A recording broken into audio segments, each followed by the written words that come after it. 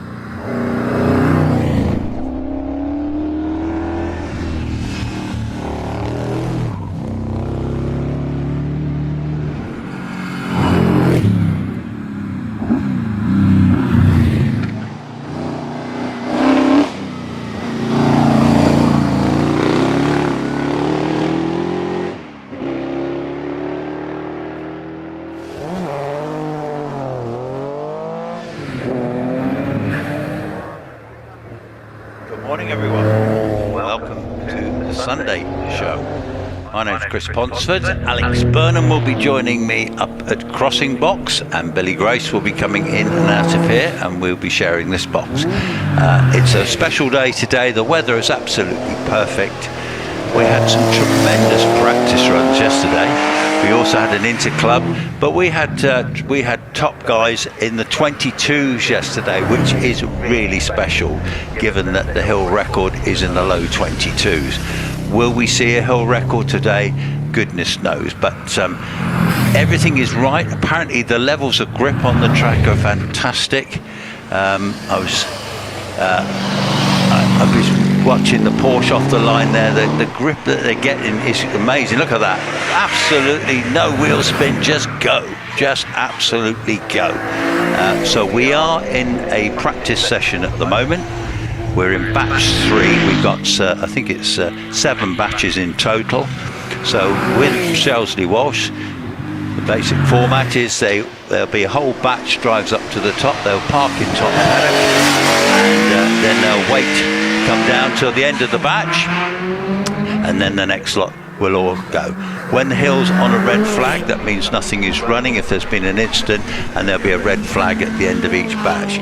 But we've got some really, really special cars and drivers here today, and at the moment we're just starting off with a little batch of four-wheel drive cars, the modified cars, the series production cars, four-wheel drive. The class record is Damien Bradley with the 2810 in the Subaru Legacy, and we've got some cars here that are quite capable of doing that. We have Stephen Darley competing here today in the car called the Red Baron that won the runoff at Wiscombe recently. So there is a tin top runoff today. Before and after lunch is the plan, and there should be two tin top runoffs. Exciting stuff there. I think Stephen Darley is Roger Moran is leading that at the moment. He's got an absolute beast of a Fiesta with 800 horsepower, but as you can see, these cars are really getting on it already, and this is just practice alone. So today Stephen Darley has already gone up in a 31.29. That was from yesterday, was it? Let me just see. Milford 46.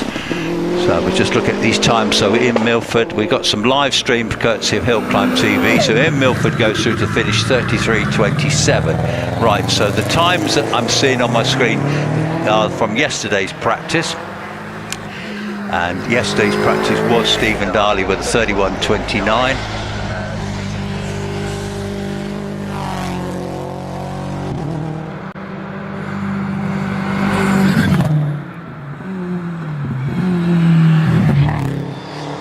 Chalk just had a personal best there of a 33.57. Richard Hampstead from London, he's just away in the Subaru Impreza.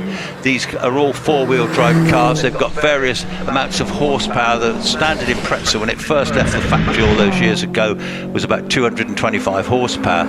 But now you've got Stephen Moore sitting on the line in his Evo, a Mitsubishi Evo. He's got over 600 horsepower in that car through the four-wheel drive. So it's an absolute weapon of a car, actually very impressive.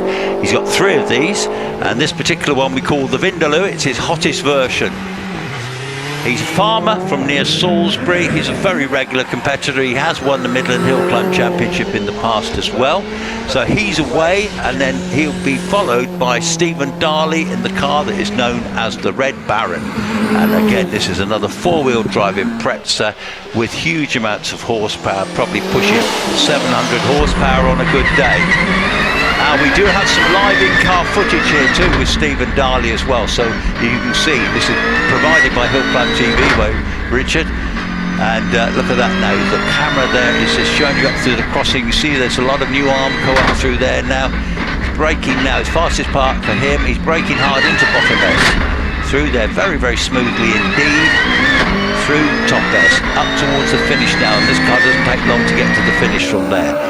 What sort of time is he going to show us? He's going to show us a 29.26. That's a tremendous time already. So he's under 30 seconds, so pretty quick stuff.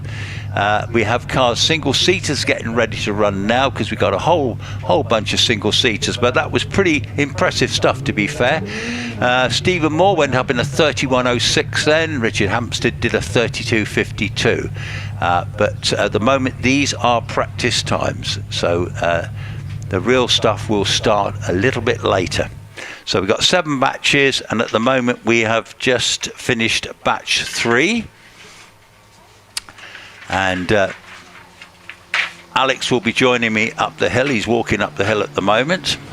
He's working at Crossing Box, which is about halfway up the hill actually. A very impressive place to watch from too, up through Crossing there, up towards through the speed trap there to Bottomess. That's one of the very fastest parts of the circuit, the hill climb rather, and it will certainly be, you'll see speeds pushing 130 miles an hour into Bottomess today, and speeds approaching 160 miles an hour through the finish line. So pretty impressive stuff.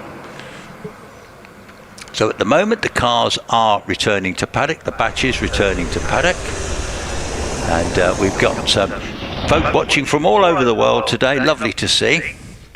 Hello from Lower Saxonia, Hanover, so that's in Germany, and good morning from Finland.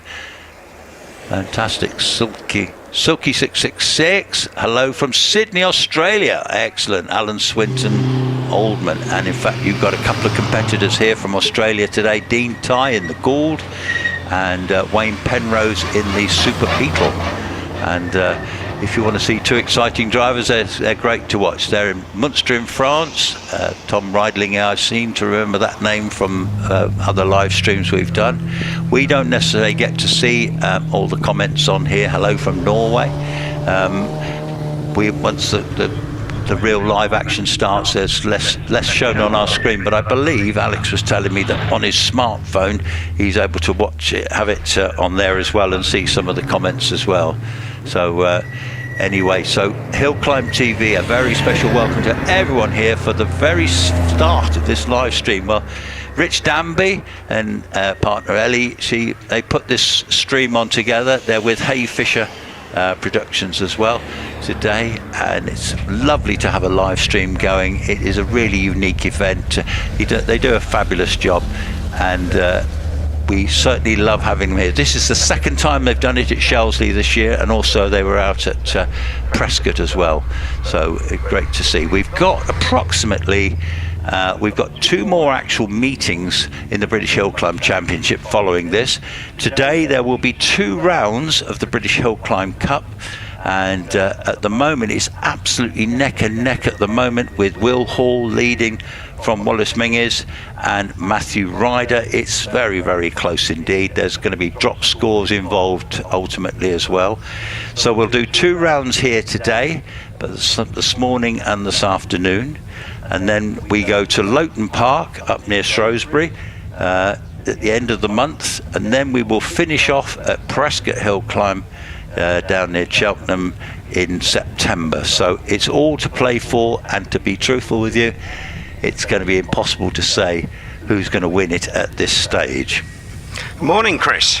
Good morning to you, Alex. You've made it up the hill. You've obviously, your breath has come back, is it? You're okay? Yes, I'm just about with it, just getting myself set up in the box, ready for our next batch. Well, it's fabulous, isn't it? We're thrilled to be here today, thrilled to be on Hill Climb TV, and it's a unique treat. And of course, this is a record that will last forever as well. It's all available on YouTube, so anyone who has a smartphone here can watch Hill Climb TV, watch the stream, and also it's on the big screen down there by the bar, isn't it? Which is amazing. Yeah. If you're trackside, you can still watch the whole run from the screen, whilst also seeing it live in front of your very nose. Well, yes. So we're now going to start off some single-seaters. We're going to have some shared drives as well. And the first one we're going to be seeing should be Jensen Kerr in the OMS 3000, a little 1 litre bike engine car. And Jensen Kerr is one of the sons, and he's just away. Jensen Kerr, that's 2.14 for the first 64 feet. He's with you. Yeah, already up through Crossing, going well. This is, as you've said, Chris, just their practice runs, but they only get the 1 practice today. So important that they really get a good eye in and a feel for the track conditions in the car. Yes, absolutely right. Now we have Richard Weaver rating on the line in his Empire Evo 3. These are all 1 litre bike engine cars, so they run Suzuki GSX-R engines in the back of these. Not all of them running Suzuki. Some have got Kawasaki, some have got BMW engines as well, haven't they? Yeah, thinking about it. Yeah, so Richard Weaver, flying up to you. Yeah, so Richard Weaver coming on through. Crossing was very quick yesterday, as was everyone really. I think conditions are pretty much perfect on the track. Now Richard's got an onboard camera, and as I say, beautiful line there through the S's there. He's already away up towards the finish. It's a fantastic view as you head towards the finish at Shelsley. Some of the very quickest cars will be pushing about 160 miles an hour. He's actually through the finish there at 108 miles an hour. So it gives you a bit of a difference when you get the 4 litre juts. Ben Hamer. Yeah, so Ben Hamer, this is another BMW engined car, and going very well up to the entry into Esses. Disappears from sight. Yes, they've been very rapid in this car. At one time they had a Kawasaki with a turbo in it at one time, but it was a bit problematical, that engine, for them. This BMW engine is the same type of engine that Robert Kenrick had in his Raptor, which set the class record back a while ago. So it's obviously a great engine to use in there. We've got some Formula Fords for you now, Alex. It looks to me, who have we got for you now? I think this is going to be Kirsten Ryder. It is Kirsten Ryder in the Formula Van Diemen, and she is the wife of Matt Ryder, our current British Hill Climb champion. Yeah, so Kirsten Ryder coming on up. I think will this be a shared car, I think, today? Yes, Caroline Ryder will be shown. Yeah, that's right. So great to see this one out as well. Yes, it is. They're very close, these little Formula Fords, well matched, aren't they? They've all got similar horsepower, similar tyres, similar brakes, everything pretty much the same. So the better drivers tend to come to the fore, and it was very close in practice yesterday. Nicola Dearden. Yeah, so Nicola Dearden also in this Van Diemen RF91 Formula Ford machine. Again, a shared car, which is why we're getting them now. And yeah, a great little batch of Formula Fords, which will be very close competition, as you mentioned. Yes, indeed. So Nicola is sharing that car, but Bernard Kevel is already away and with you. Yeah, so Bernard Kevel coming on through, and another one of the newer spec of Van Diemen Formula Ford cars. However, the age of the Formula Ford car doesn't always make a big difference. We get close competition for pretty much any of the spec cars. We do indeed. So we've got, again, these are practice times. The quickest yesterday was Simon Andrews in practice in his little, I think they're in a little Van Diemen too, aren't they? 34.01 Simon did yesterday. Sam Wilson close behind with a 34.30. But now this is getting quicker now. This is Liam Cooper in a 1600cc single-seater Force. Yeah, so wings and slick tyres, you start to see these cars going a little bit faster. This car already, well, a similar time actually to what was gone before. We'll see how it pans out on the whole run. Yes, indeed. So Liam yesterday is just heading to the finish. What's he going to do? He's going to record a time of 27.21, which is pretty similar to what he was doing yesterday. Paul Jones from Worcester, sharing with Darren Gumbly with you in the Force. Yeah, so Force TA with Paul Jones coming through, car 805. Again, these cars, they'll steadily get quicker and quicker in these single-seaters. However, we're about to change again into some of the tin-top runners very shortly. Yes, we have a real good mixture of cars, don't we? But today we certainly have the very quickest of them. We're going to be seeing Alan Warburton in a minute in the Gould GR59. This is a 1600 motorbike engine Hayabusa. He's here with his son David, who's looking to break the class record today. Yeah, and hugely capable car driver combination, and absolute flying up here already. Yeah, that was a quick section through there into the S's. Yes, he's got onboard camera actually. Yes, I'm not sure. I'll have to find out from Rich who's actually got all these onboard cameras today, but he has. He's already going up towards the finish very smoothly with an excellent 25.83. I think some of the onboard cameras are not with the competition, the championship runners, because Rich is worried that it's adding extra pressure onto those guys. So excited to see them nonetheless. Okay, well, Stuart Hook with you in the little Mega Booster. Yeah, Stuart taking a lot of the inside of the corner through crossing, almost clipping the bank there, but good racing line. Yes, this is a good little class actually. We've got Rob Lloyd waiting on the line in the MK Cup 200. Now this one's got a 300 brake horsepower turbocharged Hayabusa in it, and he was the quickest yesterday, wasn't he? I believe so, yeah. Rob Lloyd, very, very quick driver, and this car getting faster all the time. Almost sliding it through crossing there. I've got some absolute pace in that machine, and especially if he turns the turbo all the way up. So Rob on his run up to the finish line. Keep an eye out for time. We'll expect a good run from him. 29.16 for Rob Lloyd. So yeah, good solid run. Thank you for that. Ellie's just writing down the cars that have got the cameras on today. Very good. Yes, Phil Goff from Maggle in the Caterham Hayabusa. Yeah, so car number 67, the Caterham Hayabusa engine in that. So small, lightweight chassis. Very, very quick combination. Up into the S's. Yes, so Rob Lloyd was the quickest yesterday with that 29.16. He's just done a personal best. Right, so that is the actual time, 29.16. Yeah, that is a personal best for him. So he's chipping away at the 28s now, isn't he? That's potentially good, isn't it? Yeah, very good indeed. And we saw so many runners close to class records yesterday. I expect we'll have similar sort of speeds today. That Escort absolutely on the limits. They're sliding out of crossing. George Harding, he's always the entertainer in that turbocharged Cosworth engine in that Escort. And if I followed out the car park last night actually, and it's got massive tyres and big arches, isn't it? Here comes that lovely GT4 Celica of John Manners. Yeah, great machine this, reminiscent of the old rally days.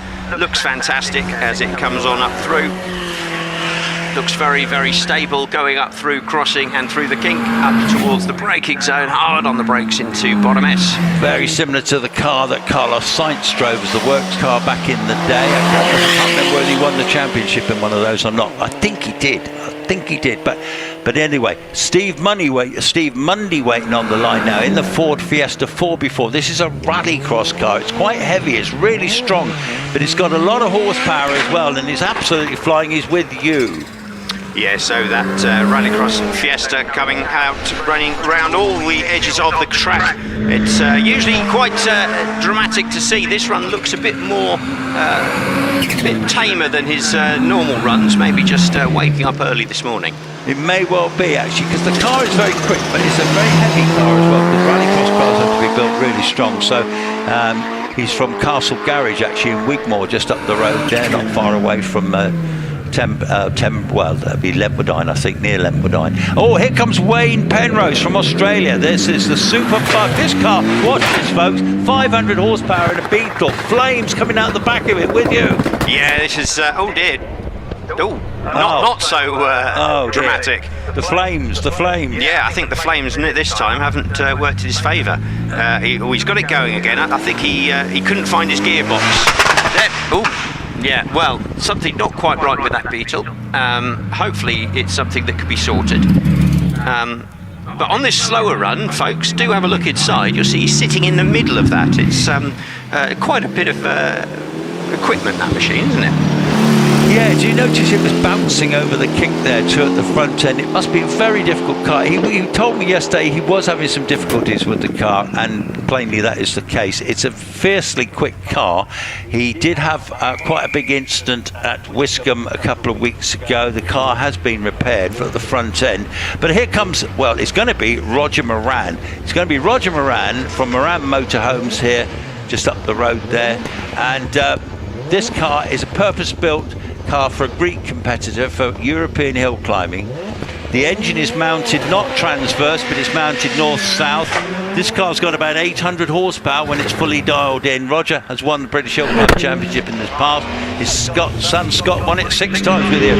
Yeah, so very, very good piece of machinery, this Fiesta, proper rally spec that's been developed then for hill climbing.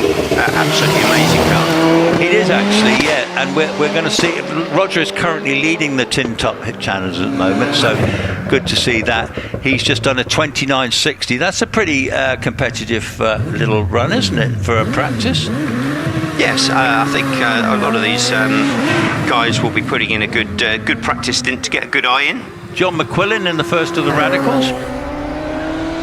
Yeah, so we've got a great batch of these Sports Libre machines of various engine sizes. This Radical coming up now, very quick amongst this group.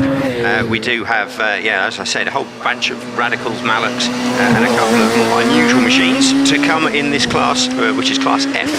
So a little bit of information as Stephen King leads the line in the Radical. I'll put you up to date with the cameras in a minute, Alex. Yeah, so Stephen King, the Radical Pro Sport, slightly older spec of Radical, but still incredibly quick machine. Got the bike engine, the lightweight chassis, and the very, very minimal bodywork. Great little car. So on boards we've got Stephen Darley, Alan and Dave Warburton, Matthew Price and Tom and Richard Weaver. So we have, that is David Bickley in the Bickley Motorsport car. This is the SR1 version, isn't it, Alex? Yes, so SR1, slightly newer bodywork and slightly developed chassis and engines. The engines in these machines, very impressive. They develop their own Radical. They produce fantastic versions of those bike engines. They absolutely do. Andrew Burton, a very unusual Mallet Mark 32, fully enclosed Mallet there, which is unusual. Yeah, this is a great machine. Such a low slung body on that car, but only a handful of these I think were ever made for Sports 2000 racing or similar in the late 90s. Yes, I'm told there's only about 7 of these left actually, and this certainly is an unusual car, lovely to see. And then the car you're going to see next is Mike Luck in the Dart. This is a home-built car. Look at this. Doesn't that look good too? Rover K Series engine, beautifully constructed. Yeah, this is a really great thing, and Mike is the one who did the majority of the engineering work on this car, and a fantastic bit of kit it is. The entire bodywork comes off in like one big lump, which is a bit unusual to see when it's down in the paddock. Yes, indeed. So here comes Sam Nicholson, very rapid in this lovely old Mallet Mark 20. Beautiful car. Yeah, these Mallocs, such a common sight on hill climbs throughout the history of the sport. These Mallocs have been doing great work, and I think yesterday this was the quickest in class. Yes, it was.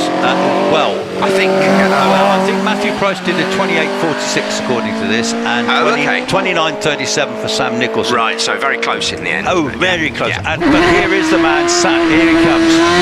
It's Matthew Price. This car is an absolute screamer. Yeah, so great again, the Radical running right out to the Rexel barrier there and up onto the sectional straight. Yeah, sorry to interrupt. It's on board. He's approaching bottom S here now. Yeah, very talented young driver from Helzoin. Through the S's already, so he's looking for good finishing. He'd be looking to post another 28, perhaps even in practice. He's going to do a 28.85, so he's having a little cruise up by his standards, but I think there's more to come there. Yeah, we certainly will see some very quick runs, and as the day goes on, the track conditions will change slightly. Now we got Alan McDonald in his new Force, the SR4. Yeah, this is fantastic. I think is this the SR4 or is this the LM? Yes, it's the same as Graham Wynn's car, his new car basically, but without the same engine. Yeah, I think it's an LM rather than SR4 because I think it's... okay. I think it's new to him, isn't it? Correct, yes, I think we'll go with that because yes, we were both new to both of us, wasn't it, yesterday, and this came from the West Country and has been competing down there, and yeah, it's a nice bit of kit, isn't it? Yeah, so fantastic. Basically a single seater that's been bulked out a bit to count as a sports car. Nigel Hinton. So we're up into Class G, which is for the Sports Libras over 2 litres. We've got this big thumping V8 engine in the NGTD. Nigel only in a class of 2 this meeting, himself and the next car, Graham Lokes. That's right, yes. So this is the Lola with the Porsche engine. This is used to have a 2-litre car back in the circuit days, but now it's got this lovely 3.2 Porsche Flat 6 in it. Doesn't it sound well? Doesn't it look good? What a beautiful car that must be to drive. Yeah, so amazing machine, this that beautiful Lola bodywork and chassis with its mate 2 Porsche engine, and there he goes climbing up the hill. He will be quickest in this class. That car a bit more nimble I think than the NGTD. Yes, indeed. It is such a lovely thing, though, isn't it? And well, what can he do? He did a 32.15 yesterday. Scott Gibbons leaves the line in the 600cc Jedi.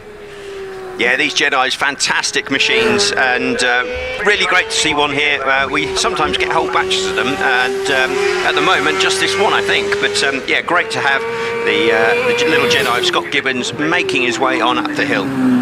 Yes, they come all the way from Canterbury in Kent, so long travelling. Unfortunately, they're the only competitors in the up to 600cc class, but it used to be a well-supported class, but now they've mostly gone between the up to the 1100s, haven't they, really? Yeah, I think as drivers upgrade their cars, sometimes the up to 600s gets left behind, but we have had whole batches of those Jedis, and it's a really close competition. Yes, I mean, actually, I was talking to one of the owners of the Jedis, and he was telling me they have a WhatsApp group, and there's actually quite a few of these little Jedis tucked away in folks' garages, but the owners are not bringing them out to play. Maybe they've sort of outgrown them a bit or whatever. So that's a shame, but it is end of batch, Alex. Nice little batch. Yeah, great little group of cars. As we said, this is practice, so we'll continue to run through those. I've got another, I think, 4 batches of practice before we get to competition. Yes, we have. In fact, according to this, is batch 5, 6, 7 and 8 to come. And yes, although we've lost batches 1 and 2 from yesterday, haven't we? Yes, but have you got the new sheet? Oh, possibly not, no. No, so we got the new sheet. So batch 1 is Robert Penrose, Maggie Richards, Michael Thompson and Robert Wilson. And then batch 2 starts with Laura Elliott and finishes with Richard Snow and the Porsches. So we have a busy day's hill climbing. The plan is to have a runoff before lunch for the tin tops and the big single-seaters in the British Hill Climb Championship. Then another competition run after lunch where they'll be qualifying for those runoffs again. And then pretty much that will be the end of play after that last runoff, won't it? That's right, yeah. So, as you say, 2 runoffs to look forward to, and the Tin Top 10 Challenge. Yeah, that should be epic, shouldn't it? Really, all of it's fantastic today. We're going to have a big crowd here today. How's it looking up by you then? Starting to fill up slowly, and got a stream of cars coming into the car park, so more people joining us as the day goes on, which is fantastic. Great to see people joining us on the YouTube stream, but if you are close enough to pop on down, there's nothing quite like coming down and watching it trackside. You could come and join us here at the course if you're within driving distance. You're more than welcome, and you could continue to watch trackside with the live stream. I've got my live stream on my phone, so I could keep an eye on comments and things as we go throughout the day. So you can get a signal to watch the streaming as well. Yes, so Rich has just put up a YouTube viewer poll. Have you been to Shelsley Walsh? So that's literally just gone up on the screen. So this is the oldest still running motorsports venue in the world. So that's quite something, isn't it? Yeah, that's fantastic. And of course, Shelsley Walsh this year, the Midland Auto Club are celebrating 125 years of organising competition. Not all of them here at Shelsley Walsh, a lot of them here at Shelsley Walsh, but not all of them. So fantastic anniversary year for them, 125 years of organising motorsport events. Incredible. And when you look back at some of the photos, if you go into the restaurant, for example, there's a lot of photographs there, isn't there, of older times and older competitors when the crowd used to literally line the track, didn't they? That's it. We've got a little bit of separation now. There's a bit of safety.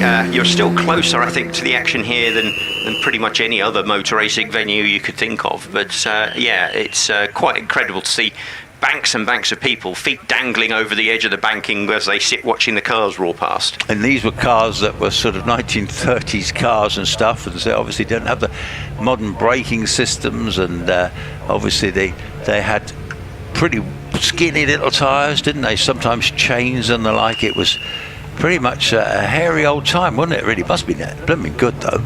I think it would have been fantastic. Of course, the speeds weren't quite as high. However, I don't think that would have detracted from the excitement of it all.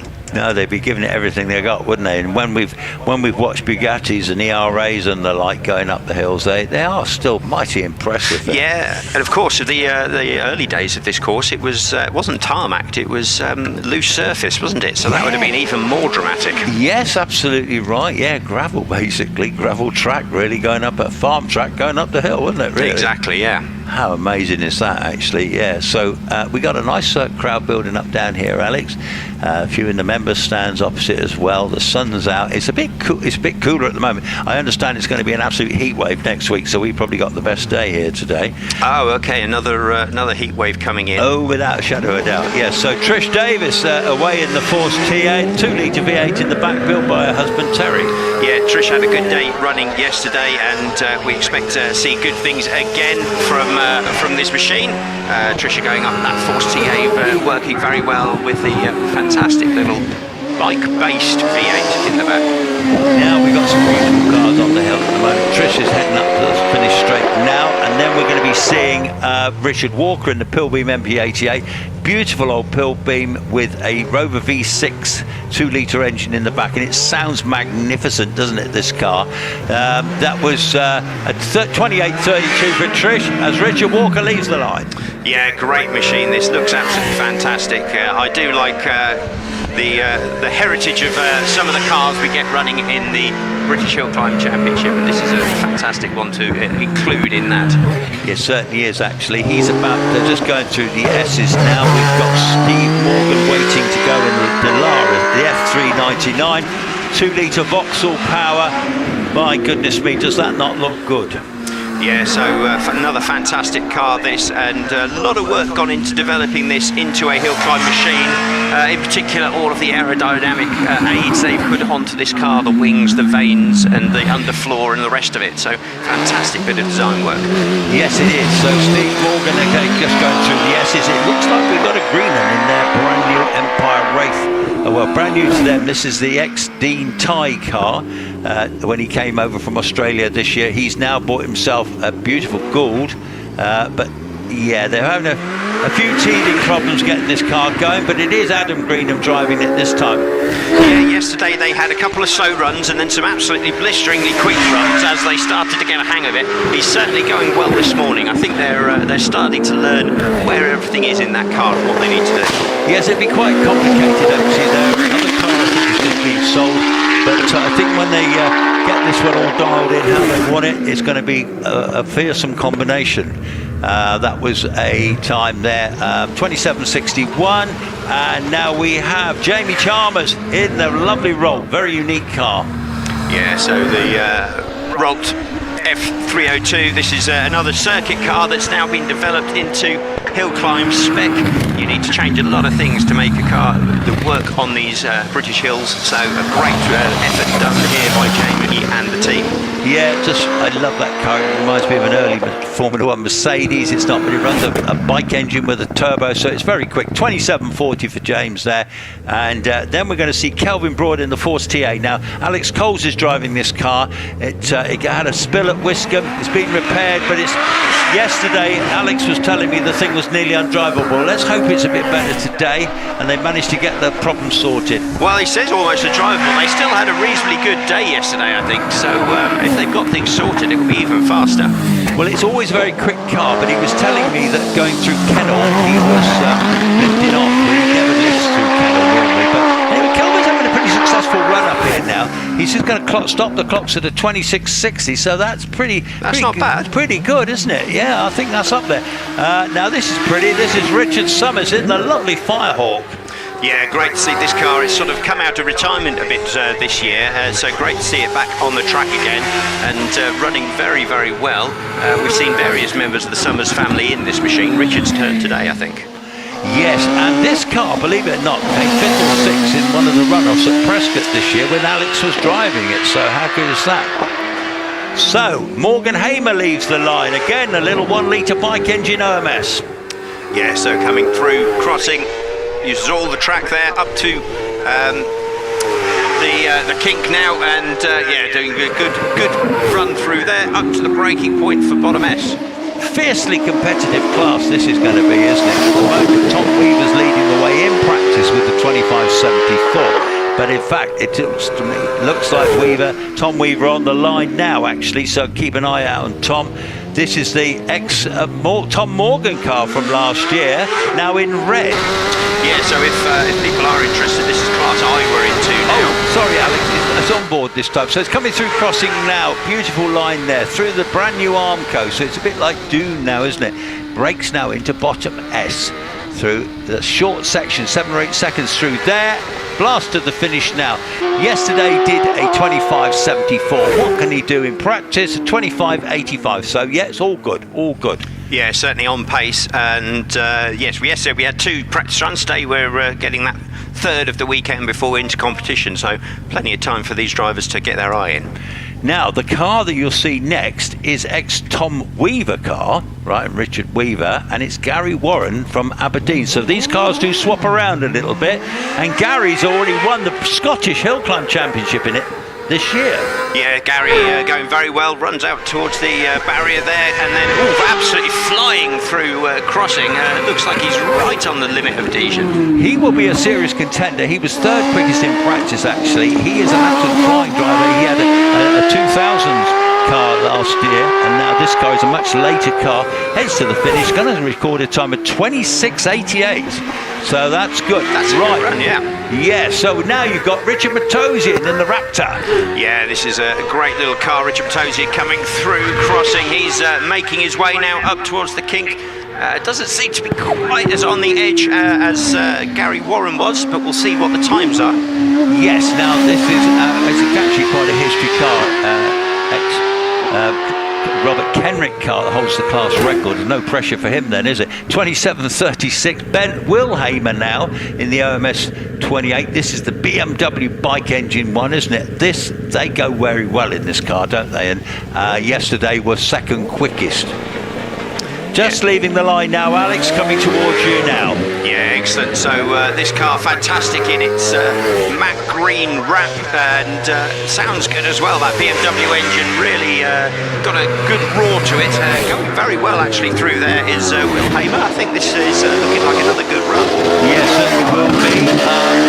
David Taylor was rapid in the DJ Firehawk 2. He was 5th quickest yesterday, but I fancy when all the stops are out, he will do very well indeed. 26.32 there for Wilhamer, second quickest in practice. Dave Tatham.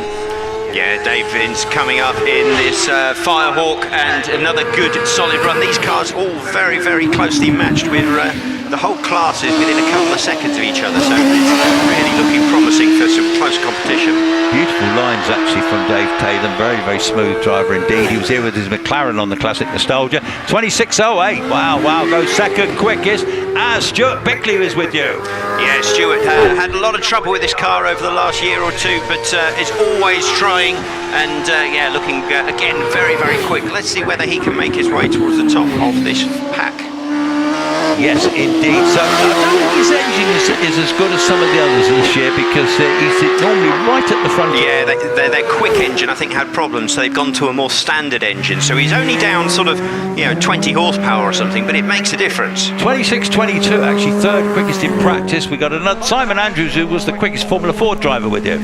Yeah, so we move now on to Class J1 Formula Ford cars pre-1994, and again another very closely matched batch yesterday. Simon Andrews was quickest in this class with a 34.01, so he'll be aiming to knock a little bit off that today if he can.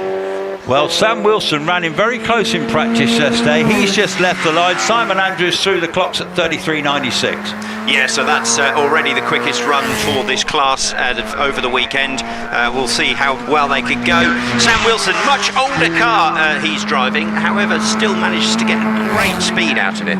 Young man, son of Tim Wilson, who organises the British Hill Climb Cup, and this little Jamin, my goodness me, he's pedalling it well. He got the class record at Wiscombe. Carol Nichols on her way to you.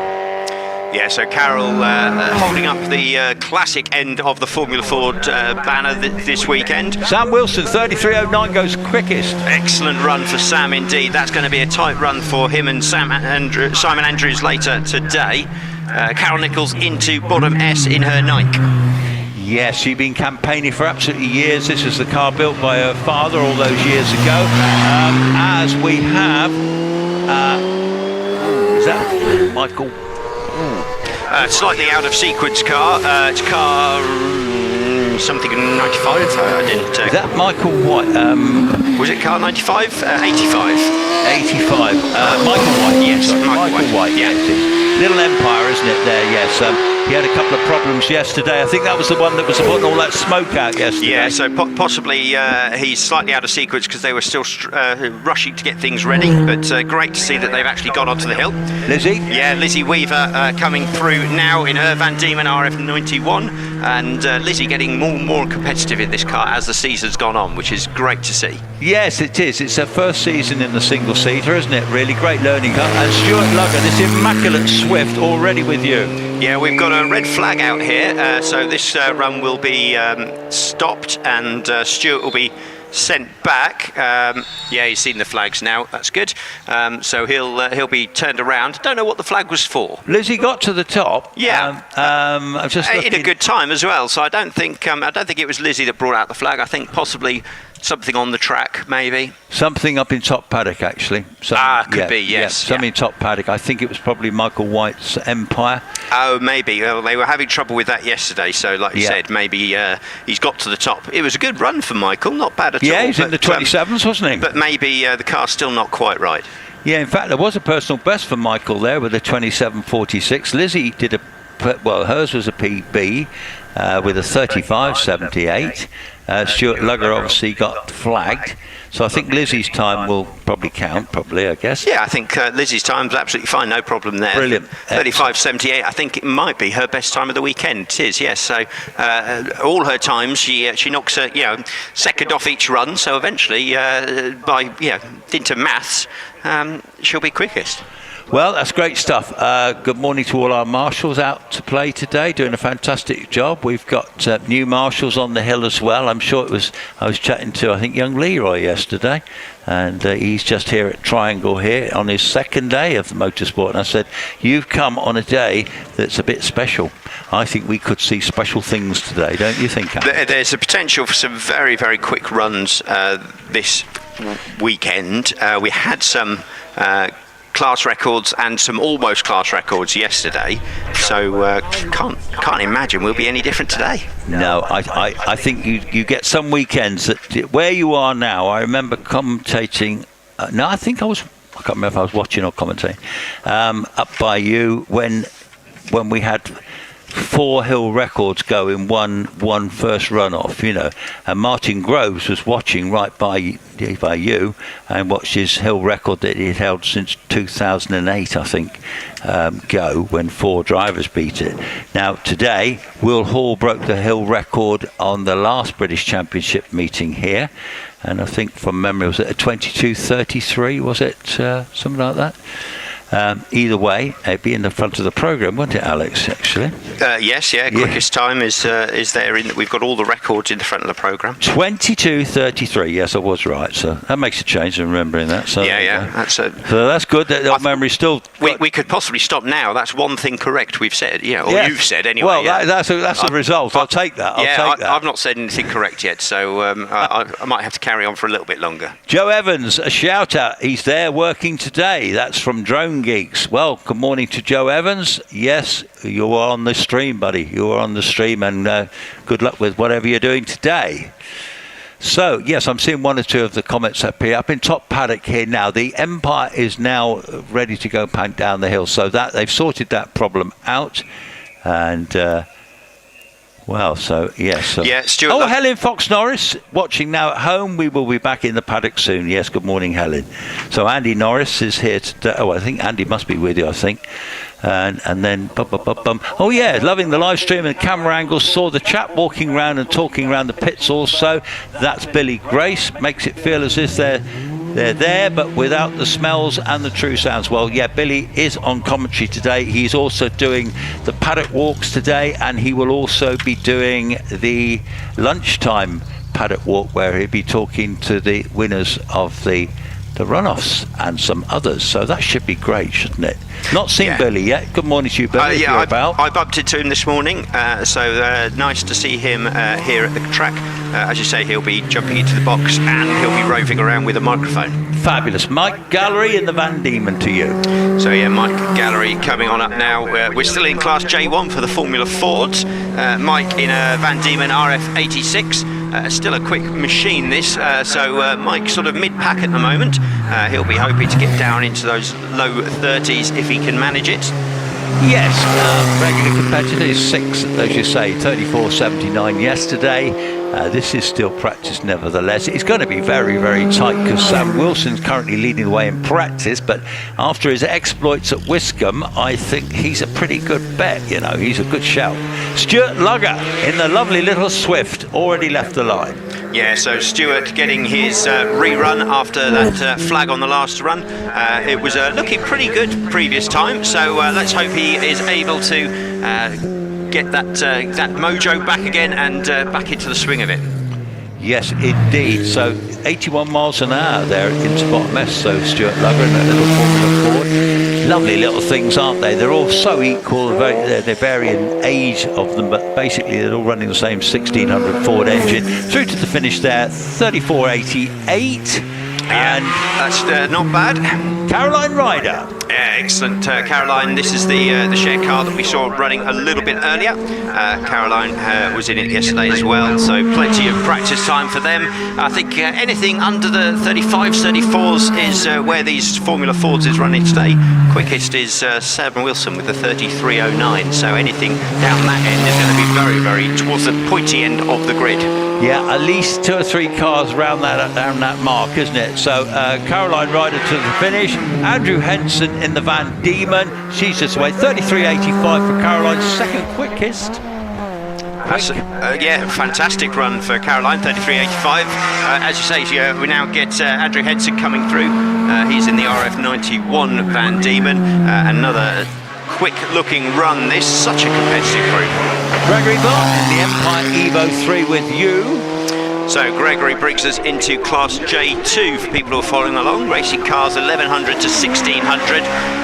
Slightly odd gear change there, just under my commentary box, but doesn't seem to have slowed him down at all. Just the car seemed to judder a little bit on that.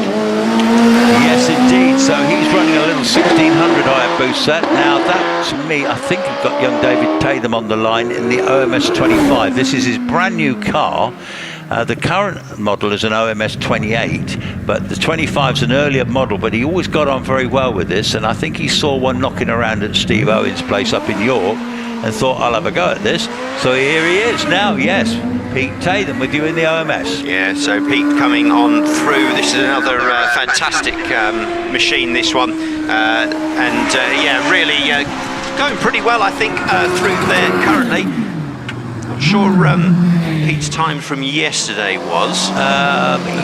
32's his best yesterday, so still climbing up the order a bit. Brand new car, exactly. Lots of things to sort out on it. 30.92, so definitely a big chunk of improvement. Huge improvement for Pete. Yeah. John Stockley from Cardiff in the Force PC, again a regular competitor in this class as well. This little Force, I think, good looking little car, these little Forces, aren't they?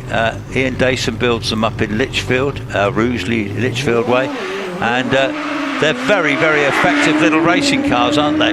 Yeah, so again, yesterday John was, his best run was a 27-second run. He'll be aiming to try and get it down. I think he'd be aiming for 25s today and see if he can, sort of start to creep up the order.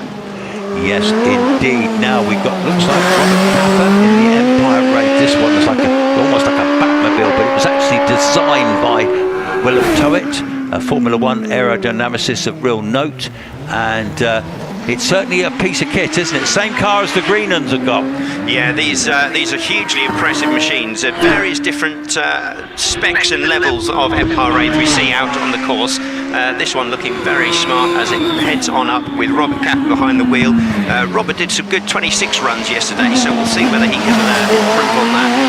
Yeah, I think Robert's capable of the 25s, and He's in the legal profession from London, so 26-27, so he's chipping away, isn't he? Chipping away. Yeah, that is quickest of his weekend, so he won't be long before he gets close to those 25s. Now you're going to enjoy this. This is Jason Tunnicliffe in the 1 litre Kawasaki engine, but with a turbo.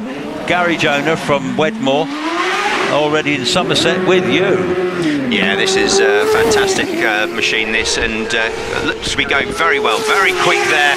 Bit of a wobble through crossing, up towards the kink, sparks flying hard on the brakes. Yeah, very impressive actually. These little 1 litre cars with a turbo, it puts them up in the 1600cc class because of the turbo. But he will be a contender to get into the runoff, and in practice he's just done a 26.35. Mark Schlanker with you. Yeah, Mark Schlanker seems to have stopped down at Kennel, pulled right off, so obviously he realised instantly there was an issue.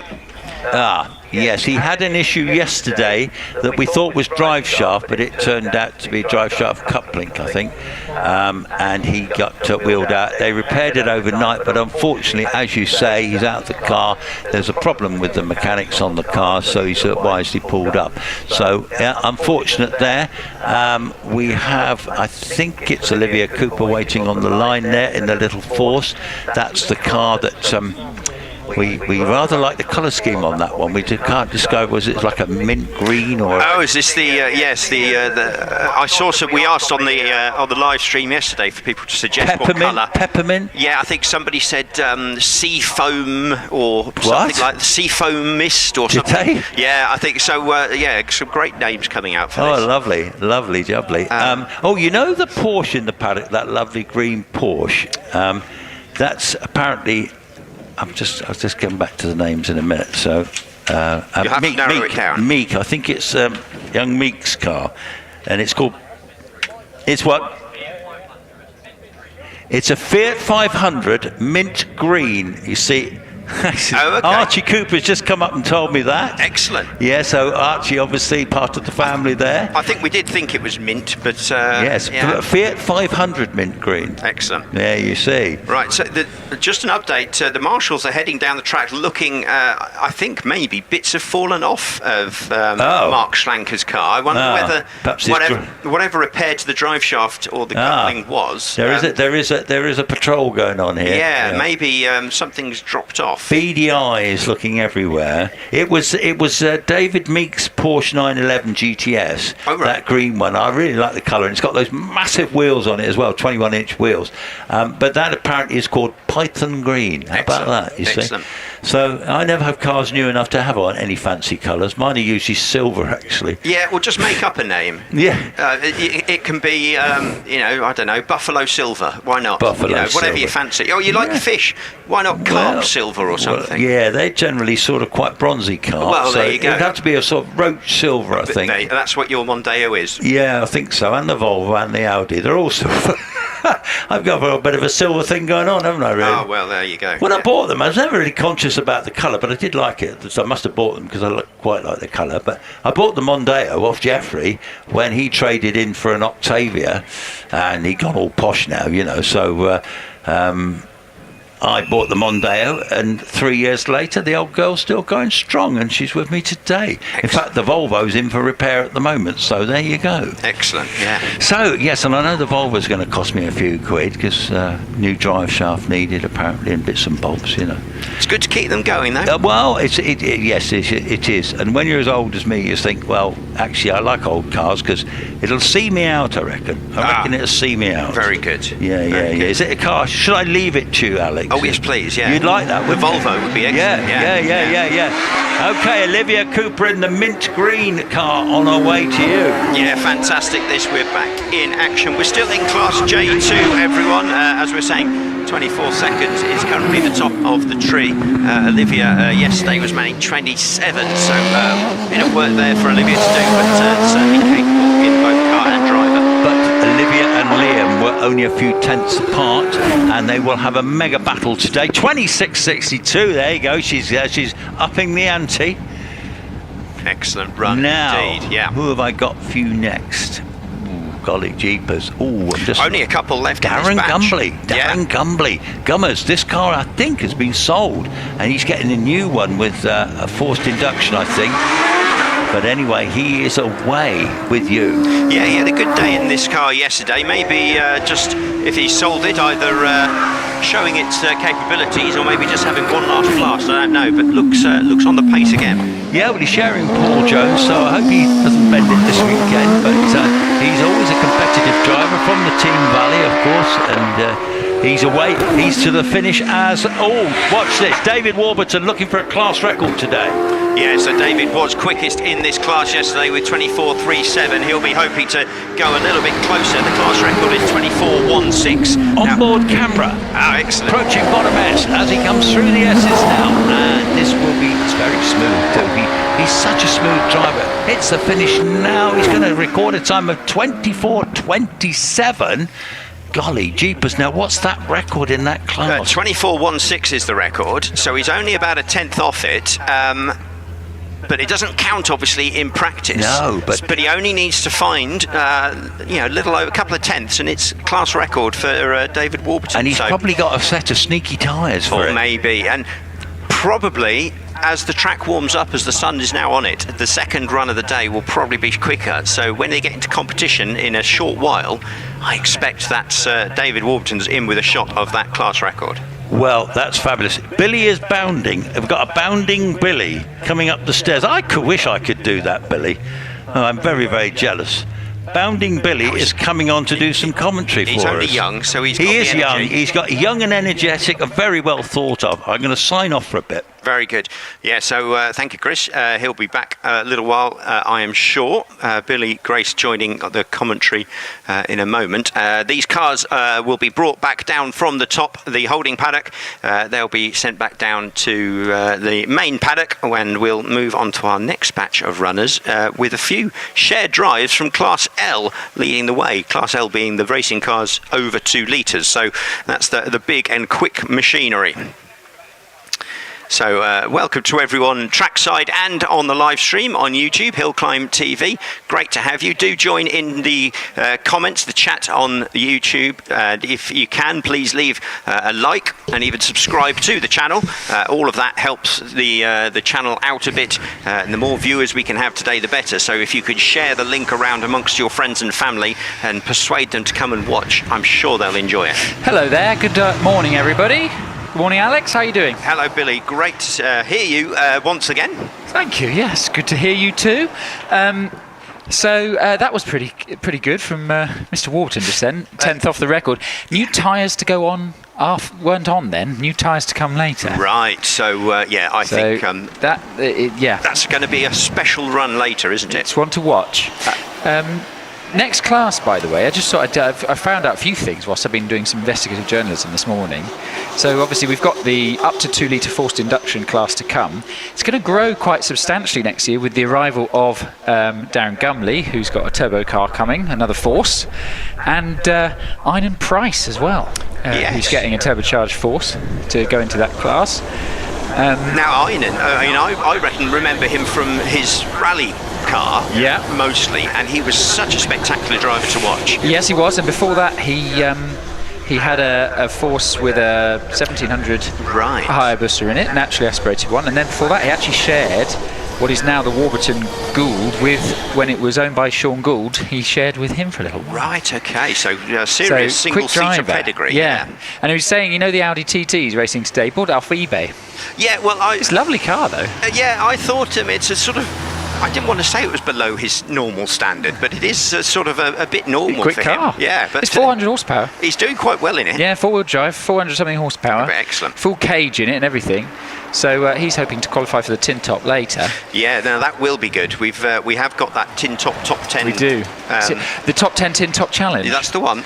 Yes. I think Peter Piper competes in that. Something about peppers and pickles or something. That will be good fun. We've got that before lunch is the schedule, isn't it? It should be, yes, that's the plan. Hopefully, fingers crossed, to have that before lunch. It should be the tin top and then the runoff back to back. Yes. Which works quite well timing-wise because it gives more time for the single-seaters to get ready for the runoff. Exactly, yeah. The other car that I heard that was interesting, so I had a lovely chat with Stuart Bickley earlier, who's obviously in the 1100s, but his plan in the next couple of years is to go up to the 2 litre class with a forced induction version of his car. That's which would be interesting. very exciting. Is it given the how same quick he is. chassis? I think he's going to keep the chassis. Yeah, because he did have a much better engine in that. Yeah, and then it exploded. He's down on power. At the minute. Hopefully, more power. The original engine will be rebuilt for next year. Rather than the long-term plan. The scooter engine he's got in it in the minute, as we were saying. He keeps saying it's low on power. It was only down a little bit. I seem to remember. He said we're only down like 20 horsepower or something. It wasn't massive numbers, but it makes the difference at the end. Well, when you're going uphill, and exactly. also when the car itself weighs about 300 kilos, yes. all of a sudden that makes quite a big difference. And it is remarkable, those small single seaters, that a curb weight is around 300 kilograms. Yeah. Which is it's nothing really, is it? Yeah, that's why it's so dangerous when it's windy, because they all just blow away. Yeah, your standard road car engine is probably more than that, let alone the rest of the car. Yes, exactly. Just looking on the stream, can see the unlimited class cars getting ready for the next batch. So the dual-driven cars will go first, with Richard Brandt sat on the rear wheel of the P80, looking with aviators on, looking very James Bond-esque there, Richard. Nice work. And then we should have the 2 litre class, which we've got some lovely cars to look out for. A couple of things to note. We obviously have, in about 3 cars' time, we'll have Nicola Mingus, who's the current ladies' record holder here. Let's see, can she get into the 25s and into the 24s today if the conditions are right? As well as other cars that we could see qualify for the runoff. Jonathan Varley goes very well here in the Predator. Let's see how he gets on. Can he get into the 24s? I think you'll need a 24 to get into the runoff today.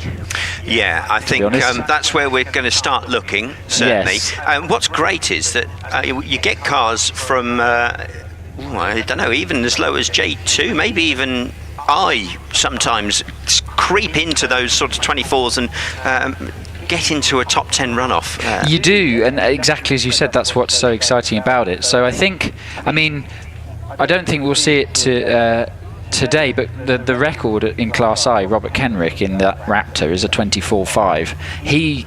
I think he got a 7th here in a runoff once in that car, which was just so impressive, isn't it? It's unbelievable. But that's the Matossian car. But my understanding is that BMW engine is pretty much out of a World Superbike.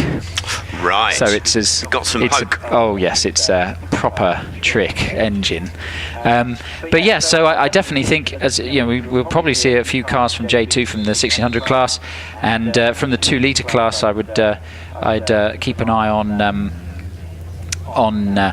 Jonathan Varley, and then from the forced induction class, I think definitely to keep an eye on Alex Coles and Paul Hames, and let's see how William Luffridge gets on as well, and also let's see how the Greenans get their head around their new car as well. Bit of a bogged down start for, I don't know if it was Adam or Andy in that last batch because I was watching from the paddock, but it was only a 2.9 second start, which again I think as you're learning the traction control, etc., I don't know if they're using launch control yet, as they literally picked up this car pretty much, I think it was this week or last week. Yeah.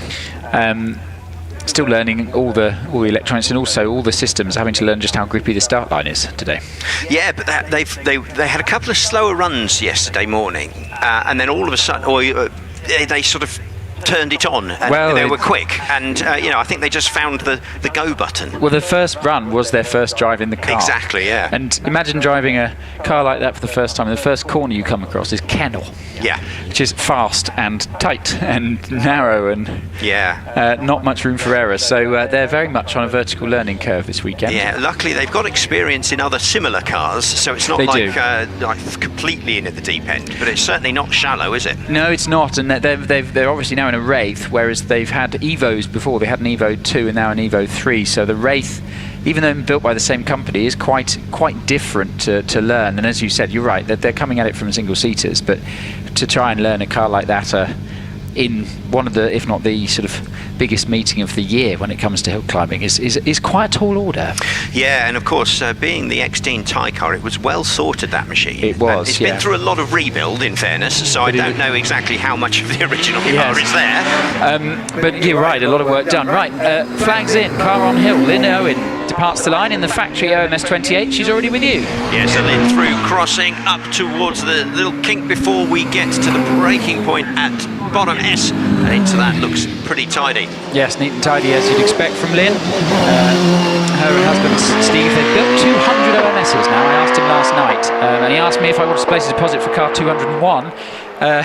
But 200 OMSs, which is quite remarkable, and they compete everywhere from Greece to Malta to Australia, all around the world, so great to see.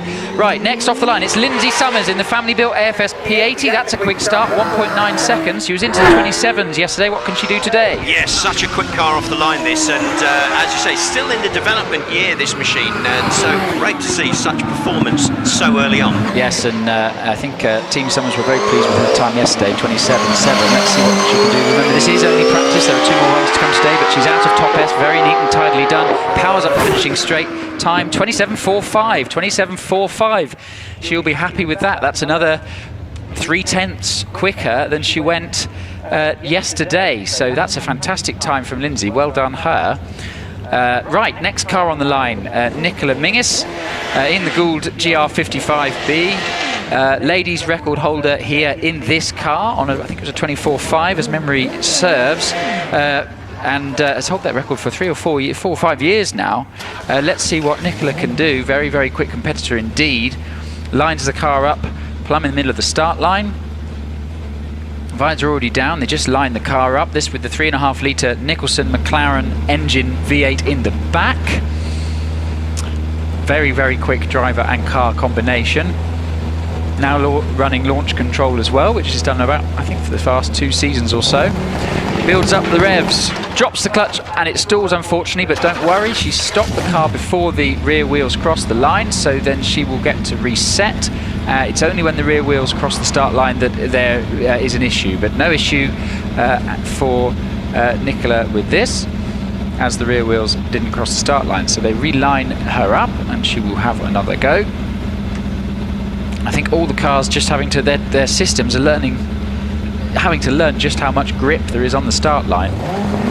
Right, launch control engaged, drops the clutch, that's better, here we go, 2.04 second start, that's quick, she's with you. Yeah, so slight delay on the start, but got going now and absolutely flying through, crossing up towards the first braking point for the S's. 111 miles an hour into the S's, neat and tidy through one of them, gets right into the left-hand side before turning through top S. This gets on the power early, this will be a quick time. Is she going to be into the 25s? We wait to see what the clock is. Yes, 25.59.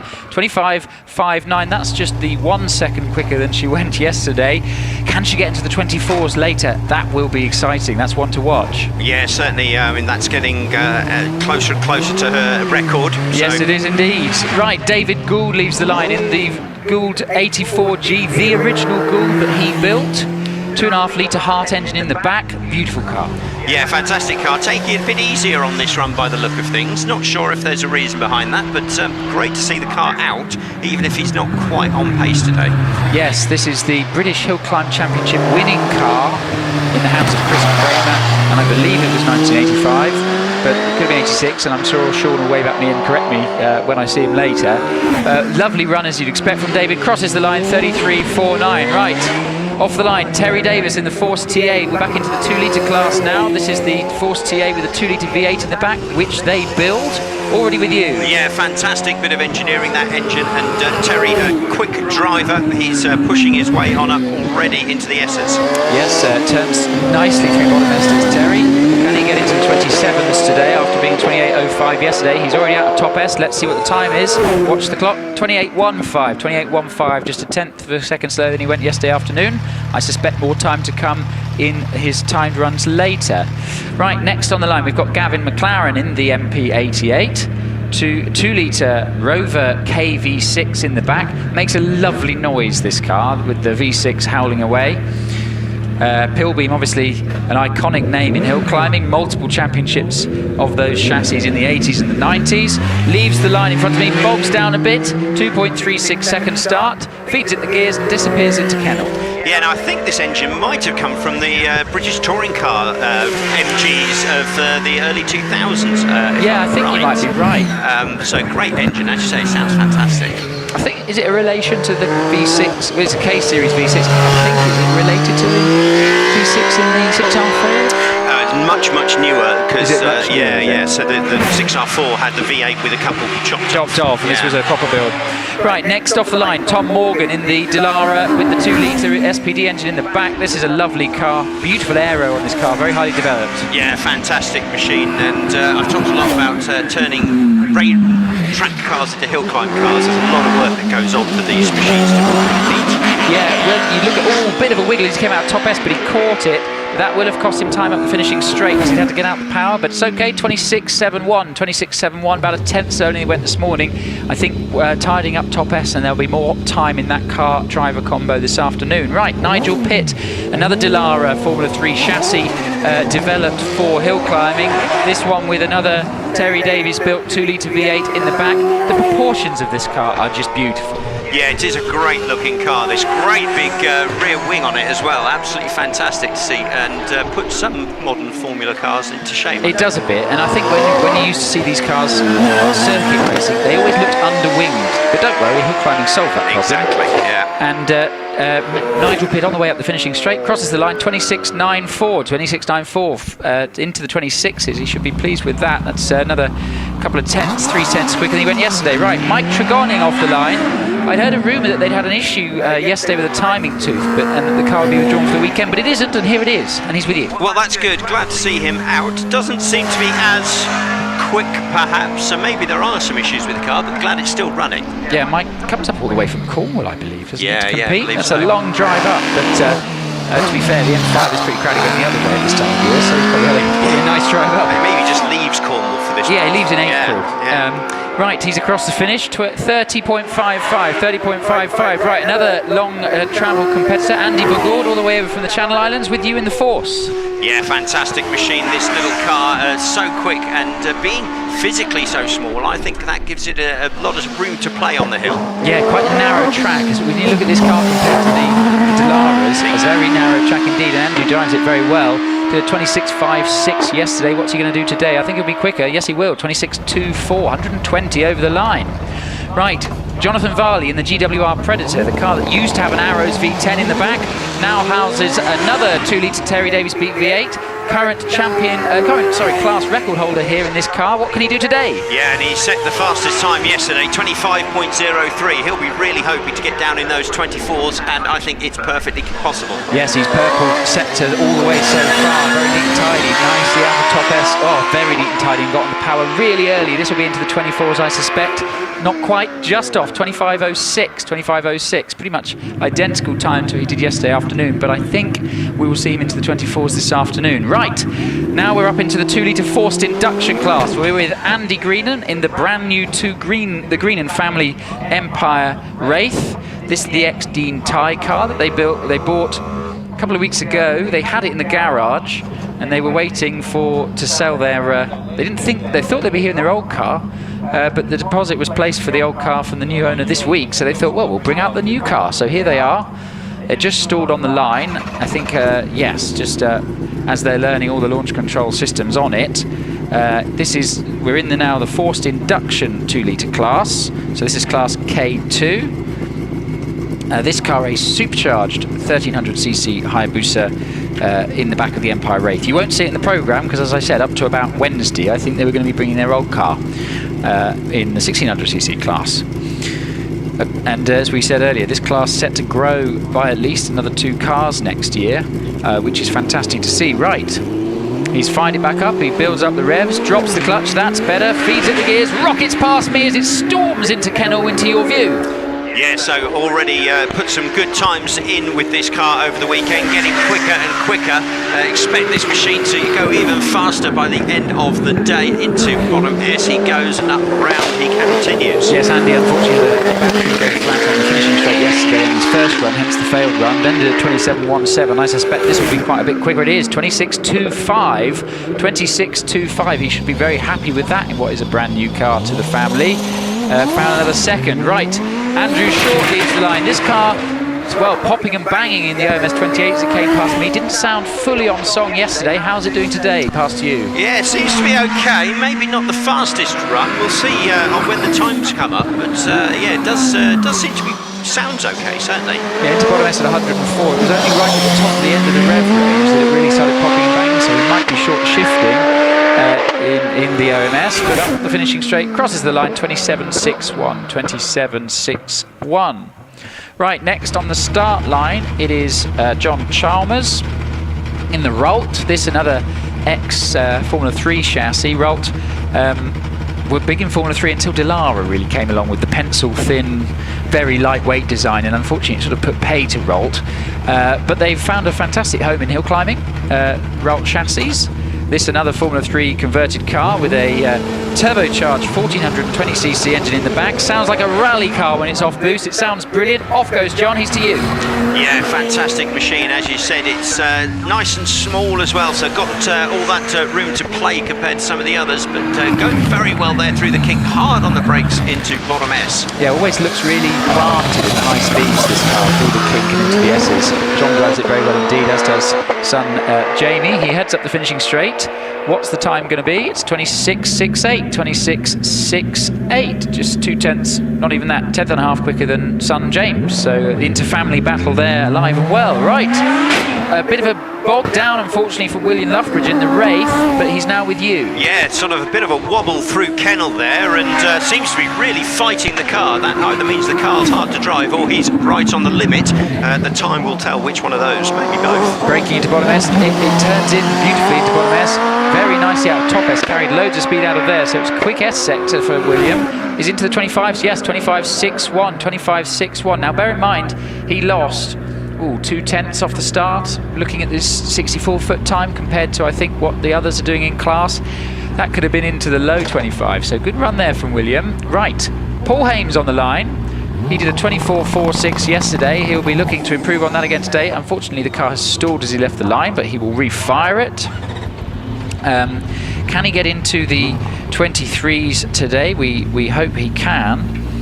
Currently sat, I believe, is either 7th or 8th in the championship, having a really, really strong year with quite a lot of 4th place finishes at Harewood, for example. I think they won at Gurston as well, which is amazing on a power hill. So Paul and this car really having a fantastic season so far. What engine's in this machine? This is a turbocharged Hybus. Right, okay. So 1300cc. Yeah. It can be turned up to many, many powers. Yeah. Probably 500 plus. Right, rockets past me and disappears into your view. Yeah, such a dramatic car. This looks fantastic and absolutely flying there through crossing. Looks very planted through the kink into bottom S already. This is a quick run. Breaking into bottom S at 129, gets it right over to the left-hand side before throwing it through top S, carries loads of speed on the exit of top S, heading up the finishing straight. What's the time going to be? 24.41, 24.41, another 500ths quicker than he went yesterday, and I think there'll be more time in that car this afternoon. Right, talking about fast drivers, here comes Alex Coles. What's he going to do? They've changed the spring on this overnight to fettle the handling. He's already with you. Yeah, second quickest in the class currently. We'll see whether he can improve. It looks very fast, this car, very dramatic. Alex, incredibly talented driver. Nice run so far. This is moving fast. Throws it out of top S, gets on the power early. Is it going to be to the 24s? I suspect it might be. Yes, it is. 24.52, 24.52, 131 miles an hour over the finish. 8/10 quicker than he went yesterday, so the work they've done overnight looks like it's paid off. Yeah, only a 10th between him and Paul Hames, so it's going to be a good battle there. Close competition in Class K2. Yeah, Andrew Colborne now off the line in the ex-Formula Ireland Van Diemen. The gearbox casing of this car split in half on the start line in June. They fixed it and he's with you. Yeah, already going on up. Great little chassis this. Van Diemen made these for all sorts of championships, but brilliant little car. It is indeed, and they've basically done full carbon bodywork on it for saving a lot of weight. So the car's going better than it's ever been. Andrew and Aaron drive it brilliantly well, and it's a 29.25 for Andrew. Good time into the sub 30 seconds, and just the 1 second quicker, 1.2 seconds quicker than he went yesterday, so he should be very pleased with that. Yeah, that's a good improvement overnight. I suspect when we get into competition runs, the track will be a bit warmer and grippier, and so we'll see some very fast competition times, which is what's coming up once we've run through all of our practice runs. Yes, that is the end of the batch, by the way. I think Aaron just went at the end there. I think he ran slightly out of sequence. Yeah. Not really an issue in practice. No, exactly. He was meant to go a bit earlier, but I suspect whatever reason. Still finishing his bacon sandwich or something. Yes, exactly, or a cup of tea or something. Yeah. But it's more important that they get 3 runs in practice than the exact running order. And also, if there is a delay with one car and they send everybody else, it keeps the momentum of the day flowing, because otherwise it can get away from you. Yeah, the paddock marshals and start line officials are very good at getting things going like that. So we appreciate their efforts. Great to see. And so we've got a couple more batches of practice to go through, and then we'll run through our first competition timed runs, which will lead into the tin top runoff, and then the British Hill Climb runoff before lunch. So a busy old morning. It is indeed. It does rattle through. We're doing well so far. It's only 10:30. So what have we got? Is it just one batch to go? It is actually 2 actually, because of the. We've got the next batch, and then we've got the historics, which is a smaller batch, which will allow us to get turned around, ready for the tin top runoff. I wonder though, because this is practice, and then we go in effect straight back to batch 1, which is a small batch, because it's the dual-driven cars. If they'll run batch 8 and 1 together. Yes, I think you're... To save, about 10 minutes. I suspect you're right. We'll see. But that's good. That means we'll be in competition very shortly. We will, and to be honest, I actually think we start with one of the best classes, A1 for road-going cars. The battle between the 3 Lotus Elises, which I think is Eli, or is it plural, Elises? Oh. Ilum. I'll go Ilum. Okay. Between Jonathan Langmead and the 2 Wilsons is always, it's within tenths. The record in that class currently belongs to Rob Wilson, and he took it in June. Let's see how they get on in their first practice runs, because I have a feeling they'll have an eye on that. Yes. Right, cars coming back down the batch, end of the batch. The next car, sad news, we're not going to see the Sandblaster Special today. Oh dear. It had an issue which I think it was jumping out of gear, which would I explain why, unfortunately, because I did think out of the top S, Jonathan's second run yesterday, Jonathan Flesher's second run, it did look a bit slow, and I think that's because it was jumping out of gear. So I think they think there's something wrong with the gearbox, and they obviously don't want to risk it. Parts for that car are not easy to come by, given it's a unique car and it's 50 years old. Exactly, yeah. So, that's interesting. That's a shame that we've lost the Guyson Hepworth Sandblaster Special. It is another, 2-time British Hill Climb Championship winning car. It is in the paddock, and I think they are going to take the covers off it so people can go and have a look. So do go and have a look at it, because it's 4-wheel drive, which you don't see often in single-seaters, and it is a thing to behold. So definitely go and have a look at it if you are in the paddock. We've got some real history cars here. We've got that, and we've got that Gould as well. The 84G, yeah, that's fantastic, isn't it? Yeah, and also the Dave Uren, Nicola Mingus car is the chassis that Martin Groves won the championship in as well. Yeah. So that car's here. Let alone the current chassis that between Wallace and Matt and Trev, what have you. We have we've got between Wallace, Matt and Trev, I think there's 2, 3, 4, 5, 6, 7, 8, 9. Well, there's 9 championships between those 3 drivers, and I think it's 1 or 2 of Trevor's in the OMS 28. I think it's 2. So there's again a lot of silverware in the paddock. Yes. Right, we're off and away. We're into the batch 7, and we've got the Tiger on the hill of Joseph Mackerel. Yeah, this is shared drive from Class N, so only the 2 Tiger drivers in this class, but it's a good little battle between them. It is indeed a Peugeot engine, as we know. Goes very well in this, does Joseph, and nice to see the car here. Running up the finishing straight now in the Tiger. A name quite synonymous with single-seaters and sports cars as well. They did Le Mans cars, didn't they? Yeah, all sorts. Back when a chassis manufacturer could do a bit of everything. Yeah, do a bit of everything. 31.70, so much quicker than he went yesterday, so well done. Right, Ian Stringer in the Alpine, bless him. First time in the car yesterday, it's actually Simon Derling's car, and he did say on his first run he missed every gear. Ah, right. But then he found them. But yeah, he's normally in an Alfa Romeo, so... it's a bit poorly. It had a bit of a incident here. An engine issue at the Nostalgia, I think. Yes, exactly, and got covered in foam. Oh, did it? Yeah. Oh, that kind of engine issue. I believe so, yeah. Right. So, in the Alpine, though, which is great. It is indeed, and heads up the finishing straight towards the finish now. Right, whilst Ian makes his way to the finish, Ed Burgess leaves the line in the V6 2.5 litre Gould GR55 with you. Yeah, so wide out of kennel. Very close, pushing already. We're into Class L, so this is where we're going to see the absolute quickest runs today. Ed Burgess being up the hill. He had a good runs yesterday, but we'll see times tumble, I think. Yes, sorry, sorry to jump in there. He went quite wide as he came out of kennel, to the point I could only see half the car around the edge of the rector cell, which was a sign he's gone wide. But a good time, 25.87 into the 25s. Well done, Ed. I don't know I think that might be a PB. Certainly quicker than yesterday, so Much quicker, yeah. Very good. Right, Dean Tyne, the brand new to him Gould GR59, the ex-Graham Wynn car. He's getting more and more used to this. It's popping and banging a little bit. Oh, he's dripped the clutch and off he goes. He's learning the Life ECU system and how the launch control works on this car at the moment. It's all brand new, but going very quickly already. Yeah, I think he'd love to get into some run-offs with this, but I think he's written off this year as a learning exercise ahead of next year's proper assault on the title. Yeah, the car's staying here, which is fantastic. The car will stay here over the winter, and he's going to come back to do the season next year, which is great to see. 26.95, so that's half a second slower than yesterday, but that was off the start where unfortunately the car bogged down. So he can find that time, no problem at all. Right, Sandra Tomlin with you. Yeah, so Sandra coming through crossing, heading on up towards the kink.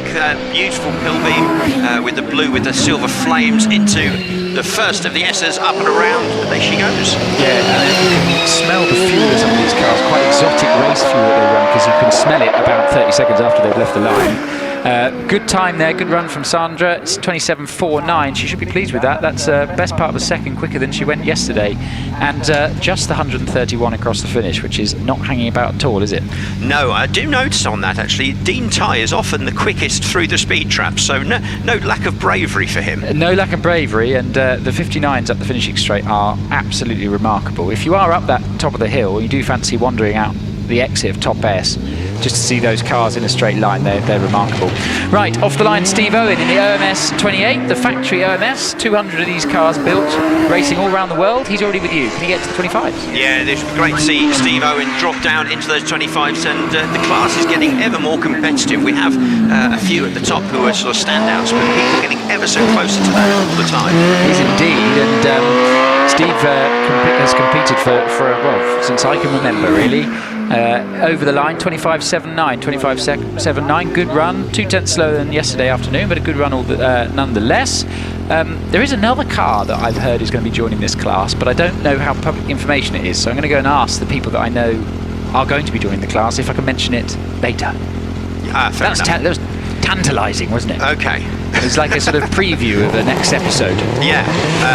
Stay tuned, folks. Exactly. Right, off the line, Simon Jenks in the Force TA, again with the 2.5 litre KFV6 in the back. Sounds so nice, this car, the XDTM engine. Yeah, it is a fantastic machine, this, and looking very good. Sparks flying as he heads up towards the S's, and in he goes. Yeah, nice and neat and tidy into bottom S, and turning up to the top S now. Still learning the car. I think this is only his second season in it after a long time in the Caterham, so very different indeed. 27.07, quicker again than he went yesterday. Right, Harry Pick. Now Harry's been getting quicker and quicker in this car this year. This is the XD powered OMS with you. Yeah, he did a 25 dead yesterday, so he'll be desperate to get down into 24s, which I think will be a fantastic thing to see if he can manage it today. Braking to bottom S at 119, leading the wiggle through top of bottom S, but really nice and controlled. Very neat and tidy on the exit of top S. Got the power down so early. I suspect this could be into the 25s, just outside. 25.13, 25.13. It's got to be by the end for the morning. Yeah. It does indeed. Right. We've got Jack Cotchell on the line. What can he do? Jack obviously had a bit of a tricky start to the season with an engine issue, but then has come back firing, and I got a third place at Harewood earlier in the year. Jack goes really well here. He's already with you. Yeah, this is another fantastic looking machine, this one. Ex-circuit racer car.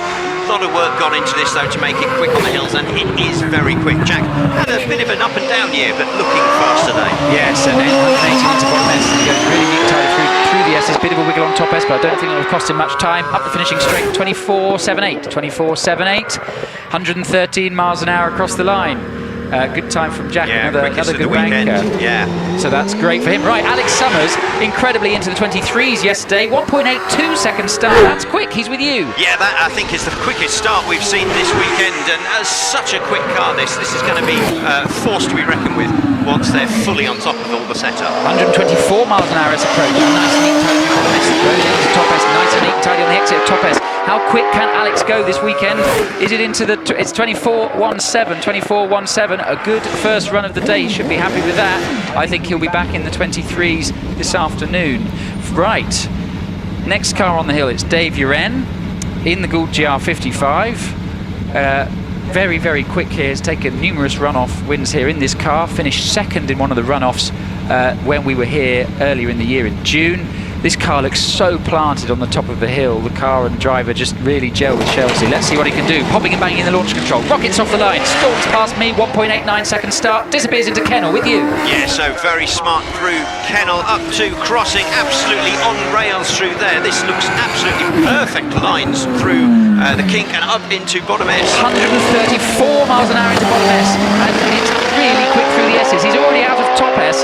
Let's see what this time is going to be. Is it into the 23s? Comfortably. 23.25. 23.25. Remarkable. 143 across the line. That is a quick time. That is really quick indeed. Right. Trevor Willis leaves the line. 3 times champion. OMS 28, RPE engine. He's very quick. He's with you. Yeah, another car that's knocking on the door, dropping under those 24s into the late 23s. Let's see if he can manage it. Sparks flying as he climbs the hill there. 120 miles an hour into bottom S. Nice neat turn through bottom S. Throws it into top S. He's out of top S now. It's a very neat and tidy run this from Trev. Is it into the 23s? Not quite. 24.12. 24.12. Right. Next on the line, we've got Sean Gould in the 2.5 litre Gould 84G. Sean driving this car really nicely this year, and it's such a pretty car, this. Yeah, great machine this. It is a fantastic looking car, that, and you can really see the sort of aero from the mid-80s, that sort of style to it. Yeah, the side skirts and the ground effects just scream mid-80s Formula 1, don't they? And it's a really pretty car, this. It's going well, and Sean drives it really well. What's the time? It's a 27.56. Really that's a handy time. Yeah, that's really respectable on a car that's, best part of 40. It is 40 years. Yeah, 40 years old, I think, this year. Yeah, there you go. So happy birthday, 84G. Right, fantastic. Aaron Colborne going quicker and quicker in this car. What can he do today? 1.99 second start. That's handy. He's with you. Yeah, coming through, crossing. Oh, a bit of a slide out there, drifted through crossing, which is impressive to see. Yes, we're back in the 2 litre class. I'm guessing they might have had an issue, which is why they're running slightly late. But wow, that was lovely through all of this, and really nice through Thomas. I think he just might have touched the sleepers on the exit of top S. Huge moment of opposite lock. 26.18 there. We went quicker than yesterday, even though he had a huge moment on the exit of top S, but that was impressive. That was fun to watch, wasn't it? Yeah, there were several moments in the making there, but he's got away with all of them, so fantastic to see. Right, the big 3, here we go. This is our 3 championship contenders.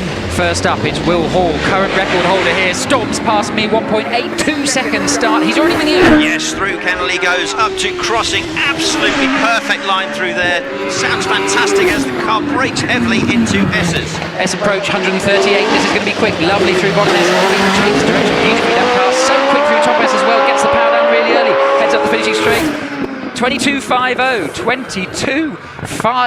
22.50. My goodness me, we're 3/10 off the record, and it's practice. Dear. Unbelievable. Also, though, bless him, because Will has to go first, that tells Wallace and Matt what condition the hill is in, and the condition is unbelievable. So 22.50 in practice, that's remarkable. Just as a 22.33 is the record. Just bear that in mind. Here comes Wallace, 1.85 seconds, he's with you. Yeah, fantastic start off the line as well for Wallace. He's going very well and looks just as quick as Will Hall's. It's going to be ever so close. 129 miles an hour S approach. Nice and neat tight through bottom S. Throws it over the left-hand side, flicking it through top S. Uses all the road on the exit. Top S gets the power down early. What's the time going to be? 22.54. 22.54, just 4/100ths of a second slower than Will. This is practice, everybody. This isn't even for keeps. What's really interesting is that the difference there is the difference off the line. So yes. The rest of the run was near identical. I know, but what's interesting is they're looking at if you look at the sector and the split times of these 3 drivers, they're all quicker than the other in different sectors of the hill. But when you stitch it all together, they're within tenths when they get to the top. Absolutely remarkable. Right, what can Matt do? He's just seen 2 24.5s bang down in practice. He's our reigning and 2-time British Hill Climb champion in this car, current leader of the championship. Builds up the revs. popping and banging, drops the clutch off the line. 1.86 second start, so pretty much the same as the other two. He's with you. Yeah, already through Kennel up to crossing. It's looking very, very smart through there as well. Kicks up a bit of dust through the king, heavy braking into the S's. 128 into the S's. He's really quick on this. He's only through top S, gets the power down really early. He's so good through the S's. He's up the finishing straight. What's it going to be? 22.86. 22.86. So just the 0.3 behind the other two. 142 across the line. That is a good banker. 3.22s, ladies and gentlemen, in practice. There you go. Thank you very much. Yeah. Unbelievable. Incredibly close between those guys. And what would be amazing, like you were saying, they're all quick in different sectors. It would be fantastic to work out what the theoretical perfect time would be. About 14, I think. Yeah, it's exactly. Unbelievable. Incredible sort of speed they've got already. And yeah, only going to get quicker. And just what was impressive about all three of the runs is they're so neat and tidy. Yeah. So neat and tidy. To be that sort of speed, you need to be absolutely inch perfect for the entire run. Yes, indeed. So that's place your bets, ladies and gentlemen, on how it's going to go this afternoon. If you think you know who's going to win the runoffs, you've been watching this longer than I have, because I've got no idea between those three. Off that alone, you'd have to say Will's got the ever so slight advantage. However, it's the slimmest of advantages you could ever imagine. Yeah, I think it's like a couple of metres at the finish. It's just incredible, really. And yeah, you wouldn't. One mistake from any of them puts them out of contention, and it doesn't even have to be a big mistake. No. Shall I just walk you through the sectors of Will and Wallace? Okay, yes. Right. So I'll go. Will will be the first number. Wallace will be the second. So the starts 1.82 versus 1.85. To Kennel, 5.44 versus 5.37. To Crossing, 8.76 versus 8.84.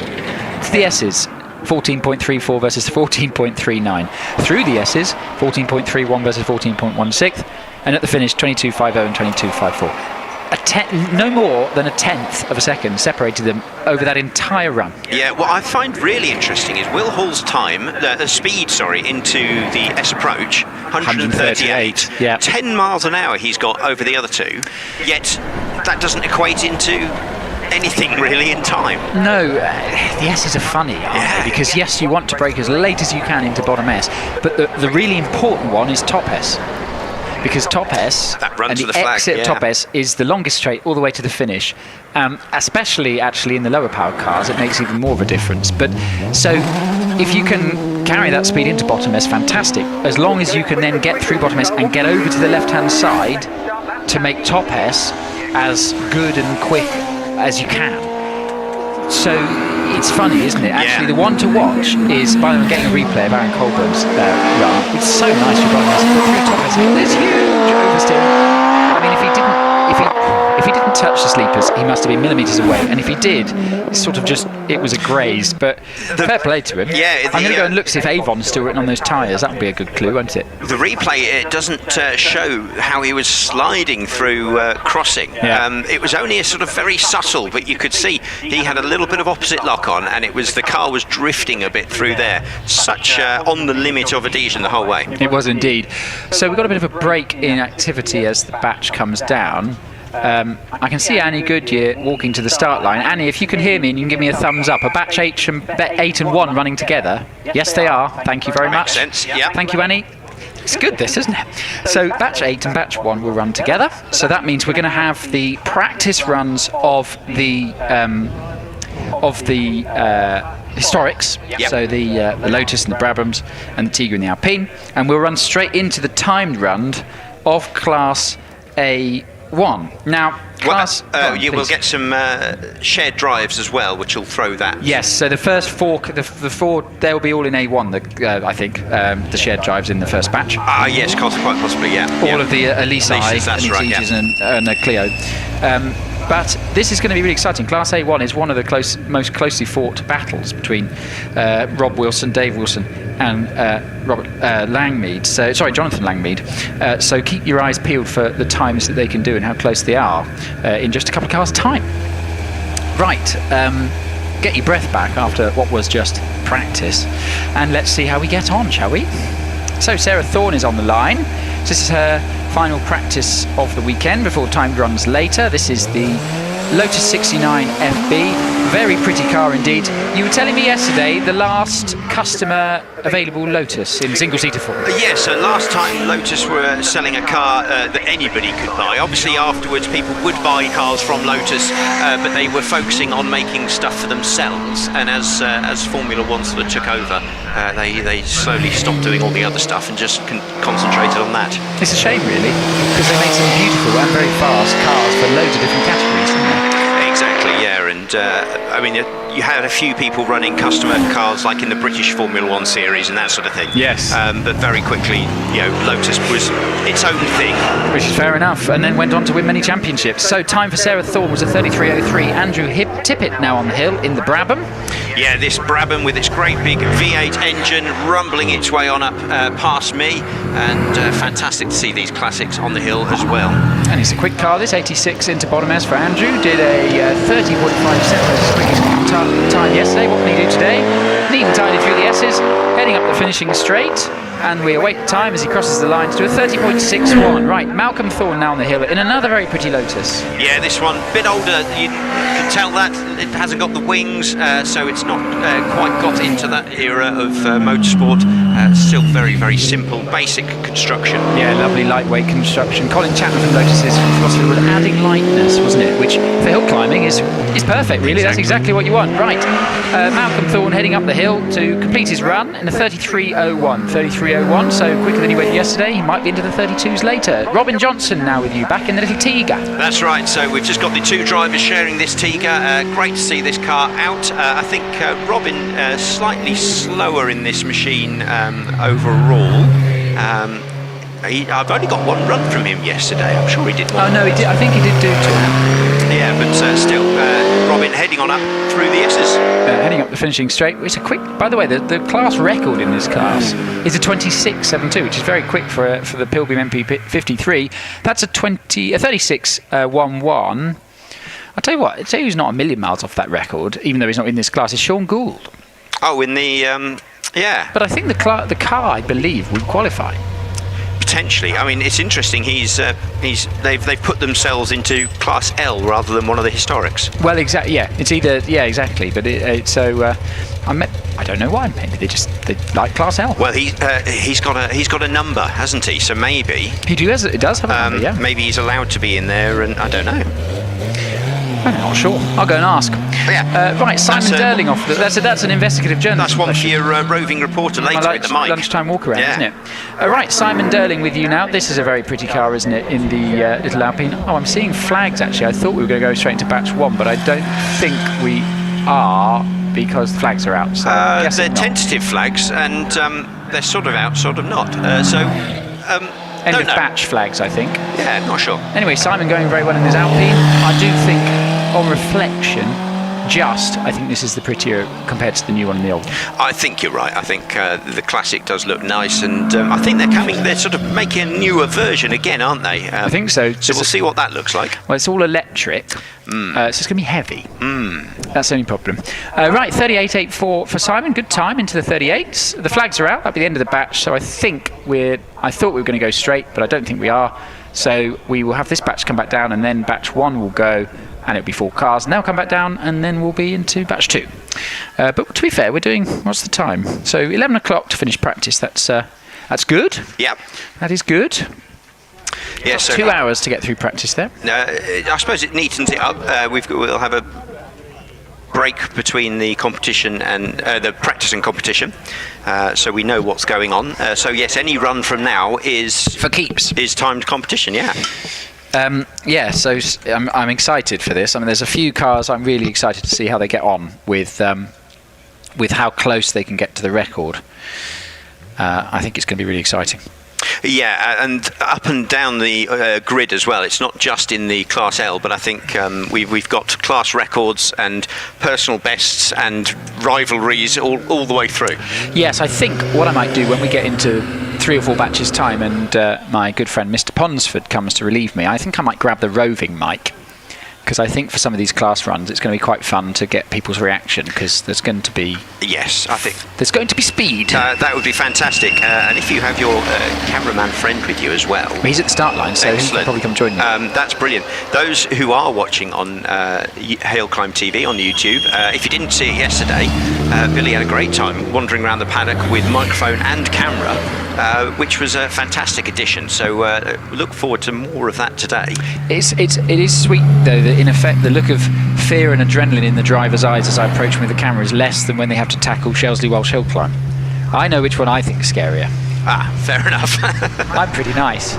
Yeah. But yeah, so yeah, they always go, oh, he's coming. Okay. They panic a bit sometimes, yeah, don't they? But no, I think it's going to be really interesting. And we haven't had a real chat with Alex Summers yet this weekend. He's been quite busy, and I'd like to go and have a chat with him about the P80, which is more development's gone on. Yeah, although he is one that you have to pick your time, because he's not always keen to see a microphone. He's very busy. Yeah. busy, but it'll be fun. It'll be good. Yeah, just not right before his run. No, exactly. You've got to make sure he's in the right zone for it. To be fair, that was a fantastic time from Mum Lindsay earlier as well. So that was really good. Yes, I mean, I'm so impressed with that off the line. So yeah, 1.82. Yeah, it's really quick. I mean, firstly, the mechanical side of it is clearly very good for the traction, but also the launch control. Alex is very, very good at programming and designing ECU programs and launch control programs, and I suspect that's part of the reason is he's just got that thing dialed in so well, because the DJ was always incredibly quick off the line, and a lot of that is down to his computery. It's interesting how the important areas of car design and construction sort of shift. We've had years of looking at suspension and brakes, but now that's all quite well known. Then it was aero, and now it's all electric. All the laptops now. Yeah. Right, we're off, by the way. Robert Penrose is on the hill in the Lotus Elise S2. So we're into class runs now. These are timed runs. We're into class A1. And here comes Robert with you. Yeah, so A1, as you say, first class, getting the competition run on the board. This will sort of set the standard that everyone else goes by. It will indeed. So what did he do in practice? He did a 40.45. So let's see if he can go quicker again. In the meantime, Maggie Richards departs the line in front of me. This is the Renault Clio with the best number plate that's worth at least 1 second in time. Yeah, that's right. So Clio, fastest time of the day on the hill. Car 718, and all these cars, I believe, are eligible for the tin top runoff, aren't they? Yeah, well, as long as they've got a tin top, they're eligible. Well, I say that. Really, some of them have got fiberglass tops. Yeah, that's fine. Tin is a bit vague. I think even canvas tops count. I think they do. Tops, yeah, exactly that. Yes. By the way, a time for Robert Penrose. That was a 40.81. Next off the line, we've got Maggie Richards. Yes, we do in the Exige. Sorry, Michael Thompson in the Exige with you. Yeah, Michael Thompson in the lime green, bile green, who knows? Exige. Very quick car this, and definitely one to keep an eye on over the day. Yes, all throws it very nicely into Bottomless. Looking quick. Throws it up through Toppers as well. Nice and neat and tidy. Gets the power down early. What's this time going to be for Michael Thompson? It's going to be quick. It's a 32.57. 32.57 takes the lead so far. Robert Penrose, by the way, in the Clio did a 40.81, and now we've got Robert Wilson on the hill. Yeah, so another release. These cars definitely the favourites among this class, heading on up towards the braking zone for the S's. Yes, how quick can he go? He has the record in this class, remember, on a 32.29. I tell you what, Michael Thompson wasn't a million miles away with his 32.57. What can Robert Wilson do? He's come out the S's at 25.26 on the clock. This is going to be good. Is it into the 32s? 32.84. 32.84. Just slots into second in class behind Michael Thompson. So it's going to be at least a four-way battle for the class win, I believe. Yeah, and they're only about half a second off that class record. They're not far away. Very, very quick already. Also, sorry, I should have said it's Maggie Richards in the Clio and Robert Penrose in the Lotus. I got them wrong way around. That's fine. Do apologise. That's all right. We'll let you off this time. Yes, the Rentus Exige or something. Just combine the two. Ah, right, I see, yeah. So those cars will come back down the hill because they're all dual-driven cars. The second driver will jump in, and then we will have the rest of the class. Batch 2, which we're about to have. First, we will see a dual-driven Porsche with Laura Elliott aboard, who's in Class A2, I believe, is she? C3. C3, and miles off. Of course, because it's modified, isn't it? Yes, that's why it's in that class, modified. So she'll come up first, because then her teammate will drive in batch 3, and then we'll be back into Class A1, over into A2 for up to 2 litre cars. And again, I think we've got to keep an eye on that class record. I'm just going to check, what was the time that the likes of Richard Snow did this morning? Let me see if I can scroll and see if I can find out. Because that was another record that went in June to Richard. So A2 practice, Richard Snow, 31.86.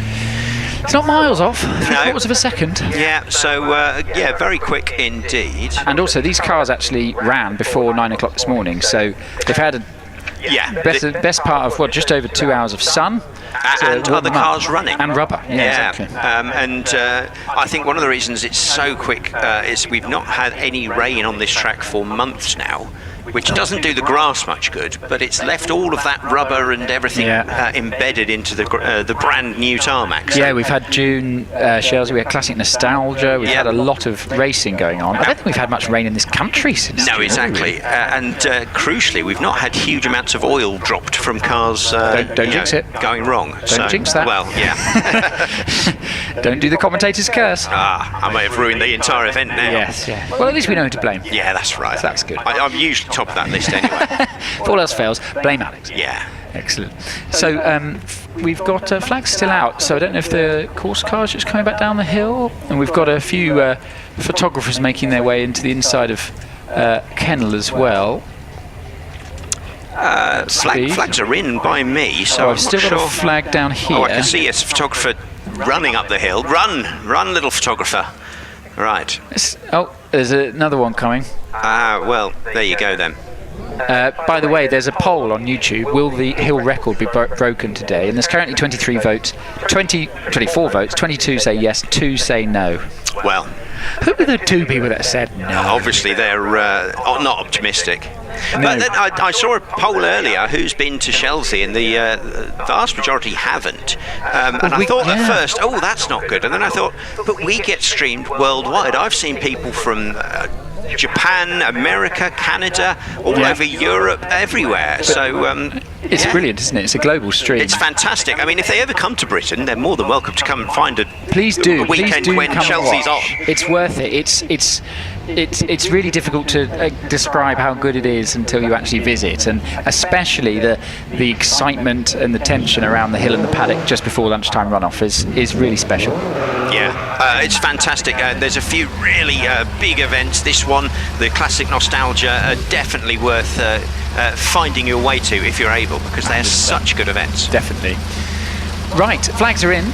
After our running photographers have got to where they need to go, and I've got a Porsche on the line. It's Laura Elliott in the 911 Carrera that she drives fantastically well. This car will be quick off the line. Rear engine, loads of traction, big sticky tyres. I suspect a quick time. Here comes Laura, and it's a 2.01 seconds. That's pretty good for a car of this age. Yeah. She's with you. Sorry, I was just going to say this car regularly under 2 seconds off the line. Fantastic start, and pushing way up. Doesn't seem the fastest of runs, but we'll see what the times are as we go. Yeah, braking into bottom S at 78. Turns nicely into bottom S now. Gets right over to the left-hand side before flicking it through top S.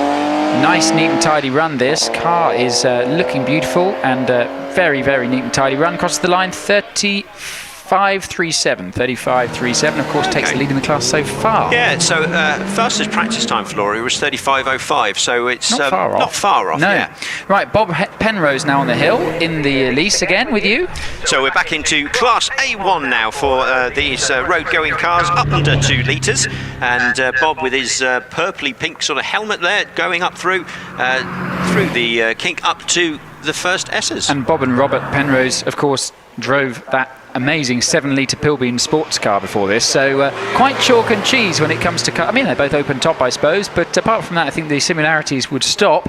It's going to be a good time from Bob, but in the meantime, Seb Cartwright's on the hill in his Elise. Yeah, so great to see all these Elise eyes, whatever we decided, going on up the hill. A little bit smoky, this machine. Don't know if that's going to be a problem, but he's carrying on pretty well all the same. Time, by the way, for Bob Penrose is a 42.48. We await the time for Seb as he heads out of the S's, nice and neat and tidily.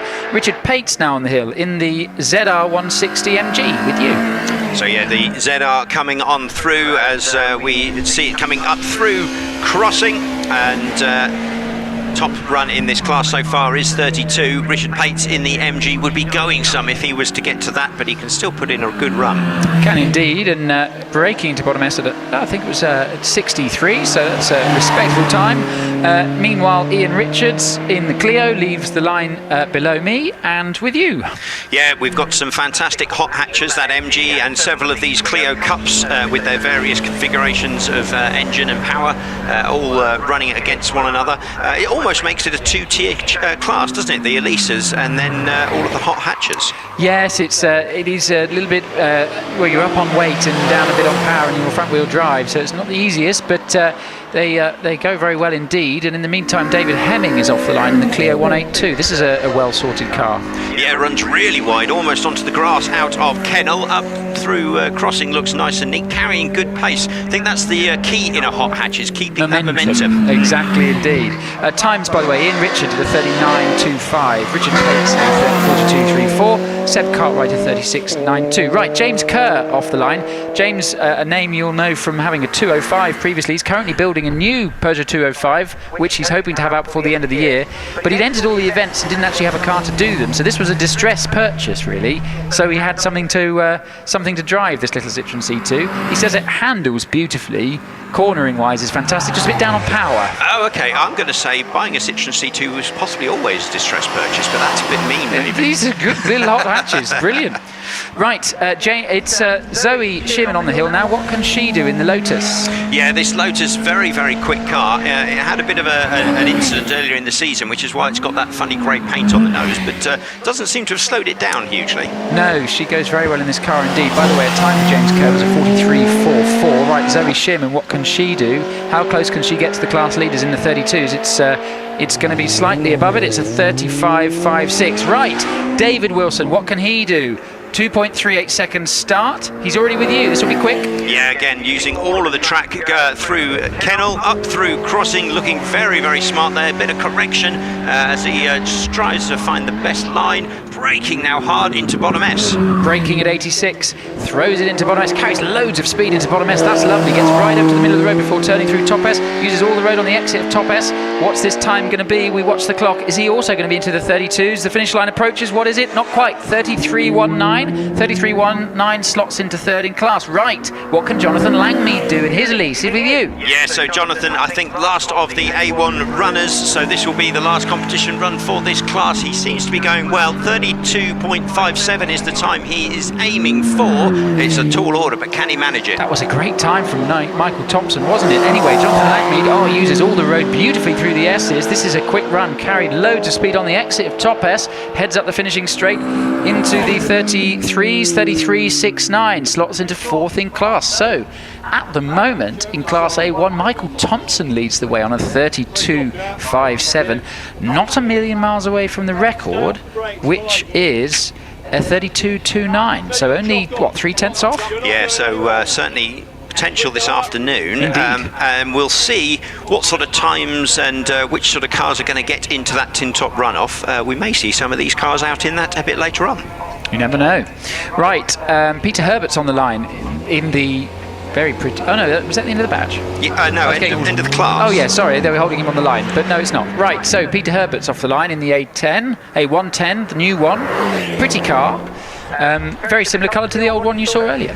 Yeah, I think, as we said before, this car really nailed the retro styling. Looks great. It is a lot bigger than the original one, though. It's wide, doesn't it? Yeah, interesting to compare times between the two, though. Yes, a lot more power. I suspect so. Right, he's already out of top S and he's got the power down in the A110. Heads up the finishing straight to complete his run in a time of 33.49. So that's the marker in A2. What can Phil James do in the Carrera GTS? Yeah, so we mentioned yesterday this is a very German manufacturer heavy class. Porsches dominating, and yeah, class A2 for road going cars over 2 litres. And braking to bottom S at 82, so going some in this car. It's very quick. Imagine that. Imagine how fast 70 feels on the motorway. Then take that and reduce the width by about 10. It's phenomenal, really. Right, he does a 33.93. Right, Ross McDonald on the hill now in the 911 Carrera GTS with you. Yeah, fantastic classic look to this car. Love the colour on this and that orange. Fantastic machine. Into bottom S he goes around there. And the duckbill's beautiful, isn't it? Yeah. Rear end. It's vintage 911, isn't it? Very pretty car, driven very well by Ross. He's already out of top S. Neat and tidy run, heads up the finishing straight to complete the run in a time of 36.19. Right, John Lowe on the hill in the TT Coupe. He's with you. Yeah, so Audi TT, this is the original style of TT, older car, but it goes pretty well. He's heading on through crossing up towards the kink already. So Peter Herbert, 33.49, is current pace setter in this class. Let's see if they can drop that down closer to class records, 31 seconds. Let's see how he gets on. It's a nice run through the S's. Heads up the finishing straight now. In the meantime, it's another Alpine. It's Tim Elmer off the line. Tim obviously used to own and drive the blue Delara with the 2 litre V8 in the back. That's right, yeah. So very well versed in hill climbing, but in this slightly more comfortable car probably to go up a hill. Around he goes through the S's, up onto the final straight. Nice and neat and tidy out of top S. Heads up the finishing straight now. By the way, the time for John Lowe in the Audi was a 42.05. What can Tim Elmer do? It's a 33.69. 33.69. Right. Robert Lancaster Gay, who always hill climbs an absolutely stunning Porsche. He's a range of Porsches over the years. This one no exception in the 991 GT3. He's with you. Yeah, these GT3s, proper racing cars for the road. Absolutely fantastic bits of engineering, going very well up there. He will start to see those times tumble, I think, as we get even quicker through these next few curves. Indeed, braking to bottom S at 87. This is a quick time from Robert. I think he's going to take the class lead, but by how much? The time coming up now, it's a 32.09. 32.09. By the way, sad news, apparently the next GT3 is going to be turbocharged, so we won't have that same 8,500 RPM howl that we have from that one, which is a shame. But hey ho, times move on. Tony Adams in the Cayman. This is a 4-cylinder Cayman, but it's heavily tuned. Yes, and I think the Cayman's real advantage comes in the chassis over the engine, doesn't it? So still a very quick car, braking hard down into the first of the S's. Yes, 87 miles an hour into the S's, which is very quick indeed. Looks neat and tidy through the S's as well. He may take the class lead with this. He'll be very close to Robert's time. What is it? It is a 32.58. 32.58 slots into second in class. Right, Steve Atkins trying to put a cat amongst the Porsche pigeons with you in the M2 competition. Yeah, this BMW very quick. Steve Atkins also very, very fast. He is regularly at the front of the class. He's aiming for anything around the 32-second mark or less if he can manage it. Yeah, I think he was top 3 in class when we were here in June, if memory serves. So goes very well in this big car, using all the road on the exit of top S, powering up the finishing straight. What's the time? 32.97. 32.97 slots into third. Right, David Meek in the 911 GTS. What can he do? Runs a little bit wide out of kennel, using all the track he can find. Let's see whether that was the fastest way to take it or whether it will have slowed him down a bit, but seems to be going all right. Yeah, nice and quick through the kink. 92 miles an hour into bottom S. That's fast. Throws it through bottom S. Uses all the road on the entry to top S to carry as much speed as he can through top S. Heading up the finishing straight. We await a time. Is it into the 32s? Yes, 32 seconds flat. That's quick. That is quickest so far. Right, what can Richard Andrews do in this wonderful Cayman? Yeah, Richard Andrews very, very quick in this Cayman GT4 RS. Fantastic sound to this car. Got that real rasp, very reminiscent of Porsches of old, up into the bottom S. Sorry, just to correct myself, David Meek did a 32.4. would stop. But anyway, Richard Andrew heads up the finishing straight. What's this going to be? It's going to be quick. Is it going to take the class lead? Not quite. 32.40 slots into third in class. Right, one car to go in class A2. It's Richard Snow. It's the current class record holder in another very fast, fantastic sounding Cayman, already with you. Yeah, so 4 cars in the 32-second bracket here. Incredibly close running. Can Richard Snow? He was quickest in practice, and we expect him to go fast, but can he get close to that lap record? Maybe not today. Braking into bottom S at 97, he's quickest, he's sub 20 seconds to bottom S, that's quickest of anyone so far. He's quick through the SS2, 9.42, that's quickest of anyone so far. What's the time going to be? We wait for the clock, it's a 31.12, 31.12. He's only a tenth off his record, ladies and gentlemen. The record is a 31 flat, that was a 31.12. That's fantastic, and that's a second over the rest of the field. Yeah, so Richard Snow really in another class entirely. That is a quick time, and puts him in a great position this afternoon after lunch. I hope he only has a lightweight sandwich to take the record. Yeah, I think he needs to empty out his glove box and lighten the car as much as he can. Yeah, I think so. The number plates, leave them in the paddock. Yeah, exactly. Bolt them back on the end of the day.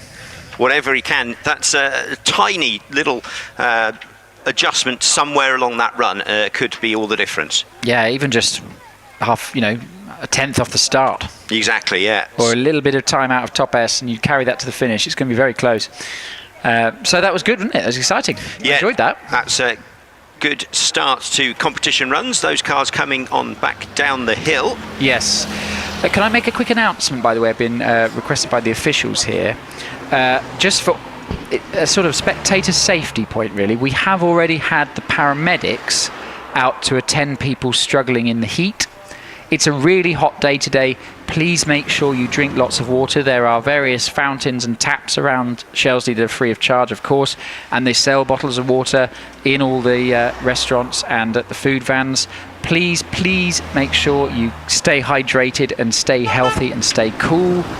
Get your suntan cream on, get a hat on if you've got it, and look after yourselves, because the paramedics have already had to attend a few people who have struggled a little bit with the heat, and we don't want that for the rest of the day. So please drink some water.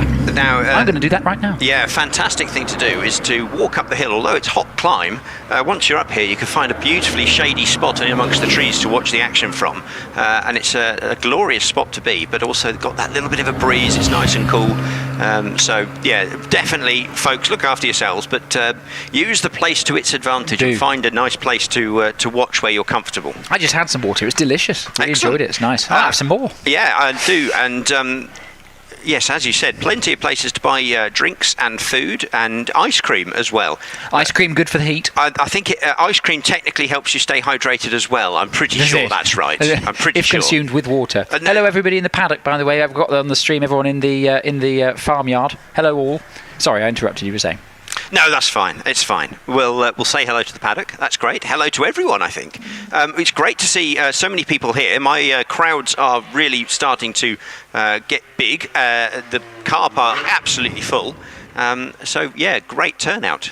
The other nice thing, if you do walk up the hill, you get to walk through the car park, and the front row of the car park, there's some really nice stuff parked in there to have a look at. Yeah, I was actually, you wouldn't guess which car I was lusting over the most. It was the Rover 220 Coupe. Ooh. I used to have one, and it was a lovely car, and it's one of those that I regret selling, but you don't see them very often anymore. So it was a nice little reminder of that I used to have one like that. Well, hindsight is a wonderful thing. That's the thing. Yeah. I'm just going to pop off the mic just for a second, just to Chris, do you want to take over after the next batch, or do you want to swap now? Shall I do one more? Okay, I'll go do one more batch, do some sports cars and stuff, and then I'm going to swap with the dulcet tones of Mr. Ponsford. And hopefully, once you've had a bit of a break, you'll be mic in hand around the paddock for a bit. I'm going to take it with me, actually. Sorry, hang on. Yeah, so yesterday we had some great footage and commentary from Billy, who was wandering around the paddock. So that was a lovely addition to yesterday. Yeah, I think I'm gonna when I finish off here after this batch, and Chris takes over. I think I'm just gonna go and grab the mic, and keep it with me for most of the day, and I can just flick it off to save the battery, and then have a wander. I think that's fantastic. And then talk to you again at the runoff. Yeah. Oh yes, brilliant. Yeah. So we'll be having very soon. We've got our tin top runoff as well as our British Championship runoff. I'd keep an eye on that time of Richard Snow, because I suspect that would probably qualify for the tin tops. Yes, that'll be interesting, won't it? Right, flags in. Car off the line. It's Andrew Norris in the little Radical SR1, a name you'll know previously from Porsches, but now sharing this lovely little Radical and going very well in it indeed. Yeah, so he's running in Class F, which is the sports Libra cars under 2 litres, and that's a very hotly contested little class, so keep an eye on his time. Yes, do indeed. So already into the S's. This will be the benchmarker for the class. Already out of top S, neat and tidy run. Not a toe out of line on this run. Quick time, it's a 32.13. Right, Robin Nicholson in the Mallock, the venerable but very fast Mallock. Yeah, this also in a Class F, and I believe he was one of the quickest in practices yesterday, maybe this morning as well. Yeah, definitely a car to keep watch of. Yes, and especially when Sam climbs aboard in the next batch, it'll be great to see how it goes. But it's just a lovely car, very pretty, very neat and tidy run from Robin. It's very quick as well. He's across the line to do a 30.82. 30.82 takes the class lead. Andrew Norris, incidentally, did a 32.13. Right, we'll see the rest of that class in the next batch. We now go back to Class A3. This is four-wheel drive series production road cars. We have a Toyota Yaris with Ian Fido at the wheel on the hill. He's with you. Yeah, these Yaris's deceptively quick cars, and definitely we used to have quite a few of these running, with less nowadays, but great to see still Ian on the hill with this machine. Yeah, I think there's 3 of them or so. We've got 2 this weekend. We sometimes see a third, but yeah, they're a fantastic car, and they really are. They're pretty much going up in value, I think, as well. Such as they're so sought after. They had a waiting list when you wanted. You couldn't get one. No, it's funny. I've never seen one on the road, but lots on the hills. Yes, indeed. Right, Tim Goodwin on the hill in the TTS. Yeah, so four-wheel drive, the Quattro TT going on through there. This is a quick run by the look of things. He's going to be a bit quicker than the Toyota. He is indeed. The time, by the way, for Ian Fido was a 37.19. Let's see what Tim can do as he exits top S, heading up the finishing straight now. Nice, neat and tidy run from Tim to record a time now of 35.12, so about 2 seconds quicker, takes the class lead. Right, next on the hill, it's Tony Hawkins in another Yaris GR. I think this livery looks lovely on it too. The dark red. It reminds me of the Red Baron Subaru that we're going to see in a couple of batches' time. Already Tony Hawkins passed me with you. Yeah, that's right. Great looking little machine. This heading on through crossing, carrying lots of good pace there. Actually, this does look like a quick run. He's already quicker than the previous 2, I think. So yeah, this will be a fast one. I'm sure it will. Heads nice and neat and tidy through bottom S, carried load speed through there and throws it out through top S. Neat and tidy though with its 4-wheel drive, and it's got 3 diffs, I seem to remember this car, so loads of grip on hand. Does a good time, 33.48, takes the class lead. Right, Peter Richings, what can he do in the Golf R? This is another very quick car, almost evil looking in full on black with black wheels and black windows, but it's very quick. He's with you. Yeah, so coming on through, these cars aiming the class record is 30.84, which is quite a quick run, so whether they'll get near that we'll see as the times start to drop.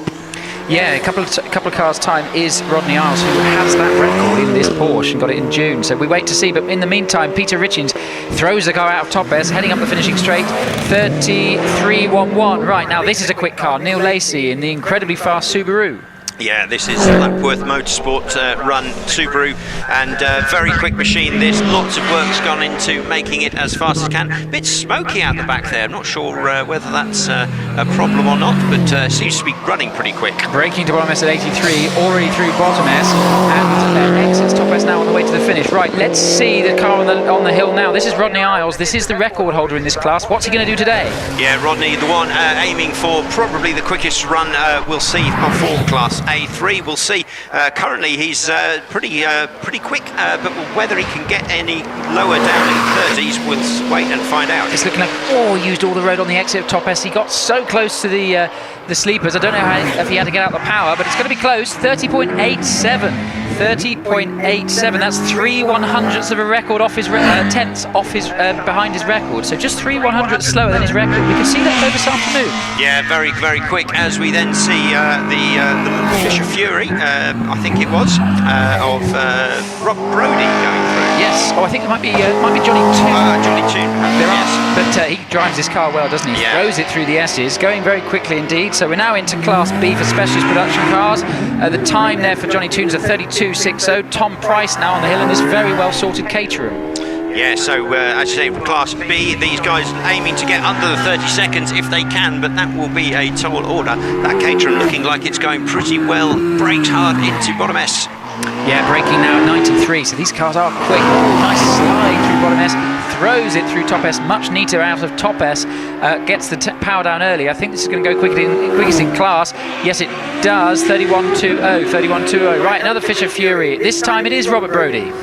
Yeah, so nice to have both of these cars with us today. They're pretty little things, aren't they? And this one, yeah, Rob Brodie going very well as well, carrying good pace there through, crossing up towards the first of the S's. Yeah, nibbled the curb on the apex of the kink, so lovely line through there. Tiny lock of front tyre smoke as he went through bottom S, but no problems through top S. Heads up the finishing straight now. In the meantime, Jez Rogers with you. Yeah, so we've got Jez Rogers coming through next. Jez Rogers in the Westfield with that mega booster engine. Very potent combination, this lightweight car. Plenty of power from that motorbike engine. Robert Brodie, by the way, did a 33.13. What is Jez Rogers going to do? Nice and neat and tidy through the S's in the Westfield mega booster. So, yeah, there's two ways to go with these cars. Do you go sort of 2-litre road car engine or motorbike engine? This is a motorbike engine version. Very quick time, 31.90. Right, Richard Price with a road car engine version. Yeah, so slightly more standard Caterham setup with the road car engine, but very, very quick. Richard Price very, very successful in this machine as well. Yeah, so slightly more power, but also slightly more weight. But Richard Price putting it to good use. That was lovely through the S's as he heads up the finishing straight into the finish for a 30.96. Take the class lead. Right, Steve Garner with you. Bogged down a bit off the line, but he's off and away now. Yeah, Steve coming on through. He's carrying good pace through crossing and doesn't seem to slow down for the King. That's good going. Brakes how hard for the first of the S's. Into bottom S now, turns it nicely through bottom S. It was S approach speed of 89. Turns it nicely out of top S. Bit of a correction out of top S, but I don't think it'll cost him much time. Heads up the finishing straight to record a time of 31.45 to slot into third in class. So the class currently led by Richard Price. Right, Chris Bentley-Jones on the hill in the lovely Mini. Yeah, fantastic, beautiful classic Mini. We were saying yesterday, it doesn't count as a British motorsport event without a classic Mini in attendance. No, so fantastic to see. It is indeed. Braking to bottom S at 62. I think he'll probably have had the foot down from the start line to bottom S, and then I think it's a confidence lift for the S's, and off you go again. Out of top S, nice, neat and tidy run from Chris, as you'd expect, heading up the finishing straight to cross the line now in a 41.47. Right, Andrew Russell with you. Yeah, so we should say these are Class C1 for modified production cars under 1400, that Mini, and Andrew Russell's fantastic Ginetta, which he's been competing in for, I think, over 40 years, we were saying. Yeah, I mean, I remember growing up 5 or 6 and waking up in the tent in the morning in the 90s, and this was the first car off the line in the morning. So I've seen this car Hill Climb for a number of years. It's a great car. Heads up towards the finish. Rob Toon with you. Yeah, so Morgan +8 of Rob Toon going through, and we've moved on again, Class C3, I believe. Yes, we are. So, by the way, time for Andrew Russell was a 36.14 state class lead. Rob Toon going very quickly this morning. Big slide of opposite lock and a bit of correction as he came out of top S, but he got away with it. Heads up the finishing straight, 33.63. As you said, we are now in Class C3. Right, next on the hill, Chris Scrivens in this highly modified Clio. Yeah, interesting, isn't it, that you can get that Clio against that Morgan in the same class. Fantastic as he goes up. Modified production cars over 2 litres, of course, so it's pretty much open to anything that fits that description. And good run so far for Chris. We also get the big V8 of Mike Meredith, almost taking out the Retzel barrier there, coming out of Kennel. The big Morgan rumbling its way on up the hill into bottom S. Just quick announcement, sorry. There is a Maserati that has parked in the parking field in the slot where the ambulance is supposed to park, and the ambulance was out on a shout when you parked there. If you have a Maserati and you're parked pretty near the bottom of the field, opposite the White House, you're parked where the ambulance is supposed to go. I know you thought, oh, nobody's spotted this parking space, I'll take this one. It's the ambulance spot. Please come and move it. That's a Maserati Y400 JHP Y400 JHP. Please, unless you've got some blue lights, move your car. Thank you very much.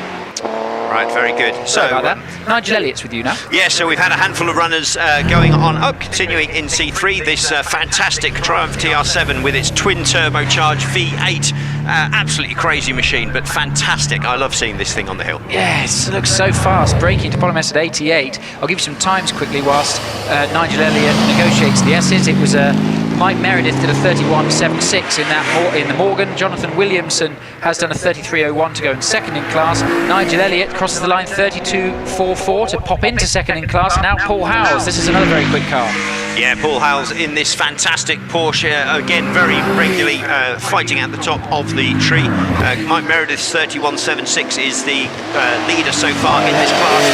Only, I think, a couple of runs left. It is indeed another car you often see in the tin top runoff. Wow, flames out of the exhaust as he changes gear up the finishing straight. That's fantastic. Takes second in class, 31.88, so just about 10th or so behind Mike Meredith. So that's a quick time. Right, Einan Price on the line. Einan, who we're going to see in a forced induction Force next year, bought this car off eBay to keep himself entertained whilst his single seat is being built. Going very quickly indeed. Oh, it's close to the wreck to sell. Yeah, this is a fantastically modified machine, this, isn't it? About 400 horsepower. Yeah, and it's got all the bits bolted onto it, so yeah, going well, Einan Price. Yeah, 86 into bottom S, throws it into bottom S nicely, flings it out of top S. He would love to qualify for the tin top runoff. Let's see what the time's going to be. It's going to be quick. It's going to be a 31.96. Jeff Chalk in a Subaru with you. Yeah, so they are in C4 modified cars with four-wheel drive, so it allows quite a bit of work on these machines. Class record for these guys down in the 28th, so pretty quick things. They are indeed, and I'm looking forward to seeing Stephen Dahl at the end of this batch, see how he gets on. A car that we is one of the favourites for the tin top runoff later. Right, off the line in front of me, it's Ian Milford in a 1.94 second start. That's quick. Yeah, very quick off the line. Sometimes if you get these four-wheel drives hooked up, they just launch off the line like a little rocket ship, don't they? That Subaru heading on up. Again, this class dominated by Subarus, but definitely the car of choice. Time, by the way, for Einan Price, that was a 31.96 in the Audi. He's taking class lead at the moment. Jeff Chalk did a 33.14 after him in the Subaru. Ian Milford out of top S, going nicely up the finishing straight, crosses the line 32.22, takes second in class. Right. Now we've got on the hill Nick Powell. I'm going to have to go and ask him if this car has genuine WRC history, because it looks exactly like a rally car from WRC, and it's running a number plate MC53 WRC. It's a lovely car. It looks fantastic. He's with you. Yeah, so definitely a proper piece of kit. We'll see what sort of speeds we can get out of Nick Powell in that Impreza.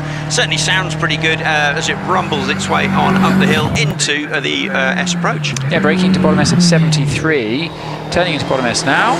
It's a pretty car, this. In the meantime, launching off the line in front of me, it's Richard Hampstead, another car that would like to qualify for the tin top runoff. He's already into your view.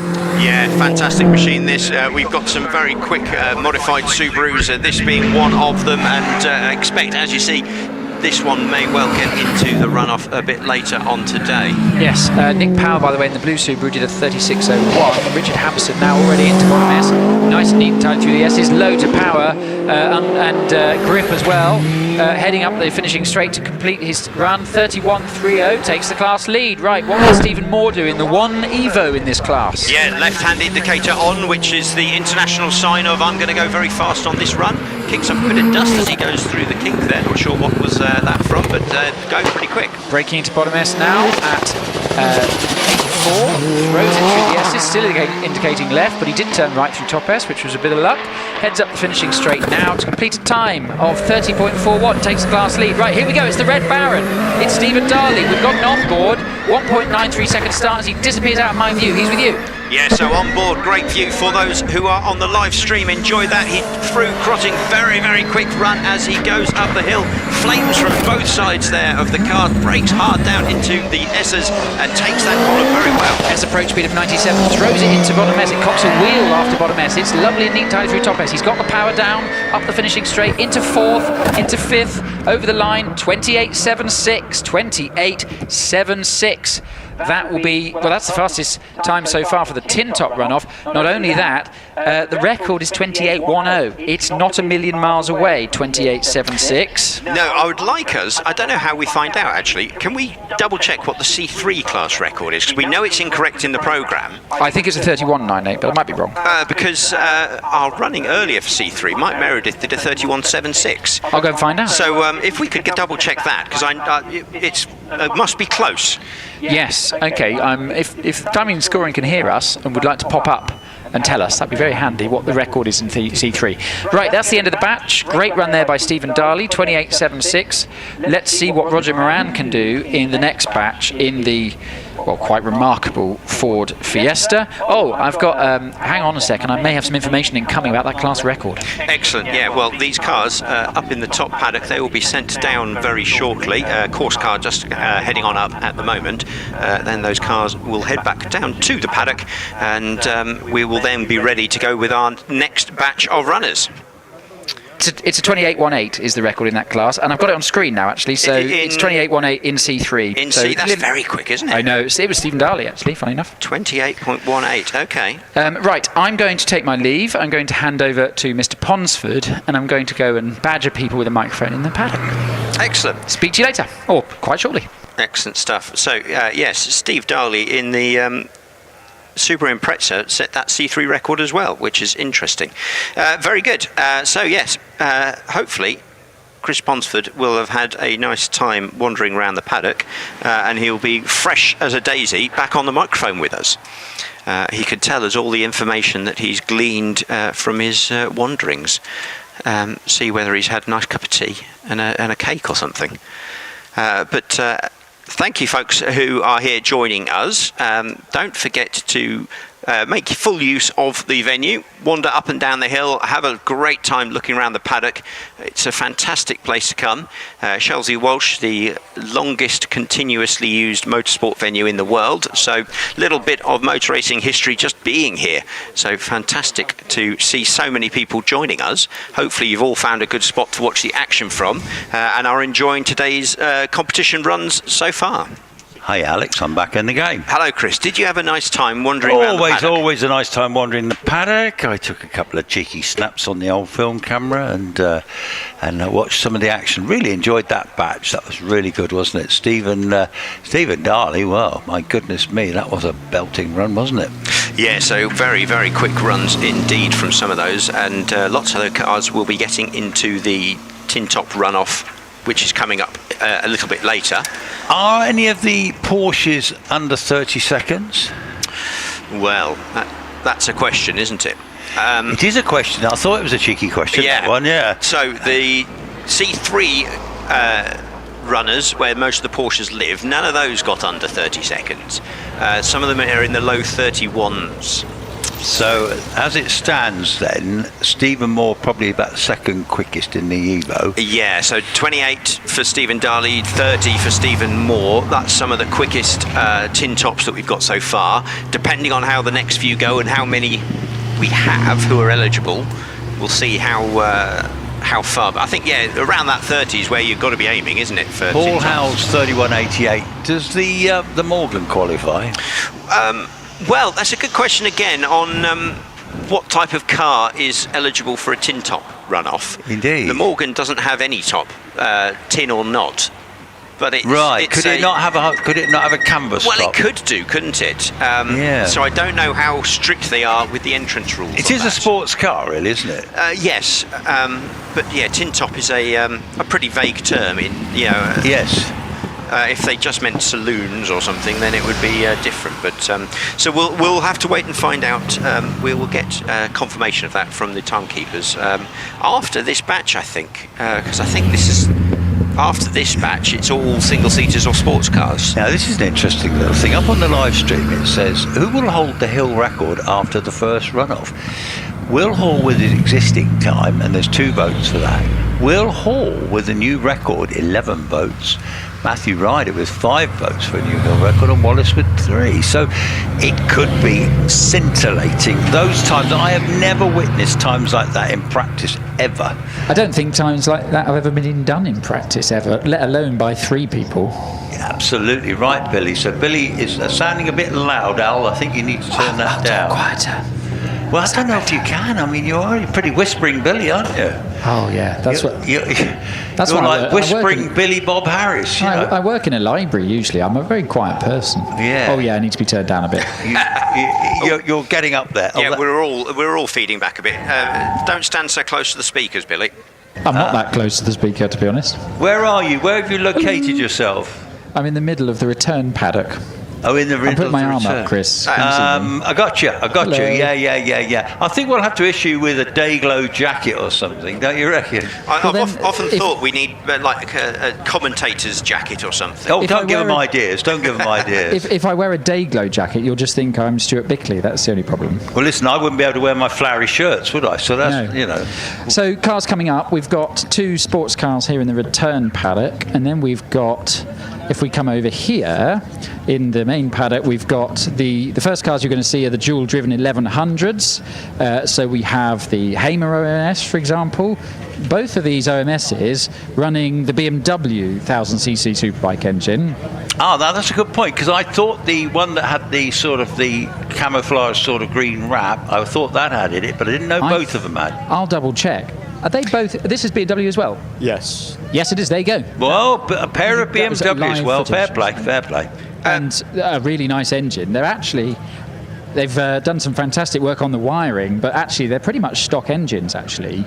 The 2 Beamers, straight out of a Superbike, so they're really good. Whereas the Tom Weaver car, which is next to them, and the Richard Weaver car with Richard on board, has a Kawasaki-based 1000cc and quite a lot of trick parts in that engine, so it's a very quick engine indeed. And Richard and Tom going very well. I think, I don't know if Tom was leading the class or was fastest in practice. He was certainly up there. Were you fastest in practice? Yes, he was. He's nodding, and I must say, looking a bit smug. Just saying. Let's see how he gets on this afternoon. We've also then got the Formula Fords. Billy, could you find Wayne Penrose and find out what the state of his Superbug is? Because he had a bit of trouble on that practice run this morning. What? Oh, was there a problem? Was that? There's a lot of bits. Yeah. There was lots of bits on the floor when I looked just earlier. Okay, I'll go and ask him. I'm by the car. Hello, are we all good? Yeah, we're going all right, mate. We've done a bit of maintenance on Phoenix. Unfortunately, on the first run, we actually exploded a CV boot, so there was an enormous amount of grease under the car. We've cleaned it all up, put a new CV boot on the right rear axle. Young Spence here from the dub shop. He was the grease monkey man. Got it fixed? He got it all fixed for me, yeah. Well, thank you for at least keeping all the grease inside the car and not dropping it on the hill. Yeah, there was no way it could get out anyway. There's too much plumbing under there. Yeah. Well, thank you very much. Thanks, Bill. And I'd love to say hello to all my mates in Australia who are watching the live stream, and to my SJ. Well, there you go. Hopefully it might be here next year. Some of the mates come along as well. Yeah, they'll be here, mate. Excellent. Good to hear. What a top man Wayne is, isn't he? Can't wait to see it. I think, again, another car you'll likely see qualify for the tin top runoff. It's a very quick car indeed. Right, flags in. Car coming to start line. It is the, as now confirmed, BMW powered OMS. The black carbon fibre with the day green Kawasaki almost. Ironic, isn't it, that the green on this car is Kawasaki green, given that the car's BMW powered. Well, they did have Kawasaki power. The previous one had Kawasaki turbo, didn't it? 750. They did indeed. It's coming to the line. I'll pass back to you. Okay, fabulous. Yeah, Jensen Kerr. That's fantastic. So, yeah, these BMW engines are phenomenal little units, obviously taken from a BMW bike. When Robert Kenrick's car first appeared on the scene with the BMW engine, it was taken from a superbike, BMW Championship superbike. So they are very rapid indeed. But this Jensen now, he flies away from the line. goodness me, yes. He's already with you, Alex. Yeah, very quick runner is Jensen, and great to see. These are Class I cars, if people are following along with the class categories. So Jensen, the first of the Class I single-seaters to run up the hill. Yes, indeed. So at the moment he's just making his way out of Top S there up towards the straight, and then we're going to be seeing Richard Weaver in the Little Empire, which he's sharing with son Tom, and this has been one of the very front runners, hasn't it, lately? Yeah, so quick little machines these, and we'll see. My timing's disappeared for the moment, so hopefully you've got a time. Yeah, no, I've got all that, and I say the Weaver car runs the little Suzuki bike engine, the GSXR unit, which seems to be very, very popular. I think they call it the K2 is the latest version, but anyway, it certainly propels that little car very quickly to you. Yeah, so coming on through Kennel up towards Crossing. Nice line through Crossing, carrying good pace up through the kinks. A few sparks as he brakes then down into bottom S. Yeah, so just a quick time for Jensen Kerr, 28.19, which is very similar to Stephen Darley's tin top there. Obviously Stephen's got about 700 horsepower, but Richard through the clocks now, and Richard finishes in a 27.92. Car on the line now, about to leave the line. This is one of the protagonists, this car for class win, so keep an eye on this one. Certainly is. Yes, it is. It's Ben Hamer, of course, with you, Alex. Yeah, fantastic looking machine. This BMW engine, as we were just talking about, really carrying pace there through Kennel and Crossing, absolutely flat on it up into bottom S. Yeah, screaming along there. So these are time runs, so this does really matter. And it's not outside the realms of possibility he could qualify for a runoff. Who knows? Don't know what the figure you think is going to be, Billy. Say again, sorry. The figure to qualify, yeah. I think it will have to be a 24 to get in the runoff, would be my guess. 26.40 there for Ben Hamer. And we have the little Formula Ford. I think it's Kirsten Ryder, Matthew's wife, and she's having another go in the Formula Ford and enjoying life. Yeah, so we're into Class J1 shared drive, so we've got a handful of these Formula Fords which will be running through for now.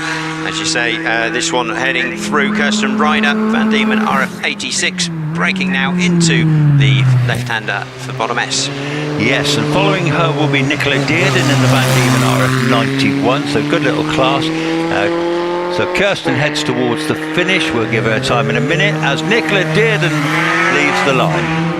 Yeah, Nicola Dearden in the Van Diemen RF91, slightly newer machine than Kirsten Ryder was in, but very, very, very similar indeed, these machines, and their pace is often very similar also. Nicola Dearden then through the kink heading up towards the left-hander for the S's. Powers away through there. Yes, she is indeed. So Kirsten Ryder just done a personal best. She's done a 34.99. Nicola heads towards the line, and then we should be seeing, I think it's Bernie Kevel in that lovely little Van Diemen. So Bernie, very experienced driver, often drives a big OMS with the 2.8 V8. But anyway, he's away. Bernie with you. Yeah, so through Kennel he goes. Bernard Kevel, potentially one of the pace setters for this class. He'll certainly be up at the sharp end of the grid, I would expect. Running very well indeed through there. He'll be the last of our shared Formula Fords for the moment, so a good little group there. 37.26 there for Nicola Dearden. Bernie about 2/3 up there heading towards the finish, and then that looks remarkably like Liam Cooper ready to have a go in the little Force, the peppermint green Fiat 500 peppermint green Force with a little 1600 Hayabusa Suzuki engine in the back. All the way, Liam it is. Liam will be with you. Yeah, so we've got a couple of cars now from J2. Liam the first up, and almost has a bit of a moment going through Crossing there, a little bit sideways, manages to correct it and carry on nicely, looking like he's really pushing for his good time. Yes, he is very closely matched with wife Olivia too. There'll be a real good battle with that. It looks like Paul Jones to me in the Force that he's sharing with Darren Gumbly. It is Paul, he's away from the line. Liam Cooper at 27.15. Yeah, so another Force TA, this time Paul Jones still in Class J2, these machines. running all the way on up there past me towards the S's. This is racing cars between 1100 and 1600, by the way. Yes, this could be the last time we see this in Paul Jones and Darren Gumbley's hands. We think the car has been sold. He heads towards the finish as Alan Warburton in the lovely GR59 Gould leaves the line. Yeah, this car running 1600cc engine in it, so right at the top end of the class category, and very quick chassis and engine combination it is as well. And yeah, there we go, seeing Alan Warburton through the SS. We've got a live camera now, so finish now.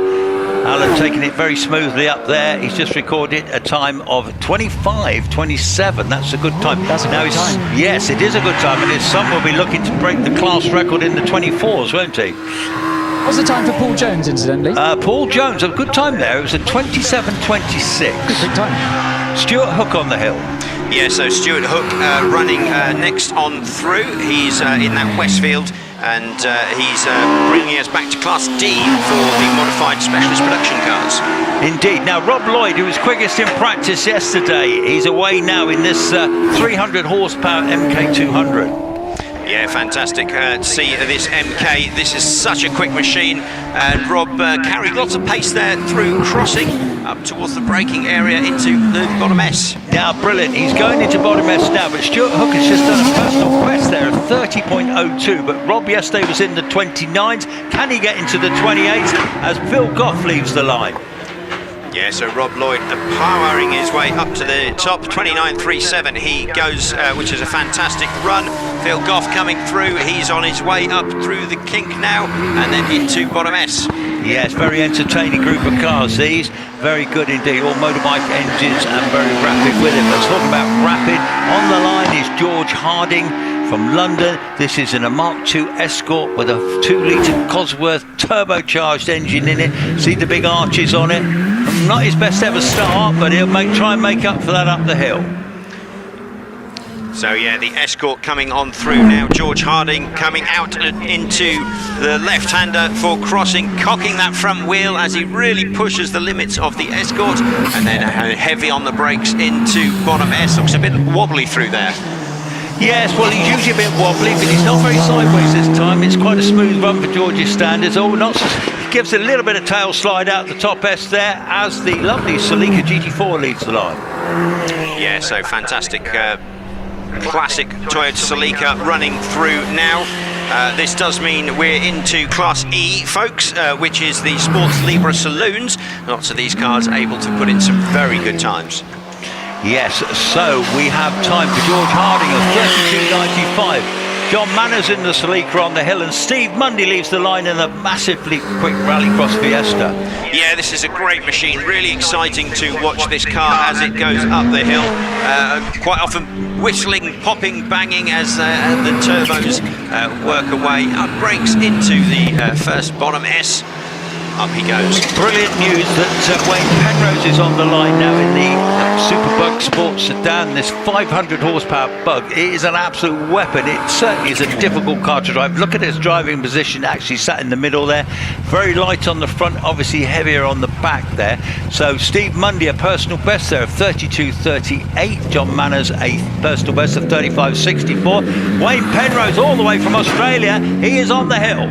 Yeah, so Steve Mundy currently quickest in Class E. However, this Superbug, if it runs as it should, will be even quicker than him, and seems to be better than its first practice run this morning, as it's going very well. Spit of flame out of the exhaust as he brakes then down into the S's. Fingers crossed for Wayne Penrose to get a good smooth run up to the top. So far it's looking good. Come on, young Wayne, as Roger Moran waits on the line. So he goes through the clocks. He's just recorded a time of 31.27.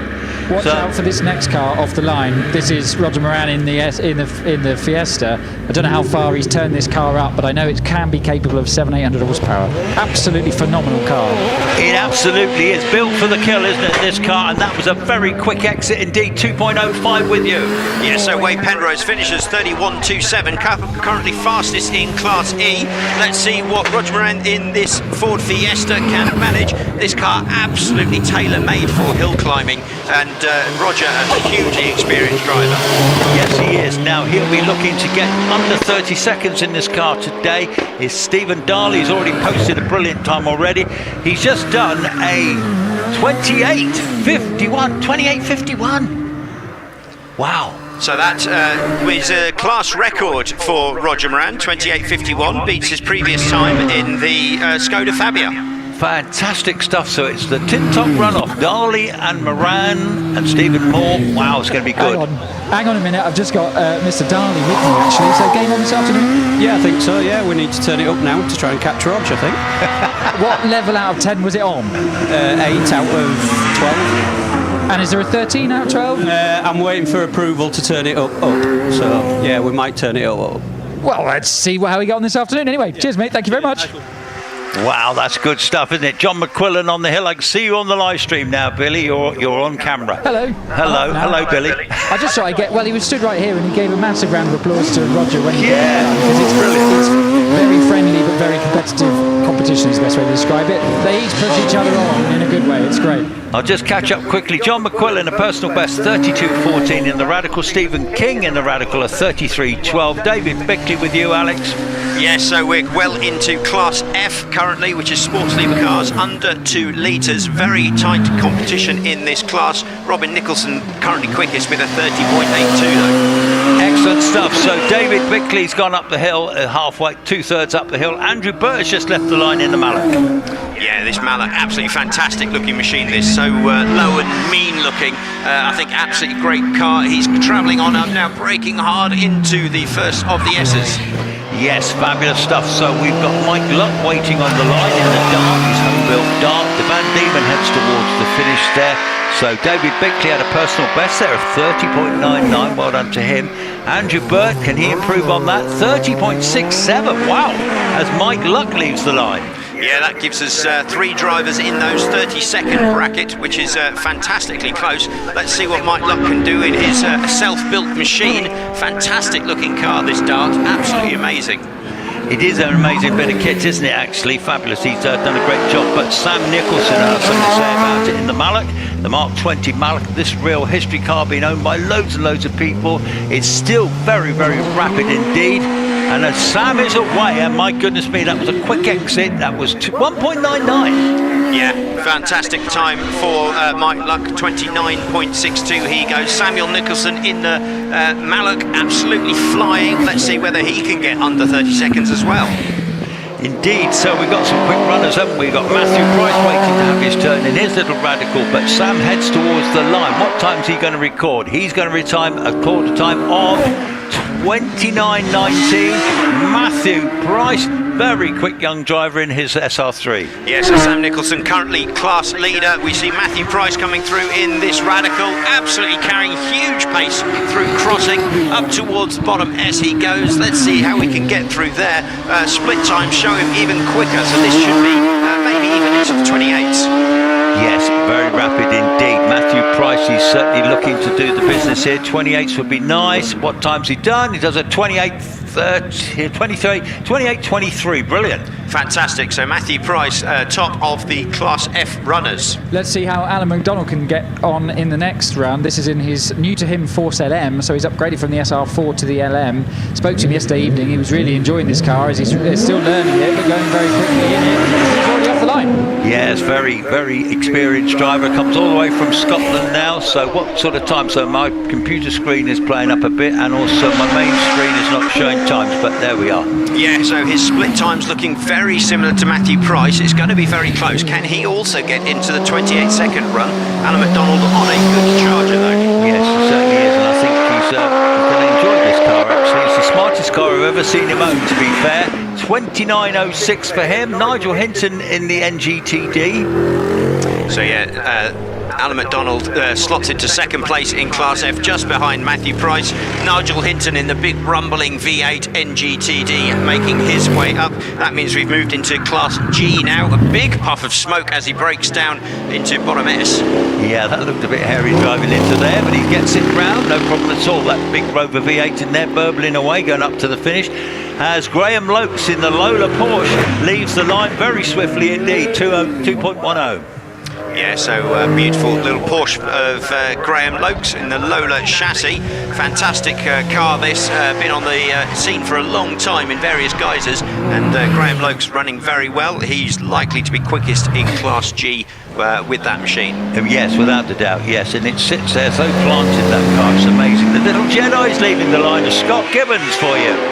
Yeah, so Graham Lokes, last of the Class G runners. Scott Gibbons, the sole runner in Class H. Would be great to see more under 600cc Formula cars on the hills. It used to be a massive class. It did, but maybe next year we'll get an influx of under 600s.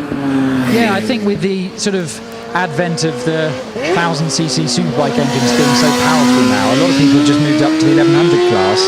It used to be very popular. You'd see two-strokes, and Jedis were very popular in the 90s. Saw loads of Jedis hill climbing, but it's great to have one on the hill. Yeah, particularly the 600, as you say. They're tucked away in garages, I'm told, a lot of them, talking to some of the owners, and there's a WhatsApp group going on that one there. It is a red flag because it is end of batch, but just give you a couple of times. Nigel Hinckley, 34.45 in the big NG. Graham Lokes, a 32.95, and Scott Gibbons, a 34.82. So, good little batch of cars, that. Yeah, that is a good run, and I think that that's all of our non-single-seater runners dealt with for the moment. We've got several batches now of racing cars to go through. Yes, we do. I'm in the paddock. I'll see what we've got coming. I can see 2-litre cars lining up. So we should have, firstly, the dual-driven 2-litre class cars. So we've got the Davis family Force TA with their home-built 2-litre engine in the back. By the way, do you know they've built 20 of these Force TA, or Ian Dayton's built 20 of these Force TAs now, with another 2 in build at the moment. So they're a very popular hill climb machine of choice. Getting a close-up of it now. It's a beautiful machine, this, and sounds absolutely fantastic with their home-built engine in it, which is great to see as they just get ready to take the run. And then next to it, we've got the V6 powered, Rover V6 powered Pilbeam, which has the Rover V6 in the back. Sounds delicious, I think.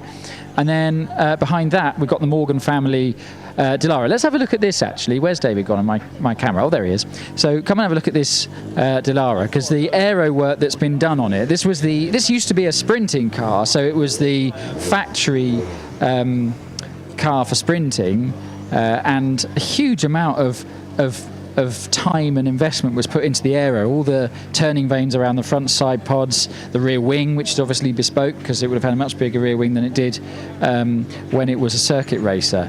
The detailing on this car is absolutely beautiful, and I think Tom getting quicker and quicker in it. I might just quickly ask him what his PB is. Is it in this or the other one? Tom, can I quickly ask, what is your PB up here? Is it in this car now? Are you quicker? It is now, yeah, as of first run and yesterday, yeah. So it's a 26.64 now. And how are you finding it?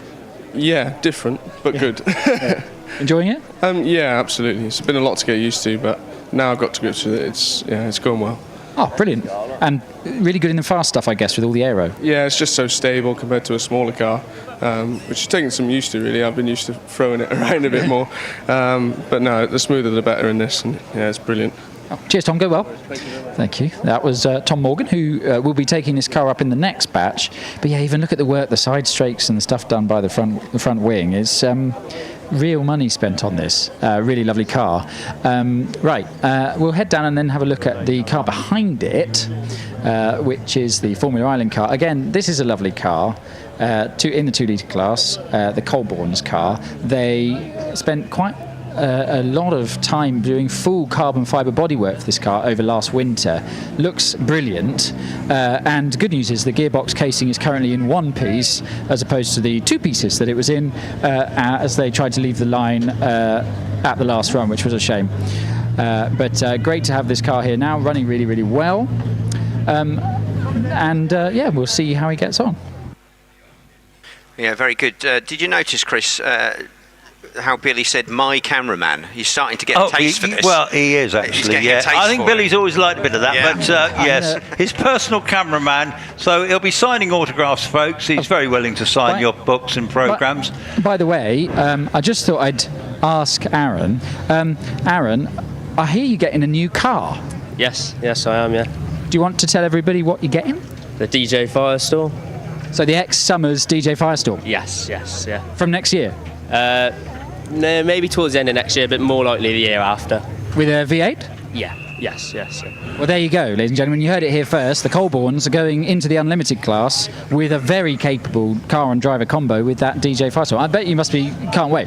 Yeah, I'm really super excited, yeah. Well, thank you for telling us. Yeah, thank you very much. Cheers, mate. Get well today. Thank you. There you go.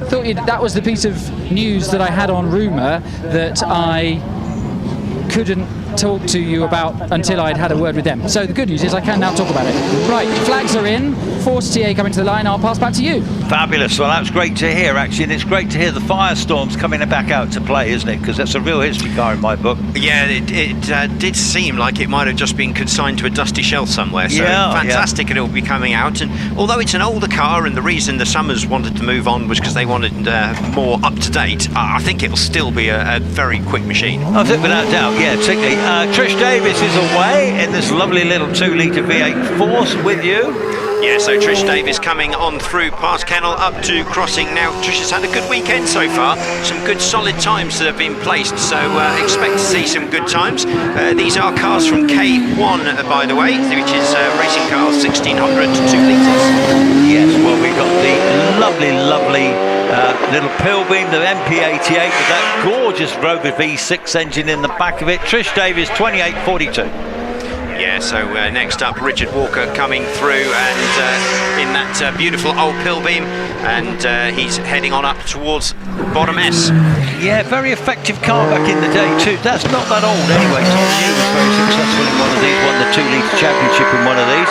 Stevie Morgan in that gorgeous Dallara. He's about to leave the line as 2809 for Richard Walker. Yeah, very good. So we then have coming through now Steve Morgan in that fantastic Dallara, and I think, yeah, one of my favourite cars in the single-seater classes. Looks absolutely brilliant. It does indeed. So we've got Stevie Morgan going through the S's now. Andrew Colborn waits his chance in the Van Diemen. The old Formula Island car now with all the full carbon wrap on it. And so there's a time there for Stevie Morgan of 29.11. Andrew Colborn is about to leave the line and he's away. Yeah, so just catching up some times. Trish Davis did a fantastic 28.42. Richard Walker 28.09. Stephen Morgan 29.11. And as I say, Andrew Colborn coming through.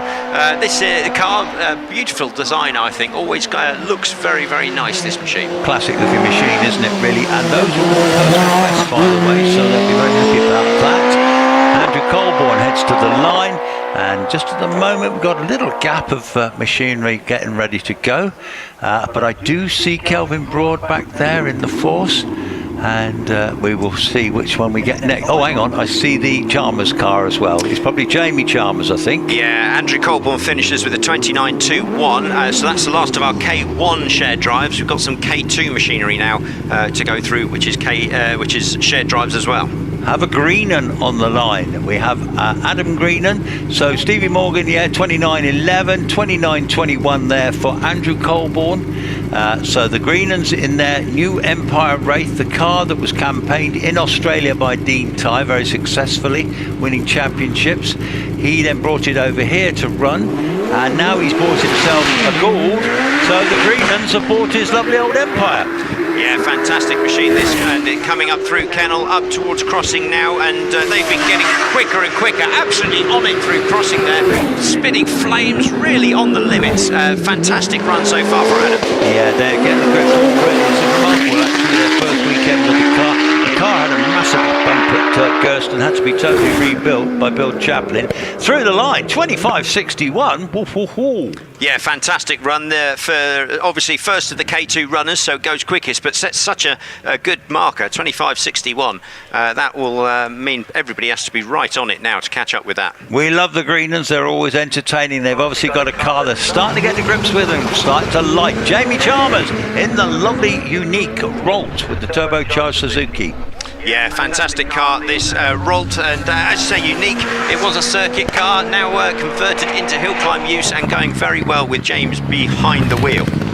Yes, now we do have, so Jamie's well up the hill, we have Kelvin Broad in the Force, And obviously Alex went up earlier as well. How did Alex do? Can you remember? In practice, Alex Coles? Yes. 24.52. Lincoln X. So they got it a bit sorted out then, haven't they? Yeah. That's going to be a serious run-off contender, no doubt about it. But here comes Kelvin Broad. He's with you. Yeah, so Jamie did 26.39. Kelvin Broad in the black and orange machine, absolutely roaring. That engine sounds fantastic, going up into bottom S, all the way through the S's. Yes, they had the issue because of the bumps and whiskers. It was on the front end, so it was a bit of damage there. So they're trying to get it so it's all sorted out.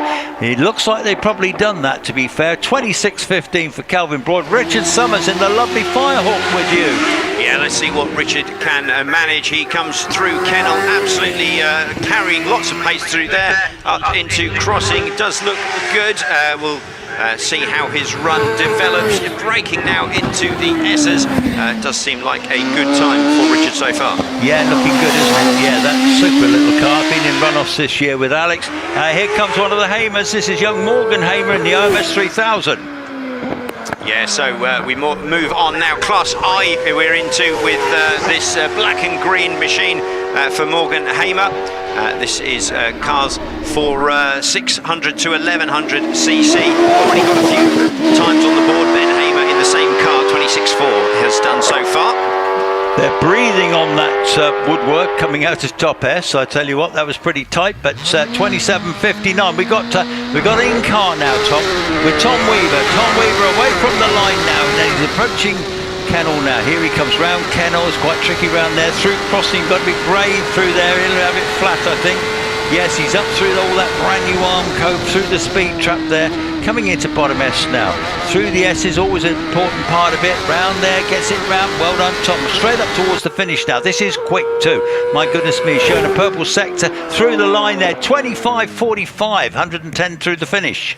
Yeah, so that's currently fastest in Class I. Tom Weaver, as we would have expected him to go, running very well in that machine.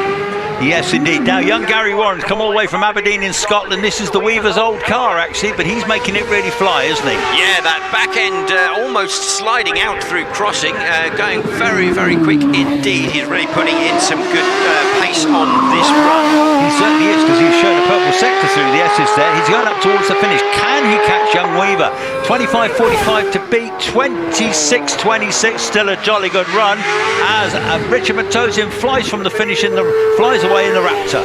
Yeah, so Gary Warren second quickest. The Raptor now flying through, crossing up towards the first of the S's, slows it right down, takes that left-hander very neatly. Excellent stuff. So this is actually a famous car. This is used to hold the class record with Robert Kenrick. I think it still does, to be fair. But so no pressure then on Richard. But it's a lovely thing. 27.06, and we have another Hamer. We got Will Hamer this time with you. Yeah, the class record for Class I is 24.58, so a good time. We're getting close to it, but maybe not quite there. But this is fantastic. This OMS in that dark green livery, running very, very quickly indeed. Now, I don't know if you noticed it, Alex, but the last three runners, Tom Weaver, Gary Warren, Richard Matosian, all with personal best. How does that bode for later? Very good, I think. 26.30 there for Will Hamer, takes him third in that class. And this is now young Dave Tatham, who was very rapid in practice, always quick, isn't he?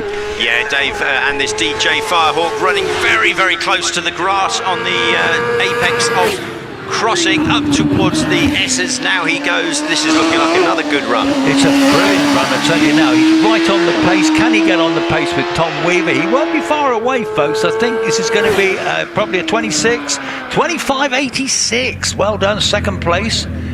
Stuart Bickley in the fluorescent Force.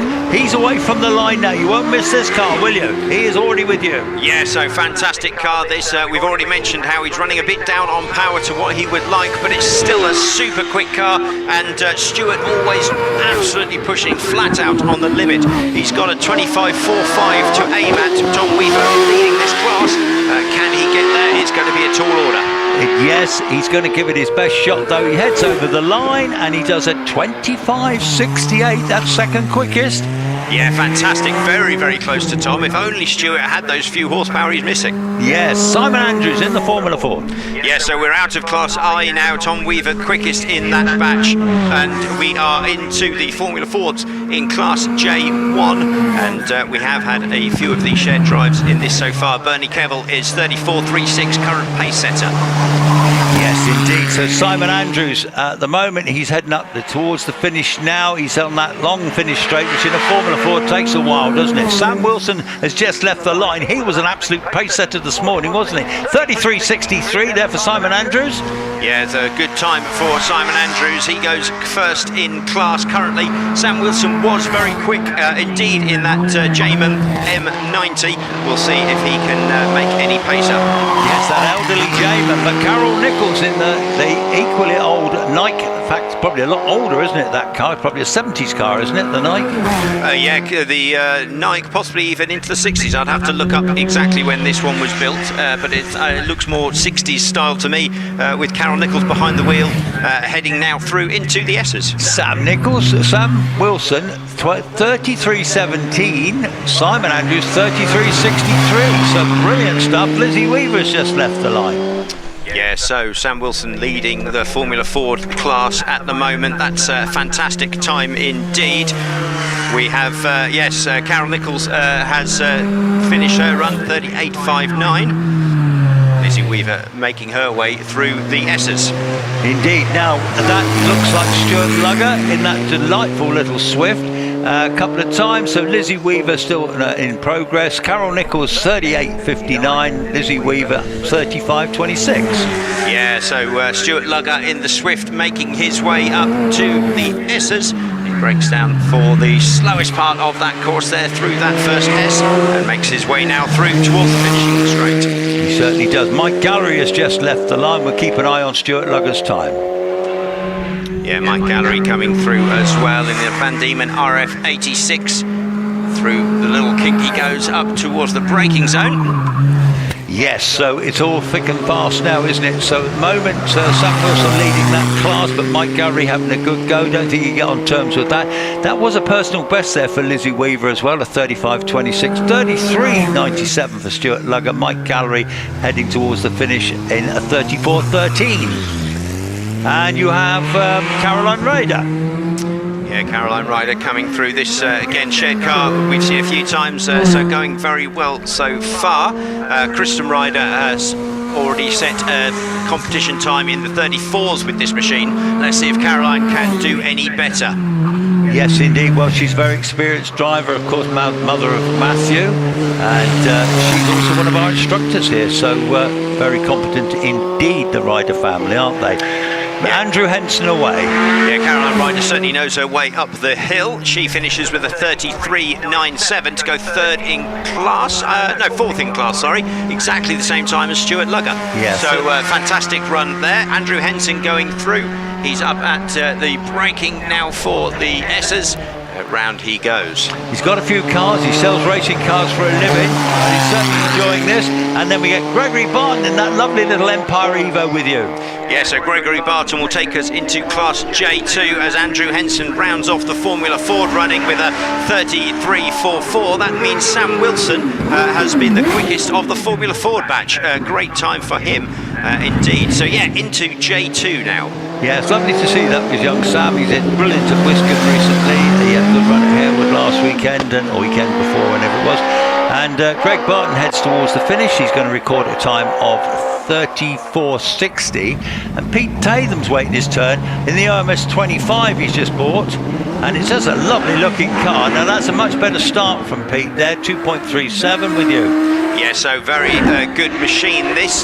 Class J2 racing cars, 1100 to 1600. Alan Warburton currently quickest in this class, 25.27. So that's where Pete Tatham is aiming in the 25-second mark. Well, yes, he's certainly capable of it. He's 10 times world downhill boarding champion, and I think he told me he's been never less than second place in the World Championship in the last 20 years. So that's an amazing 29.02 for Pete Tatham. John Stockley with you. Yeah, so John Stockley coming through next in the fourth PC, and with its exposed engine out the back, running pretty well into the first of the S's. Takes that left-hander, then pushes his way on up the short section to the right-hander. Yes, he did. So John Stockley, he's going to have to go some now, because Robert Capper's hard on his heels now. He'll be looking for a 25, Robert. 27.19 for John. Yeah, Robert Capper, very, very quick driver. He was doing well in practice this morning. We'll see whether he's able to push it a little bit harder and get towards those mid-20s. Showing purple sector, so it means he's absolutely on the pace, doesn't it? So, but yeah, at the moment, nearly at the finish, going to record a time of 26.10. That might not be good enough, though. Well, second place currently in J2, but we do have some quick runners to come. Yes, I was just thinking about the runoff. So yes, yeah. Now Jason Tunnicliffe, he's a contender. Oh, not anymore. He's not. He hasn't gone over the line with his rear wheel, so he's just stalled it. And this little 1-litre Kawasaki turbo engine, little Empire. It's a very neat little car. He owns a garage business in Webmore in Somerset, and so he knows how to spanner this car and get it going well. And he can also really drive it, can't he?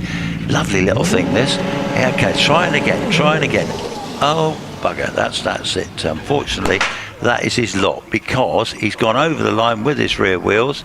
That is going to be a failed run, which is very disappointing. Yeah, that is a shame. I hope they're able to move him out of the way. Yes, he's going into the side. Yeah, I wonder if that's a problem, or whether he's just misjudged the bike points and the starting. Complicated little things. These little turbo engines with. He's probably got the assisted start, hasn't he? Really. I don't know. It's unfortunate, but that means he won't be in the first runoff. No, but we'll send our roving reporter that direction. Yes. And he can probably find out what the matter was, whether it was car or driver. Roving reporter here. Sorry, I just went to the paddock to collect my son, who's just arrived.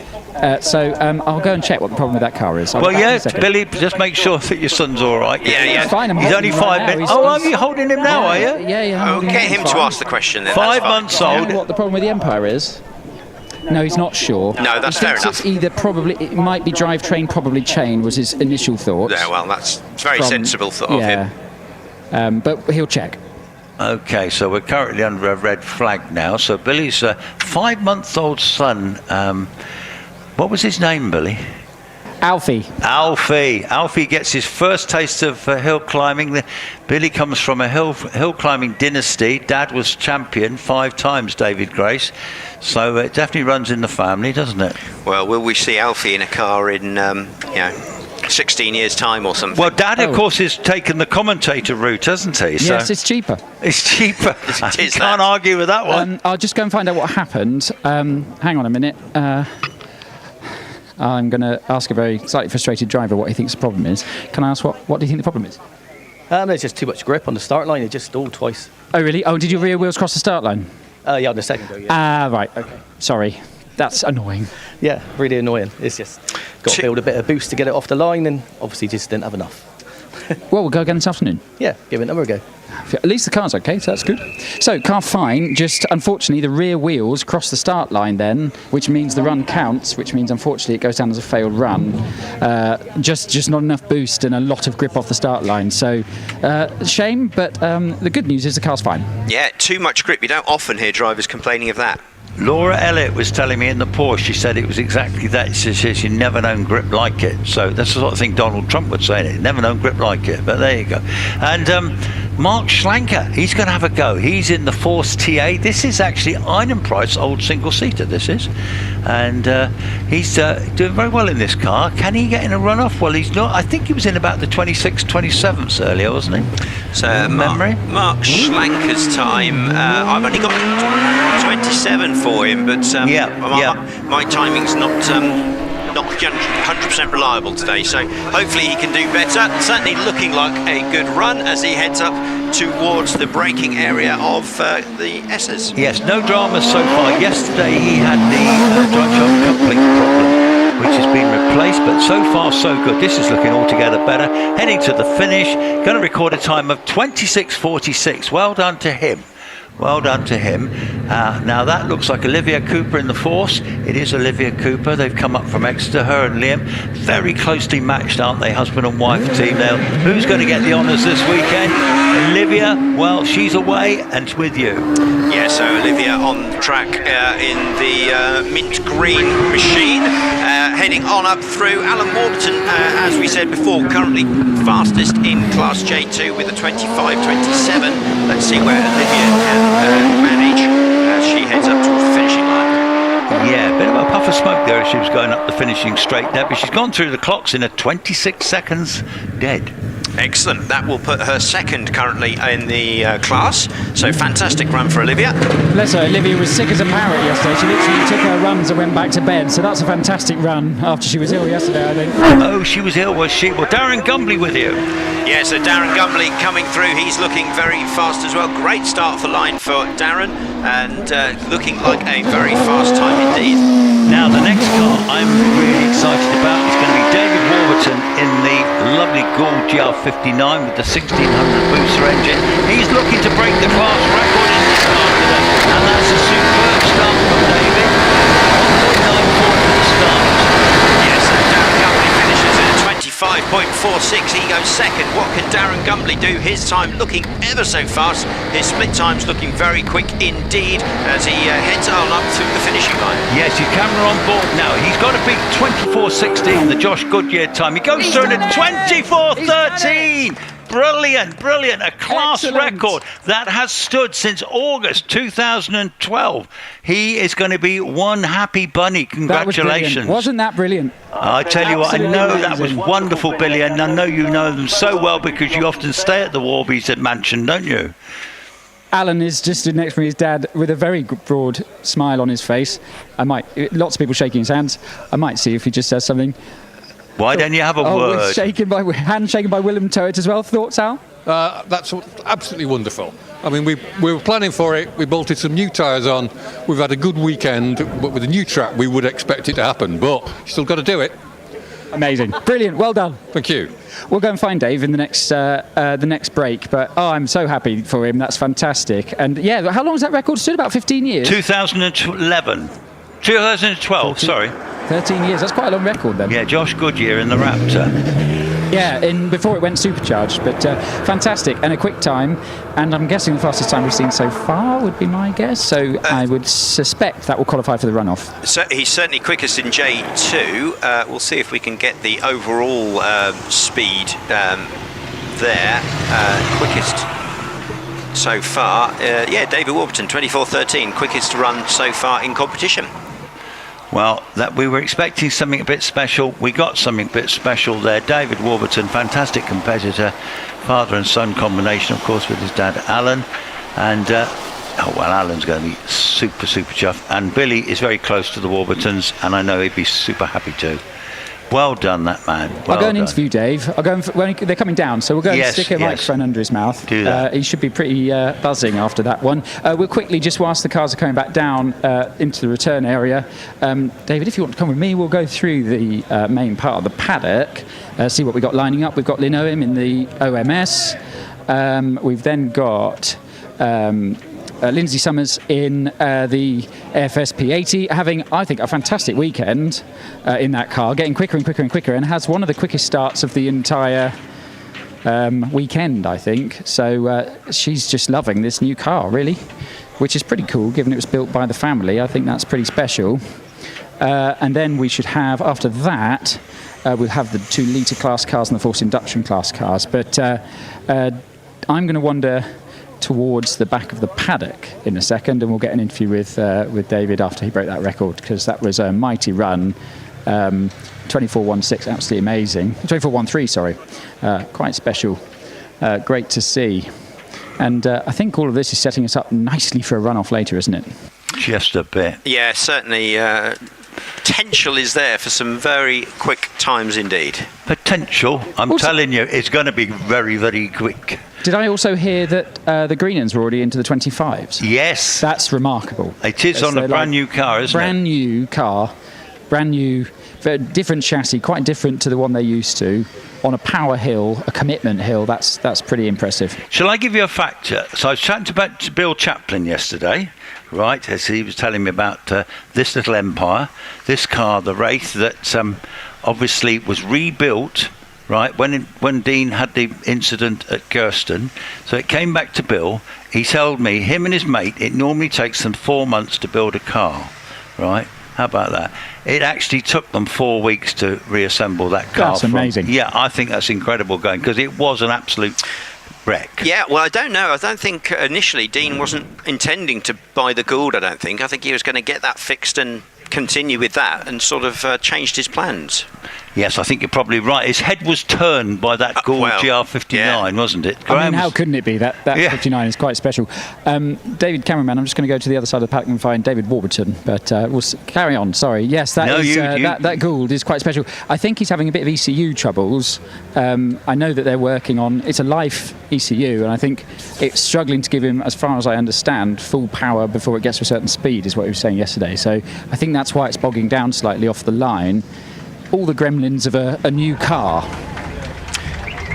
Fantastic. Getting a round of applause now for David Warburton as he comes down the track. Well deserved. Yeah, fantastic. Well, yes, indeed. So, yes, it's lovely to see class records. It's lovely to see class records in these single-seaters, because some of them have stood for a while, haven't they? But that particular one has been a real toughie to break. But David has just... Here he comes now, back into triangle now. Billy, he's going to be with you pretty shortly, matey. And then you can have a chat with your very good friend, can't you? Excellent. You must have known David all his life. I have, yeah. Yeah, I thought so. Can you still hear me on the microphone? I'm quite a long way away. Yeah. No, we can still hear you. Oh, good. Okay. Yeah, we're going to listen to your dulcet tones any moment now. We've also got the Hamer car just coming back past me. That is going really well, that OMS with the BMW engine in it. Then we've got, I love this car, the little beautiful DJ, which is very pretty indeed, going very quickly. Is that a class leader at the moment? Who's leading the class? In 1100s. Oh, in the 1100s. I think it's Tom. Is it? Oh, no, course, or is it the Hamers? It's close. It's close, isn't it? I can't remember off the top of my head. Alex, I don't know if you know. I was just saying a moment there. What was the question? The question was, who's leading the 1100 class at the moment? The J2, 1100 to 16? Yes. That's... Or the under 1100? No, the up to 1100s. So, yeah, 600 to 1100, Tom Weaver. Tom Weaver. Oh, it's Tom. Okay. I'll just see, I know we're about to go back running. I'll just see if I can see Dave, but it's a very long queue of cars, so I can always jump in when we have a gap. Also, just coming back in, I'm sure you were talking about it earlier, the brand new OMS 25, the blue car, is actually Pete Tatham's car, a brand new build. It was he always loved the 25 when he had one, and he spotted this one, I think, on the shelf of OMS and said, would you build it for me? And he did. So it's a brand new car. Fabulous. Well, Lynn Owen, actually, the wife of Steve Owen, who builds these lovely OMSs, is on the hill. Yeah, that's right. So first of our Class L runners for competition times, Lynn Owen will be setting the pace in that class for now, as it's a shared drive. We have a handful of these shared drives to get through, and Lynn already on her way up towards the finish. Yes, she is. Now we've got Lindsay Summers waiting her turn in the AFS P8T, the Summers new build. And it does already look a magnificent car. This is Lindsay's first drive in the car this weekend, and she's doing very well indeed. So we have a time there for Lynn Owen of 28.24. Just quickly, I've got Dave Warburton here, the record breaker in the 600 class. Dave, how does that feel? It feels amazing. We've been chasing this one for 8 years. We've got a lot of respect for Josh Goodyear and Graham White with the GWR cars, and to get his records are always special. And this one just feels a little bit more special. So, yeah, a great day. Well done, Dave. Well done, Dave. So that was current record holder in the 1600 class, Dave Warburton. Brilliant. Well done, Dave Warburton. Fantastic. So we have Nicola Mingers in the fabulous Gould GR55, real history car this one. Lindsay Summers has just gone up in a 26.81, Lynn Owen at 28.23, and the Ladies Hill record holder, Nicola Mingers, is on the line now in this GR55. That Martin Groves won the championship 3 times, but she is away and already nearly with you. Yeah, so already going very well. Nicola Mingers now through crossing.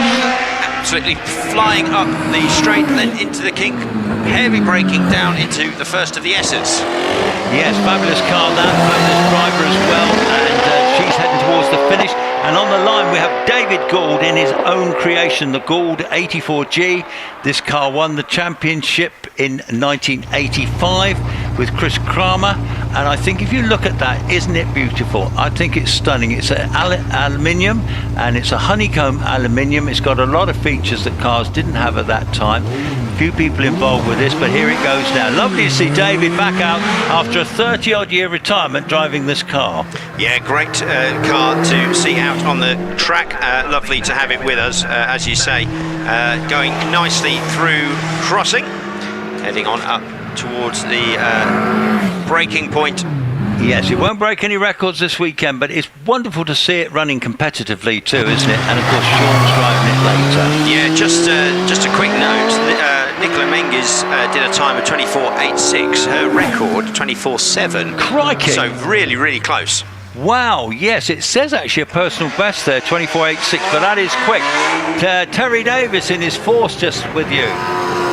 Yeah, so Terry Davies coming on up now as well. Through crossing he goes.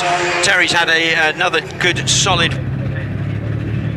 Tricia already having set a time, I believe, in this car. So great to see them out on course. Tis, of course, we're in Class K1 if people are following along. Yes, indeed. So Terry's just gone through the clocks at 27.79, 117 across the finish line there. But now we have the lovely, lovely Pilbeam MP88 with Gavin McLaren in the Rover-powered V6. And doesn't it sound brilliant? Yeah, I do like this machine a lot. Looks fantastic as comes on through crossing, powers its way, sitting very high up in the car compared to more modern single-seaters, it seems, in this machine. Yeah, slightly old school. I'm trying to work out what year of manufacture this car is. Certainly, I'm going to guess 2014, 2015. Somebody will tell us, I'm sure. I'm hoping so. I'm hoping so. We've got Tom Morgan in the lovely Delaras leaving the line now. This is stunning, isn't it, this car? We all love this, and young Tom's getting quicker and quicker in this. Yeah, lots of pace there through Kennel, up to crossing. This looks like a very fast run indeed. Carrying momentum all the way up the straight, hard on the brakes then for the first left-hander, the S's, and short straight up to the right.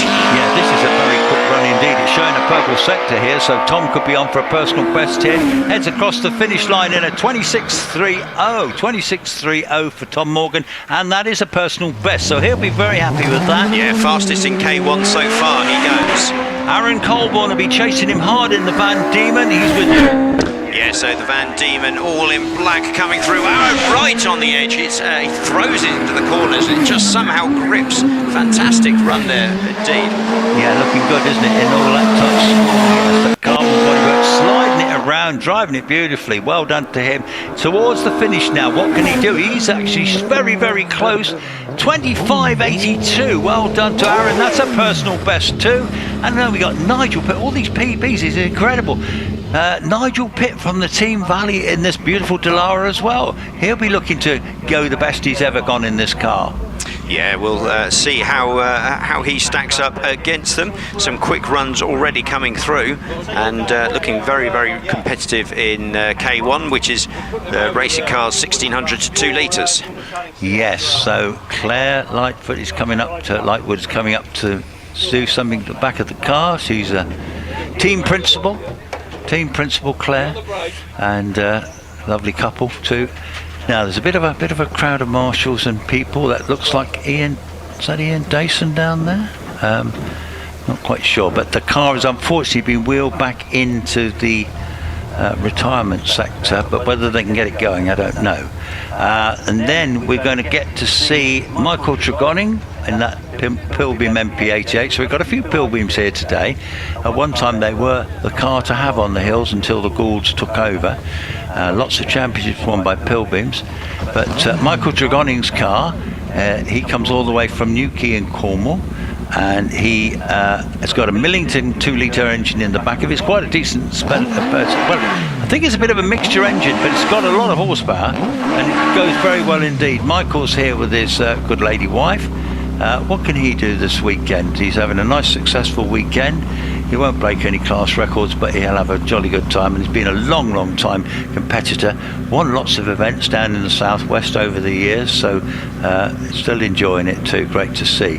And then he'll be followed by Andy Bugard, again in a little 1600cc force. So Michael's away in this spectacular looking Pilbin with you. Yeah, so Michael coming through Kennel up towards the little right-hander that leads into crossing the main left. He then puts on the power all the way on up through the kink and up towards the braking area for the S approach. Into lower S he goes, and then up towards top S. Yeah, it's going very nicely indeed. Lovely to see Michael still hill climbing. Andy Bugard come all the way from the Channel Islands. He's flying and he's with you. Yeah, this looks like a pretty quick run indeed. Andy going through crossing, carrying plenty of pace through there, up through the left-hand kink, slows it right down for the S's. So we've got Andy Bugard making his way on up towards the finishing line. Right, Alex, I'm back with you. I just had an announcement from Jonathan Varley leaves the line, by the way, in the Predator, and that's looking very rapid indeed. Yeah, Jonathan Varley, pace setter in Class K1 in practice. Let's see whether he can do the same in competition times. He looks very quick indeed. Andy Bugard finishing at 25.88. What can Jonathan Varley do? Well, Jonathan's going to give it a right go, isn't he? So he's heading towards the finish. He's just done a 24.59. Now, not a serious announcement, but because it's very hot out there and in the courtyard there's no umbrellas up because of this big screen. So it's very important to keep drinking, folks, because it's easier to keel over in this weather, and we don't want that, do we? So, but on the line and going is the Greeners, Andy Greener. They were in the 25s in this car earlier. Can they do it again? Yeah, so Jonathan Varley, 24.59 for Class K1. Very close to the class record there. Let's see what this Empire Wraith can achieve as we move on to Andy Greener. Yes, indeed, as you say, super close there, but Andy's showing a purple sector now. At the moment, the foot is down to the finish. 26.56, 26.56 there for Andy Greener. Now, this is getting all hotting up stuff. We're in batch 6 here. We're in the sort of second quickest cars. The big boys, the V8s are soon to follow. And this time it's Andrew Salt from Exeter in the OMS 28. Had a slightly troubled weekend. Yeah, so we're into Class K2 with Andrew here, and he's heading on up towards popping and banging an awful lot in that machine as he goes into the S's. Yes, it's not exactly use it this weekend, but he's certainly trying his best. Now we have John Chalmers coming to the line in the Rolt. So Andrew Short clocks at 27.36, 125 across the line. Now the big Rolt, this is a 1400cc turbocharged Suzuki engine in it. It's quite a unique car. I think there was only one of these ever built, actually. I think Chris Druitt told me, and I think they then either sold out to Delara. But either way, here comes the lovely Rolt in the silver colour. John Chalmers, very experienced, 187 off the 2064 feet. Yeah, so John Chalmers coming on up through crossing, powering his way then up into the braking area for the S's. Takes that nicely and runs up now towards the second. Looks like a solid time. Yes, it does. We've got Will Luffridge waiting his turn in the Empire Wraith. Apparently William Toett is here, actually. He was with the Warburton clan earlier, wasn't he? So John Chalmers at 25.71. Will Luffridge comes from Northern Ireland, but he's moved over here now, and he often shares this car with Zach Zammit. It is the Works Empire Wraith. Yeah, so John Chalmers' time 25.71. That puts him second in Class K2 for the moment. William Luffridge coming through next and disappears up around the S's. Looks a good run actually from Will. Can he get that car into the run-off? That'd be some achievement. I think looking like a 24 is going to be needed, isn't it, really? 25.31, good run. And then he'll be followed by Paul Hames, who is absolutely ballistic in this Gould GR59. Now what's going to be interesting is can the next two runners get into the 23s maybe? 23s, gosh. Well, is Alex's car fixed sufficiently for him to do it? But Paul Hames is away. Very very experienced competitor. 184 for the first 64 feet with you. Yeah, so already on his way into crossing. You can just see how much speed this car is carrying, and it looks so planted, so in control. This is going to be a quick run. Yeah, showing purple sectors, which means he's right up on the pace. So he's looking to do 23s. Goodness me, that would be something, wouldn't it? He's done it. 23.80, fantastic 23.80. stuff. 23.80. Alex Cole, this young driver from Plymouth. Now he is going to be on a mission too. 199 for the first 64 feet. Yeah, so another very quick run. Can he beat 23.80? It's going to be a very, very tough order, but it's definitely on the cards. Well, I'll tell you what, Alex Cole, he looks really fixed right now. And he's going to come to the finish now. He's going to record a time of 24.34. That's, yeah, he's still a jolly good time for that car, to be fair. It's a brilliant time. I just thought today, I thought there would be a 23 in Paul, especially if he got everything right. You were spot on, Billy. You were spot on. It was a personal best for Paul. He was 140 across the line. Alex Coles was 133 across the line. That's amazing. Unbelievable. So there's one batch to go. Yep. And should we just remind the ladies and gentlemen who may have not been here in practice this morning that not one, not two, but three of the drivers were in the mid-22s this morning. So in practice, the fastest time, which was Will this morning, Will Hall, was a 22.50. So that's less than 3/10 off the record. Just saying, not saying it's going to happen, just pointing out the facts. No pressure. Exactly. So we'll have a few cars coming back into the return paddock in a minute. We'll have the FSP40, the GR55 that Davey Wren will jump aboard. We'll have the OMS of the Owens and a few others. And then if you come around here, I think David's going to follow me with his camera. I might just go over the rope and be a bit cheeky given there's nobody coming. Are you all right over that? You are. Perfect. Good. So we will have all the unlimited class cars lining up here, but none yet, which I suspect is because it's very hot. So they're trying to keep the cars in the shade, not run out too early. Oh, I didn't realise that's a shame. That mind you back, by the way, David. The Delara had a diff issue, I believe. It sounds like no diff, which is a real shame. And I would presume might be the last of that we see of that car today, which is a shame because we've all said, haven't we, that's a bit of a favourite of ours with it because it's a beautiful car. It is indeed, yeah. Fantastic amount of work's gone into that machine, which I think you've got to appreciate, haven't you, really? Now, just a quickie, Billy. So, are you going to stay down there while this next little batch and then come back for the runoffs? Yes, I'll come back for the runoffs. Cool, so I'll stay down here for this and the historics. Yes. And then I'll come and do a switch. Yes. With no drivers in cars yet. We've got everyone getting suited and booted in the unlimited class cars. Who will be going in the next batch. We will have, I think, one historic as well in this batch as well. I think, is it the Tiger that runs first, if memory serves? Yeah, we've got the Tiger and the Alpine that will have to run through first. Okay, and then we'll get into the unlimited class cars. All calm down here at the minute as drivers prepare and climb aboard. David with the cameras just seeing, as you can see, that's, yes, we've got everyone climbing aboard. We've got Jack Cottrell in his car. There in the Delara. Harry Pick has climbed aboard the OMS. These two going quicker and quicker this year. So let's see how they get on in practice. Again, it is going to be a low 24, I think, to qualify for the runoff. Given the pace of maybe a mid 24, but given the pace of Dave Warburton and Alex Coles and Paul Hames, to name a few. These guys are going to have to do a good 24, I think, to beat them, which is going to be fun to see. Yeah, did you spot Jonathan Varley's time, Billy, was knocking on the K1 class record as well? Say again, sorry. The Jonathan Varley's time, 24.59. That's his record from last. Yeah. Was very close to his current record in K1, so really quick. Yeah.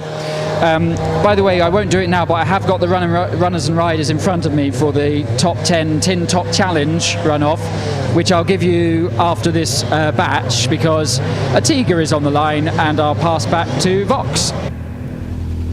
So we have Joe Mackerel in the little Tiger. Now, I was told last night, I had a private message saying that Howden Ganley says it's not Tiger, it's Tiger. But there you go, that's what Howden Ganley, who built the car, said. But this little Peugeot engine single-seater with you. Yes, I think there's been debate on its pronunciation before, so we'll change to Tiger then for the rest of the day.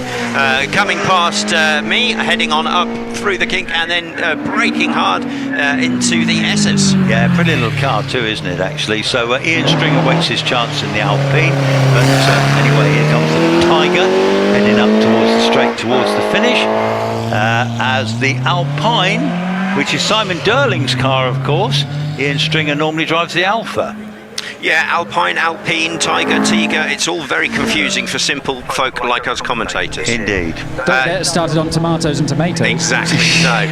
So yeah, the Alpine coming through, sounding very raspy, that car, and heading on up into the braking zone for the S's. Stunning car, actually. 32.23 there for Joseph Mackerel. That's the little Alpine I'm going to go with. And heading up into sort of, going to be in the sort of late 30s, I think, something like that. Just a slight pause, just whilst I think the next car you're going to see is it Steve Owen that's due next? He's just getting suited and booted after Lynn brought the car back down the hill. Ed Burgess, I believe, starts us off. Okay, I can see if I can see that car. It's not coming out to play. Oh, yes, it is. It's being pushed up the paddock now. So Ed Burgess working his way up the paddock in the Gould. This is the GR55 with the 2.5 litre V6, which you can just probably hear just firing up in the background. In the fully, that was the Judd that fired up. So no, just waiting for Ed Burgess to fire up the car. It's a lovely car, this, isn't it? Matte black, really, really immaculate. Sounds great. He's going quicker and quicker in it. And then behind that, we've got Dean Ty and Team Australia with the Team Bug helping him out as well. So Wayne Penrose giving him a shove, which is great to see. So I've got a V6 fired up of Ed Burgess, who is just bringing the car to the pre-start area now. So coming to you now, Chris. Indeed we have. So it's all getting exciting stuff. So Ed Burgess, he's one of the big names at Prescott Hill Climb. This is his big single-seater. He's also owns a couple of Bugattis, and he's got the hill record for a Bugatti at Prescott. But anyway, this is a whole different kettle of fish. This is ex-James Baxter Gould GR55, quite a famous car. Big 2.5 litre V6 engine in the back of it, and it sounds absolutely bang on the money today. Yeah, so this is class out. Oh, very close to the barriers. There goes Ed Burgess, really pushing it hard. Current quickest time in this class, Nicola Menzies 24.86. We'll see whether Ed can get into those 24 seconds. I think this is the best I've seen him drive this car. He's absolutely on a mission, actually. What can he do? Through the finish now in a 26.17, and surely that's a personal best. Dean Ty just about to leave the line. Let's see if he can get off the line. Dumps the clutch. Big burst of throttle, he's off. He knows the way. Dean Ty with you. Yeah, so Dean Ty in this car. He's only done a few runs here and a few runs elsewhere. Still very new to him, but going very well indeed. Ed Burgess did a 26.17. Not sure if we announced that. Currently second in class. Let's see, can Dean Ty get down to those sorts of times on his run? Well, he's certainly learning the car now. He's going to give it everything he's got. He's through to finish at 25.72. Might not qualify for the runoff, but great run. As Sandra Tomlin in the lovely Pilgrim is with you. Yeah, Dean Ty getting closer and closer in that Gould. We'll see him in runoffs before long, I'm sure. Sandra Tomlin now powering her way on up into the braking zone for the S's. Takes that very well, then goes round then into the right-hander and up towards the finishing line. Yes, it's a glorious car, is it? 4 litres of Judd power there. Sandra Tomlin been around forever, hasn't she? Through the finish at 27.33, fair play. Ed Burgess was a PB, by the way, 26.17. He'll be chuffed about that. As Steve Owen, I think yesterday was in about the 26s from memory, Alex, wasn't he? 25, 26? Let's see if I can find out quickly. Steve Owen did times 25.58 was his best yesterday, but he got a couple in the 25s. He could certainly do mid-25 run now. Let's see whether he can climb that end of the grid. Up he goes towards the finishing line. Yes, best I've seen him come here for a while, actually, to be fair. 25.42, good time for Steve Owen there. And then we're going to see Simon Jenks in the new Force TAKF. Again, it's got a 2.5 litre Cosworth V6 in the back of it. It's an all-carbon body. He's had the car now about 1.5 years, 2 years, and he's definitely getting better and better in the car. He isn't quite there where he wants to be at the moment. He used to race a Caterham before this, so this is probably quite a big step up in fairness. Yeah, and he's got a target to go for. Nicola Menzies still quickest at the moment with 24.86, so a real ask, but certainly everyone will be aiming for that, I'm sure. Good run so far through crossing, up through the little kick and braking hard into the S's. Yeah, it'd be lovely to see Nicola in that runoff too, because she hasn't qualified this year for runoffs, so it's good to see. So Simon Jenks is heading to the finish. Harry Pick waits his task. He's in the OMS 28. He's away now. Simon Jenks 25.82. That's got to be a personal best for him. Yeah, great run for Simon indeed. Lots of these guys going very, very quick. Simon Jenks going very well indeed. And Harry Pick now on his way on through. Personal best galore, but just about everyone in this class. Harry Pick, he's going better and better this year.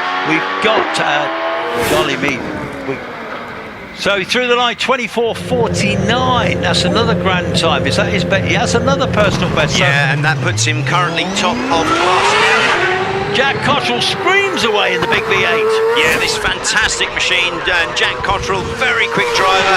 He's very capable of getting into the runoff, so I expect this to be a very quick run. A bit wobbly there. Can he get into the 23s? He's been knocking on the door. Let's see. He's got a very good chance, Billy, hasn't he? So, he's very wide out top S there, but he still hangs it down, hangs it out, gets it going. 23.78. Fantastic run there for Jack Cottrell, 23.78. Yet another personal best. My old mate Steve Wilkinson loves a PB, and they're getting them galore today, Steve. I'm sure you're watching. Next car on the line. Here is Alex Summers. Went into the 23s yesterday. Can he do it today? Alex Summers, what a talent he is in this fabulous car they've built themselves. With you, Alex. The computer says a start of 1.77, Billy. That's incredible. What? That is incredible. Well, anyway, through the S's now, Alex Summers. Can he get the 23s, 24s in this brand new car? That would be something amazing. Yes, he's going to have a chance. 23.68. That is well into the 23s. Whoa, this is serious stuff, isn't it? That start off the line, that is unbelievable. This is seriously good, isn't it? Now we've got David Duren now in the Gould GR55. Now this is a real history car. David has won runoffs at Shelsley in this car. He's trying to qualify for that runoff, so he's going to have to really put the pedal down. Yeah, David has been doing 23s all weekend. Let's see whether he's able to get down there or even quicker on this run. Looks very quick so far. He's shot purple sectors, 133 into bottom S there. Going through the S's now. He's heading towards the finish. Come on, David. What can you do for us now? He's just going to turn to 23.21. My goodness me, this is crazy stuff, isn't it? It is fantastically quick. Here comes the master, Trevor Willis, in the OMS, 3 times the champion. Here he is with you.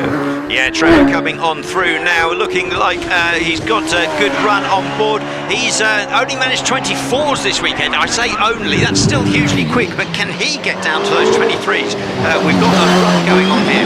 It's unbelievable stuff, isn't it? But first he's trying to qualify for the runoff, so I think 24s will probably do it. He's headed to the finish, 23.75, that'll get in. Fantastic. Oh, this is mega, isn't it? Yeah, Trevor Willis doing a fantastic run there as well. We're getting into some really quick drivers now, aren't we? We've got the best. We've got Sean Gould in the 84 Gould. My goodness me, I don't think he'll get in the run-up, but he'll give us a lovely display. Yeah, this car slightly outclassed these days, but such a fantastic history machine. It's great to have it with us. And still going really well, actually, Sean. Not taking it easy in this car. Now, who we got next for you? Short hit up the hill. Will Hall. Will Hall coming to the line now to try and qualify A to get in the front of. Just quickly, Chris, might be worth reminding people what the number is that we're looking at. Right, so the Hill record, 22.33. That's what we've got to keep our eyes on. 22.33 in practice, just bear that in mind.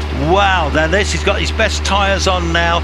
He's totally zoned in on the job. Will Hall, this affable Midlander that's been doing brilliant in the championship this year, in first place at the moment, and a scorching start, 1.80 for the first 64. Yeah, looks very, very tidy through those first few corners, carries loads of speed on up to the S's, brakes hard, takes that left-hander into the S's. Can he get into that record-breaking time? Well, he's certainly looking good at the moment, but he's in purple sectors. Can he do it? Heads to the finish.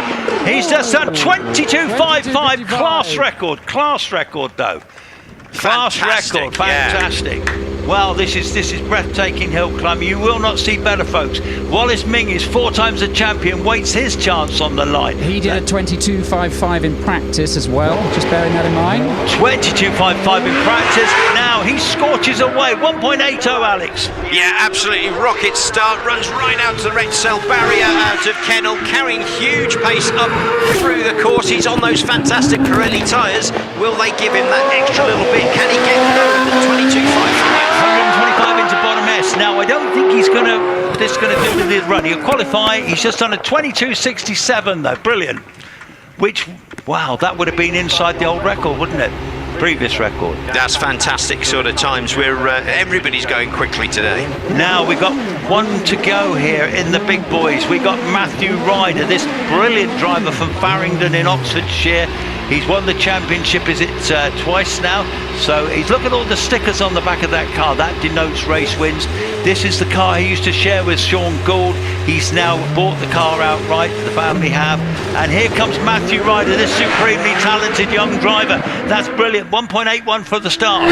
Yeah, it's looking very, very in control as he goes around crossing, absolutely carrying huge speed through there, breaks down into S approach, absolutely flying 120 miles an hour into S.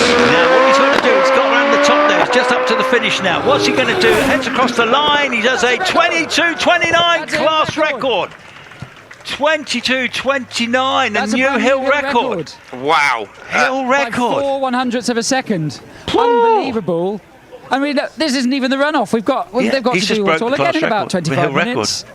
That is mind-blowing, Billy. We said things could happen today. It's certainly happening, isn't it? My goodness Caroline me. Ryder just walked past me, Matt's mum, with her jaw on the floor. She can't believe it, getting hugs and congratulations from Tim Wilson, championship organiser. That is remarkable, absolutely remarkable. That's qualifying. They will most likely go quicker in about 25 minutes' time. Quicker, he says? My goodness me, we thought it was going to be a special weekend, didn't we? I'm just looking at people wheeling out brand new tyres. So that may not have been all 3 of those runs. Was that new tyres? No, not that. Was Matt Ryder was on old tyres. Old tyres. They're coming on next. So oh my word! They're going to take off those old iron tyres and put on some brand new fresh ones.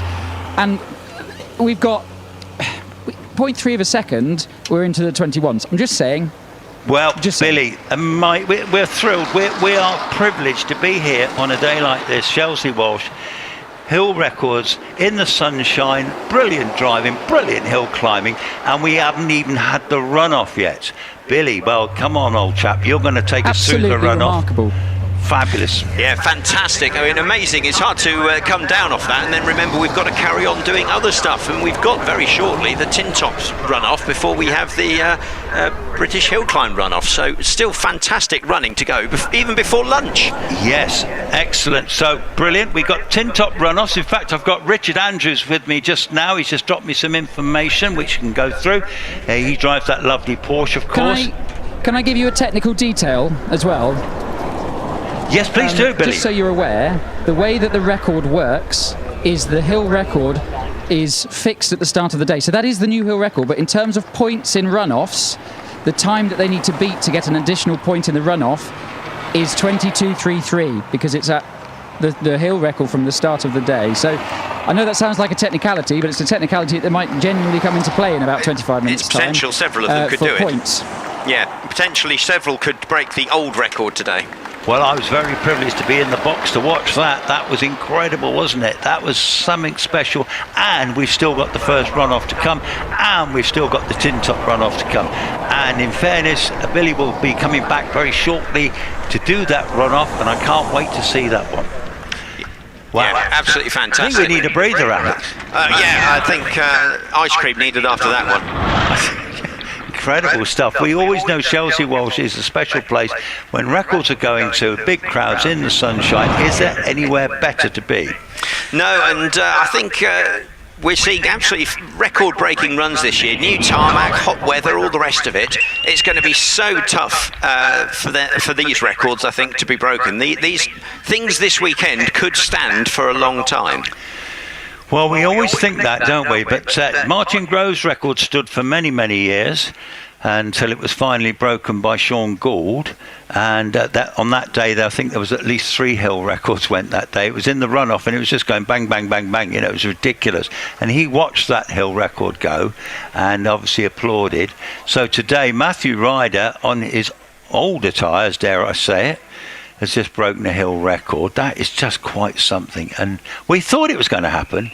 We did. Now, they've got red flags. Yeah, the batch is coming down. We'd still actually have one more batch to run, only a small one, but handful of the classics to run.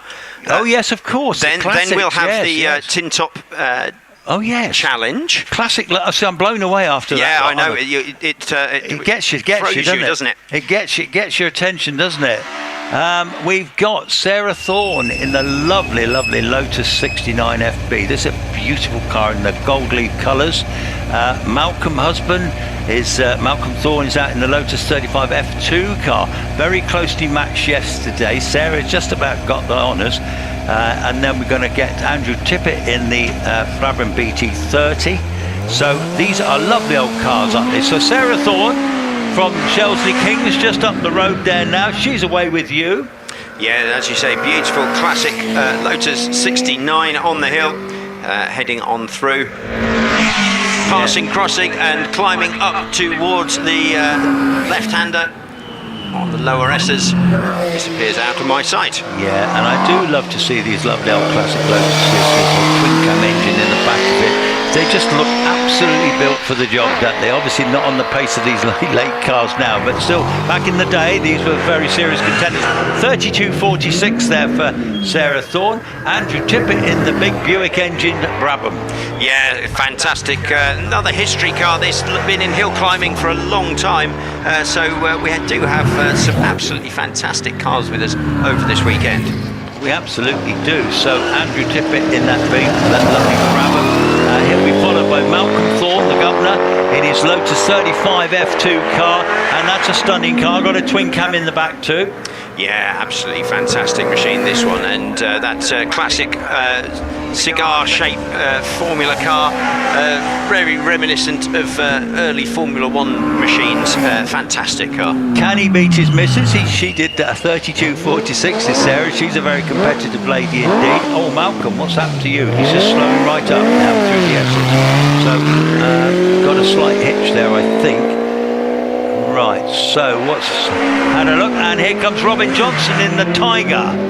Yeah, so Robin Johnson sharing this car in Class N with Joseph Mackerel, the two of them driving this Tiger and pushing on up.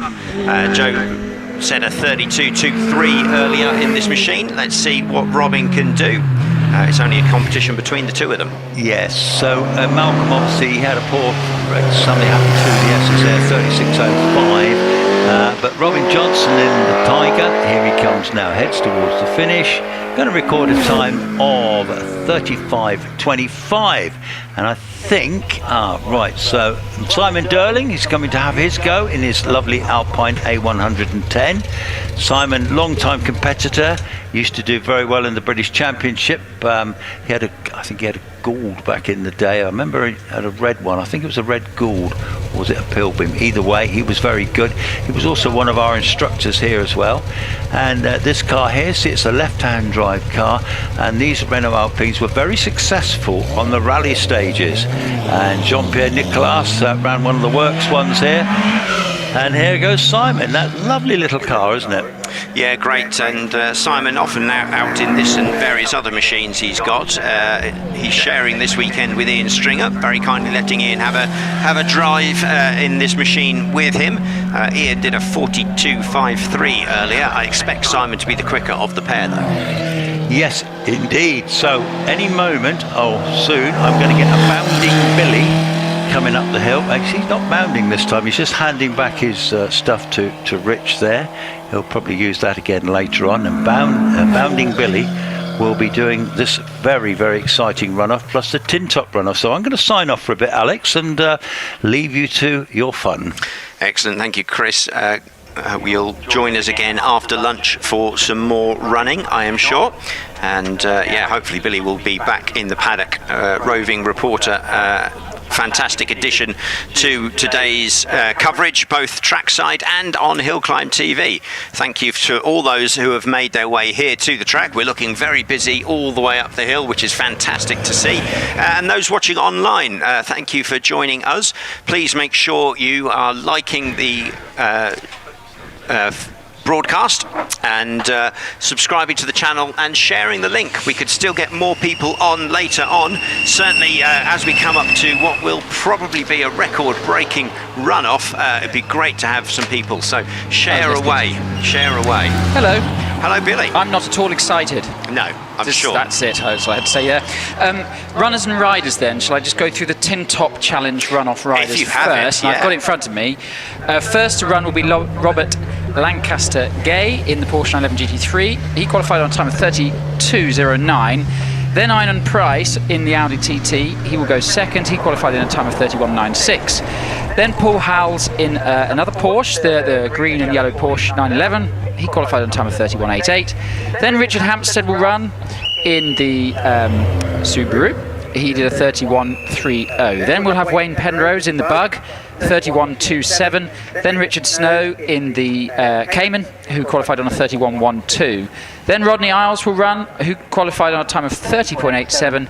Then Stephen Moore, who qualified on a 30.41 in the Evo. Then Stephen Darley, who qualified on a 28.76 in Red Baron. And then finally Roger Moran, who qualified in that incredible Fiesta in a time of 28.51. So firstly, those two are tenths of a second apart. So the battle for the win between Stephen Darley and Roger Moran is going to be really, really close. If you then look at everyone behind him, it's tenths of seconds here and there between basically third and 10th. So that's going to be really, really exciting. Yeah, certainly can't predict, either winner or any of the positions very accurately, can you? No. And I tell you what, I don't know how Matt Ryder's going to come down off breaking the record and then having to go and do it again. They're so cool and calm and collected, those drivers. Quite often you say, oh, well done, new class record, new whatever, and they're, oh yeah, that's fine. They don't seem to...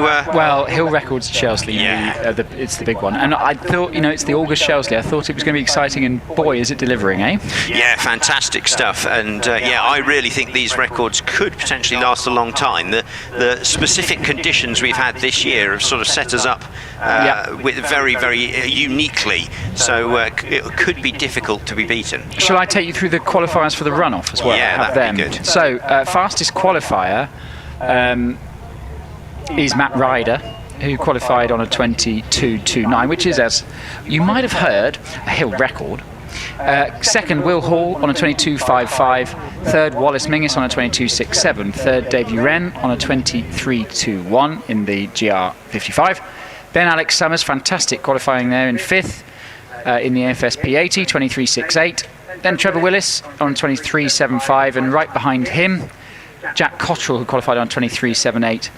Paul Hames qualified on 23.80. David Warburton qualified on that's the 1600cc class record holding David Warburton, qualified on a time of 24.13. 10th qualifier was Alex Coles on a 24.34.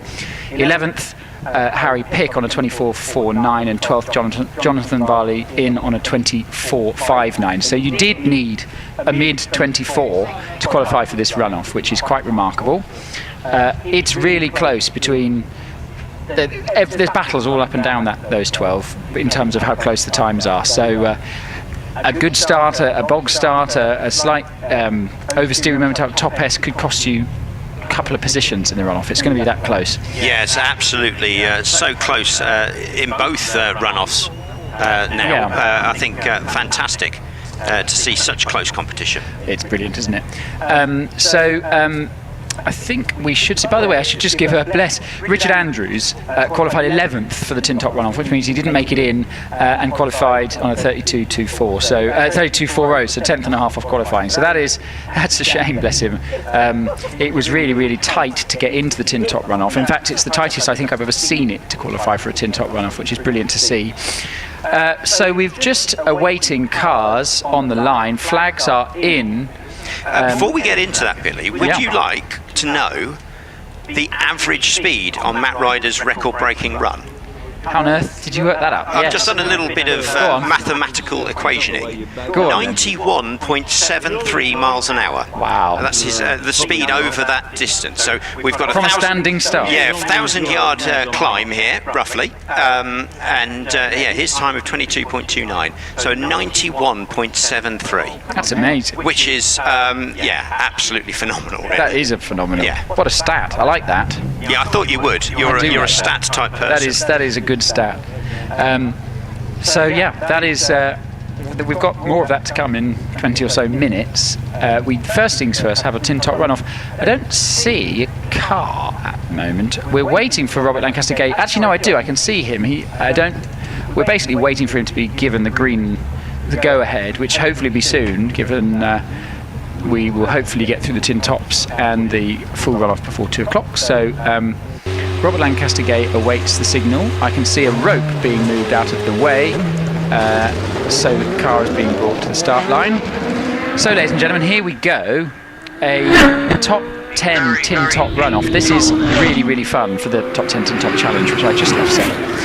So do stay trackside if you are still trackside, and if you can help from having lunch about another 20 minutes, you will regret it. We're getting the replay, by the way, on the stream of Matt's run. Absolutely remarkable. Inch perfect. Millimetres from the barriers. It was phenomenal. Right, we've got a car on the line. It's Robert Lancaster Gay, qualified on a time of 32.09. Can he get into the 31s to set a benchmark for the others to chase? Let's see. So he's on the start line. He's been chocked in place. This in the beautiful bright red Porsche 911 GT3, which does have launch control, which he will be using. Builds up the revs. And he's come off throttle, builds up the revs again, drops the clutch, car grips, he's away! 2.31 second start, nice and neat and tidy, feeds at the gears into third before disappearing into kennel. Yeah, so round kennel, no problems there, up into crossing, carries the speed nicely there, gets his foot in, trying to get some pace on up towards S approach, hard on the brakes. Braking hard at 86 into bottom S, turns nicely into bottom S, very neat and tidy as you'd expect from Robert through bottom S, out of top S, slap bang in the middle of the road as he exited top S, power down up towards the finish line. 32.13 is the first time, pretty much exactly what he qualified on. He qualified on a 32.19. Right, and then next on the line we've got Einan Price, qualified on a time of 31.96, which is about a tenth or so behind Paul Howells. Einan driving the Audi TT, so builds up the revs, drops the clutch, it comes past me, you can hear the wastegate burbling as he changes gear, disappears into kennel to you. Yeah, Einan Price, very, very quick driver indeed, carrying lots of pace, almost lifting up the front wheel on the turn through crossing, carries his pace all the way up to the S's. Braking hard into bottom S at 88, flings it into bottom S, very nicely done, and big spurt of power between the S's, throws it out of top S, he's 0.4 of a second up compared to Robert as he exits the S's. What's the time going to be? 31.92. About 4/100ths quicker than he qualified, takes the lead so far. Good run from Einan. Yeah, excellent pace indeed in that Audi TT. Right, next on the line, it is Paul Howells. Paul qualified on a time of 31.88 in this phenomenally quick green and yellow Porsche 911. Rear wheel drive, loads of traction with the big sticky rear tyres and the engine at the rear. So this car is often a sub 2 second starter. Let's see how he gets on today. Drops the clutch, rockets past me at 2 seconds flat on the start. Very quick indeed. He's into Kennel, to you. Yeah, Paul Howell's coming on through Kennel up towards the left-hander of Crossing. Remember that time he's aiming for 31.92. Let's see whether he's able to make any inroads as he enters into the S's. Braking hard into the S's at 76. Nice and neat and tidy as he feeds it through bottom S. Really nice and neat and tidy through the S's. Throws it through top S. Just a really neat run this from Paul. Heading up the finishing straight across the line now to record a 31.83. 31.83. Takes the lead of the runoff. And about 5/100ths quicker than he qualified. So everybody is pretty much matching, almost to the 10th. They're matching their qualifying time. So this is impressive. I'm pleased he got there. I wasn't sure on the splits he was going to manage that, but yeah, great run. It was indeed. Right, next off the line, Richard Hampstead. It bogged down off the line. Unfortunately, it was a 2.33 second start, so he's got work to do on the rest of the run. Yeah, well, can he make it back? Sometimes four-wheel drive cars tricky on the start, but when you get them hooked up, they absolutely fly. This Impreza going up now into the left-hander for S's. Really nice and neat and tidy into bottom S. Nibbles the curb on the inside of bottom S before getting right over to the left-hand side and throwing it through top S. Comes out top S right in the middle of the road. It was a 96 S approach speed through the S's up to the finish in 30.96. 30.96. So that was quick, given that he dropped about 3 or 4 tenths off the line to go sub 31, 4 tenths quicker than he qualified. That's a quick time. Right, next on the hill, we've got Wayne Penrose in the Superbug, all the way over from Australia, this car and driver. Great to see Wayne here. He's a fantastic addition to the paddock and a very quick car and driver combo. Storms off the line, 2.14 second start, disappears into your sight. Yeah, fantastic machine this. It's had a bit of a mixed day with a difficult first run in practice, but then his power came back and he's back on it now. Can he get up to speed? I don't know, this run looking a little bit off pace. Well, he turns nicely into bottom S now. It's a 90 miles an hour S approach speed, which is quick. Throws it up top S, nice and neat and tidy out top S, got the power down nice and early. It's just the run to the finish. What is the time? It's a 30.58. Very good. 30.58. Do you know what? Sometimes the neat ones are the quicker ones. They almost look slow. Yeah, he didn't have the outright speed going up into the S's, but he's made it up through the corners, I think. Yeah, he was really quick through the S's. Yeah. Really well done to Wayne. He should be very pleased with that. It takes, well, best part of 3/4 of a second off his qualifying time. Next we've got Richard Snow sat on the line in the Cayman GT4. Just watched the two ahead of him go a lot quicker than they did this morning. Right, let's see what Richard can do in the Cayman. Drops the clutch off the line, 2.28 second start. He's with you. Yeah, very quick car this, and Richard Snow really knows his way up the hill. Comes round through Crossing, carrying plenty of pace there. Keeps it to the middle of the track, through the little kink, and then hard on the brakes. Braking into bottom S at 93. That is quick. Nice and neat and tidy into bottom S. Gets right over to the left-hand side until before he chucks it through top S. Uses all the road on the exit. Got the power down early. Heading up the finishing straight. Is it into the 30s? Not quite. It's a 31.57. 31.57. I did think the car bogged down slightly off the line, which may be where the time was, and means that Wayne Penrose still leads the way on a 30.58. Yeah, Richard will be slightly disappointed, lost about half a second on that run. Right, Rodney Isles is next in the 911, qualified on a time of 30.87. He's already passed me. This is four-wheel drive, this car. He's with you. Yeah, so goes through Kennel up towards Crossing. He goes, carrying plenty of pace there, nice and line through there, not soaring at the wheel, just nice and neat. Uses, oh, it's beautiful through the kink, wasn't it? Uses the curb on the apex of the kink, turns it into bottom S now, big stack of power between the S's, flings it through top S, doesn't get out of line at all, heads up the finishing straight to complete his run in a 30.89, 2/100 slower than he qualified, so basically an identical time. Slots into third by my maths, behind, maybe actually second, sorry, behind Wayne Penrose. So Wayne still leads the way, 3 cars to go.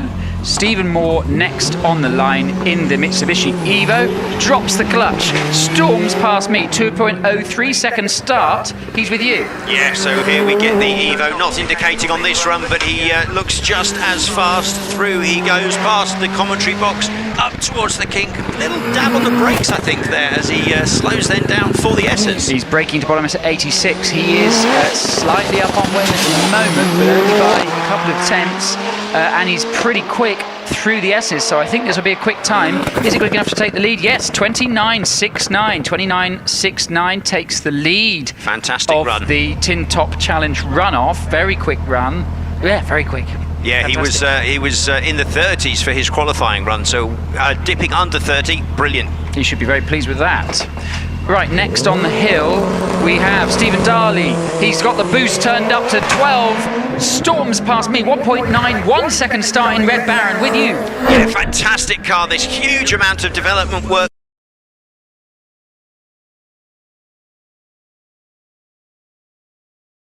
has come to a bit of a stop.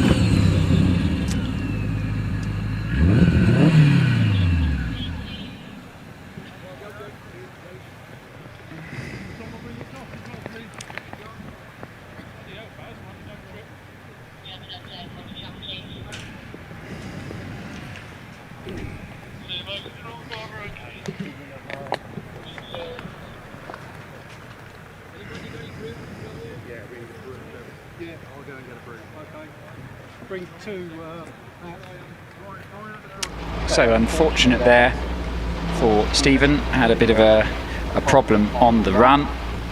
The marshals are quick to attend, quickly run down to Stephen to attend the incident.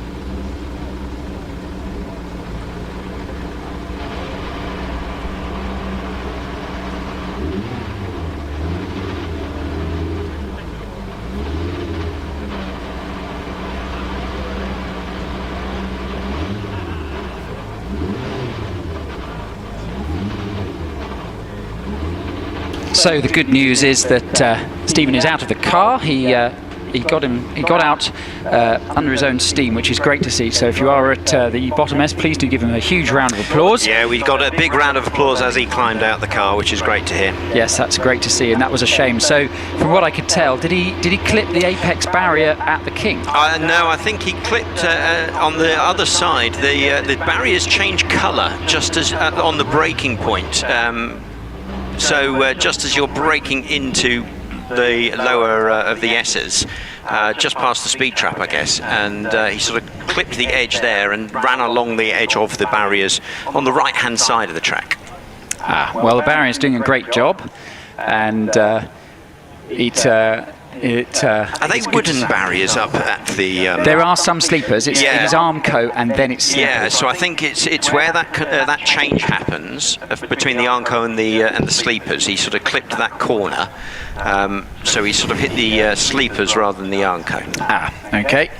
Now I did see a few flakes of, so a few, what are they called, splinters of wood. Be dislodged. So the clerk of the course car is coming up. They will have to obviously inspect the barrier, but the main thing is that Stephen seems to be all right and got himself out of the car, which is great to see. Yeah, it slowed it down rather dramatically, but the car sort of ran along the edge of the barriers, so I don't think it was a particularly damaging or heavy hit, but it will have certainly been a shock.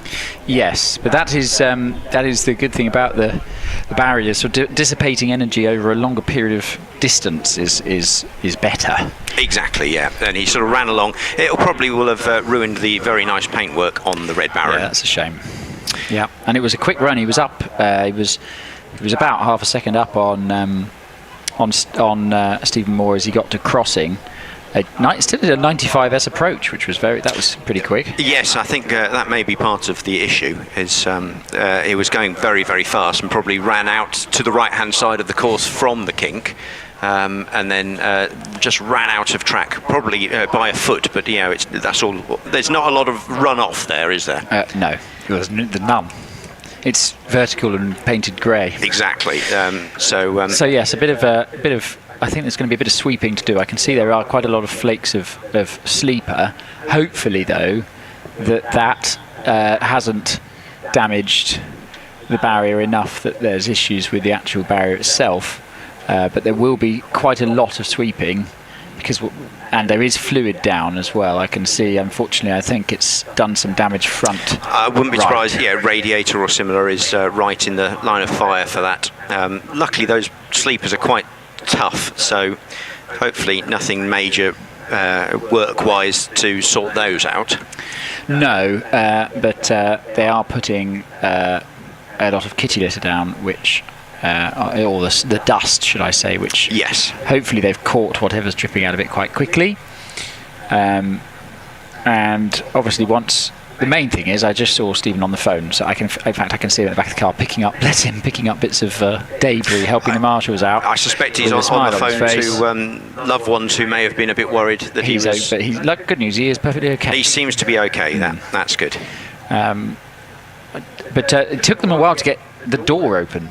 Well, that would have taken a big amount of the brunt, and I don't know on that car, but I'm pretty sure they're sort of lightweight, stripped out fiberglass or carbon fibre or similar. So I wouldn't be surprised if they got a bit twisted in that impact. Yeah.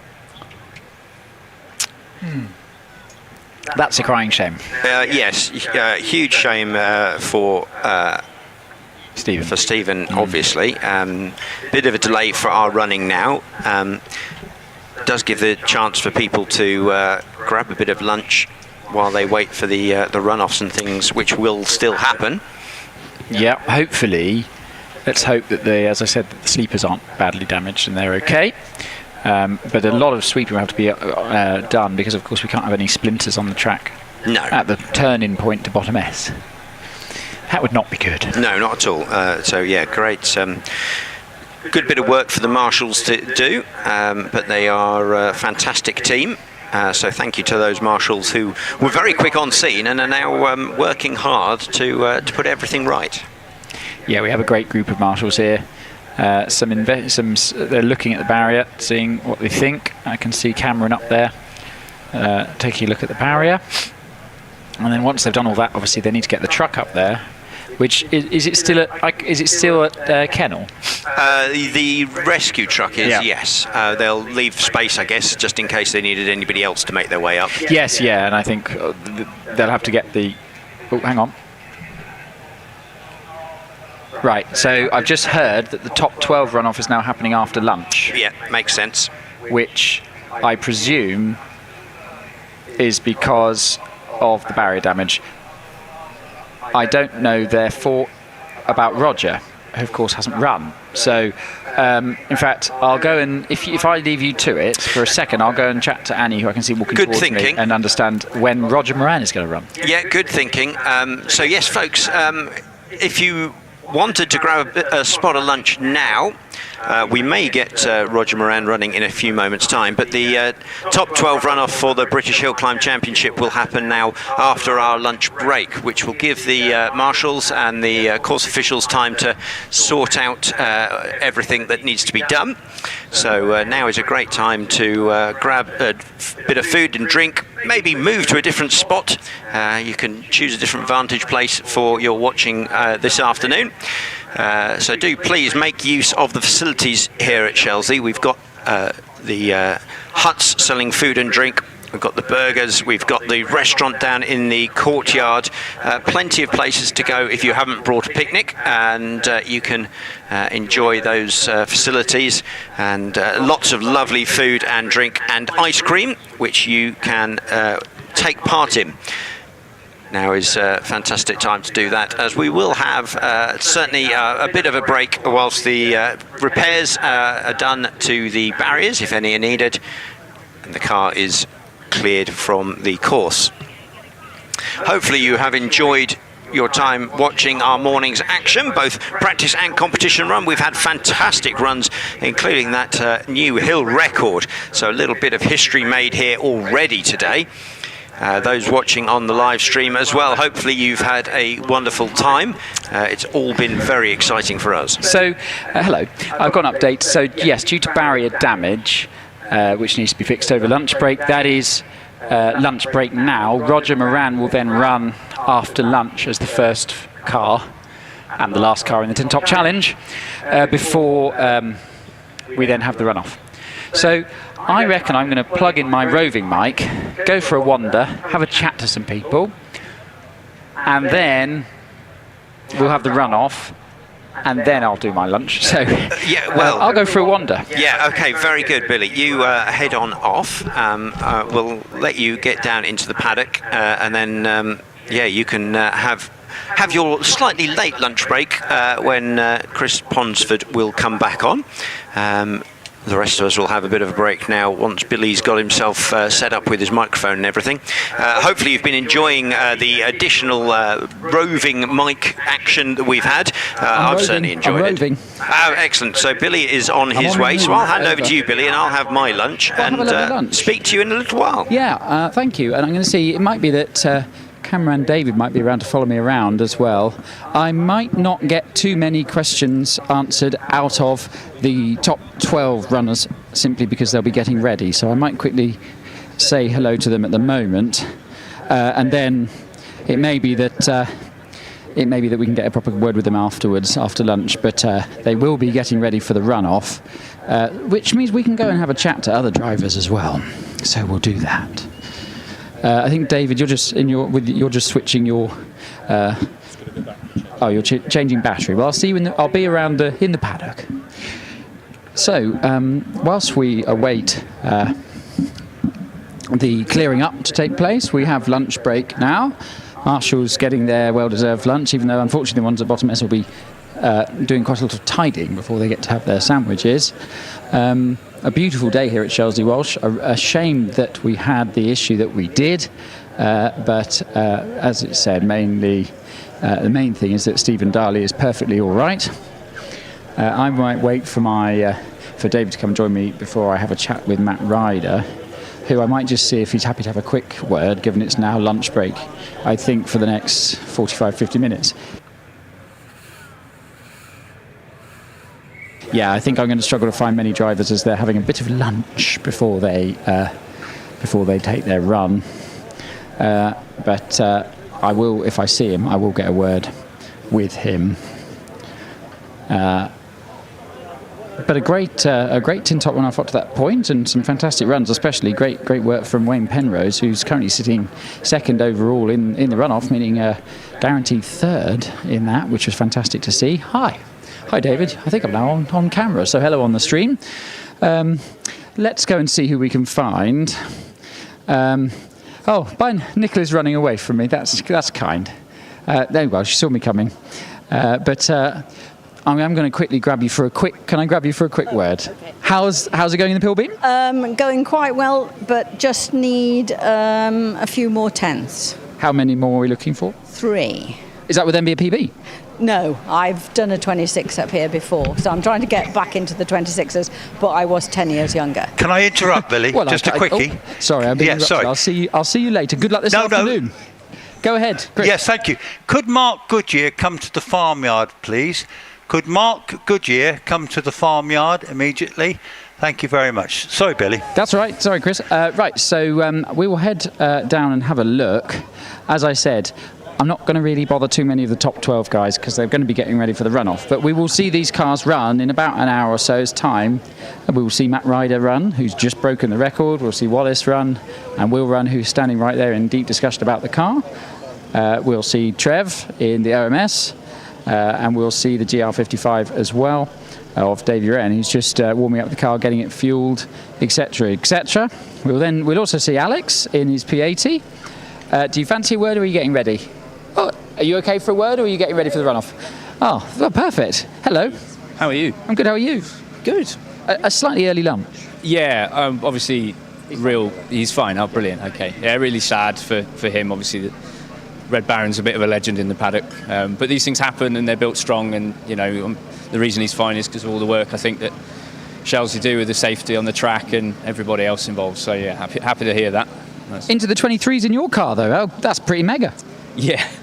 Yeah, I'm over the moon, really. Do you know what the biggest thing is? Actually, the changes, the things that are different with this are mainly sort of ergonomic for my mother, and she's enjoying driving it, and she's doing really well, getting good starts, feeling good, feeling confident. So yeah, I mean, from a family perspective, yeah, absolutely loving it. Would like to be faster, and obviously congratulations to Matt. That's another level. We're not there yet, and I think a lot of that for me is like a tenth every corner. It's little tweaks here and there, but obviously that's the goal. So hopefully one day. And this is the first full weekend here in this car, isn't it? Yeah, the last time I was here, had an issue. It had a design issue. But that's the weird thing about this sport. You go to absolute rock bottom. We were back here the day after the front of the car basically collapsed, and took it all apart, and 2 months later it was back on track. And I've got a massive debt of gratitude to Simon, Rich, Mum, Dad, Trevor Willis, everyone who sort of picked me up, dusted me off, and got it back together. So these results, even though they're not wins, the podium at Wiscombe is so sweet because I know how much effort we've all put into it, and how much that kind of almost you build the team when things go bad. It's almost better for, in a way, you learn a lot more than if you're winning every weekend. Not that I know what that feels like, but can imagine. Hypothetically. Yeah. Now, you could register. Are you tempted to register this as a Shelsley Special at some point? I think in theory I could register both this one and the P40, which is its older sister, the purple one. It's not cracked the top 10 of, being a dad now and... being busy. Being busy. Yeah. You think you're busy when you're not a dad, and then guess what? So yeah, it's definitely up there. Obviously got a lot of family history here. Great-grandfather competed here in the 1920s. So it would be nice to have a car associated with the hill as well. But yeah, it's just not got around to it. Do you want to do it? Have you got the form? I haven't got the form, and I'm quite busy. Come on, take it for the team. Okay. Not busy yet. Get Rich to do it. He's not busy. Maybe down and it stays where you've left it. Whereas I got one of them toddlers that. He has started rolling now, so he's starting to set off. Oh, it begins. Exactly. Well, go well in the runoff. Thanks. And another 23, please. Yeah, that would be nice. Cheers, mate. Well done. Cheers. That was Alex Summers. He was just talking you up, by the way, and all the help you've done on the team. Oh, that's brilliant. Love that. Are we going to ever see you back out in a car? Maybe. What are we going to see you out in? I don't know. When I can afford it. Roof? A what, sorry? A roof or a wings and slicks? Definitely slicks and wings, yeah. Do love a single seater now. So, yeah, eventually I'll be back. But I enjoy doing this. Enjoy building that? Yeah, it's way better. I'm a much better engineer than I am a driver, so, Fair enough. Well, see you later. Cheers, thanks. Is that right? Right, let's go and have a look at some of the... Should we have a look at some of the sports cars? In fact, the Nicholsons are stood by their car. Let's go and have a chat to the Nicholsons in this lovely Mallock. I'm going to come and have a chat to our Sports Libre class people. Chaps, can I have a word? Any chance? Any chance for a little word on the stream? So how are you getting on in the Mallock? I've had a brilliant day today. PB this morning, which I'm absolutely delighted with. Getting close to a 28, but it's getting a bit tight now. The barriers are getting somewhat closer than I found before. So and the banks as well. Yes, he was the banks. Oh right. I was the barrier, but there's a small mark on the left-hand side was the only indication from that yesterday. Well, it still says Avon on the tyre, so you've not got close enough. Quite close. Plenty of room to go yet. And how long have you guys had this car now? It's about 5 or 6 years, is it? Longer? 10 years he's had it. I've been driving it for, this would be the 4th year I've shared with him. So it's a fantastic car. I mean, it's a 46-year-old car. It still goes really well, still competitive. If you want slicks and wings racing, Clubman's cars are the way to start. It's a brilliant place to start. Is it really 46 years old, this car? It's 46 years old. Wow. And the thing is, it's really competitive with, the stuff next to you that's a bit more modern. It's really still punching its weight. It is, and I like, I'm the annoyance in the class of having the old car with the old engine. And having a good time doing it. You can't ask for more, can you? No, you can't. And you did, am I right in thinking you rebuilt the engine, was it for the first time? So the last engine was when the Wards had it before, so the Ward family. The engine was last rebuilt in 2007, and then we rebuilt it, or Dad rebuilt it through Connaughts last year. So yeah, nearly 20 or 18 years of that engine ran for. And to be honest, it was still running strong when we had it. It was just time for a rebuild, but now it's really singing now. Oh, lovely. Well, go well this afternoon. I hope for that 20. Yeah, maybe it's close, but we'll see. We'll see how it go. I'll go well this afternoon. Super. Thank you very much. Cheers. Thanks. I love that car. It's brilliant. This is next to him. We've got. Now this is interesting. I don't know if Mike. Is that Mike? Let's see. Mike, are you there? Would you have a word? I'd love to have a word with you about your car, because if you don't mind. No. So, Mike, thanks for having a word. You designed and built this car in its day, right? That's right, yes. We did it about 26 years ago now to race in the Clubman's Register Circuit Racing Series, which we did for 5 years. And I got doing other things and lent it and rented it and never quite lost track of it. But when I got into hill climbing a few years ago with other cars, I found where the car this one was and got it back. So first year last year, thoroughly enjoyed it, and we're starting to get a grip of it this year. And going quicker and quicker in it? Yes, indeed. Yeah. My aim this weekend was getting to the 29s, which we've done twice, lowered it twice. So one more time, maybe, we'll see. But if I make a complete botch of it on the last run, I'll be happy with the time I did on the last run. So. Oh, fair enough. And lovely it's a really varied class, isn't it? It is, yeah. I mean, as the class says, Libre, it's free. It's just about anything. And as long as you maintain that philosophy, it's against yourself. I mean, I always love to compete with Sam, of course. We are like for like in that respect. But the other cars are different, quite different. So, but you know, you maintain that philosophy of working on your own time and beating that each time, and that's the main thing. Well done on the PB, and go well this afternoon. Thank you very much. Cheers, Mike. Thank you. Yeah, I love that. It's a car that he designed and built himself, and then bought it back and is now hill climbing it to great effect, which is really lovely to see. Let me see who else I can see. I can't see Matt Price around his car, but he's currently leading the class in Sports Libre in this lovely Radical. He did tell me, when we were last here, and I believe this is public information, so I'm not telling any secrets, he's currently building a forced induction version of one of these, which he's aiming for about 500 odd horsepower, which I don't know if it's due out next year or not, but I can't wait to see that. I can't wait to see what he can do with a bit more power, because that car's only 1500cc as it is, so it's not the biggest engine, but he's very quick in it. This is obviously Dave Warburton's Gould, which was pushed into position to get ready for the runoff, which is slightly delayed, but he may as well leave it in the sunshine, keep warming up the tyres actually, so that car ready to go in the runoff in half an hour or so's time. Oh, some Goulds are walking towards me. David, Sean, hello. Oh, bye. See you later. You don't want to chat? What do you want to talk about? How's it going in the 84? Oh, fantastic. I've actually done a time, I think, which was representative of the time of the era. So I did a 26 in it. Oh, there you go. It's about what Chris Kramer and Co. Griffiths and all that were doing in the day. So that's quite satisfying.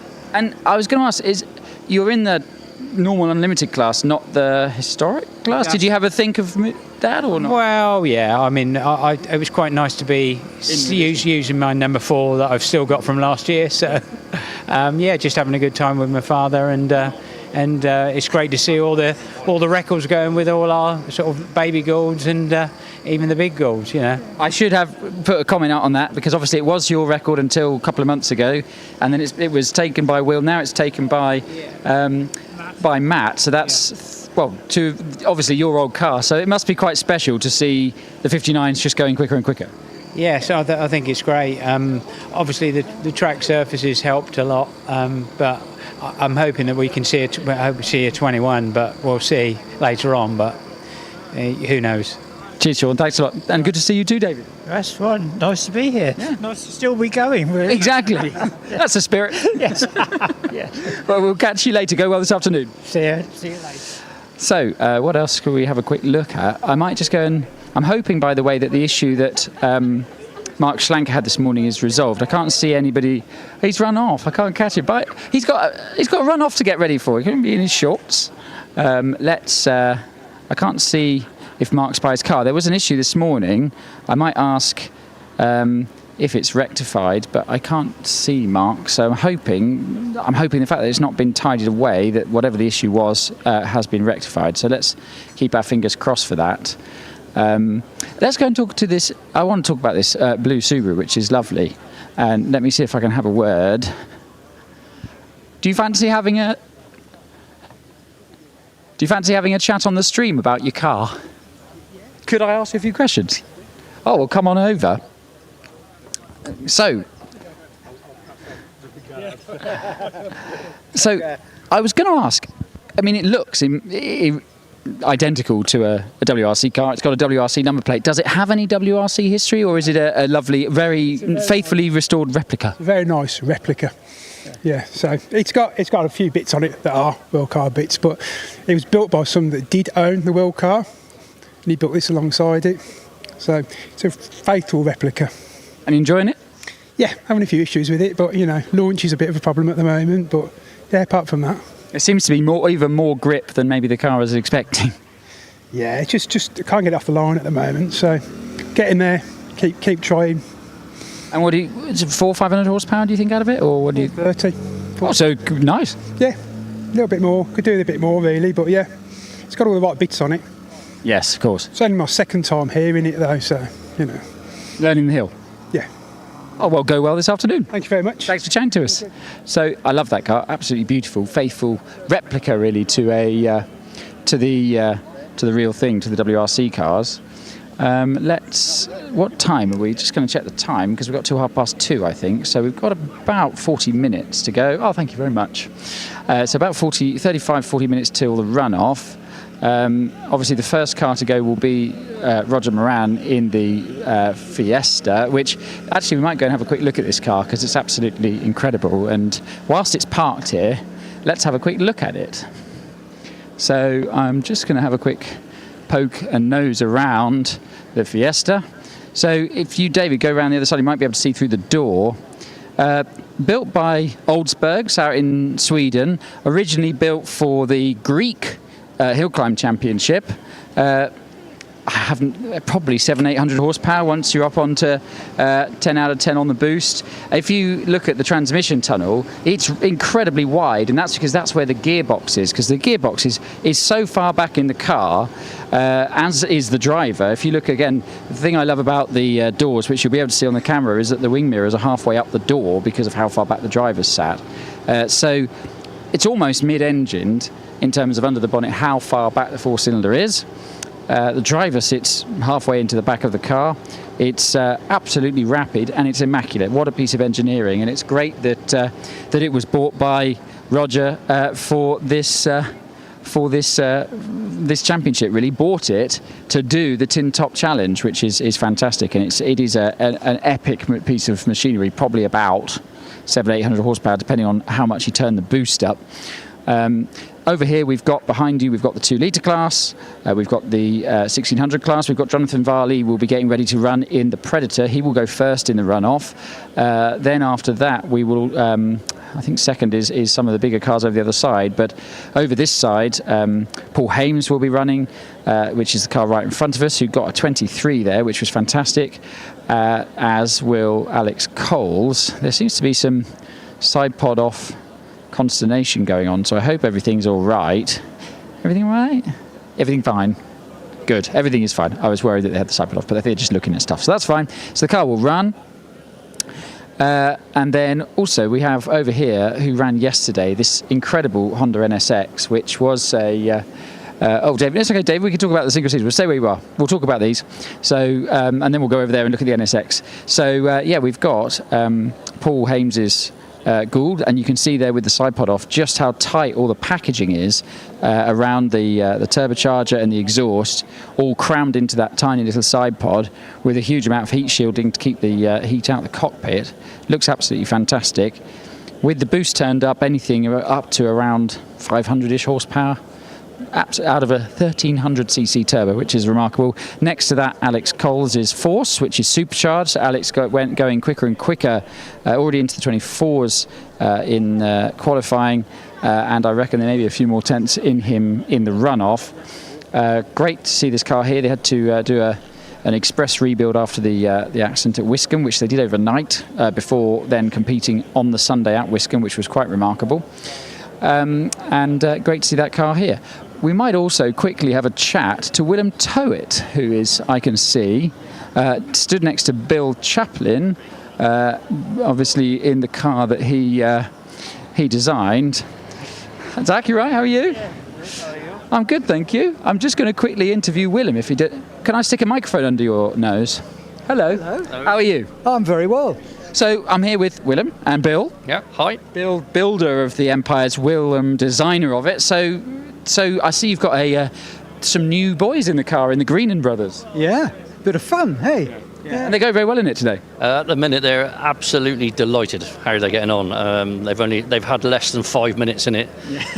That's not an exaggeration. That is not an exaggeration. No, they had a minute yesterday and a minute today, and they are already on into the 25s. Yeah, into the 25s. Yeah, what more can we say? Fantastic. So they love it. They absolutely love it. I don't know if you've spoken to them yet, but not yet. Not today, but yeah. But you want to go and take your camera over there and have a word. But they're loving it. So it's completely different to any car they've driven before. It's their third Empire. They've had 2 Evos before, which were really, really successful. Both of them are here. And this is just a much bigger leap for them. And they said it's a man's car. Yeah, fair enough. And tell us about the design, William, because obviously you designed it from an air's perspective. So the actual aerodynamic design, most of it I did a long time ago, but I've been doing some research to try and find further improvements, and we've quietly installed some upgrades this weekend to the cars to just help with stability, aerodynamic stability a little bit, to just calm things down, but it also is a small performance improvement as well. Yeah, it's the speed here is quite remarkable. Oh, what a great hill, and the conditions are perfect. I'm looking forward to the runoffs. Yeah, it doesn't matter what car. It's just the competition's so tight again this year. Yeah, it's really lovely to see. And the other thing I love about hill climbing, it's just such a friendly sport. Yeah. It's one vehicle at a time. You don't crash into one another. There's no arguments between drivers. It's just so friendly. And being able to just buy your ticket, which doesn't cost a lot of money, and come and be able to touch the cars and talk to the drivers. Oh, heaven, just heaven is wonderful. He's our chief salesman for hill climbing, by the way. He should be new job for that. No. Lovely to see you both, and looking forward to see how both cars get on this afternoon. Thank you. Thank you, Billy. Cheers. Nice to see you. Right, so we'll carry on wandering. We looked at this car earlier, but the Van Diemen looks fantastic with its all matte carbon fibre, brand new bodywork, which I do think looks absolutely lovely, I must say. Also, hello, hi. Also, we've got it looks like, by the way, I'm hoping. Well, let's see. It looks like some work is going on to fix the Dallara. Mind the jack on the floor, by the way. So they had a rear suspension drivetrain issue in qualifying. The fact that I can see it being disassembled and there's parts on the ground behind them would suggest that maybe, hopefully, they're looking at getting it fixed, see if they can run this afternoon, which would be great to see. Great to see if Nigel can get out this afternoon. Nigel Pitt in his Dallara. We'll carry on wandering this way, David, and we'll make our way back up this side of the paddock. As I said, can't really chat to many of the runners. No, he's getting ready for the runoff. I'd feel mean. Yeah. Well, do you want? Yeah. As we introduced you, he's no longer Paul Hames, but now Will Hames' dad, as we was introduced on the commentary yesterday. Yes, I've been telling everyone in the paddock today, he is now Will Hames' dad, not Paul Hames anymore. And do you think we might see you in a car at some point? Hopefully next year. Yeah, we're working things through with an 1100. The secret's out, but Stuart Bickley's kindly offered to share in his high-vis looking Force TA. That'd be fun. Be great fun. Yeah, I'm looking forward to it. Yeah, I've had a year off this year for a few reasons, so I'm looking forward to getting back out in a car again next year. Excellent. Well, I can't wait to see it. Yeah, thank you, Billy. Yeah, and, enjoy the afternoon. Thank you. Cheers, Will. Say good luck to Paul. I don't want to bother him. He's getting ready for the runoff. Oh, yes, that's true. Yeah, true. So we'll keep wandering up here. Unfortunately, again, I can't speak to any of the Tin Top Challenge runners because they're still in top paddock. I hope they've got sandwiches up there because they'll be getting hungry. Well, I didn't qualify, so you can talk to me. Oh, great. Okay. Where's your? Is yours? Yours is the red Cayman. Oh, how close were you to qualifying? Yeah, Robert just beat me, so I was 11th. Oh no! So tell us about your car. Right. Yeah. So. Managed to get sponsored this year by Cal Cox Motorsport. Been a big fan of Cal's for a long time. Obviously, he's flying around the world DJing, and but yeah, we've done all right this year.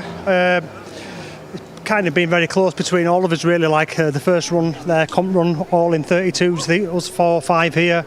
Obviously, Snowy's a second in front, so we're all trying to get into those 31s. But Yeah, it's hard. But yeah, the car's obviously fantastic. I've had all the GT4s, primarily done Harewood Championship and started doing the British last year in this. Yeah, we saw you in this last year. For the first time. Yeah, it's just really, really close. Not sure what we're going to do next year. So we may be switching to the modified class. I'm not really sure. But with one of these, or? I'm not sure yet. We may be switching manufacturer as well. But Kathy there, she started doing Harewood Championship, so we share the car. Oh, cool. Kathy does the Harewood Championship, I do the British. But hopefully, if Kathy can get an entry into Lawton or Prescott and get that signature, we can both do the British together next year. Oh, that'd be brilliant to have dual driven. Yeah, so yeah. You guys, it's a really competitive class. I think in the last 3-4 years, it's really gone up a notch. But also, fair play to you all, because the cars you're hill climbing they're quite big and they're properly powerful. And also, they're quite valuable. Yeah, it's not cheap when it goes wrong, like it did for me.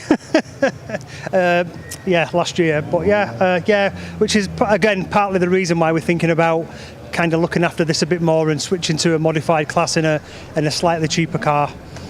Yeah. But it's lovely though. Yeah, it's an absolutely incredible car. Love it. Yeah, which is why if I stop hill climbing it, I will keep it and just use it for track days really. But yeah, it's a magnificent thing.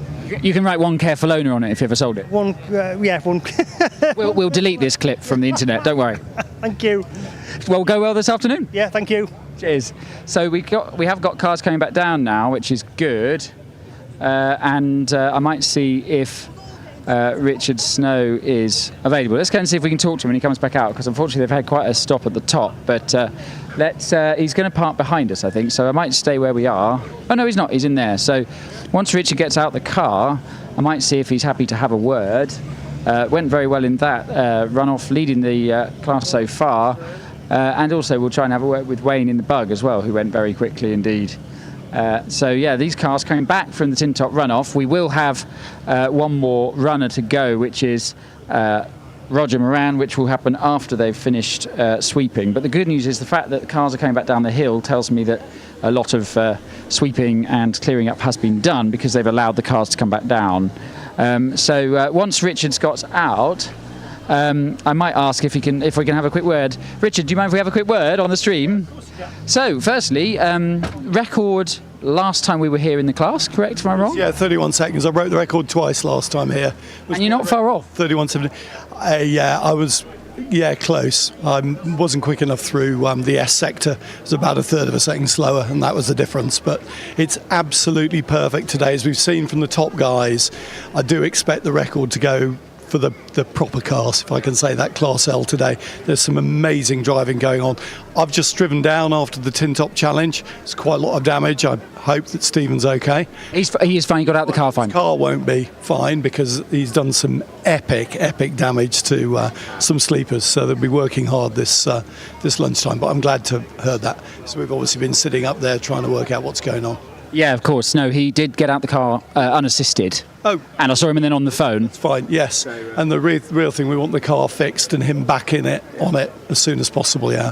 This tin top challenge, which you've been in since it started a couple of years ago, and it's a really great addition to the calendar. It really is. And look, this car can never win it.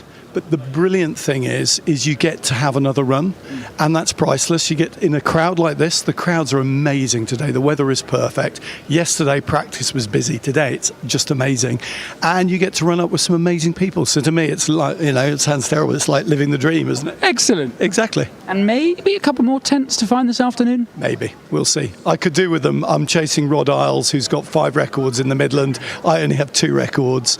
If I win this afternoon, that's 14 wins. You can get no more wins. It's all about records. And Rod has been 300ths from the record in C3, the 4-wheel drive in his Turbo S, and 200ths. So I do feel he may be getting another record this afternoon. So he is awesome. He is 77, and it's really massively, massively inspiring to race against him. Yeah. Oh, really cool. Richard, thanks ever so much for the word, and well done in the tin top run. Not at all. Cheers. Yeah, he's fine. Yeah. Cheers, Richard. So who else should we go and have a word with? I wanted to see if Mr. Penrose is passed by his car after that run, because that was his PB, and I think guaranteed I think he's best. He's at worst. I think he's guaranteed third now. I'm pretty sure. So we might just wander up and see him, see how he is doing. Yeah, there he is. Let's have a chat. Are you with me, Dave? You all right? Cool. Good. Well, we spoke to you earlier. That was quick. That was rather rapid. Fun? Very much fun. Someone decided to turn the boost up for our top 10 tin top runoff, our AET Turbos runoff. Did they tell you? I did it. Oh, right, okay. I thought it was him and he just didn't tell you. No, he was quite surprised when Spencer was quite surprised when I said I was going to turn the boost up and go full send. The Beetle felt really comfortable in the previous run. It's a boost level that we don't use a lot. There's not a lot of tracks we can use it, but it felt quite comfortable. And we've, once Roger runs and knocks us off, we'll get third in the tin tops. It's just incredible. Yeah, that's a great result. It is an awesome result. After a very painful 2 months of racing and tripping and repairing cars, and it's wonderful. It's wonderful to be here. Well done, mate, and well done on that run. And hi to everyone back in Australia. I know lots of people are watching. You did them proud. Yeah, thank you very much. Hi to Mum and Dad, all my mates in Australia, to my beautiful SJ. Mate, I'm just over the moon. Oh, good for you. Oh, brilliant. Well, see what more you can do this afternoon. Yeah, thanks so much, Billy. Cheers, Wayne. Well done. Cheers, guys. Yeah, it's great to have that car here all the way over from Australia. And it's staying in storage over the winter, isn't it? It's going to be here next year. This is Spence from the old dub shop in Bristol, and Spencer's the dude that helps me get Phoenix into the country and then stores Phoenix when I'm tripping back and forwards to Australia. And without his help, we wouldn't have got the car repaired from the accident at Wiscombe 2 weeks ago to get here today. And I've done it though. We did. You did do it? And smashed it. And first time sort of hill climbing for you and your customers and stuff, or have you done hill climbing before with other Beetles? Or dragged you here last year. You dragged me here in 2024 when we first put the car over the first time and got hooked a bit then. Yeah, what do you think of it? I want to build my own car now. I'll have to put a Volkswagen engine in a Porsche just to they're a bit quicker. To maintain our friendship. Definitely. Yeah, we've got something lined up. Yeah. Oh, excited! Yeah, it is a bit addictive, isn't it? It is very addictive. Yeah. So yeah, we got something we're going to get built. Maybe not for next year, probably the year after, but it'd be a bit of fun. Amazing. Well done, you two. Well done, Wayne, on the run. Cheers. Sorry, no fault. What time are we doing here? It is 2:10, so I think we're still looking at running at past, unless I'm told otherwise. So we've got about 20 minutes to go. Trev just having a bit of lunch behind his car. As I said, I don't really want to bother the guys before they get ready. So let's see who else we've got we can talk to. In fact, let's talk to some of the locator field crew. Is this your car, sir? Can I have a word with you on the stream about it? Thank you. So, a lot of us are used to seeing Caterhams and Westfields. Yep. The MK Cup, a newer name. Yeah, something they've been working on for a long time, and RLM racing and MK sports cars, and yeah, that's what they've come up with. And how is it? Good. Yeah. Brilliant. How long have you had it? Second season. Yeah, it's going well. And quick? Yeah, we turbocharged it through the winter, and yeah, it's got some to go now. So. Yeah. What's it like to drive a car like this? I think very tail happy, loads of power up Shelsley. Just keep looking forward. But yeah, it's quick. Yeah. Nice car to drive. It does what you ask it to. So, yeah, all good. And what made this route rather than sort of the Caterham Westfield route just a bit different? Well, they're just very helpful, really. You ring them up, you got a problem, they sort it. So yeah, it's worth a lot, isn't it? Yeah, customer service. I had Westfields, but there's just no backup. And if I want any parts, so. Oh, fair enough. Any trouble with Any trouble with engines, RLM sort it. So yeah, it's good. Oh, brilliant. Yep. Well, go well this afternoon for talking to me. Okay, no worries. It's a cool car, isn't it? And I think it's got a slightly wider front track than a Caterham or Westfield. I might be wrong, but it seems slightly wider at the front. And than some of the other cars. And Ash Mason over there, who is record holder in the class, who used to have... Ash, do you want to have a word? Are we going to see you back out soon? We haven't seen you out in this class for a while. No, I stopped at the end of 22. Do you think we might see you back? I would kind of like to come back, but I don't think I'll ever go any quicker. And I feel like I'm ever going to go slower and spend just as much money. Yeah, but you're still the record holder in the class here, right? Yeah, but these boys are getting close. Yeah. Got to the top of the hill earlier. That they were in. If they got any closer, I'd be back. yeah, all of a sudden, Ash is back. Yes, yeah, but it would be nice. I mean, a day like this, you can't be better, can it? The crowds, the paddock, it's just terrific, isn't it? So yeah, it would be nice. It's a lot of work. I've still got the car; it still runs. So I should do something with it, really. Well, hopefully we'll see you back. Yeah, be good. Yeah, good. Cheers, Ash. Thanks. Yeah, cheers. Bye. So Ash Mason, who has a supercharged, and I can't remember if it's a Caterham or a Westfield because I always get them confused. I think it's a Westfield, with loads of power, launch control, traction control, you name it. It's an absolute monster. So we've pretty much run out of cars to talk about over the paddock walk around. As I said, I don't really want to bother them as they get ready for the runoff, and I think we've got about 20 minutes to go of lunch break last I saw. Yeah, why don't we go and have a look in the courtyard as well, which is looking lovely. I might just quickly go through Class A actually whilst I'm over here.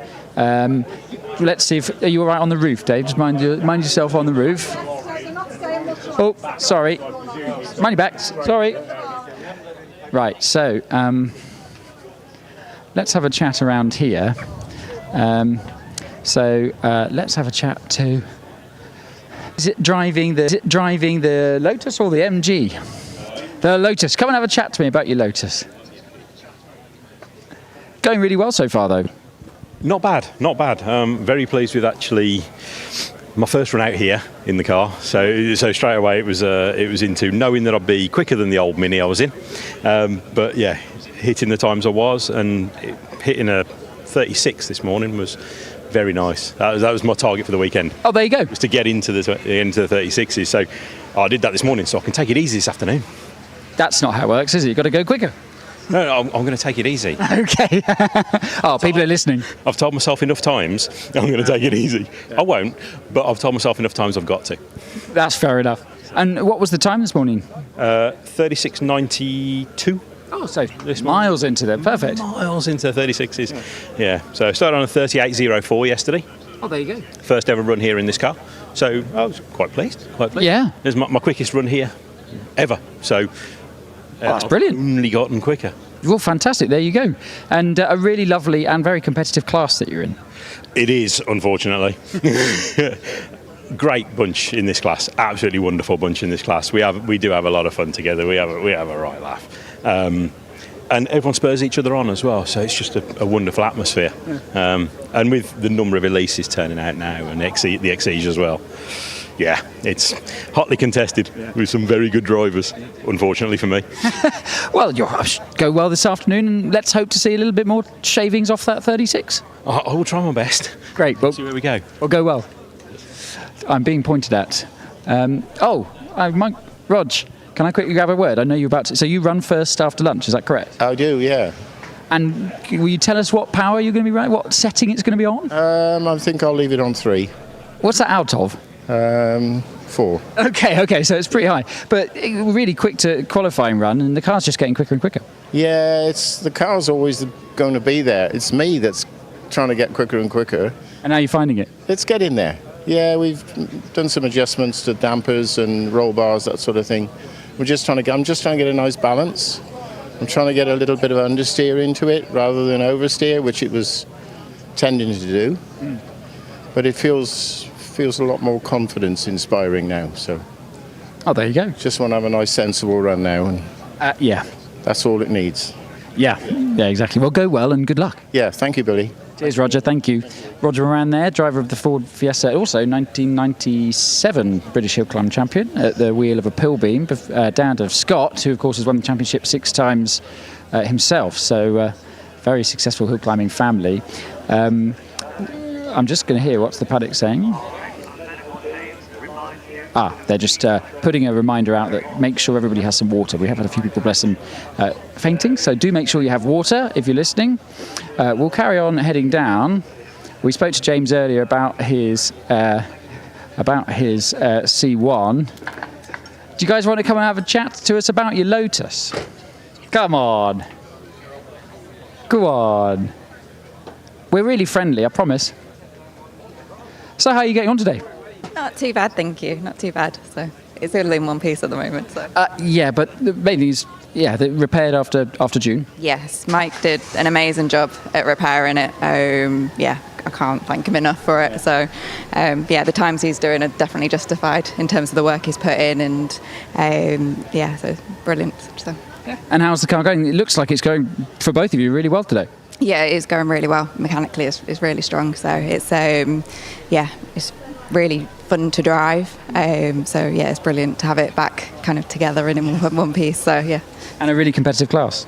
It is really competitive. So you've got the Wilsons who are very, very close behind Mike, and then and John Langmead as well. So it's really competitive. So it's a good class to be in, and everybody helps out as well, which is the main thing. So it's brilliant. So and Mike's leading the class. Am I right in thinking?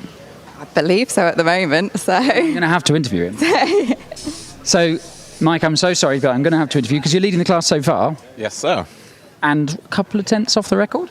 Yeah, not far off, to be fair. Pretty close. But unfortunately, these boys are too fast, so, they always come back in the second half. But you're leading the class so far? Oh, yeah. Only now, though. It might change. You never know. Yeah. I've always said a Class A here is, I think, one of the most competitive classes. Oh, yeah, without doubt. I mean, compared to, the A2 classes, there's not much between us. For a set of cars that are, 500 brake and a few hundred kilos heavier, for 200 horsepower and 800 kilos, pretty competitive. There's not much between it, really. And really good fun against, as you said, the Wilsons and Mr. Langmead as well. Yeah, this is it. The good dudes. Everyone is quality people. A lot of fun. Yeah. Will go well this afternoon. Hopefully you might keep your class lead. We'll try. There's no stress. It's only fun. It's true. We'll go. Forget that. That's the thing. It's fun. Don't forget it. True. We'll go well. Thanks, guys. Thanks for talking to us. See, eventually they come to talk to me. Right, we'll head up here. And we'll have a look in the paddock where everyone is having their lunch. And we were supposed to be on lunch break now after a run-off, but hey-ho, these things happen. So I'm hoping that everything is good with the rebuilding of the barriers. Okay, actually we're going to get a view of the barriers on the big screen. So if you stick the footage up, Rich, so still quite a lot of work to do there. I can see a lot of recovery vehicles and a lot of work going on. So I think from what I can see, they're putting stuff behind them just to secure them into place. Unfortunately, the wood was dislodged. So we're supposed to be going again at 2:30. It may be a slight delay, but we shall wait and see. Let's have a look at the San Blaster Special, which is unfortunately not running today. In fact, no, let's talk to Sarah Thorne about her Lotus. Sarah, come and talk to us about your Lotus. Yes! Tell her, we've been saying just such a beautiful little car, this. Thank you very much, yeah. She's lovely to drive. Yeah. She's fabulous, yeah. I'm getting used to her now. It's taken me 2 years. So it's still quite a new car to you then? 2.5 years, yeah. But I'm a lot more confident in it now, and this latter part of the season I've really become more confident. I'm beating the old man. Well, there you go. Big time. Yeah. Practice this morning, he did a 33.01 and I did a 33.03. Okay. And I've just done a 32.45, I think. So, and he did a 36 because he couldn't get a gear in the S's. You sound like really consoling there. Really, really sad about it, aren't I? Yeah, he's doing the washing up tonight. That's the plan, anyway. Fair enough. And can you tell us what do you know? Tell us about the history of the car. It was raced by Simon Armstrong for a few years. So it was set up by Circuits. John Waggett set it up. Okay. So he did all the work on it. I bought it from Simon, I think, about 3 years ago. But we didn't do anything for the first season, and it bit me in the bum because rear drive shaft broke going up the S's at Prescott. Oh no! And I went straight into the Armcos. Oh no! Yeah. So that was a bit of fun. So it's taken a while to get my confidence back in it. But we also had a problem with the rear wheels. We couldn't get the tyres. because they were because of the size. much bigger wheels on the back. So we managed to get something that was going to work well with the setup. So it probably could go even faster if it got the bigger rears on the back. But at the moment, it's great. Billy, I'm used to it now. Billy. Yeah. Oh, okay. I am enjoying driving it. Excellent. Good. Yeah. So, and what a great day, hey. What a great day. It's stunning. I mean, what's going to happen this afternoon? I just don't know. Exciting. Yeah. So exciting. I mean, wouldn't it be nice to get into the 20s for us? But we're agricultural in comparison. We have a stick. Oh, that changed the gears. I've heard of those. Yeah, we have to take our hands off the steering wheel and change gear. And 3 pedals and stuff. Absolutely, yeah. Well, go well this afternoon. Thank you very much. Stay ahead of the old man. I'm definitely, and then it's champagne tonight. Excellent. Thanks, Billy. Cheers. Thank you. Hi, Chris, Hi Billy, can you hear Hello. me? I can hear you. Yes, okay. Just had a message actually from Annie. We're hoping to get going by 2:45 to 3 o'clock. We'll get going as soon as we can, but that is kind of the plan at the moment, so there will be a slight delay. Right. Now, I probably need some lunch and also to check that my dear wife and son are all right. So, Chris, if you're back in the commentary box, is Alex back? I'm not sure. He's probably not far away, knowing Alex. Okay, well, Alex, when you make your way back to the commentary box, let me know and I'll leave you guys to chat whilst I have a bit of sustenance before the run-off. So no problem at all. You come when you're ready, Billy. So let me know when Alex is back. But, oh, yes. Oh, would you like to have a word? Hello, how are you doing? I'm doing fine, thanks. I'm asking you, you're Billy Grace, aren't you? I am indeed. Is your dad here? Yes, he is. I'm his best mate, Jane and David. Oh, yes, yeah, hello. He's over. He's in the courtyard. He's in his chair in the courtyard somewhere. He might even be under the... Oh, he's there. Yeah, he might be under the cover because he was a bit warm. So check in the bar, but he's definitely here. All right, go and find him. Cheers. See you later. Good afternoon, everyone. We will have a delay, but we're hoping to get going by about 2:45 to 3 o'clock. We'll be back in action. The first job will be Roger Moran going up the hill, and in the Fiesta, the last of the tin top runners, and then they will get the main runoff for the main field, and then we will start our class runs again for qualifying. So Chris, I'm going to sign off from my walk around for a little bit, and I'll leave you to have a chat in the box, if that's all right. Yeah, well done, Billy. Smashing. Go and get yourself some grub. A lovely run. I was watching you actually all through your excellent walk round. Excellent. So, folks, yes, we are hoping to get going soon. We've got a lot of action going up the hill. The main damage was to some sleepers up there, the wooden sleepers. And they're doing a fabulous job, and we'll be back in action hopefully 2:45 to 3 o'clock. I would emphasize, please keep yourself really well hydrated. We've had a few instances today. It's very hot out there today, and a lot of places there's not a lot of shelter, so it might be best to try and get into any shelter you can find, or for keep very well hydrated. Alex, are you around, old chap? Hello, Chris. Good afternoon, Alex. Yes, you probably can see better than me up there. There's stuff going on, isn't there? They're busy with bits of wood and... Yeah, there seems to be 2 areas of the sleepers that got significant damage that they're working on repairing. So hopefully they'll be able to make some progress on that. Obviously, they're not easy things to work on because they are big and heavy and well stuck into the behind them. Yeah, solid. Yeah, that's the word. Yeah. So lots of work going on. Unfortunately, the Subaru hit sort of where the metal Armco and the wooden sleepers join. There's a little dip, and he sort of hit into that little dip. So I think that made the accident a little bit worse for him and has made the damage a little bit worse for the sleepers. But they're doing a good job, the marshals, and I saw earlier there were some marshals holding umbrellas over those doing the work to keep them out of the direct sun, because it's getting quite warm up here. It is very warm. Yes, we've had quite a few instances where people have got poorly because they haven't had enough hydration, or they got directly into the sun. In the courtyard where the big screen is, there's no umbrellas up today because of the big screen, basically. So that's an issue. Obviously, people getting very hot. Yeah, keep drinking, folks, and water. We are lucky on the hill to have the shade of the trees in most spots, but obviously some people at the front of the barriers there, that's a bit more exposed. But great if you can find a nice shady spot. Yes, indeed. Well, the weather's absolutely fantastic. The action has been incredible. I'm very sorry to see Stephen Darley come to grief there. He's okay. The car's not so well, and there'll be a fair bit of work involved with that one, I'm afraid. It didn't look too bad on the outside. Did it not? You don't know what the underneath damage has gone. As Billy mentioned, there was fluid leaking, so likely a radiator or similar, and then suspension or brake parts potentially. But the bodywork didn't look awful. No, I mean, the trouble is with all these cars, it's like Wayne Penrose's car, that when you peel off the bodywork, there's all sorts of stuff there, various radiators, pipes, this, that and the other. So they're very complicated bits of kit, aren't they? And damage is not always apparent, is it really? But no, exactly. But yeah, Stephen was obviously on a very high speed run there, wasn't he? Yeah, he was doing exceptionally well. I don't know, from his point of view, what he thinks went wrong, or whether it was just a slight lapse of judgment or something. Yes, I don't know. I haven't seen him, but funny enough, I was down in the courtyard watching it, and I was very, very close actually to Stephen's wife and Mike and Leslie Gein, from Yorkshire. And so, yes, it's obviously a painful blow to see, but he's okay. That's the main thing. Yeah, that is the important part. Yeah.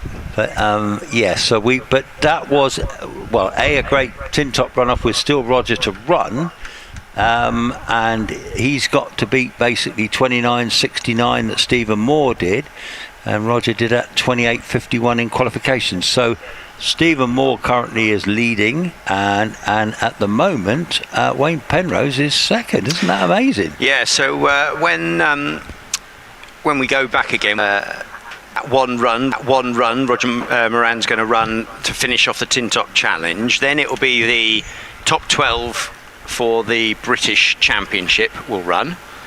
Then we'll be into timed runs again for the second of our run through the prep batches, I assume. Yes, I think that's the general plan at the moment until I hear different. So, so it's an epic day here at Shelsley, and unless drivers are really trying, you're not going to see records. And PBs off the scale, aren't they, today? Yeah, we've had lots of personal bests. I think, is it just a couple of class records today, but they were biggies. Yeah. And of course, the new course record. We've had an awful lot of people running very close to their class record as well. So conditions obviously very good on the course, and cars all running very well. Yes, the Warburton record was particularly good, wasn't it? Because that's been going since 2012 for Josh Goodyear. So that has stood for a long time. Yeah, some of the records have been on there for a good old time, and I wonder if some of them were set sort of about the time it was last repaved. And yes, yeah, a good thought actually. Yes, and interestingly enough, here's Rob McDonald here. He's looking a bit out of breath there, Rob. You're walking up the hill, are you? Oh. Yes.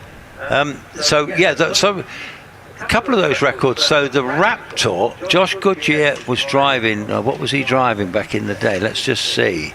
So formulas 1600, 11 to 1600. So Josh Goodyear was in the Graham White Junior Raptor, which is the same car essentially as Richard Matosian's got, and the same car that so who else has got the Raptor? Anyway, but it's the one, obviously he had the motorbike engine in his, and the Raptor, when Robert Kenrick had Richard Matosian's car, he still holds the record, I think, if I go back to the 1100 class.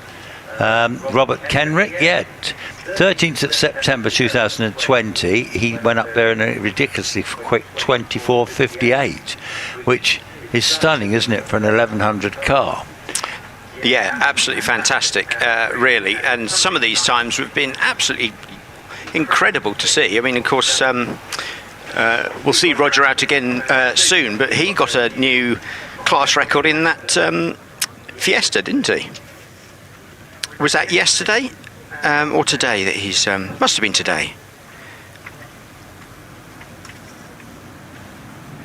No, yes, I've just had Rob just telling me some info, but I'm not going to put it over the speakers, so that's fine. Yes, well, I see sort of movement up the top there now. The big recovery vehicle is sort of moving. The clerk of the course, there's lots of white stuff on the track here, so it's obviously a fair bit of work involved.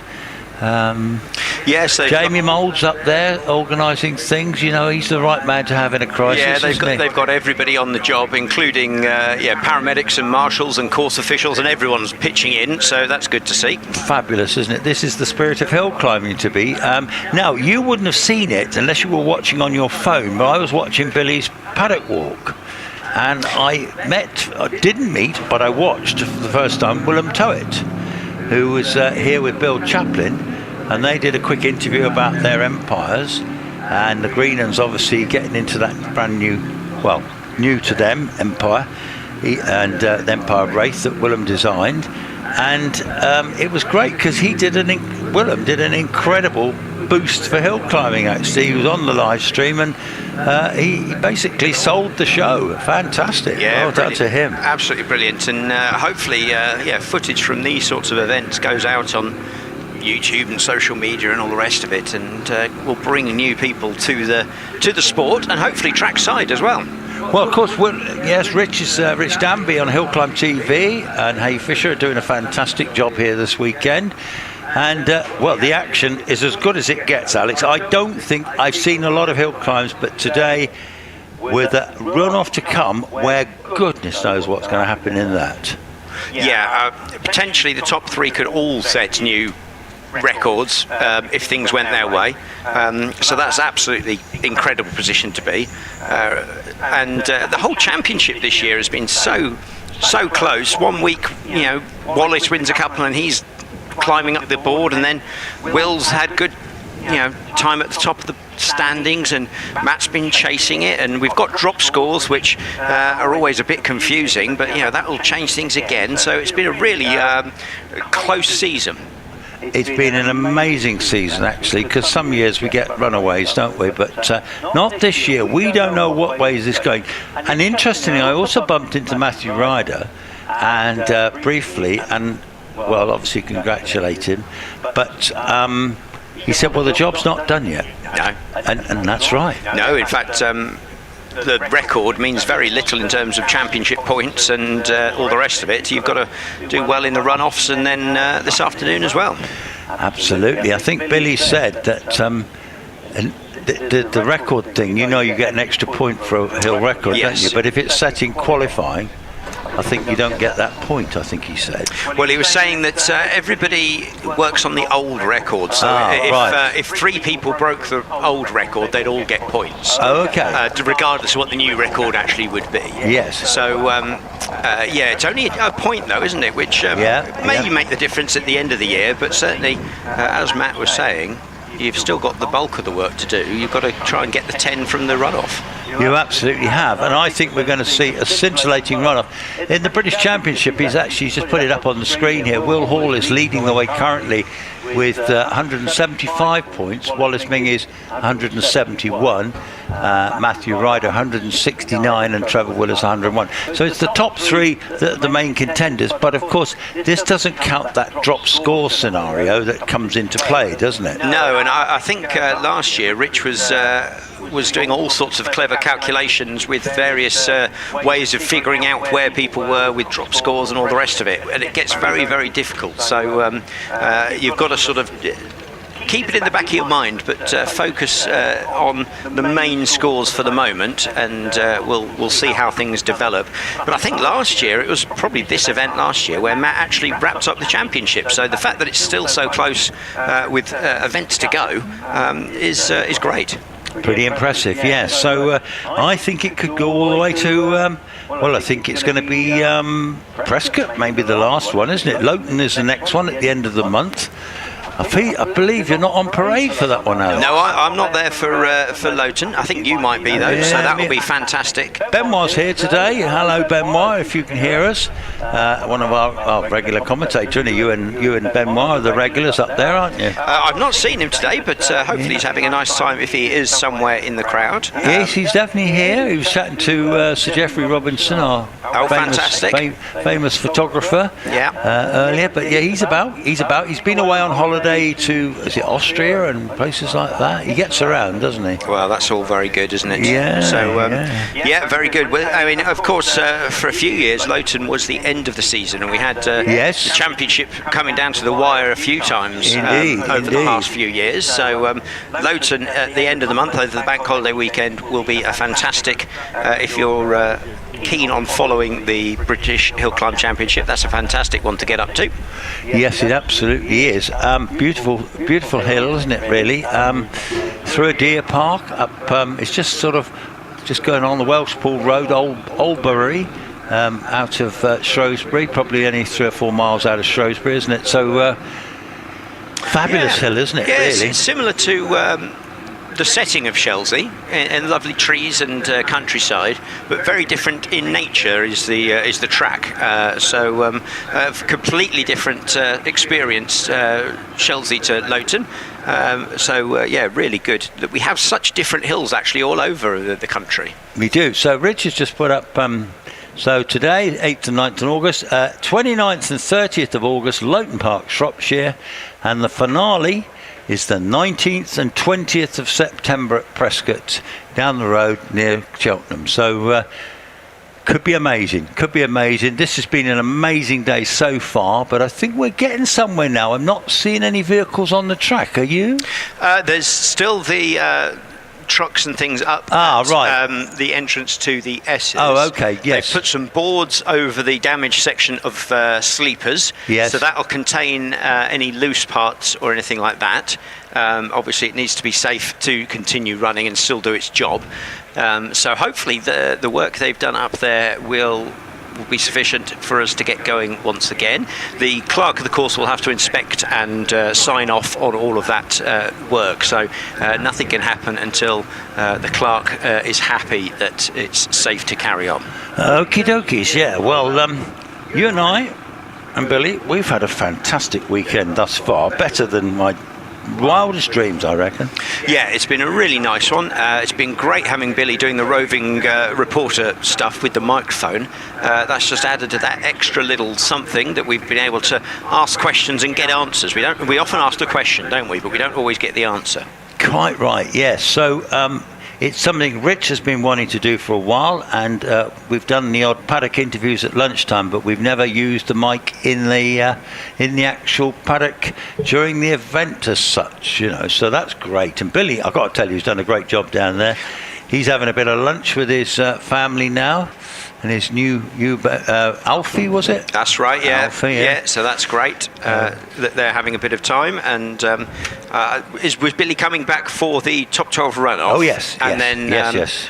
And then you and he will share Vauxville for the afternoon. That's about the plan. Yeah, that's right. And how are you doing up there? You've had a long shift this weekend, haven't you? It's been lovely up here in the trees. Did you find yourself some lunch? I've got a bit of lunch. I went and got a cold drink from the from the vendor just up from me, so that was very welcome. Yeah. I've got the windows and doors open to let the air flow through. So that's good. Every now and again I do get people poking their head in to say hello. So that's fair enough. Had some visitors. Of course, I don't get any visitors at Vox. It's a bit hard at Vox, isn't it? Yeah, unfortunately, we're in the officials area, so wrong side of the track, really. I know, I am the wrong side. So, but I think you have a lovely job up there, and I think during the runoff you will have an amazing view, actually. Yeah, one of the great things about being on this section of the track, all the way from crossing up to the S's, is they are going so quick, but not just in a straight line. They're going quick through those bends, so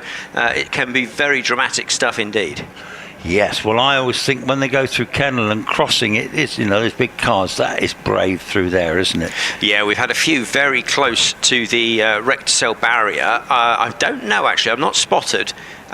Yesterday, Rich and Hill Climb TV had a camera right on the edge of the rector cell of the exit of kennel, and we had some really close moments where cars almost took out the camera and barriers alike. It's a brave camera, it's that one. a really good one, and It's I'm hoping still there. it is Still there. Okay, good. Yeah. I've sort of got the live stream on my phone. Right, yeah. But I only can keep a sort of half an eye on it because I'm dealing with all the times and the cars and everything else. So I don't get to see the entire run, and because Rich is very cleverly bringing up stuff. He's brought up that camera I was just talking about. Oh, he's clever, It's like isn't he's he? listening to us. You never think that, would you? It's possibly the only one. you know yes, a replay of that. How close that is. That's a fantastic camera. Well done, Rich. That is amazing. Yeah, that's a proper job, isn't it? Yeah, absolutely brilliant. Yeah, because that's quite a tricky. Well, it's very tricky there, and we've seen a lot of cars come to grief over the years there. Yeah, and a few cars have been a little bit sideways and heading towards the camera, so it's survived thus far. Hopefully it's not an expensive one, Rich. Hopefully that's one of your cheaper cameras. Yeah, I don't think Rich does cheap. No, I don't think any of them are cheap. No, I don't think so. And I suppose it was one of Rich's. He's got Hay Fisher with him this weekend as well, so there's a lot of cameras around. There is. I think I saw somewhere that it's the most cameras at an event that Hill Climb TV has had, which is fantastic. Wow. You know, this is Wow. such a great weekend to have such a big production as well. So I think working brilliantly well. Hopefully all of those who are enjoying the live stream on YouTube will give it a like, subscribe to the channel, and will share it amongst their friends. There's still time for people to join in and watch this afternoon's running. Like and subscribe. Exactly so. Yes. Now Rich is actually going through quite a few. Obviously we've found something here. Rich is liking this. We've just had the Morgan going through. Oh, that's great. He's done a still of it right by it. Fair play. And when the Morgan went by, that big growling Morgan, you could see the rector cell shudder. The whole camera shakes. Yeah, yeah, the whole fantastic. camera. Yeah. Of course it is. Yeah, of course it is. I mean, he's thinking the rector cell's moving. It's the camera, isn't it? Yeah, that's it. Fantastic. Flip me, yes. And there's a lovely little single seater, a little OMS there. Yes, that's a great shot though of the Morgan. Looks dramatically lit. Any photographer would be quite happy with that one. Oh yeah, wouldn't they ever? In fact, I can imagine some of our photographers saying, "Oh, can we go there?" They'll all be lying down behind the barrier. Yeah. They'd love that, wouldn't they? Yeah, not much. My goodness me. So yes, it's very interesting. So in the tin tops there, Richard Andrews, he just missed out to Robert Lancaster Gay qualifying, didn't he? And he did bring something up to me here. So in the British cars, the Class A2, Richard Andrews tin top, he's got Carl Cox, the DJ, is sponsoring him this year. Now, listen, I'm not much of a disco man these days, but I'm told he's very famous. And he's always working all over the world, but that's one of his main sponsors. And he's also got Michael Dunlop, but that's not Michael Dunlop, the TT rider, surely, is it? Oh, I don't know. I'm afraid Carl Cox's name I don't know either. Josh Brooks as well. So Michael Dunlop, and I'm wondering, I don't know. There is the famous Michael Dunlop, obviously the TT rider. Josh Brooks, don't know. But well, it's good that he's got some support from various quarters. Hill climbing is not traditionally one where large amounts of sponsorship is brought in. It tends to be people funding their own way. So the fact that he's got interest from people is fantastic. Yeah, and if you look, the car's down in the paddocks, that lovely GT4 Porsche in red, with lots of, and he says he's got a new business going. It's called the Yorkshire.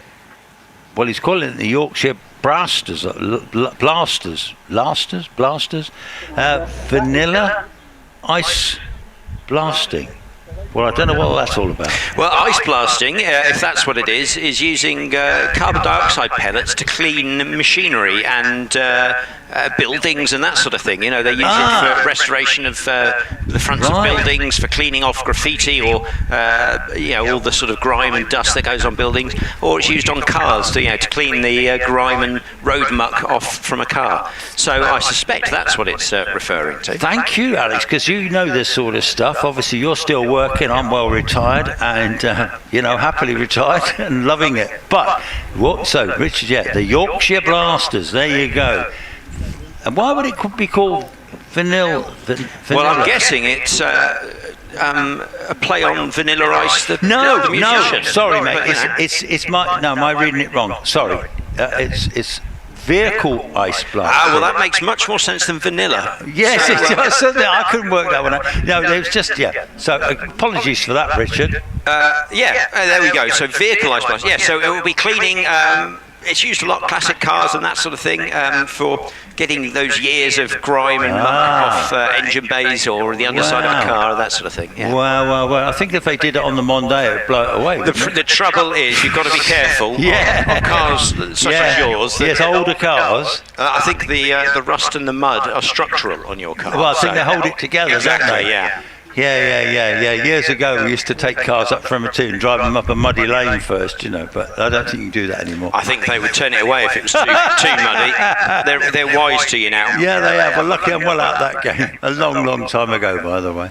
But yes, but that was when I did work in that trade for a while. Well, I had a little business, turning a few quid over, but I didn't do very well, Alex. I was better at other things actually, but it was a little stopgap, Oh, well, there you go. Yeah. Never very professional, but there we go. Yes, so that's Richard Andrews Porsche. Yes, vehicle ice blasting. Yes, the Yorkshire Blaster. So I'll give you a plug there, Richard. So mine's a cider later on. Thank you very much. And so, what have been your favourite cars? Well, it's always a tricky one, isn't it? Because different things grab your attention, and I'm not sure today. I do like the Sports Libra cars. That little Van Diemen's impressive. So which one are we talking about here? I've had my lunch. I'm back. Cool. Hello, Billy. We were just discussing favourite cars of the event. Oh, that's a tough one. I would say. Simon Durling's Alpine, and I think it is Alpine, by the way, because he's French. I believe that. Yeah, I think so. Is very pretty, and I have a real soft spot for the Nicholson's Malik. I just love that car. I think it's great. Yes, it is. It is a beautiful car. Now you've said it, that's what I meant to say. I think. Did you really? The Malik Mark 32, Andrew Burt. The Malik, yes. Not the Van Diemen. Yes, the sports the little Sports 2000. So that's 2 votes for Maliks already, isn't it? That's a great little machine. That is pretty strong. The blue one. The 32 is very pretty as well. I think there's 6 of them, isn't there? There's the yellow sports. Not very many were made, but I think it's fantastic. It looks great. Of course, the Lola Porsche. Which isn't here this weekend, but that's lovely. No, the Graham Loakes. Graham Loakes' car. Loakes' car is here. Yes, it is here. Sorry, I was having a. Well, we can't call it a senior moment, can we, Billy? Because you're not junior moment. A dad moment. How about that? Yeah, there you go. Yeah. Are you actually sat in the courtyard now? No, I'm now stood just in the pre-start area. In fact, I'm going to quickly ask you. I can see you actually. I can see you now, Billy. Yes. Are you all right? Have you got your man? I've just got Stephen Darley actually next to me. So first thing, you're okay? Yeah, I'm okay, thanks. Yeah. And just moved under braking and it clipped the barrier? No, not under braking. Been taking it fairly flat, the kink, and took it fully flat, and it dealt with the first compression okay, and then sort of hit the second jump in just after the kink and just took off, and that was it. I was a passenger at that point.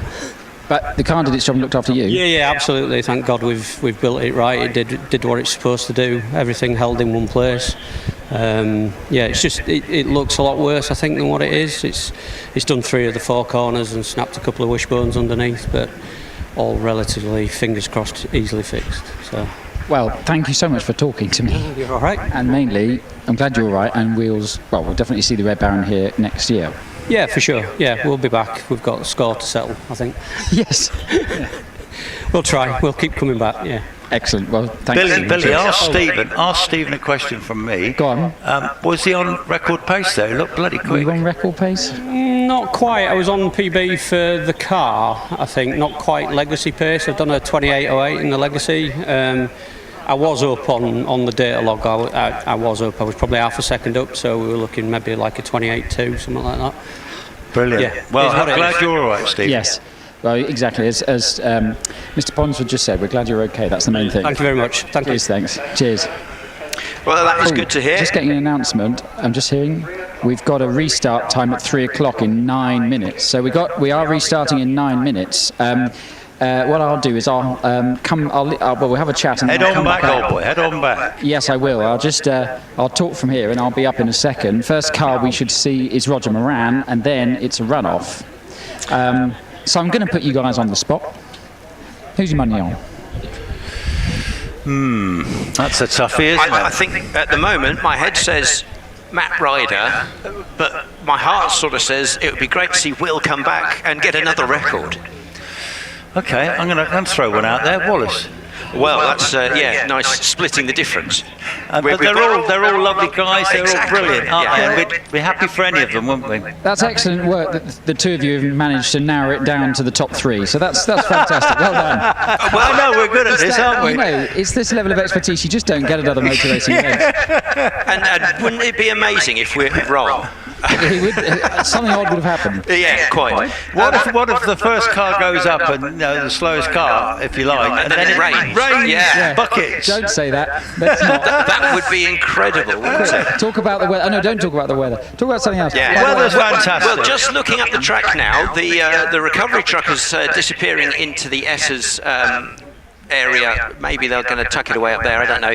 But I can see areas of the barriers that have been patched up, ready for use. The activity has dropped off, and everybody has disappeared back to wherever they need to be stationed. So, it's looking good up here at the moment. Course car's back here, so that's all good. I'm just looking, by the way, we've got brand new fresh boots on, well, the top 3 runners. They look like they might be pretty much brand new on Trev's car, brand new on Dave Uren's car. I'd say Alex's looked lightly scrubbed, but very lightly. But he might not have changed his tyres yet. And the rears look brand new. They look sticker fresh. So yeah, as we talked about, definitely everyone rolling out the tyres for this run. Good luck, mate. So yeah, everyone getting ready, and it's an incredible place, the Shelsley paddock.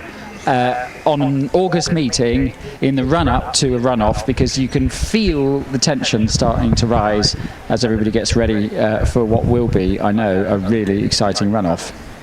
Billy, it's going to be amazing. Marshals are just in the green truck going up the hill there. Yeah, well, they're going to meet the recovery lorry coming down the hill, so there'll be a bit of a standoff while that's dealt with. Bit of a standoff. I'm going to say well done to the marshals and the course officials and everyone. They've fixed those barriers, which isn't a particularly easy job there. So it's great to see that we'll be able to get going again. I think it's amazing, and Billy's going to be up here again shortly. He'll be commentating on this incredible runoff, and I'm going to be watching the screen next to him, actually. Though I did watch down in the courtyard just now, and it was an amazing experience watching the tin tops there. So the new screen they have down there is smaller than the previous one. The contrast and the colours are so much better than the previous one because it was a bit too big, and it's an amazing place. But I would stress this again, folks. Keep hydrated. It's very hot out there this afternoon. We've had quite a few folk who've had some problems, so we don't want that. Keep hydrated, folks. Billy's going to be... I'm on my way. He's a bounding Billy, is he? I'm on my way. Yes. I just think we should take... I was just speaking to Campbell, Clark, of course, and Annie running the event, and I think a huge thank you and a huge round of applause has to go to the marshals up at the kink through to bottom S. And if you are watching up there, do please give a round of applause to our fantastic marshals for fixing what has been a massive job over what should have been their lunch break to get the barrier sorted, but also a testament really to the barrier did what it was supposed to do, in that the car sort of pinballed, as you saw, up the track, dissipating energy and keeping the driver safe. So everything did exactly what it was supposed to do, really. So I think Stephen Darley should sponsor that corner. Yeah. There's a nice, there's like a board over it now. He could put Red Baron was here or something on that. Yeah. Fantastic work by the marshals. Well done, chaps. Up at Crossing and up to the kink and up to bottom S. Ambulance crew were helping too. There was all sorts helping up there, wasn't there? Fantastic. And obviously the big recovery lorry as well. Rich Danby is rushing back into his little lair. Billy is bounding up here very shortly, and he will be running through that last of the tin top runners, Roger Moran, and then of course the big boys will be having a go. And here he comes now, Hello. the main man himself. Right, so Billy, I'm going to be signing off, Alex, and I will talk to you in a bit. See you in a bit, Chris. Yeah, fantastic. We'll be getting going within a few minutes, I believe. It was a 3 o'clock time to start again. Marshals are back on track on their posts, getting ready for the start of this afternoon's running. A little bit delayed because of the repairs, but an awful lot of it happened under what would have been lunch break anyway, so hopefully not as badly delayed as it could have been. I'm just looking, by the way, I'm stood by the commentary box and looking at the tarmac. The amount of rubber down is quite amazing. You can see why the starts are so quick to 64 feet. There's just huge amount of rubber down, and it's very hot, baking in the sun. I think this is going to be pretty exciting. Yeah, what was Alex Summers' start? 1.7? 1.82, I think. Something ridiculous, wasn't it? It was absolutely lightning start. The fastest start ever I think Alec Hammond, it was the Audi Quattro, I think, or did it then go to the 6R4 that had the close car record till recently? I think it was 1.6 something or 1.7 something. If Toby Moody was here, he would remind me. But Alex they Summers, can't be far off. 1.77 he did, wow. Which... I mean, there will come a point where you physically cannot do that any quicker, and you'd think, wouldn't you? Yeah. You've got it getting close. So I can see, I'm actually just going to swap microphones in a second, but I can see a white Ford Fiesta being brought up to the start line. Well, it's just in the pre-start area at the moment. That will have Roger Moran on board. Looking up to your right, Alex, are all the course cars removed now? Pretty much. The course pickup truck is just, I think, dropping off marshals and water at some of the points, and then we'll be coming back down the hill. The ambulance is repositioning itself, I believe. So they are on their final manoeuvres, as it were. Excellent. That is good. Got a bit louder. I've just gone onto the other microphone. So excellent. Excellent. Thank you. There we go. Anyone who's fallen asleep, I've just woken them up. Right. So just as a reminder of what's going to happen, we are going to have the final car in the Tin Top Challenge, that being the Ford Fiesta of Roger Moran, who is got a 29.69 to beat. That's the time of Stephen Moore to take the win. He, I presume, will just stay at the top, and we will go straight into the top 12 runoff. And the runners and riders of that, I will get you in a minute. Let me just get my screen up. So, first to run in the runoff will be Jonathan Varley, who qualified at a time of 24.59 in the 2-litre GWR Predator. Then Harry Pick will run, qualified on 24.49 in the OMS 28. Then Alex Coles will run, who qualified in the Force TA on a time of 24.34. Then Dave Warburton will run, who qualified on a time of 24.13. Then Paul Hames will run, who did a 23.80 to qualify. Then Jack Cottrell, who qualified on a time of 23.78. Then Trevor Willis, who qualified on 23.75. Alex Summers, who qualified on 23.68. Then Davey Wren, who qualified on a time of 23.21. Then number 2, Wallace Mingus, who qualified on 22.67.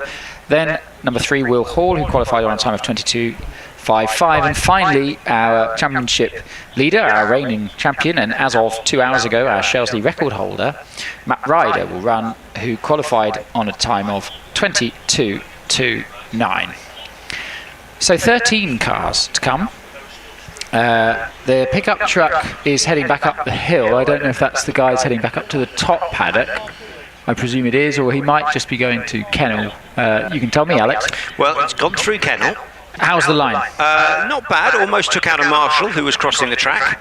Up through crossing. Doesn't seem to be anybody else in the pickup. Using all the road on the exit cross? Yeah, I wonder. He's stopping at the kink. Maybe ice cream delivery? Could be. Do they do that?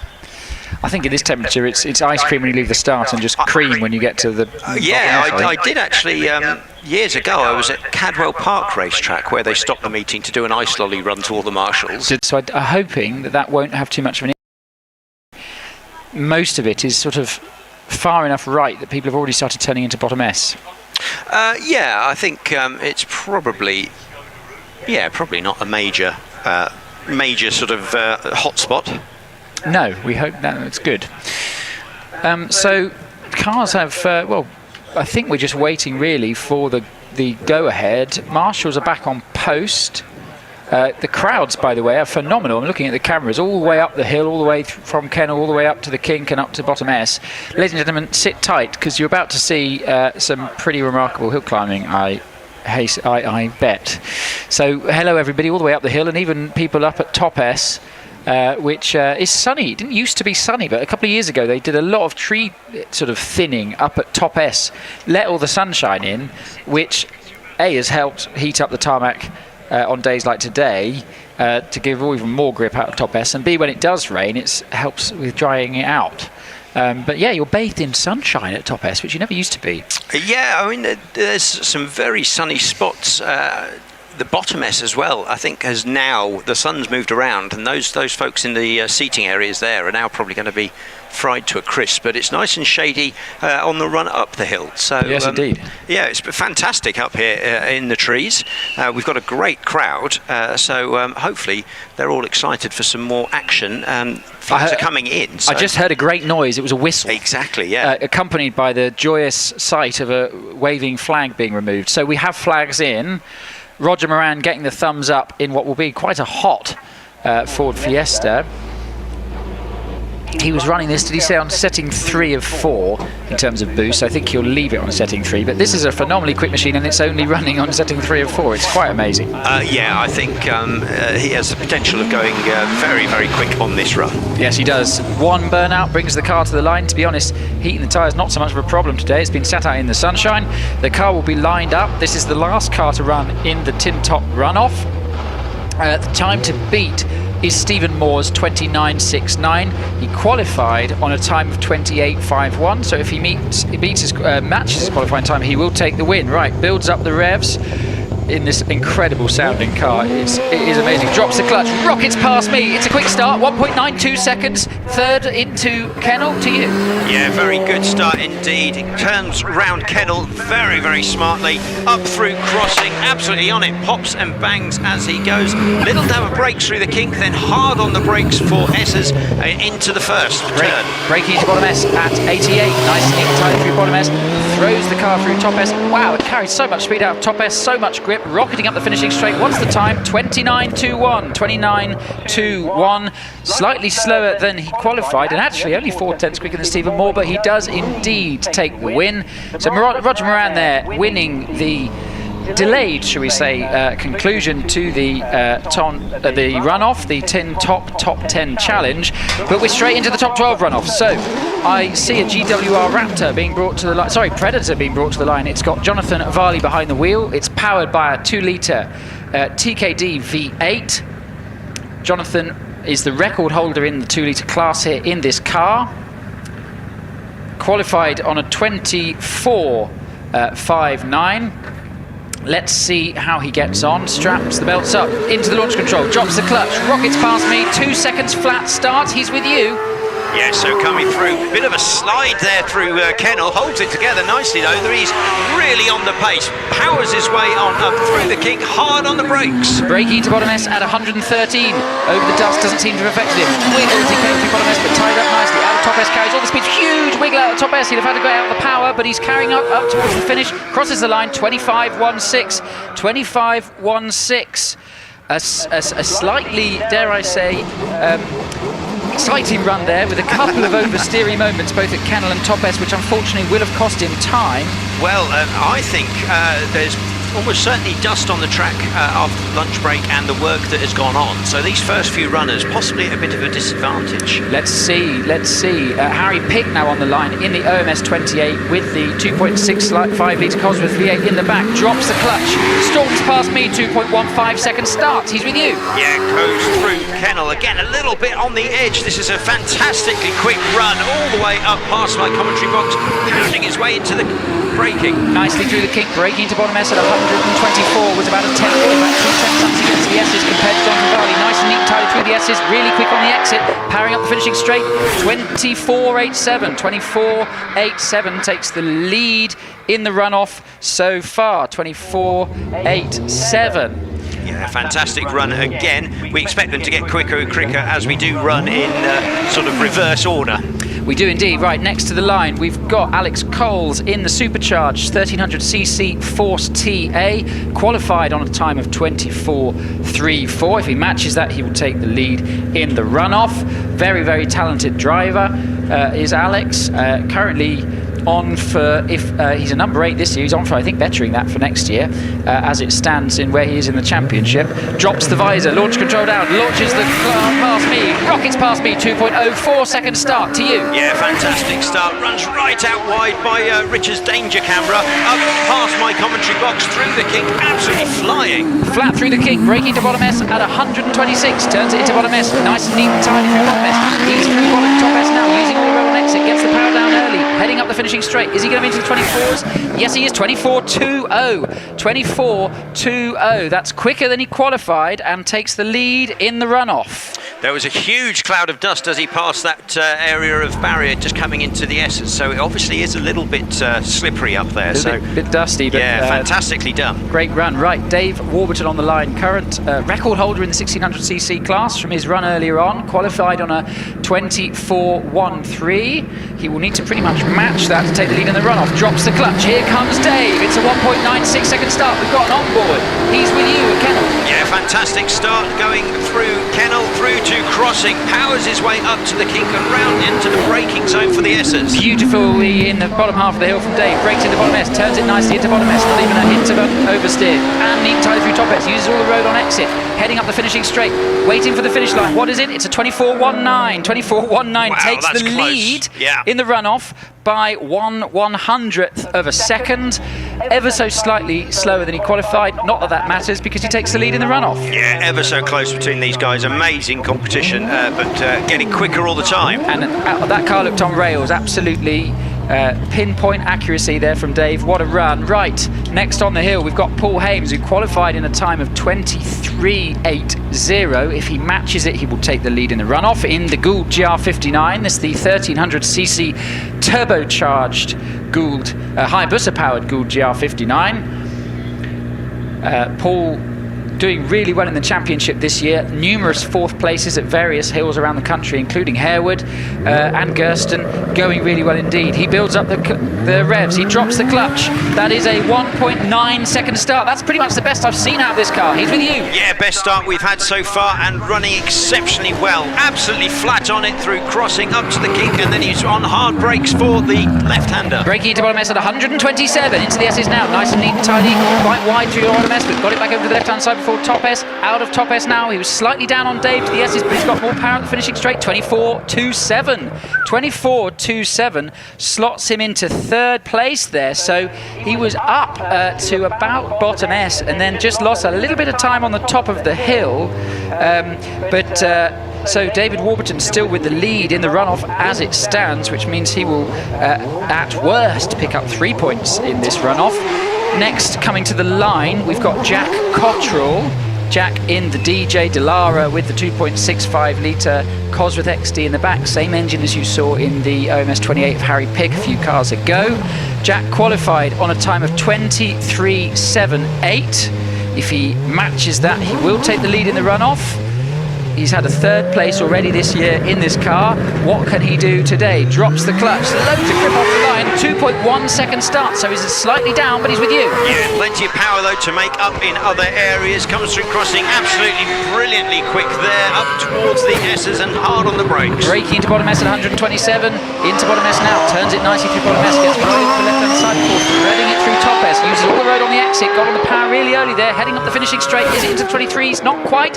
24.05 takes the lead in the runoff. 24.05 for Jack Cottrell to take the lead in the runoff. Great run there from Jack. Right, next on the line we've got our three-time champion Trevor Willis at the wheel of his OMS 28. This one powered by the 3.2 litre RPE V8 engine. Trevor goes really well here and is always 100% commitment.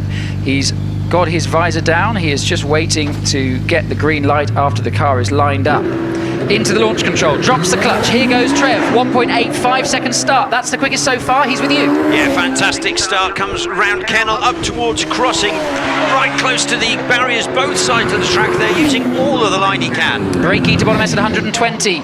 Nice and neat and tidy into bottom S from Trev. Gets right into the left-hand side, threads it up through top S. Really neat and tidy. Used all the road on exit of top S to carry as much speed as he did up the finishing straight. What's it going to be? 23.73. 23.73. 135 miles an hour across the line.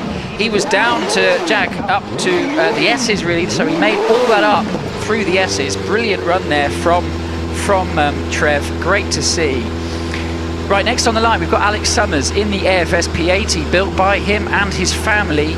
Another 2.65 litre Cosworth engine in the back. Qualified on a time of 23.68. Here goes Alex, 1.79 second start. Wow. That car is just so quick off the line, and it's fantastically fast through the rest of the run. Alex Summers absolutely on it as he heads up to the S's. Braking into bottom S at 127. Into bottom S now. He's up. He's up slightly as he gets to the end. Up by 2 tenths. Speeds it through bottom and top S. Nice and neat and tight on the exit. Top S heads up the finishing straight. Is it into the 23s? Yes, it is comfortably. 23.51. 23.51. That will be the quickest that car's ever done up here, as he's just getting quicker and quicker with every run. Well done, Alex. 23.51. Fantastic time. Yeah, fantastic. But now we're getting into the really quick runners, and some fantastic times expected in the next couple of cars. Indeed. So Dave Uren next, qualified on a time of 23.21. He and this car have done a 22 up Shelsley Walsh. I've seen him do it.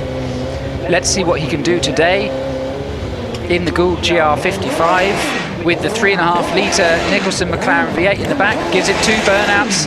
Third burnout, smoke pouring off the rear tyres as he gets heated to them as he brings it to the start line. Lines up as far as he can, driver's side right of the start line. Car is just adjusted into position. Dave making the final checks before dropping his visor, which he does now. Into the launch control. Oh, and it's stalled. It's okay. Oh, no. It's okay. The rear wheels didn't cross the line. No, he's got to go again. He's got to do that all again. But rear wheels did not cross the start line, so he will get to redo this run. They will reset the car, and he will run again. So we just wait for Dave to refire the Gould. Time to beat, as a reminder, is Alex Summers' 23.51. He fired, right, Dave has fired up the Gould with 3.5 litre Nick Mack in the back. Drops his visor. Visor back up. I think he's just engaging launch control. Drops his visor now. Launch control engaged. Popping and banging. Here we go. He's off the line this time. It's a quick one. It's 1.91 seconds. He's to you. Yeah, so going through Kennel up towards crossing. He takes that absolutely flying through there. Through the kink he goes. Little dust spray. 131 as he approaches bottom S. He's up by a 10 as he into the S's compared to Alex. He's really quick through the S's. This looks like a really committed run out of the S's, up the finishing straight. What's the time? 23.17. 23.17 to take the lead in the runoff. So that is quicker than he qualified there for Dave Uren by 4/100ths. So the pace is in the hill. That tells the drivers that are going, the hill is in good nick. Yeah, so close to getting under that 23 there, and that's a fantastic run. Yep. So the pace is in the hill. What can we do? 3 runners to go, all of which were in the 22s in qualifying. Wallace is just in the pre-start area in the Gould. 1 burnout, 2 burnouts, 3 burnouts. Smoke pouring off the rear tyres of the GR59. This with the 3.3 litre XD engine in the back. Phenomenal sounding car. 4 times British hill climb champion behind the wheel. Tom New, who's in charge of looking after this car, watching on from the start. What can Wallace do? Here we go. Launch control engaged. Off the line. What? It is at 1.78. Fantastic start for Wallace. He comes around Kennel absolutely flat through the crossing as well. Up through the kink and into the braking. Braking into bottom S at 150 miles an hour. It's 5.5 tenths off. He got to the exit. Tight through the bottom S and through top S. Uses all the road on the exit of top S. It's just the run to the finish. What's the time? 22.27. 22.27. That is a new hill record, ladies and gentlemen. 22.27. Hill record for Wallace Mingus. 2 cars to go. At the moment, that is the hill record. That means a bonus points in the championship Absolutely remarkable stuff there. What can Will do and what can Matt do? Catch your breath, Billy, catch your breath. I'm trying. Fantastic run for Wallace, absolutely amazing. Didn't expect 22.27. That was incredible. But yeah, absolutely fantastic. So here comes Will Hall. He leaves the line now. 1.78 start, identical to Wallace with you. Yeah, again, very quick. Slides out a little bit towards the barrier on the exit of Kennel, but super fast up towards the S's. He's up on Wallace as he gets the bottom S by hundreds. It's neck and neck. He's up by a tenth and a half. Is this going to be quicker? Will goes through top S. Gets the power down, up the finishing straight. What's the time going to be? It's a 22.27. It's identical time. Amazing. An identical time, 22.27. An identical time. I don't know if we've ever had joint record holders here at Shelsley Walsh, but at least for the next 35 seconds we do. That is a new, that's not a new hill record. It's another hill record. It's identical hill record to Wallace. So what can Matt do? Oh, come on, Matt. I mean, 3 on 22.27 would be incredible. Yes, and just to raise the tension, the marshals have spotted a little bit of liquid on the start line, so they've just put some stuff down to sweep that. So there'll be a moment before Matt comes to the start line, so he'll have to go through the process again. Time to beat, as you just heard, is a 22.27, which is 2/100ths of a second quicker than Matt qualified. So if Matt can better his qualifying time ever so slightly, he will take the win, and he will take, if he can win it, the hill record. Car just being prepped again. He was just about to start warming the tyres when they put the flag out to put some dust down for a bit of liquid. Now, I don't know for competition, but for qualifying, it goes to the car who set the time first, gets the sort of the win on that. But I don't know on competition. It will be joint at the moment, so there'll be. You can have a joint winner. Excellent. And I presume a joint record holder. But let's see. We might not need to have that discussion. We'll know in 30 seconds' time. Matt Ryder on the start line in the Gould Jar 59 with the 4-litre Judd in the back. Current British Hill Climb champion. Here we go. Right, it's a 1.8 second start. Pretty much identical to the other two. He's with you. Yeah, it seems to be very, very quick. Running out nicely at Kennel. Up through crossing. No problems there. Using all the track. Great lines. He's approaching bottom S at 155, and he's been so quick through the S's all weekend. He turns it through bottom S, gets it back over his right hand, left hand side. Really nicely through top S. He was 100, about a tenth behind through the S's. What's the time? 22.29. 22.29.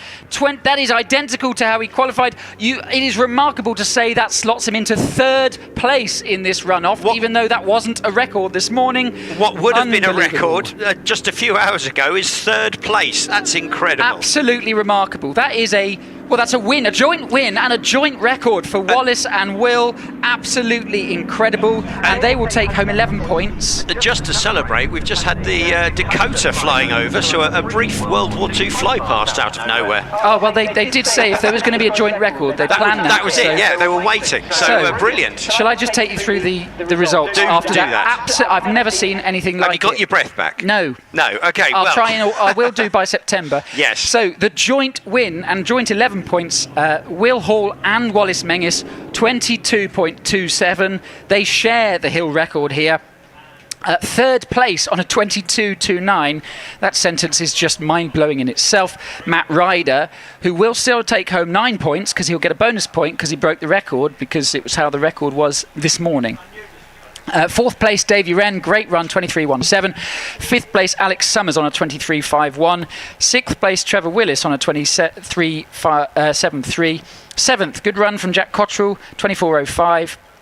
Eighth place, Dave Warburton, 24.19, great run from him. Ninth, Alex Coles on a 24.20, and 10th, Paul Hames on a 24.27. Unfortunately, just missing out on the points was Harry Pick on a 24.87, and Jonathan Varley on a 25.16. Wow. Well, now you asked us beforehand for Chris and I to give our predictions. And neither of you predicted a joint win. Neither of us said joint Wallace and Will, which is poor going on our part. I apologise. That's okay. They're just getting a replay on the stream. Do you know what? I think I'm going to have to hand over back to Chris and go take my roving mic and find those guys, aren't I? Well, have a lie down for a little while first, maybe, just a cup of cocoa to recover. So I think we're going straight into batch A, by the way. Batch 1. Absolutely remarkable. Let me just take you through the splits. Can I just take you through the splits before I pass the microphone back? So between Wallace and Will, identical starts at 1.78 seconds. To Kennel, Wallace was 5.28, Will was 5.27. To crossing, Wallace was 5.63. 8.63, Will was 8.58. To the bottom S, it was 14.24, plays 14.06, and at the finish, it was identical. So through the S's, it was 7.12 versus 7.3 flat. So nothing more than a tenth of a second separating them over the entire run. Yeah, some incredible pace. It seems that Will was slightly better at the bottom end and Wallace slightly better at the top. I think so. It works out as, well, exactly the same. Yes, and by the way, if you are watching up the hill, please do stand if you can and applaud those incredible drivers for the show they just put on. 2 100ths of a second to separate the top three, all three of them under the record. Absolutely remarkable. Yeah, that is an incredible run, and to have this many track records go on one day is quite incredible as well. So the record's gone, well, that's 4. The record's been broken 4 times today. Twice by Matt, with an identical time. Yes, quite. And once by Will and Wallace. So do please clap them. What a run-off that was. I'm going to get my roving mic. I've got to go and speak to them. Remarkable. I will leave you in the capable hands of Mr. Ponsford, and I'll get my breath back. Incredible stuff. Hopefully everybody here enjoyed that run-off. It was worth a little bit of a wait as the track was repaired, and hopefully people watching online also had a great time. It shows you just how great hill climbing can be, and maybe will persuade some of you to come along and watch it in person next time.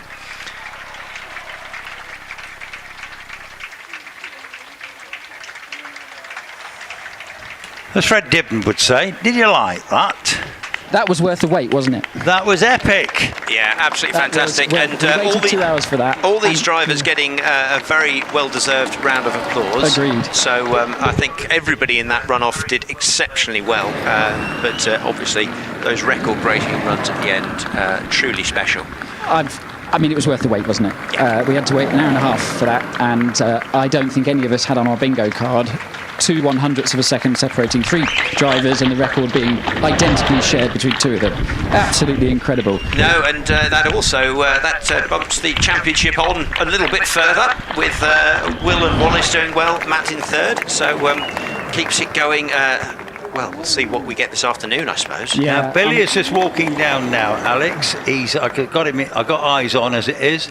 He will go and have. It's going to be great to have those interviews with those guys immediately after that, doesn't it? Incredible. We can slot the interviews in around when we've got cars on the hill. So yeah, that's absolutely fine. I think worth talking to them. We will be going soon with runners from Class A1, so it'll be the road-going cars, and so we'll try and get some interviews in and around as we can. It's also really hard to get to them because there is literally a line of people both sides of the whole return road and the paddock clapping these drivers in after, I mean, just an incredible 3 runs. Everybody clapping. You can't not. You have to clap them for that. It's absolutely remarkable. Horns honking. Really exciting. Absolutely incredible, really. Well, you'll just have to tell them, don't you know who I am? And push your way to the front. Oh, I will. Huge congratulations to Wallace. Also, this is a hill that means so much to Wallace here. That will mean a lot to him. He's just getting out of the car. I'm going to have to, Wallace, when you're stood up, I'm going to have to interview you. Absolutely incredible. Cheers, Billy. Yeah, that was quite good fun, actually. I was really special in the top paddock. I actually feel a bit sorry for Matt. I'm not sure what happened, but going up in the same time as Will, and everybody's been on it all day. It was we all knew where it was going to have to be. So really delighted just kind of put a full run together, and the effort the boys put in, and Ross probably watching online is really pleased. This hill I know means a lot to you, so what does it mean to be joint record holder at Shelsley Walsh? Hopefully it's lasted longer than it did last time, because I had it for about 40 seconds before Alex came up and went quicker, and then Sean again. So yeah, listen, it's Will's home hill, Matt's pretty close as well, so it's really special. Good, just effort. Obviously a couple of big offs, which are a great shame, but yeah, really good day to now 0 all, go back, start, qualify, cup of tea? Run off. I will definitely have a cup of tea. I think there's Maltesers somewhere too. There you go. So well done. You better go and get William. Oh, I'll try and find him. Well done. I'm going to get Will too, because he's hiding from me, and the thing is, I've got to, mate. Well done. That was absolutely. Have you any? Yeah. I saw Wallace's time, and it was like. And then went over the line. I was like, "It's clocks, bros." Yeah, and then, that's Wallace's time. Yeah. And then Matt went and did that. It was like fantastic. And it's so close. It's like. So you're still record holder? Yeah, joint. joint. I don't think we've ever had a joint. No, I don't think so. So no, it's good. Just got to do it again this afternoon, or evening, or Yeah, tomorrow. Yeah. But no, thank you. Well done, mate. Well done. Thank you. And I do feel like we've got Matt. He looks disappointed, but he shouldn't be for that. I am going to see if he wouldn't mind quickly talking to me. Let me just see. Can I have a word? Can I give you a hug? Thank Mate, you very that much. was absolutely... I've never seen anything like it. Yeah, certainly one of the closer run-offs I've seen, and all under the record, which is unbelievably exciting for everyone. You got this afternoon? Yeah, true. Still one to go. Really frustrating that it's 200s, but that is a testament to the fantastic competition this year, and it's just so unbelievably close. So we'll have to have another go this afternoon, won't we? Well done anyway. Thank you very much. Cheers, Matt. Thank you. Wow. Okay, so there you go. I'm passing back to you.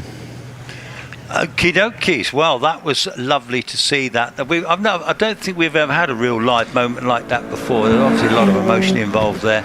Wasn't that wonderful to see? Alex? Yeah, fantastic. And could you hear any of that? Yes, I've been keeping up with that. It's absolutely brilliant. And so I'm not sure, I don't think, has Wallace ever held the record here? I don't think he has. Yes, he has. Did he? Right. Yeah, for 40 seconds. Well, okay, fair enough. Yes, he did, for 40 seconds until I think it was Matt and Sean then. Yeah, exactly. So fantastic for them. In the meantime, we've gone back to racing with Class A1, and we've had several runners up already. Okay, so we've had Robert Penrose up in a 39.95, Maggie Richards in a 41.11, and Michael Thompson a personal best there in the XEs, a 32.81, Robert Wilson a 32.59, so he's quicker. So well done to him. I see Jonathan Williams. Sorry, at the moment there's. Those cars will come back down in a moment. They're shared cars, so that's our little batch one. Little batch one, okay, that's fine. And then we'll be into batch two, which is the main bulk of A1 and A2 runners. I'll see if I can grab Roger Moran, that is. Yes, He's just won the tin top. I don't know if he still buys his car. He might have gone for lunch, or... let's see, so... yeah, he is. He's just sticking his sticker on, actually. Which winner's sticker? You get a winner's sticker, yeah. Excellent. So he's just sticking his sticker on. So I'll just see if I can quickly interview him. Roger, can I quickly interview on the stream? Congratulations, well done. Yeah, thank you, Billy. Really nice run. Yeah, it was just a sensible run, really. There was, I just wanted to be sure I didn't make myself look an idiot. Fair enough. But also, I guess, first person through bottom S, since they did a lot of sweeping up, you don't necessarily know what the track's like. I never even thought about that, to be honest No? with you. No, you trust the marshals, do a great job, and thank them for putting the track back so that we can all use it today. Very true. Well done. And hard luck to Stephen Darley. Yeah, it was tough. Still, well done you. Yeah. Thank you, Billy. Cheers, Roger. Well done. There we go. Tin top run-off winner there. I will pass back to you guys. Thank you. Wonderful. Well, I think we're part of a very special weekend, actually, that we will remember for a long time. Yes, well, I think, wouldn't it be great? I mean, as we were speculating earlier, that the conditions of getting track records here may not arrive like this for some while, so whatever we leave with at the end of today could stand for a while. And wouldn't it be incredible if it was joint track record holders for years to come? Yes, well, Sean broke the record last in 2022, didn't he? Then Will, obviously, on the last meeting, the last British. And now, of course, it all goes crazy now. We've got joint hill record holders, but it's back to business as normal. More slightly slower pace. We're going to have Laura Elliott in the Porsche 911 Carrera. This is what they call batch 2. And we will see what happens here. This very, very quick Porsche, to be fair. Rear-wheel drive. It had its engine rebuilt. They've been campaigning this car, I think, for 42 years. I think this car's been on the hills. It had its first major rebuild about 2 years ago. So, but it was very quick off the line. 1.96 in that rather elderly Porsche. Yeah, so always quick off the line, this Porsche, which is fantastic to see. And coming on up now through crossing, Laura pushing her way on up past the kink and up into the braking zone for the S's and disappearing round there. We'll keep an eye on these times. It'll be interesting to see how they compare with this morning because conditions have changed a little bit. Yes, they have, and yes, that's a very valid point actually, because it's all a bit of a pointer to later on when we're going to have yet another wonderful couple of run-offs, which is going to be amazing stuff, isn't it? Currently in this class, Mike Meredith is leading the way in that rather lovely old Morgan with lots of patina, and his car is actually had from new, so fair dues to that. Yeah, so Laura did a 35.58, which is a shade slower than earlier. It's barely anything in it, so you'd have to say conditions very similar to this morning's timed runs. Yes, I think you're right. I don't think it's changed a whole lot actually. It looks pretty similar out there. We did get a Dakota come across, Alex, while Billy was just finishing off. Yeah, I said that. It was fantastic to see, just as a surprise visit. Yes, I don't know if it was on the schedule, but it was nice to see. I don't think it was. I think it's just on its way to and fro air shows around the country and has decided to come this way, and we were the lucky benefit from that. Well, yes, I think you're absolutely right. It sort of flew off south, didn't it? And good to see. So, yes, we had a Dakota at Prescott a few meetings ago, and we also had a Hurricane there as well. So it's good that these lovely old planes still do these fly past, which is great, isn't it? Yeah, fantastic to see those. And the Dakota, wonderful sight as it flew over. Beautiful blue skies for it, so great conditions. Yes, indeed. So now we have one of these Lotus Elises. They are becoming really popular. It's going to be, I think this is going to be Bob Penrose, and Bob Penrose comes. Robert Penrose and Bob Penrose.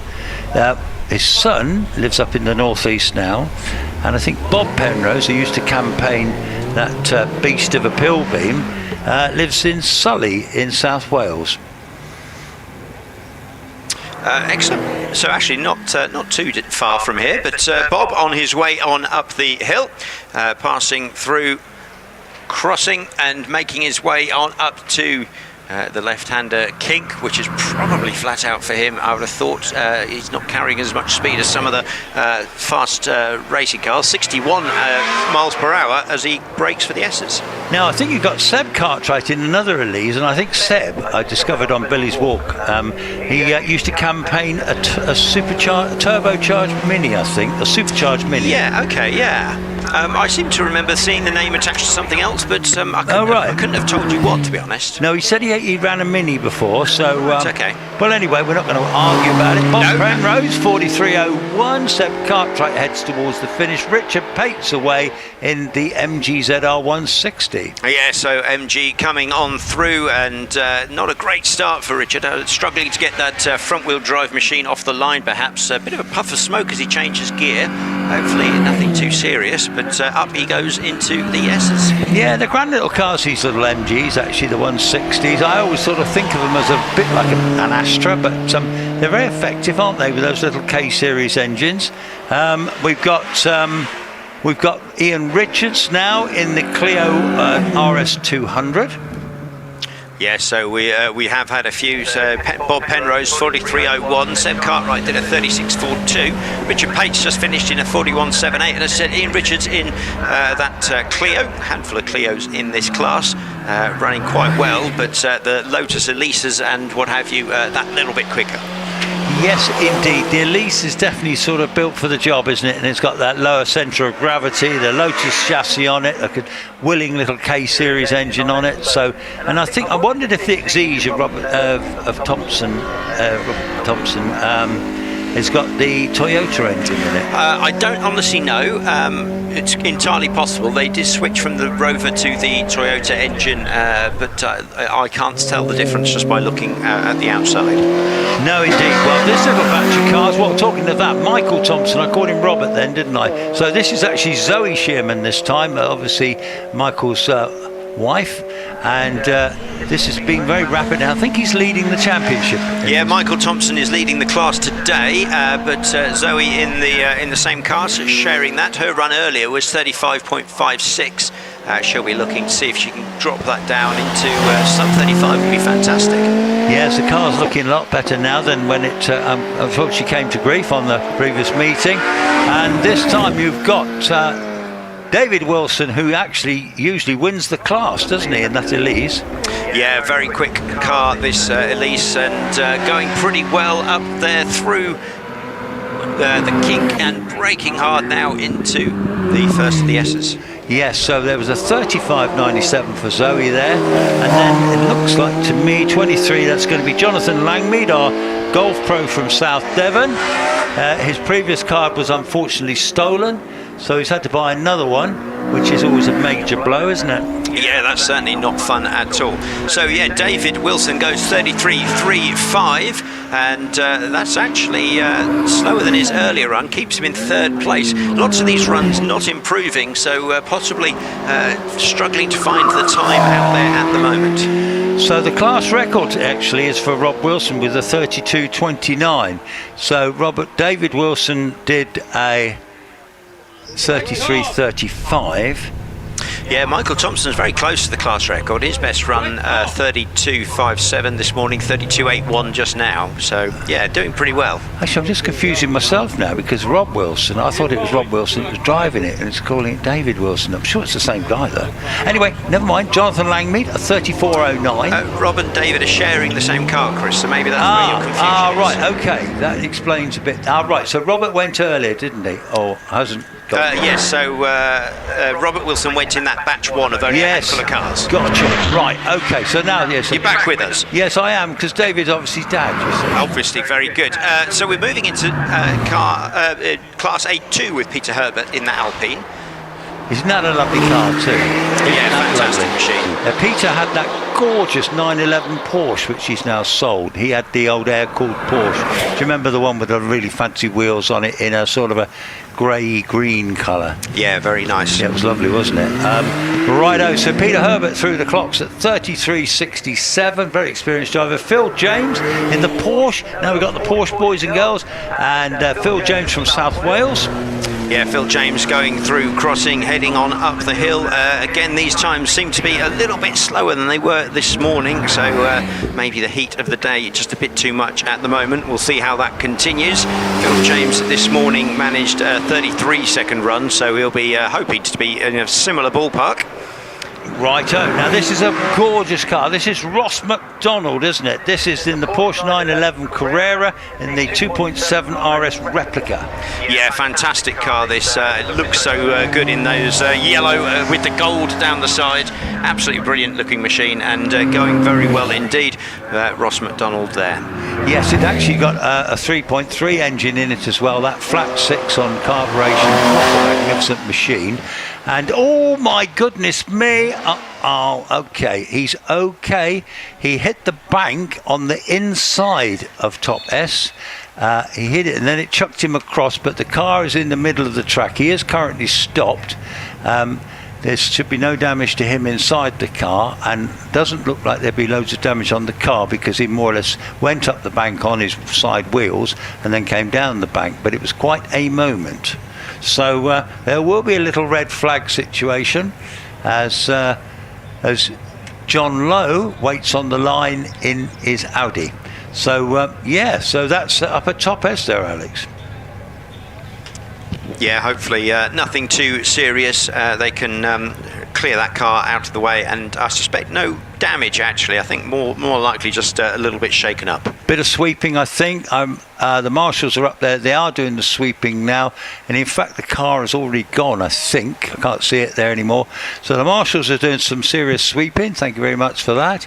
The bank doesn't look terribly damaged either. They're just showing a replay now. So as he comes through the bottom S there, comes round into Top S here, and he just gets a little bit sideways, which pushes him up to the right there onto the inside of the track, bumps the hill bumps the bank a couple of times, but I don't think there's any major damage to the car because he was able to drive off after he'd recomposed himself.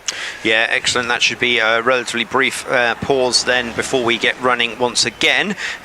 Bit of dust on the track there, so the next few drivers through do need to be a little bit cautious. The marshals will make the best job they can of the sweeping, but you've got to be aware of those things as a driver. Yes, the clerks and the chief marshal just going up there just to have a quick check, I think, but I'm sure they'll say, yeah, it's all right, chaps, and we can carry on. Marshals are now walking back onto posts now, onto Top S post, which is a nice post, to be fair. And thank you very much, gentlemen. Lovely job. Lovely work. So, It's all happening today, isn't it? Yeah, it's been a bit lively. Non-stop action. Hopefully people have been enjoying that. We've still got good crowds here lining the track, and hopefully with us for a little bit longer indeed. We do have, all of these are competition runs that we're going to run through, which will lead to another top 12 runoff to end the day, and that will be coming up at the appropriate time this afternoon. Now, I do have, you get firms of solicitors, right? Well, there's firms of photographers. Johnson and Shelley are with me at the moment. Yes, very famous local photographers. They'll sort you out a nice picture, I'm sure. Yes, Johnson and Shelley. Yes, partners in crime. Yeah, fantastic. So what a day we're having, what a weekend we're having. I mean, we knew it was going to be special. I've been so looking forward to this all week. I've got to be honest with you, I really was. Not much else was on my mind.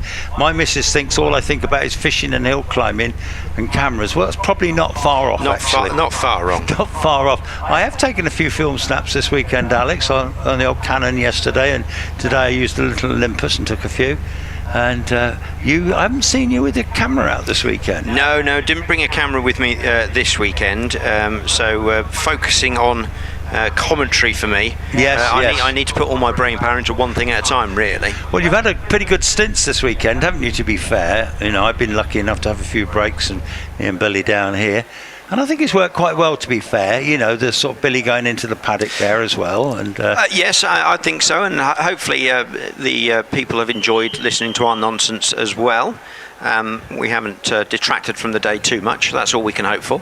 Yes, and obviously having the live stream courtesy of Rich Danby and Hill Climb TV and Hay Fisher, it's been great. We can see the action that's happening up the top there, which I was watching then. And as you know, we haven't used Top Box this weekend, but I don't think we've suffered as a result, do you? No, the benefit of having the cameras here is that we get the feed into the commentary box, so you can see areas of the track you wouldn't normally see.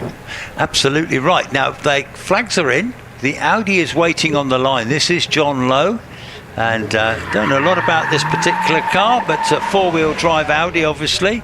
TT Coupe. Pretty swift with you.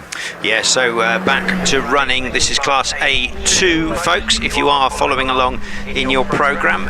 So we've gone back to Class A2, which is on page 22. Road going production cars over 2 litres, and yes, this is the Porsche, the Audi TT.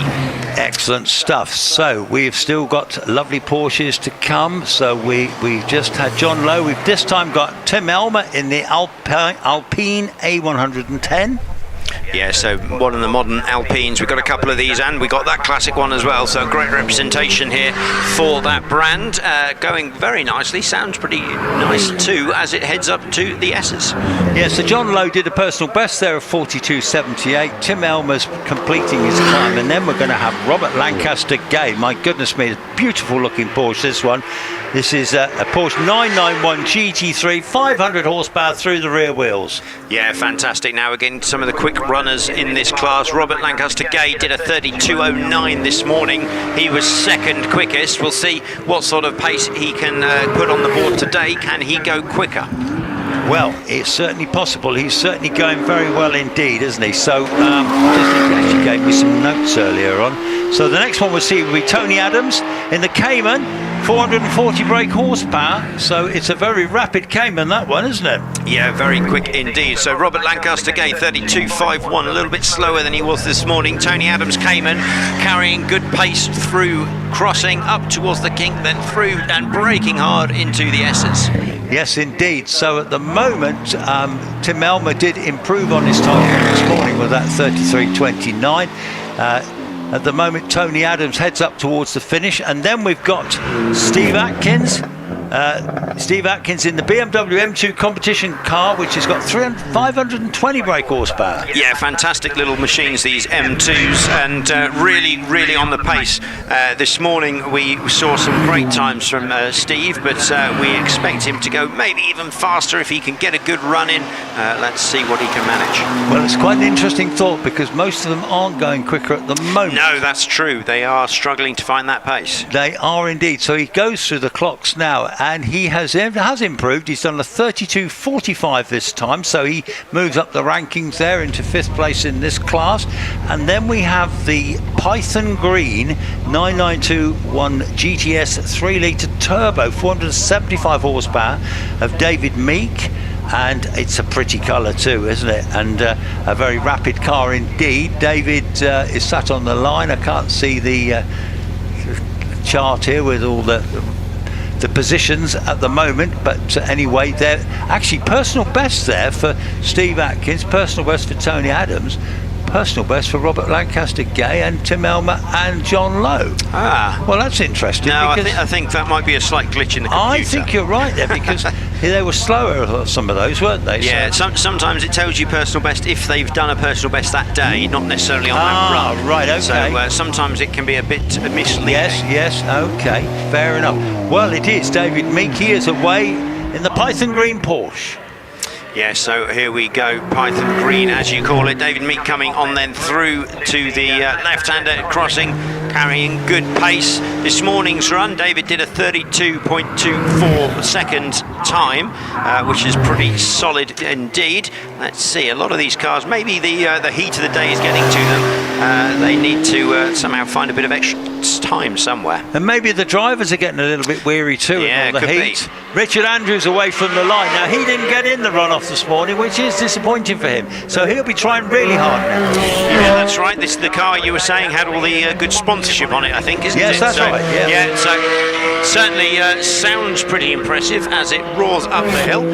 David Meek finishes 32.69, so a little bit slower again. Let's see what Richard Andrews can do.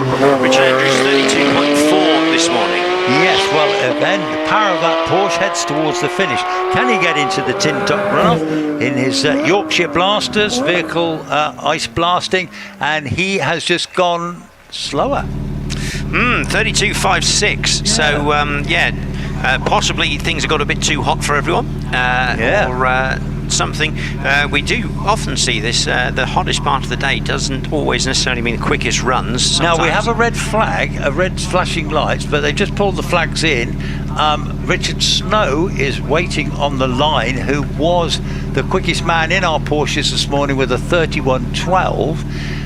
Lovely chap from London, works in the city, got very, very good job in the city, and obviously drives a very nice Porsche with it, doesn't he?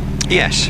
But he is very nice with it, and it's lovely. He's a very humble man, actually. Very successful, but humble. But this Porsche, this is a rocket ship. So this one here, Richard, this one is a 493 horsepower Cayman G4 RS, 4 litres. It weighs 1,388 kilos, which is the same as, it's actually the same car as Richard Andrews. And it's got 335 per tonne. What does that mean? 335 brake horsepower per tonne? Yes. Yes, right, okay. Yeah. He didn't put the BHP bit in. But he did give me these prompt notes, you see, because I've never owned a Porsche, so I'm probably not the best man to... he's been wheeled back. What's going on here?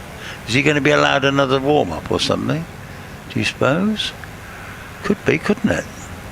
Well, this is a very exciting day one way or another, isn't it? Have you got big crowds up there, Alex? Yeah, it's still got decent crowds up here enjoying the nice sunny afternoon. Hopefully they are enjoying these runnings. Obviously, as the classes go on, we'll get quicker and quicker. Yes, it was for another little burnout in his two-wheel drive. It is two-wheel drive, that one. It's all power through the rear, isn't it, that one?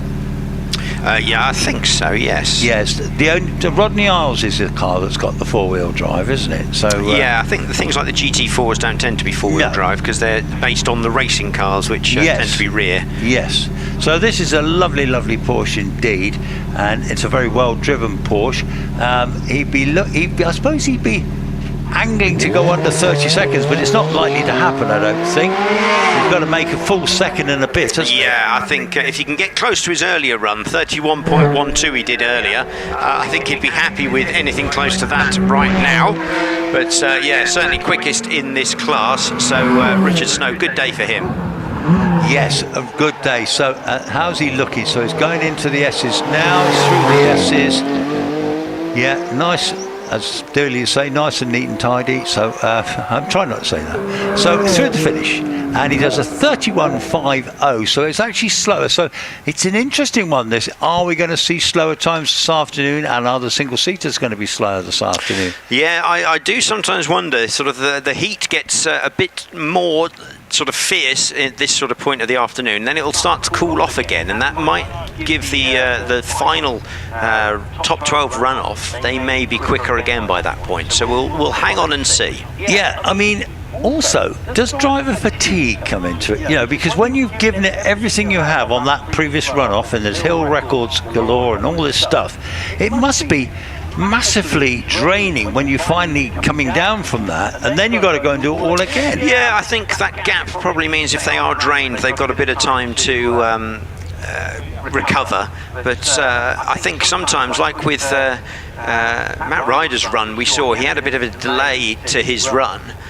which may well have sort of taken him out of that hyped up moment and lost his momentum a bit. So sometimes I think the drivers where they are physically and mentally can make a big difference, can't it? Yes, I think so. I mean, I think the fact that you get the 2 runoffs in a day, because recently at Wiscombe they had a runoff on the Saturday and a runoff on the Sunday, and I think they did a similar thing at Gerston. And there's young Max Hawkes over there, one of our top photographers, also drivers as well, but not driving this weekend. Couldn't get an entry, so that was unfortunate. But nevertheless, it's been a very fully subscribed meeting, this one. Very, very popular, isn't it, really? Full house this weekend. Yeah, fantastic selection of entrants, which is brilliant. Nice to see hill climbing in such a healthy condition at the moment. Yes, a few of my friends couldn't make it today. Lee Corbett in the Channel Islands. Lee said he'd be looking in. Good afternoon to you, Lee. David Fass down in Kidderminster. Hope he's looking in. And Eric Humphreys in Thailand, of course.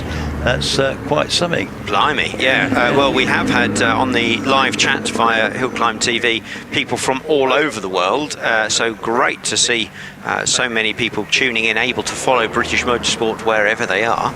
They do, to be fair, and the Hill Climb TV has done a magnificent job in bringing in more viewers, but also regulars that would have loved to have been here, but obviously living in different places now. That means they can't be here. So I think it's terrific, really. And Shelsley Walsh this weekend has delivered big time. Yeah, fantastic so far, and potentially more to come. We will see as we continue on our way. So classes A1 and A2 are done for the weekend, so thank you very much to all of those entrants. Our next batch will start with a couple of shared drives, but then we'll be into A3 and classes B, and then into the C's. So we're running through the programme if people are following along. Yes, indeed. So while you were chatting away up there on that runoff very excitedly, Billy was very excited down here, as you can imagine, and I was actually stood in the box here, and I was videoing them off the line with my mobile phone, and then videoing them down round to Billy in all his chatter and watching the screen and getting very excited when records were being broken, and then I got all top 3 cars there. So I have a record for young Billy as well of his fine day at Shelsley. Yeah, he was getting very excited, wasn't he? Understandably so too. Understandably so. He was in fact he was talking about 1,000 words a minute, I think, by the time we got into those runoffs, which was quite funny. Yeah, good. Very good though, and fantastic. Yeah, fantastic event so far. Yeah, days like this, you'll look back in years to come and say, well, I was there when we had joint hill record on one day, and of course in qualifying we had another hill record before then, didn't we? Yeah, exactly. So yeah, great stuff still to come. Potentially, we'll see whether times pick up as hopefully there's a slight cool breeze that might just help take the edge off the heat. The hot air won't be doing the cars any good. They like the hot track, but they like cold air for the engines. They do, don't they? So yes. Hopefully the breeze will take some of that heat out of the air, and we might see things pick up a little bit as the afternoon continues. Do you suppose Paul Haynes' turbocharged car's got an intercooler on it? Quite likely, isn't it? I don't know. Yeah, it seems to be going very well, doesn't it? This looks like Andy Norris to me in the little Radical. We've got that lovely Malik as well, the Nicholson Malik to follow, which I think Billy said was his favourite car. But this little radical, Andy Norris, was campaigning a lovely white supercharged Porsche, but unfortunately had a bump at Doon in quite a big way, and that car has been rebuilt, basically reshelled, I think. So in between, he's jumping into is John McQuillan's Radical, which Mike West was driving last year as well, wasn't he? It's nice that amongst the very friendly hill climb community, people do share out drives, let people borrow their cars and all the rest of it, which is fantastic to see. I think it is. That's the spirit of hill climbing. Yes, so it is Andy Norris away. He's on his way to you. Yeah, so here we go, the Radical coming through. Andy Norris not as familiar with this car, so not as quick, and seems to have lost gears, unfortunately. He may not even make it up past crossing. Yeah, not sure exactly what went on there, but it did seem like he was struggling to find any forward. The engine's still running, but no go.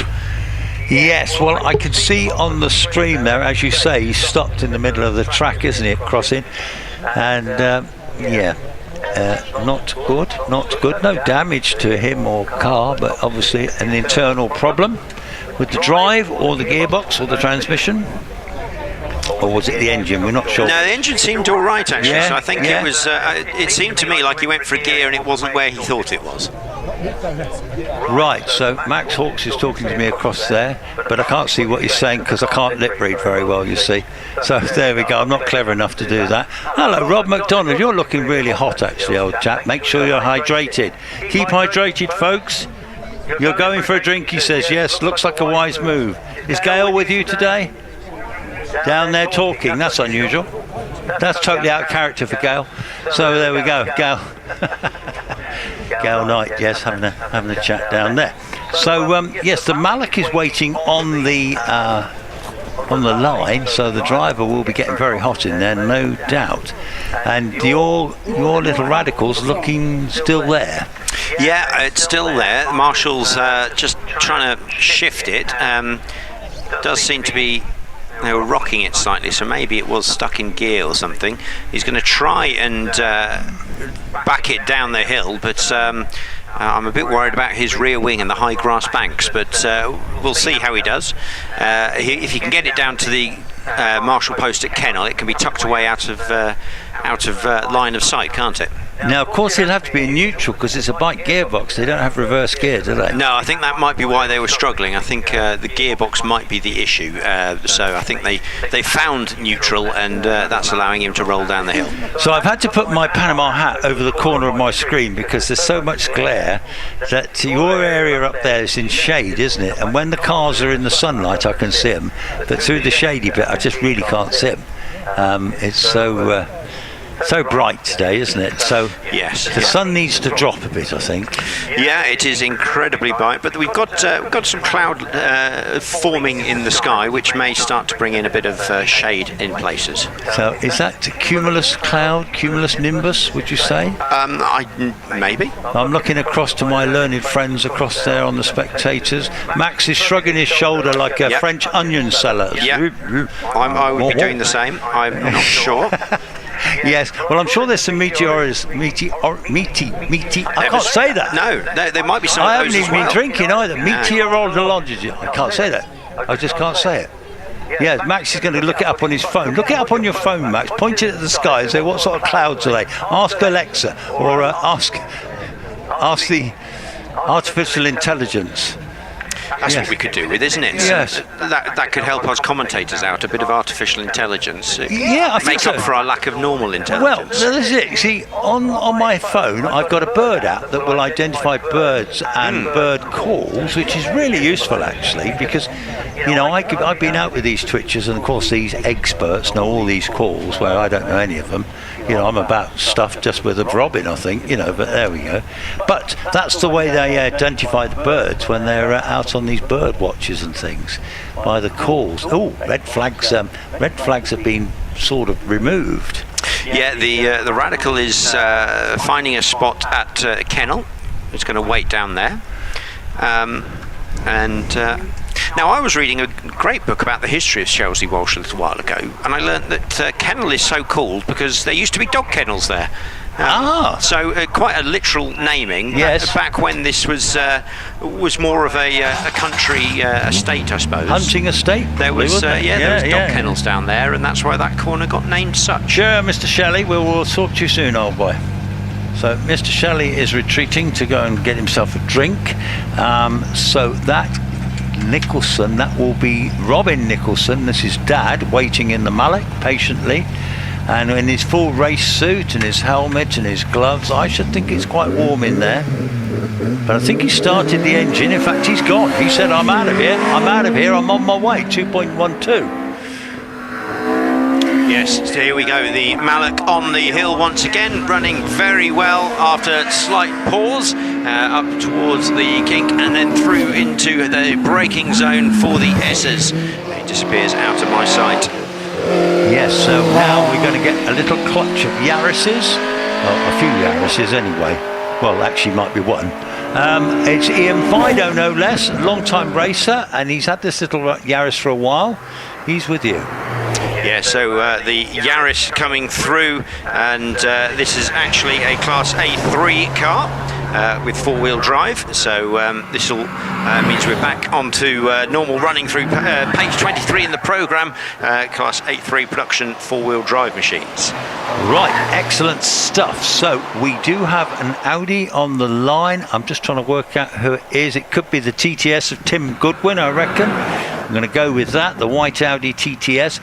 Time for Robin Nicholson, 30.55. Ian Fido, 35.97.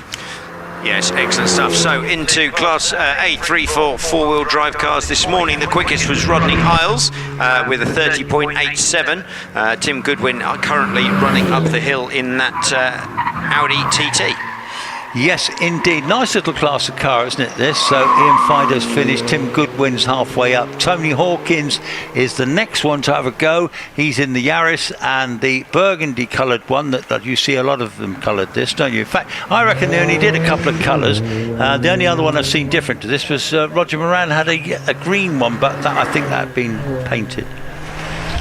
Yeah, quite possibly. I don't honestly know what they were available in from new, but yes, this burgundy colour, very popular. Seen quite a few white ones as well. Yes, so, yes. Yeah, that's about it, really, isn't it? I think so. You have any colour you like, as long as it's burgundy or white.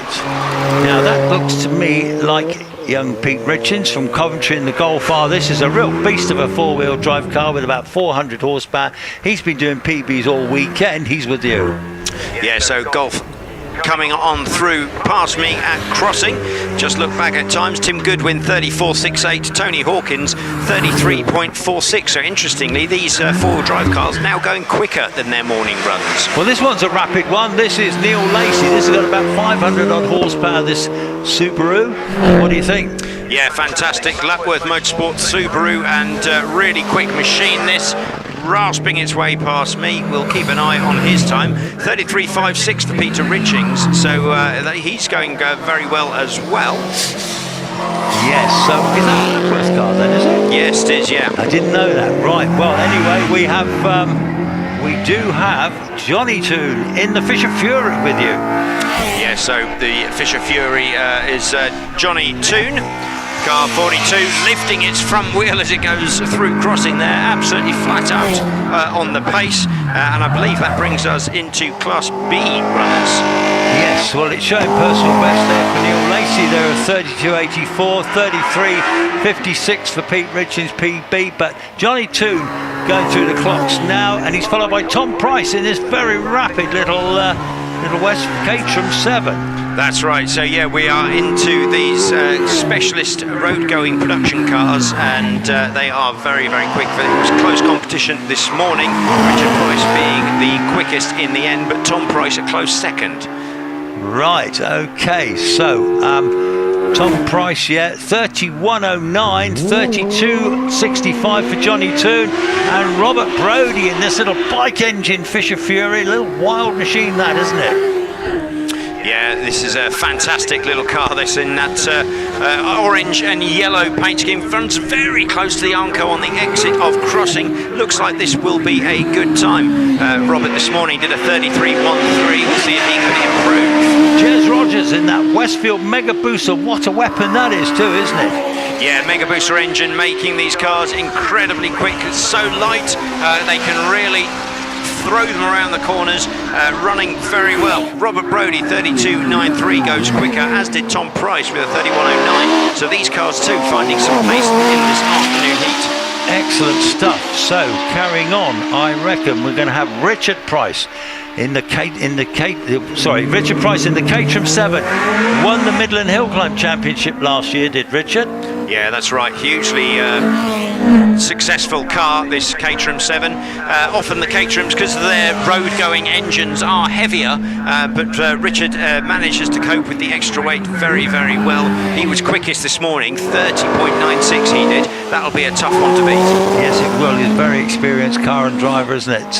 So anyway, well done to Richard Price. He's heading up towards the finish now. He's going to record a time of 31.19 as Rodney Isles leaves the line in that hugely fast Porsche. Yeah, so we move on again. Rodney Isles brings us to the next section.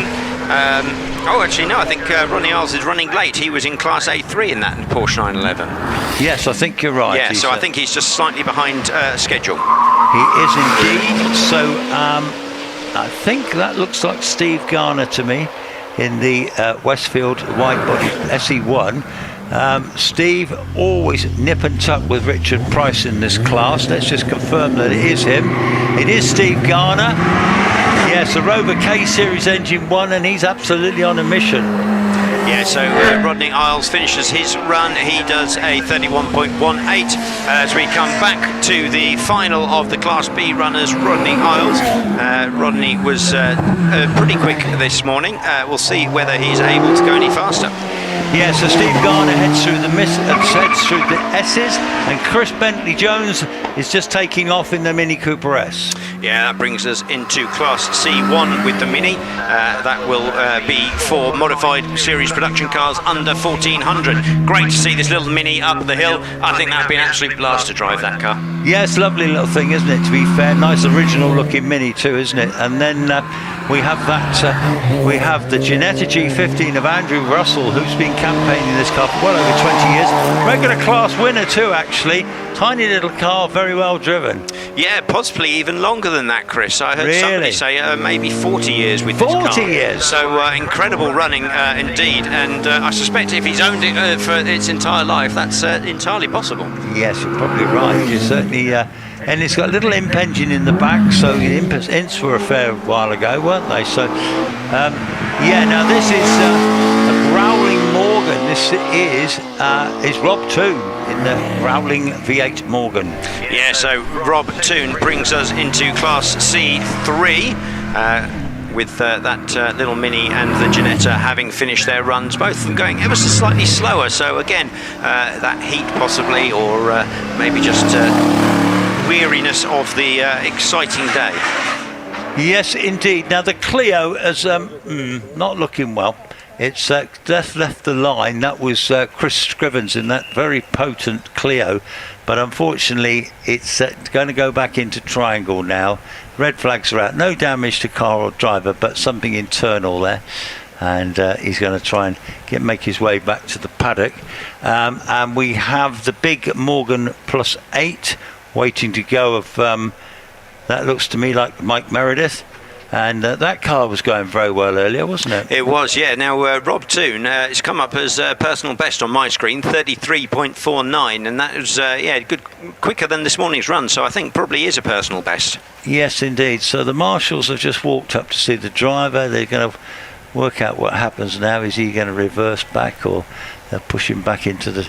Yes, he's going to reverse back, and then he should be trying to get back into the return road, which looks like he will. Now, I don't know if he's got any drive or not, but we're going to find out. They may have to give him a little cheeky push.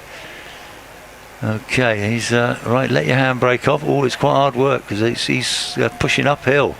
Oh, he's got a bit of drive. He's got a bit of drive, not a lot, but he's getting it down out of the way, so we can carry on hill climbing pretty soon. Very good, yeah. Chris Scriven, unfortunately, failed run. So he won't be going any quicker today. As you said, Mike Meredith was quickest this morning for Class C3, 31.76 seconds his run, which is pretty quick in that big old Morgan. Yes, so we're on page 24, folks, of your programme. It's a well-scrolled programme this weekend, isn't it? And today it's been very, very exciting. Yes, we've had more stoppages today, I fancy, but flags have been pulled back in. The big Morgan is going to rev itself up in a minute and drop the clutch, and near 4 litres as it's a Rover power. Is it 3.4? It's 5 litres of it's a very well stretched Rover V8. That's about as big as you can go. I wouldn't have thought they were much bigger. I think TVR ran them for a bit and they were well up there as well. But yeah, that's certainly it's pretty big. It sounds Chevy-like, doesn't it? Yeah, I don't think it's a Chevy. I think it is a Rover. No, it's a Rover, but it sounds a bit Chevy. Oh, yes, I see what you mean. Yeah, well, that's just big and thumping V8, and very quick he is indeed. As I said, his time, 31.76 this morning. We'll keep an eye and see how he does on this run, whether he goes any quicker. Yes, now I think we have Jonathan Williamson. It is Jonathan Williamson in this super rapid Porsche that he's campaigned for 40 odd years. Yeah, fantastic. Another long-term serving car as Mike Meredith finishes with a 32.99. Jonathan Williamson's Porsche going through. He managed 33.01, so he'll be really pushing to see if he can get into a 32-second run somewhere. Yes, he's a very experienced car, very experienced driver. Nigel Elliott has just left the line in the twin-turbo TR7 V8. Yeah, fantastic car this, absolutely fantastic, and running very well today. Jonathan Williams finishes 33.14, so he's lost a little bit of time there, very similar time. Nigel Elliott carrying on up the hill, he managed a 32.44 this morning. Yes, now we're into some very entertaining stuff. Paul Howells in this beautiful yellow and green 911. This one's got huge amounts of horsepower, and my goodness me, does that scamper off the line in a hurry. 1.99 off the line, very rapid. Yeah, very, very quick car this one. Nigel Elliott was right up there, sitting third place in the title, in the championship, in the tables today. Get my words out, Chris. And then we see the Porsche coming through, and red flag. Oh, yes, it is a red flag. I might have missed something. Right, so at the moment I have a Porsche that's stopped at what looks like I'm just trying to work out where that is. Oh, hang on. Oh, yes, he's at top S. Top S. Yeah, he just seemed to roll to a stop. Is that what happened? Between the S's? Yeah. Or was that for the flag? Did he slow down? Yeah, I think he stopped for the flag. Okay. I think the issue may be something else. Well, Nigel got to the top in a 33.33, so he's out the way. Yeah, he's fine. So the Porsche was sounding magnificent off the line, but Marshall's they're not rushing to do anything to the car, so I don't think there's anything particularly wrong with the car. They've got the door open, his passenger door here. Yeah. Actually, is that a left-hand or a right-hand drive Porsche? I don't know. I can't quite see in the glinting sun, but yeah, he's been flagged. It says on the screen, which means that he stopped for the flag, which is that's what it looked like. But I don't know what the flag came out for. No, I can't see either. But he's rolling back now, backwards down to bottom S there. He'll turn there, I reckon, go back in and then come back down the hill past you at a guess and have a rerun. Would be my guess. Yeah, he will definitely get to give that another go. Hopefully he can just back it down and turn around at the bottom S Marshall point. And then he can get himself back down into the paddock pretty quick. Yes, indeed. So, yes, he is going to exactly do that by the look of it. So, I don't know what caused the flag, but... No, I don't. He was going to be the last of our C3 runners, we'll have to hold off announcing anything for that, but it looks like Mike Meredith will stay at the top, I suspect, although Paul Howells was 31.88. His run this morning was second quickest, so he's certainly right up there at the top. Now I've just seen something. I can see our marshals right at the top of the hill there. They're in the middle of the track. What are they? I think they're putting something down. Maybe there's a bit of a fluid leak or something. There's we're looking through Rich's long lens, and there's 5 marshals there doing stuff, marshalling stuff. That's what they're doing. can't quite see what they're doing, but they got brushy type things. It's possible the Triumph that went up before left something after the finish line. Yes, good thinking. They've had something on the track after the finish line, and obviously if the braking zone after the finish line is still part of the track, so that needs to be maintained and watched by the marshals. Yeah, well, we've got a good collection of cars up here at top of the paddock there, and we have all the four-wheel drive cars. Iden Price waiting on the line. Paul Howells has come back down. He's going to slot in after said Subaru that's following Einen. And so that's a good entertaining class, because particularly good with Roger Moran earlier, wasn't it? Entertaining. Stephen Moore, of course, did very well, came second. Rob and Wayne Penrose third. Yeah, amazing stuff. Wayne will be he was actually very, very happy when Billy chatted to him, and quite emotional. I think it's been quite a journey for him the last few weeks, with having to repair the car and stuff from Wiscombe. And also he travelled back to Australia to do a week's work and then came back. How about that? That's up there, isn't it? That's pretty committed, certainly. I think it's up there, because I think a flight to Australia is about 24 hours, isn't it?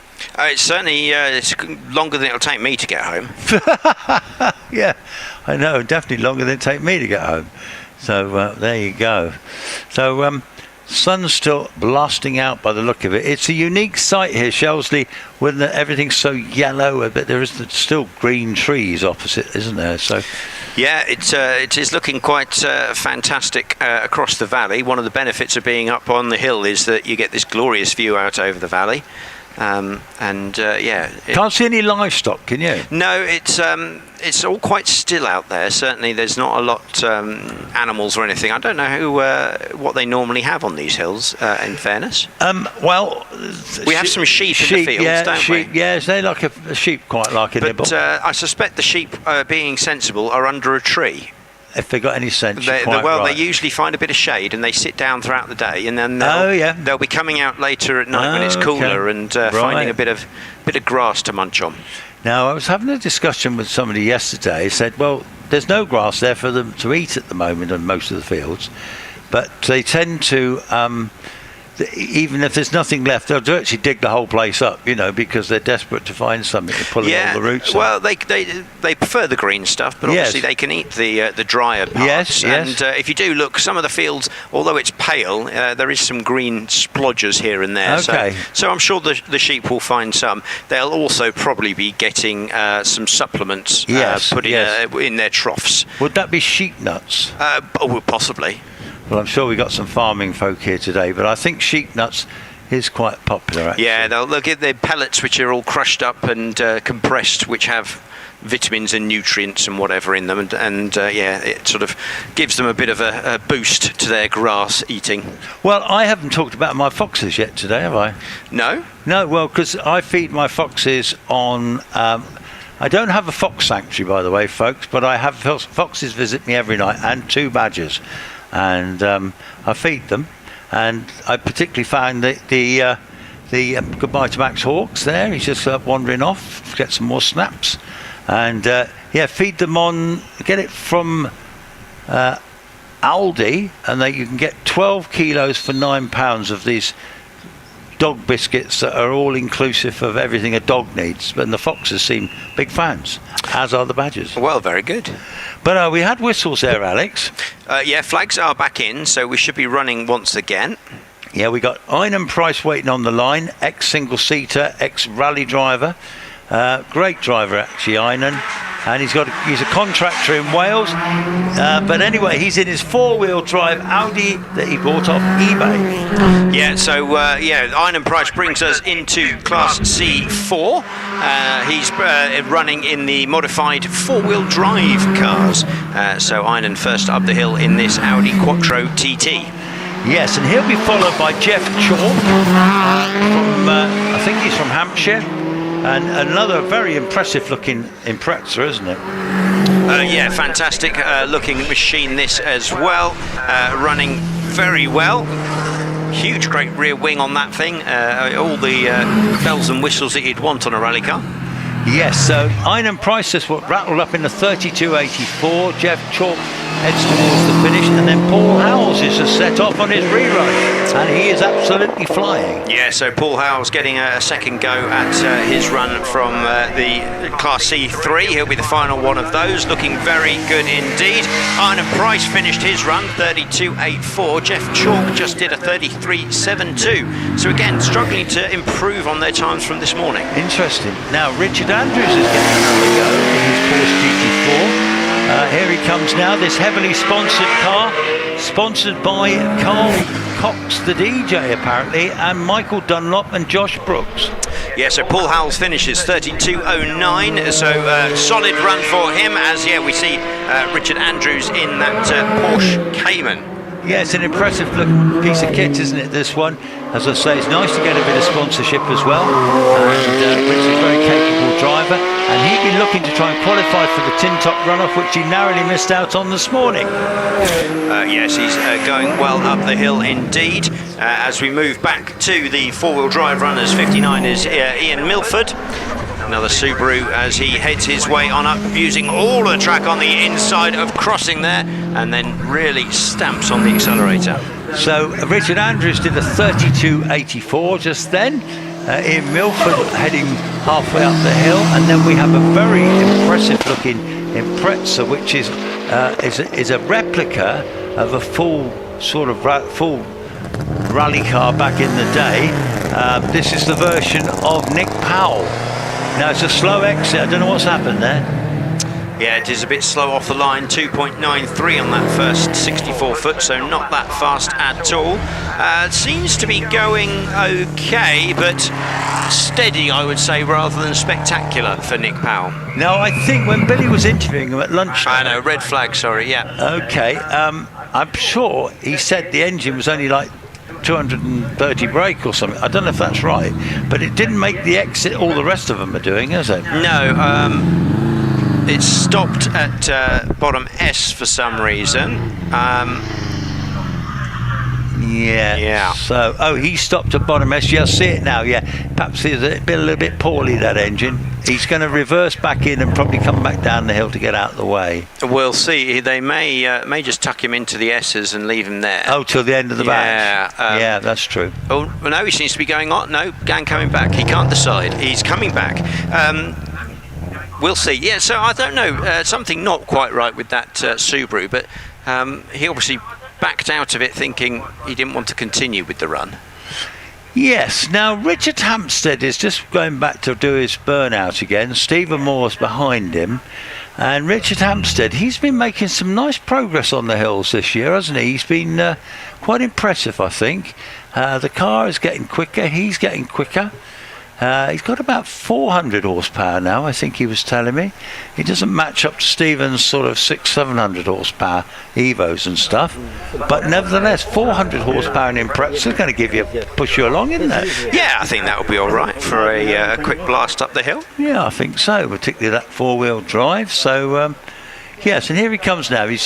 Actually, he's gone back, but he didn't bother with the burnout. He's just quietly coming to the line. It's quite hard to burn out in four-wheel drive. Okay. So I don't know if they even try. Well, it's probably not for the benefit they're going to get. So, not sure what's happening with Nick Powell's car. It's sort of tucked away, but then.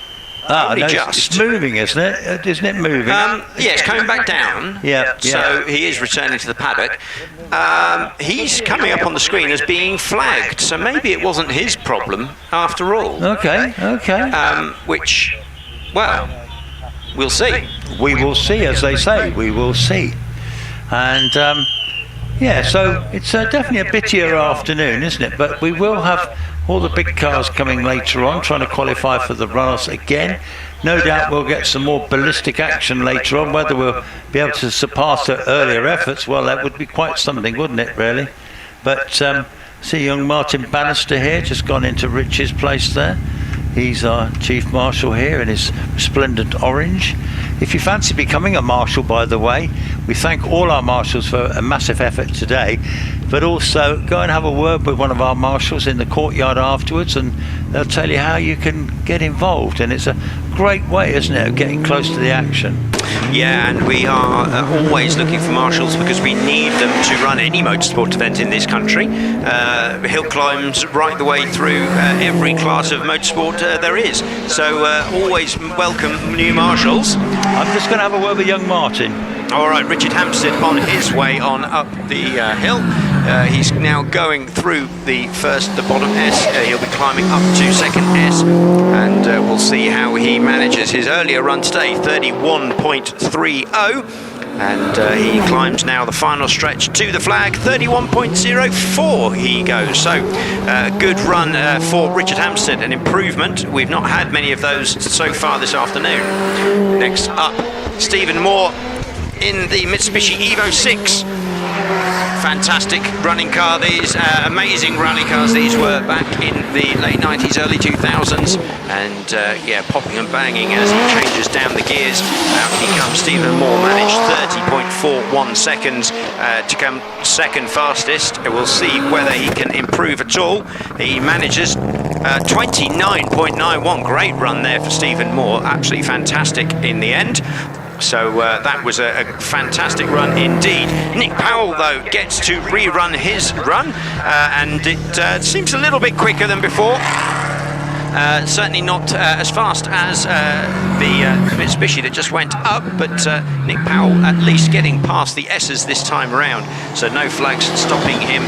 He goes through the S's, climb up towards the finishing line, put all the power down he can for that final climb up towards the flag. He'll break the beam there and end his run with a 37.81 seconds. So good run. Stephen Moore especially, 29.91 for him. That's a great way for him to end the weekend. Now I think that is the end of this batch. So those cars will be sent back down from the top, and we'll get ready. We're going to move into some of the more specialist racing cars in the next batch, handful of single-seaters, but also the specialist production cars and the specialist race cars like the Sports Libras. You're the special one, you are, Alex. You are the special one. Yeah, very special. So just chatting to Martin Bannister and Sir Geoffrey there. And so Martin, Chief Marshal, obviously, a bit bitty this afternoon, as you know. But we bash on, we keep at it. How's the time doing anyway? I've got no idea. It's 4:30. Is it really? So, gosh, and we're only on batch 3. Yeah, so we have had a few delays. Hopefully we'll be able to run through nice and quickly from here. So I just seen, Richard Hampstead, a personal best there, 31.04, 29.91 for Stephen Moore, good consistent driving there. Nick Powell, definitely something, that Subaru hasn't got the engine that the body deserves, I don't think. No, slightly disappointing time perhaps, but you've got to spend your money somewhere. You have. He's made a fantastic looking car. He has made a brilliant looking car. Well done to him. Yes, so we will have him. Hampstead, Stephen Moore, yes, Stephen. So right, so that must be the end of the batch then, Alex. I'm sorry, I've fallen out of touch there. No, that's fine. We're about to go in with our next batch of cars. We'll be starting with a handful from Class I. That's the OMS and Empires, Jensen Kerr, Richard Weaver, that sort of thing. Yes. Okay. Then we go through some of the specialist cars like the Westfields, MKs, Caterhams. Yeah. And then into our Sports Libra Radicals and the like. Indeed. So, well, yes, this is quite a big batch as well, isn't it, really? We got to Scott Gibbons, the last car in this batch, in the little Jedi. And then we basically go to a batch 5, which is all single-seaters pretty much. Yeah. And then, of course, 6 is more very rapid single-seaters. And then 7, of course, is the quickest of those single-seaters. So, single-seater world after this batch. Yes, exactly. And they obviously quicker runs, so we'll get through them quicker. Yes, indeed. So are you keeping hydrated enough, Alex? Have you got some water and stuff up Yes, I'm well cared for here with drinks and the like. I've got a bit of a breeze coming through the commentary box, which is nice. Yes, I see the trees are moving a bit now, which is encouraging. Yes. Yeah, and the real sort of glaring heat seems to be passing, and we're moving into a slightly cooler part of the afternoon, hopefully. Yes, indeed. So, well, the time is slipping along now. cars are coming back past me now. So, yeah, well, it's not going to be an early finish today, Alex, but it's going to be an exciting finish, I reckon. Can't wait for later on. This is the sort of the lull before the storm, isn't it? Yeah, I think it's all going to get exciting again as we continue through the different classes. Indeed. So, all our viewers looking in, have you still got your phone connected up to the live stream? I do, yeah. I glance at it every now and again. Any comments saying we're rubbish? Or I'm sure there has been lots of that. I haven't been paying that much attention to comments for the last few minutes, but it's great to see people still on there chatting away. I'm sure they'll be having their own little conversations, probably ignoring us most of the time. Well, if I was them, I'd be probably making a cup of tea now, and I'd be sort of chilled out in my chair watching. But I'd be having a nice cup of tea and a slice of cake. You know. It's been fantastic. The days I've not been commentating, I've been able to put the YouTube stream on and just have it there in the background, and you can get on with, like you say, cups of tea, cake, and doing bits and pieces, and it's just great. I know, you could be in your comfy armchair, couldn't you? You know, and reclining as you're watching all the action. Now I'm starting to think that they'll think we've been fishing for compliments because people are putting nice things about us on the chat. We're definitely not doing that. So we've been fishing for compliments. So thank you to all those who have picked up on that hint and given us such a nice boost. Alex, you've probably written in yourself to give the compliment. You spotted my username. Yeah, your username is Alexi. So hello, Billy. Where are you, Billy? I'm actually just sat in the courtyard at the minute, having a bit of time with my son. Lovely. Oh, well, lovely. He's well done. Heading off shortly. Is he? He's got work in the morning. Yeah, exactly. You've got to get him out there. He's 5.5 months. He needs to pay his way. Is he down the pits? Is he? He is. Yeah. Hey? Or is he in a sweatshop somewhere? Up the chimneys. The pits in Buckinghamshire. Yeah, that's. Beaconsfield pits. Hang on, I'm talking to Martin in a minute. So I'll come and relieve Chris for a couple of batches in a batch time. Very good. In the meantime, we've got going again. Jensen Kerr in his OMS is heading up the hill. That BMW engine car going very well indeed. Jensen running in Class I if people are interested. So that's racing cars between 600 and 1100. Well, he is indeed. So they're going very well all weekend. Richard Weaver waits on the line and the Little Empire. It's just about the time of day I feel I have to give myself a jab in the ribs to boost my energy levels, Alex, because I feel sometimes when you've been on a long time you go, you go a bit like that, particularly after that runoff. So let's get all excited again. Richard Weaver, away to you. Yeah, so Richard Weaver coming up. He was very quick today in this car. Obviously, with Tom Weaver as well, was even quicker. So hoping for a good run. Sparks flying as he enters up into the SS. We love the sparky flying, don't we? Because Tom Weaver's going extremely well in that class. I think is he leading the way, isn't he, I think? Yeah, quicker this morning was Tom Weaver in that machine. So we'll see how he does. Richard Weaver just up at the finishing line, 28.59. Yes, no. Ben Haber, always quick in this little car. Thank you very much, Martin. Just dropped me a bottle of water in, which is very appreciated. Little Formula Fords following this. Ben Hamer with you, sorry. Yeah, so Ben Hamer, another BMW-powered OMS. Very good combination, it seems. Very quick machines. And Ben Hamer set a good time this morning, 26.4. We'll see whether he's able to improve at all.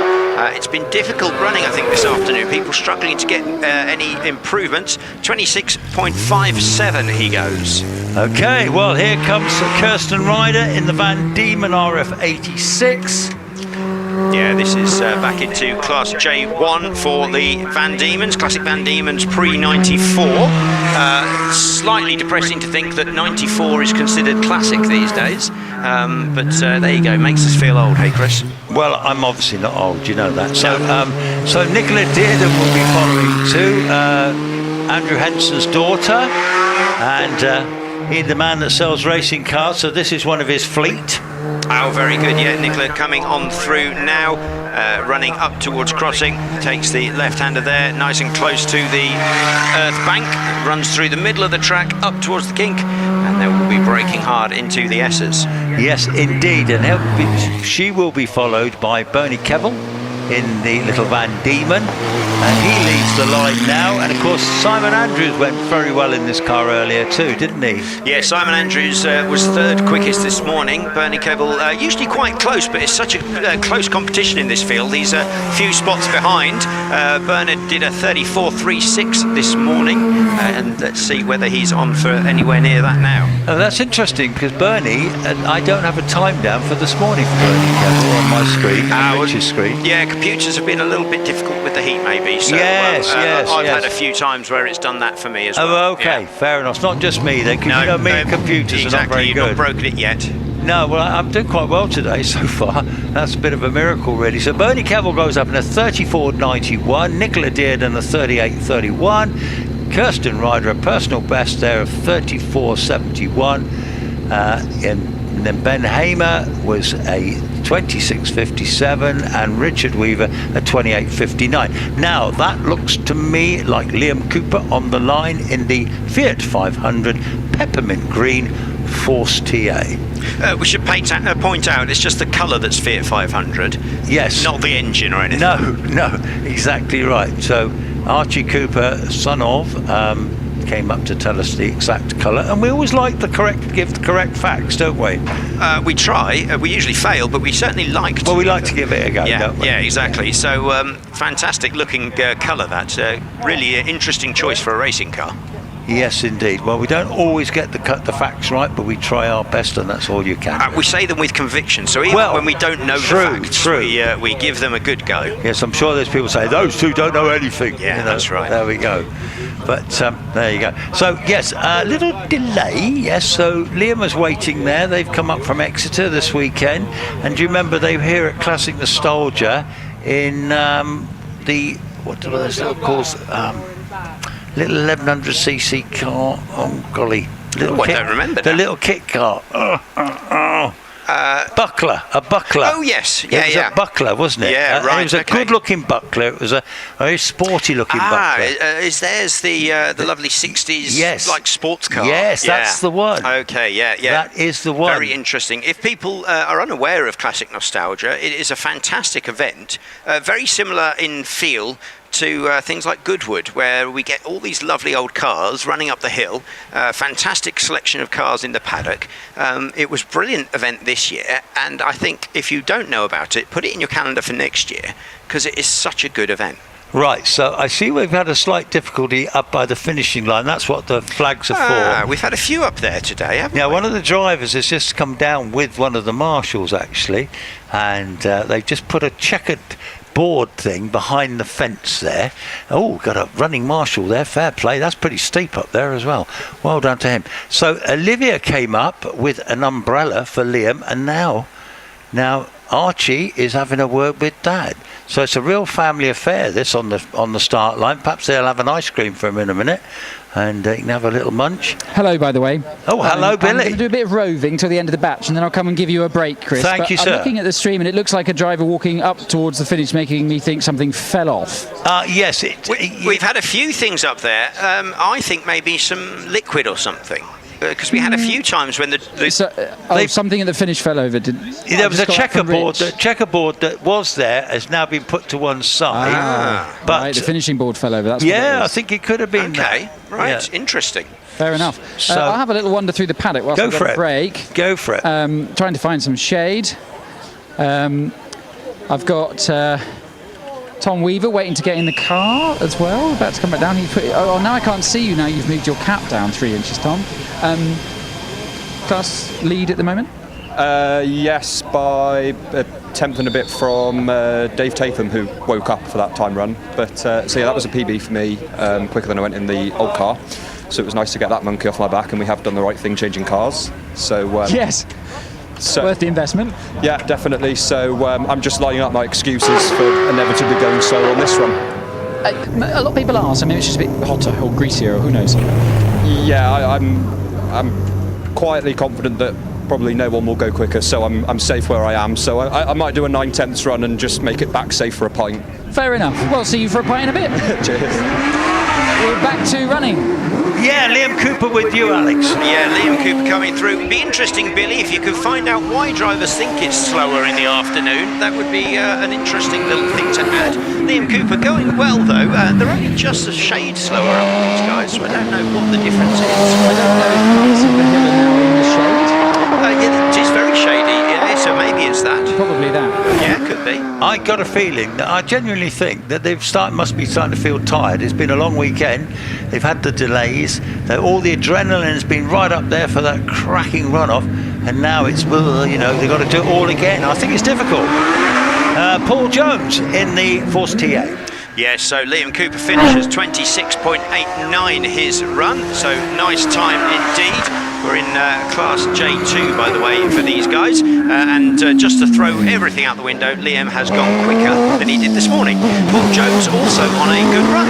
Yes, indeed. Now my screen here, my live stream screen, is fantastic. I can see it really easy. Now the sun has gone away a bit and the clouds have gone over a bit. It's making it easy. 27.04 for Paul Jones. Alan Warburton in this this very fast Gaul GR59 with you. Yeah, so Paul Jones also going quicker than the morning run. So whatever we just said, ignore everything. These guys completely proving us wrong. Alan Warburton on a good time, and 24.13 was his run this morning. Now Stuart waits his turn. This lovely in Westfield. This is a very rapid car. He did a 30-second run last time, didn't he? So this car very quick off the line indeed with you. Yeah, so Alan Warburton finishes 25.62. We're then moving on to Class D with Stuart Hook. That means we're in the modified specialist production cars. Stuart did a 30-second run this morning, almost on the nose, so we'll see where he ends up on this time. Yes, he was, and Rob Lloyd is waiting there in the turbocharged MK. Very rapid car and driver now. He's got this car really dialed in, hasn't he now? So Stuart Hooker 30.07. Yeah, almost identical time to this morning. So some of these guys struggling, some of them not so much so. Rob Lloyd was very quick today for 29.37. I think he will struggle actually to get down into those sorts of times this afternoon. Amazingly, Rob, he's actually only been doing this about 3 seasons now. And second season with the car. Second season with the car, yeah. Amazing. Yeah, and the car, he's working with MK to develop it for hill climbing. No, I've just lost the live stream screen altogether. Well, don't touch anything, somebody will fix it for you. No, I don't touch anything. Jethro's out, not touching nothing. Nothing. Rob Lloyd, fantastic time, 29.34, so he does ignore what I said and went quicker again. So I'm going to just stop trying to predict it. Phil Goff on another good run. 29.34. Don't think you're getting near that though. Won't be far away. George Harding in the very rapid Mark II Escort with the Cosy engine. Away to you. Yeah, here we go. That Escort, classic Escort, looking very, very slow. I think serious problems there for that car. He's coming to a halt, similar to how the Radical did earlier. Yes, indeed. So Richards has come up to work his magic on his screen thing, and we'll see how that goes. But yeah, 101 across the finish there for Phil Goff. He's got the Escort going. Is it Control Alt Delete? Yeah, I think he's really struggling. Did he get flagged? Really struggling, but the Escort is going again. Phil Goff, 31.48 he manages, a little shade slower than he was this morning. It's very, very close though. Even though they are going a little bit slower, it's not by massive amounts. Rich has worked his magic. We have pictures. Yeah, so George Harding has got the Escort running again. I think he may just finish this run and it'll be well out of time, but he's just finished it, which is good. Yeah, no trying to get a rerun or anything like that. The lovely Celica GT4 on the line. Now, I'm not sure if this is the turbo model or not. What age do we think this Celica is? I'm thinking mid to late 80s. Yes, I think that's a good call, because when Carlos Sainz was sort of doing very well in one of these, wasn't he? Yeah, because they then had the slightly revised body shape, didn't they, in the early 90s? Yes, I think this one's pretty good looking body shape actually, in all fairness. Yes, don't you? and the ones after this were quite nice as well, with the round headlights added. Yes, he's with you. Yes, so John Manners in the Celica coming through crossing. It's got a good turn of speed there. This and the Escort were running in Class E. which is Sports Libre saloon cars, which means they can do an awful lot of modification to these. Yes, indeed. Got some exciting cars for you now. We've got the Fiesta, the Rallycross Fiesta. That's the version of Steve Mundy. And then our friend from Australia, Wayne Penrose, in the Super Beetle. That's going to be good because Wayne is putting in an outstanding shift, didn't he, to come third in that runoff earlier. Amazing stuff. Steve Mundy leads the line very rapidly. Yeah, so the Celica finishes with a 36.04 and nice time for him. A little bit slower than this morning. The Fiesta going past me and whistling and popping as it always does up into bottom S. Now it is Wayne Penrose getting ready to rumble, as they say. He must be thrilled. He was quite emotional when Billy was having a chat with him because he's obviously gone through a lot lately. Huge effort to get this car over here and get it repaired, and it's looking pristine again. Well done to Wayne and the Dub Shop down in Bristol. And that's who's helping him here. And the car is going to be stored at the Dub Shop down in Bristol. And obviously they know all about these things, and so does Wayne. He's got his own business. Wayne Penrose, Australia. The Beatles is his game, and he's away. And around Ken. Oh goodness me, he was hairy through there. Yeah, he's had a bit of an up and down day so far, has Wayne, so hopefully a nice run to finish it off, kicking up a bit of dust as he changes gear there, and certainly is a bit of a monster car this. I suspect not the easiest thing to drive. We'll see what sort of time he manages. 31.27 was his time this morning. Yeah, he's looking good. So he's heading up the finishing straight now. He's going to get another successful run in. He's gone through the clocks at 31.38 as we get Stephen King and the Radical leaves the line. Yeah, so 31.38 for Wayne Penrose, a little bit slower. Steve Mundy did a 32.77. Stephen King coming on through now. He's in Class F, by the way. Sports Libre cars up to 2 litres. Right, so that looking at 31.38. What was Wayne's effort in the tin top runoff? It was oh golly. I'll have to go through all my pictures. No, don't worry about that now. But it's another good run. It's going to get him into that tin top runoff anyway. Wayne Penrose 30.58. He did. Right, so it was a little bit slower this time. But as he approached Kennel that time, he was all over the road, and I thought, oh my word, you know. But he got it round there. Yes, Stephen King. He finishes with a 33.96. Excellent stuff. Now we've got the Bickley Motorsport, David Bickley, waiting on the line in his lovely little Radical. Love the colours as well on this car. Bit sort of brawn livery, didn't it? That's right, yeah, it is quite similar. The white with the fluorescent yellow. Obviously the Bickley Motorsport colours are that yellow. The single-seater they have is all that colour. But Dave working nicely there. He's sort of mid-pack at the moment with this car. Your favourite little car is coming your way in a minute. Andrew Burt in that lovely little Van Diemen. He's waiting on the line, Alex. Car 75. Oh, you've done it as well, Mallock. That's what I said earlier, Van Diemen. Oh, what an idiot! You've done what I did. Yes, yeah.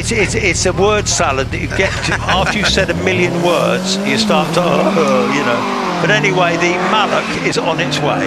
Yeah. So this Mallock Mark 32 made for circuit racing originally, I believe, but does a good job on the hills. Very small and lightweight chassis, that. Yes, and also the Mark 32 is quite up there in the sort of Mallock regime, so I reckon they probably only did about 38.40, I guess, I think. This is certainly towards the end of their main sort of production, yeah. Yes, it is, isn't it? So we got Sam Nicholson waiting on the line. Mike Luck with you. Yeah, so Mike Luck in that fantastic Dart, front end of a single-seater that's then extended into this Sports 2000 style machine. Absolutely fantastic, all his own design and build. Now, I didn't realise the car's about 20 years old. I think the single-seater part certainly is. I don't know when he built the rest of it. Well, I think from what he was saying when Billy was interviewing him at lunchtime, it's about 20 years old. Okay. Remarkable. You think that's old? This car leaving the line now is over 40 years old. But the car is 40 years old, Billy. This Mallock is over 40 years old. Oh, the Mallock is over 40 years old. Yeah, so... yes, no, I was on about Mike Luck's car. Because you had a word with him, Billy. Yes, I did. Yeah, 20-something years old. 20-something, yeah. That's what I thought, yeah. Yeah, fantastic. And the Mark 20, as you say, about 40 years old. So long life in hill climbing for much of these machines. And this is, sorry, Billy. I was just going to say that this car is actually setting the pace, even though it's that old. 29.83 there for Sam. Fantastic run. Now we've still got some interesting stuff. Alan McDonald just coming to the line, and Matthew Price on board camera. So he's approaching bottom S, comes into bottom S. Now this young driver is really making some serious headway. Beautiful lines up the hill now. What can he do? He's going to be looking to go under 30 seconds by some. So he's going to do a 28.19, and well done, Matthew, as he brakes hard to get into top paddock. Yeah, that was quicker than his morning run as well. Matt Price in that Radical. Fantastic run indeed for him. He'll be very pleased to end the day like that. Alan McDonald? So Alan McDonald in the Force LM, running well as well. New car, so he's still learning all the tricks of the trade. Yeah, but he's very experienced. He's an ex-TT rider as well, isn't he? So but at the moment he's got beautiful lines going up the hill here. This is a very nice little run from Alan. What's he going to do? Can he do something around about the 30-second mark? Well, he's going to do 27.98. Where's that come from? Well, 27.98, excuse me. He's suddenly figured out how to run this new car.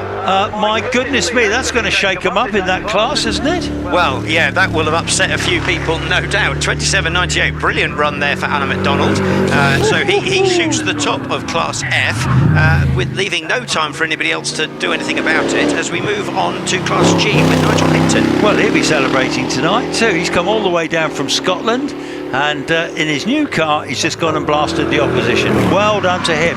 Now, Graham Lokes, this magnificent Lola T492 with the Porsche engine. Yeah, this would be another one of my favourites here. I think this car, absolutely brilliant looking car, and runs so well with that Porsche engine. Graham Lokes has put together a brilliant package with this machine.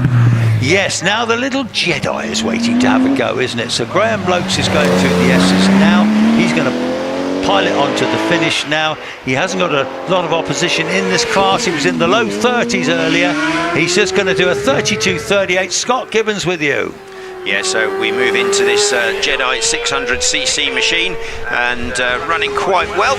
And I think these cars are absolutely fantastic. Just tiny little race cars, no frills or anything, just the real simple basics that you need to go quick. But he does a little spin, a pirouette at the top of the S's.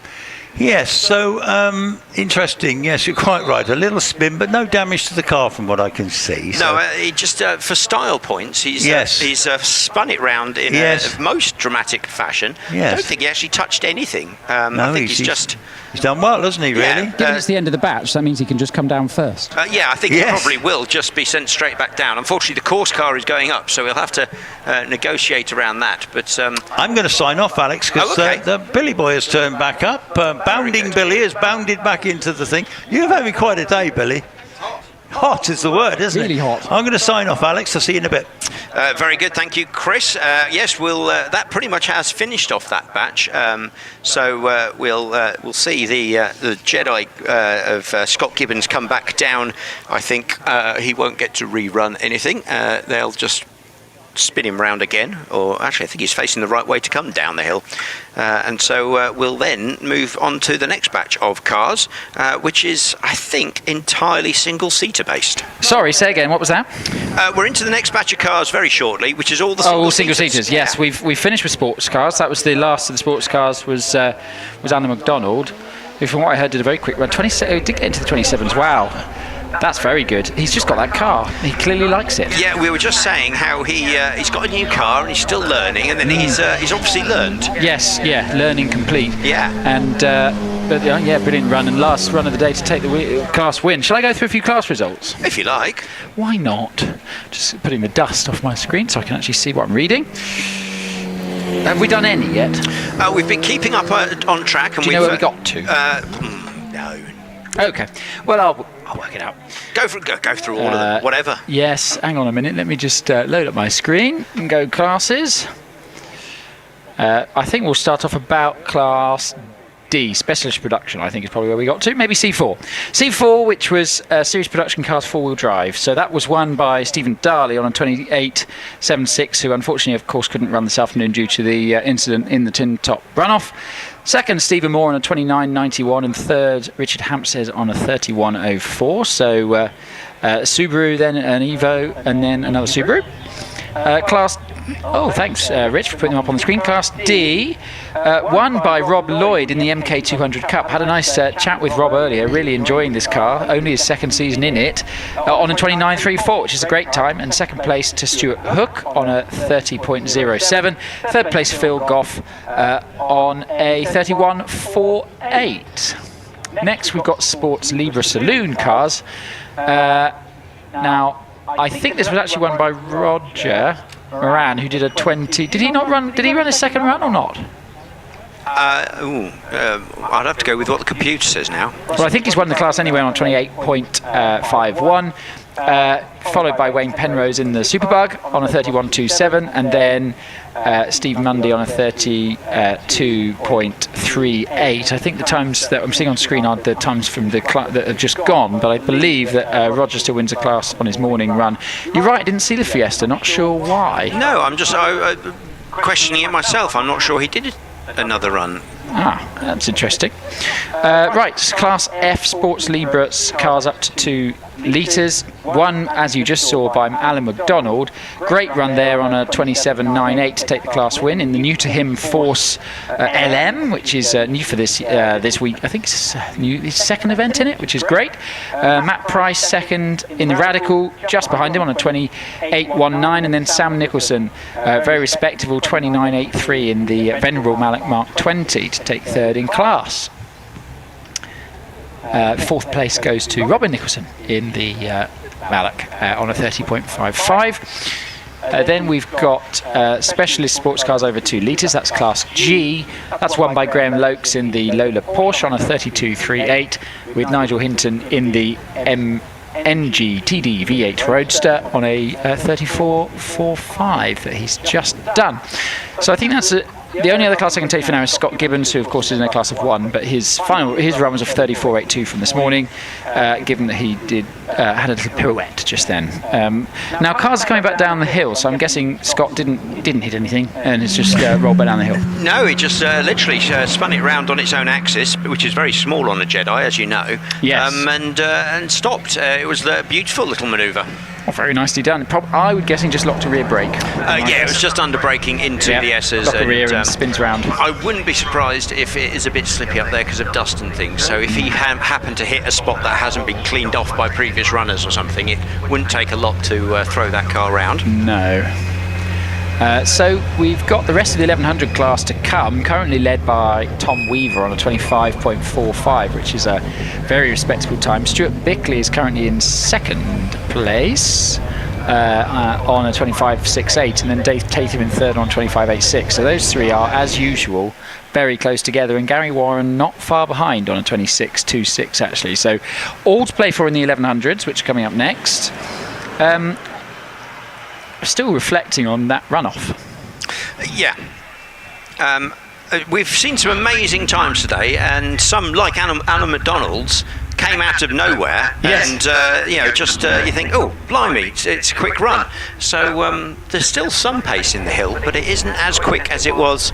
I think there must be a reason for throughout the day when the best time to run is and that sort of thing, with temperatures and light and all the rest of it. Yeah, the last couple of meetings, I say that, I mean actually Will, did he? Yeah, he broke the record before lunch actually in June. Yeah. So it seems to be that the midday runoff is the one to watch, because it gets very hot sort of 3 o'clock-ish. Yes. But then about now it's cooling down again, but I don't know whether quite. I don't know whether the shade on the circuit makes it too cool or what. Well, speaking also to I think it was Alex that was just saying, no, it was Paul Hames saying it. The problem is also as the day goes on and the sun gets lower, it starts to get into the eyes of the drivers as you're coming up the hill. Right. Well, yeah, that could have been a reason to have a nice little pirouette at the S's if your braking point is slightly obscured by a flash of sunlight. Yes, exactly. Yeah. So flags, they were coming in. No. they're steadfastly out for the moment. Okay. Course car. The course car's right, coming down, okay. so we'll get going as soon as course car returns. Excellent. Good. Hopefully everybody has had a lovely time here, and those people watching on YouTube as well. We've had really good comments going all day, people liking it. I think we hit Richard's like target for the day, which is fantastic. On the like-commenter? Hopefully picked up a few subscribers and the like, which hopefully we'll see Hill Climb TV again out at another time soon. I hope so. Been a fantastic day, and also brilliant if you have been here on site to get to see this live. Is really quite special, isn't it? I mean, it is. I have a feeling that the double hill climb record will stand for a little while. So I think that's an interesting one. I think so. I mean, it will. Do you know what would depend? It will depend on the weather next June, I think. Yeah. Well, at some just point never know. The rain will come. That's what I've heard. And it will clean the track off over winter, and so we'll start again in terms of rubbering in and everything. So unless we have a really good hot spell again, I think it's really unlikely that the track will be this grippy for a while. Yeah. I think it is one of those just golden weekends, isn't it? So entirely possible that it could hang on for a little bit. Yes. But who knows? Maybe not. Maybe, like you say, come next year they'll have new spangly tyres or something that give them extra grip. Yeah, exactly that. Flags are now in, and I have a car coming to the line. It's an orange Force TA. It will have Trisha Davis at the wheel in the 2-litre V8 powered Force. Very pretty car, this, and also I love the sound of these engines, these little 2-litre V8s. They are fantastic. They are such amazing things. So well engineered. They are, exactly, and just imagine having the ability to do that is quite special. Right, rockets past meters. Trisha Davis, 2.12 second start. That's quick. She's with you. Yeah, so Trisha running on up. She's running in class K1, racing cars between 1600 and 2 litres naturally aspirated. Trisha has had a good weekend actually, all told.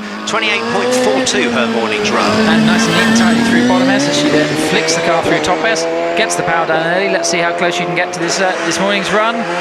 It's a 28.84, 119 miles an hour across the line. Currently sits in about 7th in class. Right, it's Richard Walker with you. It bobbed off the line. Yeah, so Richard Walker coming hot on the heels of Trisha, already up through the kink and into bottom S. Braking at bottom S at 90 miles an hour for Richard.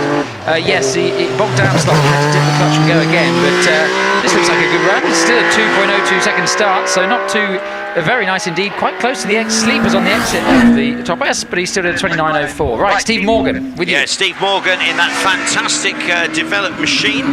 Steve running up in the Dallara up towards the S's. Braking to the S's now, turning nicely through the bottom S. It's on rails, this car. I'm talking to son Tom what he thinks of driving it. It's so stable at high speeds, being a slightly longer, slightly bigger car than the 1100 he had before.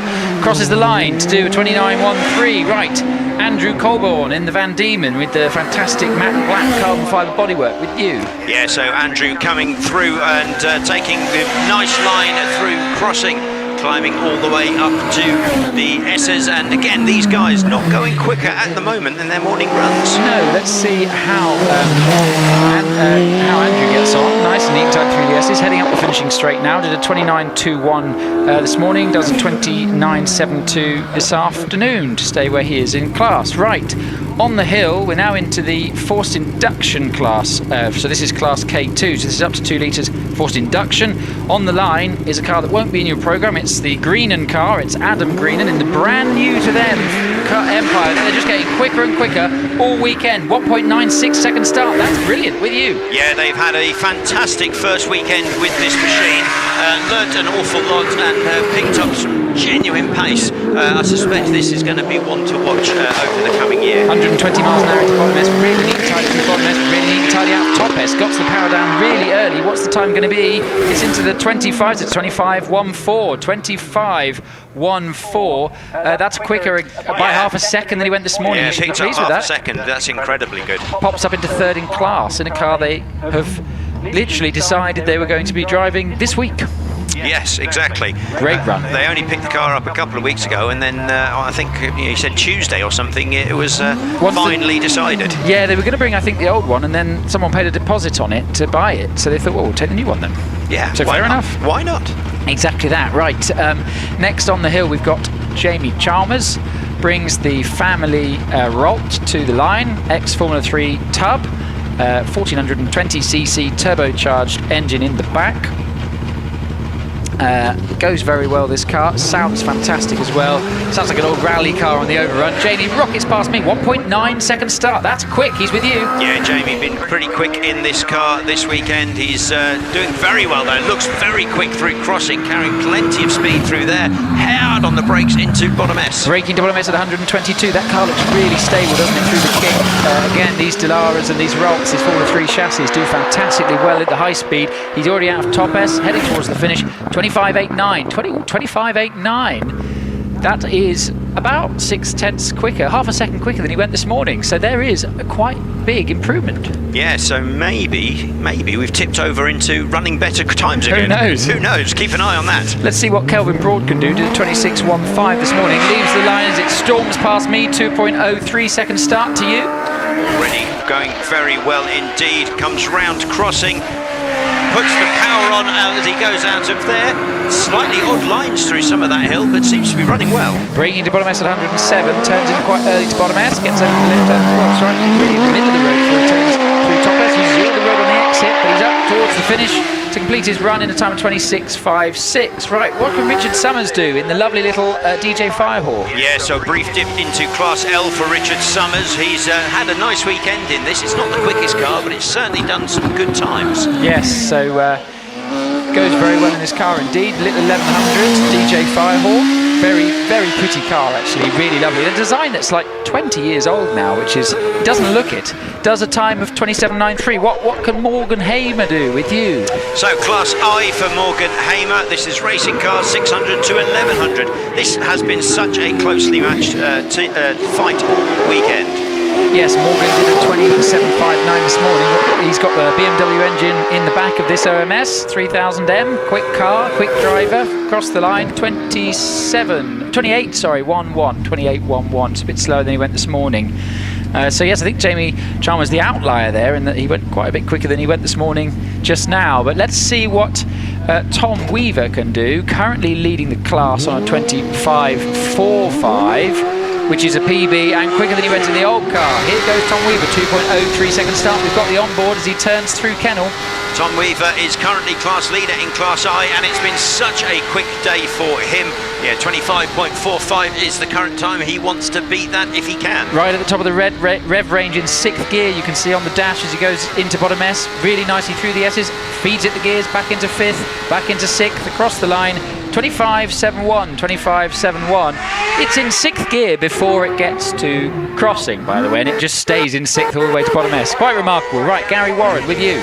Yeah, Gary Warren right on the edge there. A little bit of a wobble as he goes through crossing. Sparks fly as he heads into the S's. Braking to bottom S at 108. This lovely slide as he came through bottom S. Really nicely controlled. A little bit of a twitch as he came out of top S. Got the power down early. What's the time going to be as he heads up towards the finish? 26.16. He went quicker, 10th quicker than he went this morning. Right. Lovely. Richard Matossian in the Raptor with the World Superbike BMW engine in the back. Yeah, his time earlier, 27.06. Let's see whether he can find any time this afternoon. Heavy braking into the bottom S. Braking to bottom S at 124. Great to see Richard here. Comes all the way down from Scotland to compete. Really neat and tidy as you'd expect from Richard through the S's. Up the finishing straight towards the finish. Completes his run 26.97. He's gone quicker. Well done, Richard. Yeah, fantastic run for him. Right, Will Hamer with you. Yes, we have Will Hamer coming through. Will, another one of these BMW engine OMS, and it is very quick indeed. Will's had a good weekend. 26.30 is his time from this morning. Yeah, currently sat in 5th in class. What will he do? Right, so he's through the S's. Carried loads of speed through the S's. Really neat and tidy. Used all the road. Is he going to dip into the 25s? Not quite. 26.10. That is quicker than he went this morning.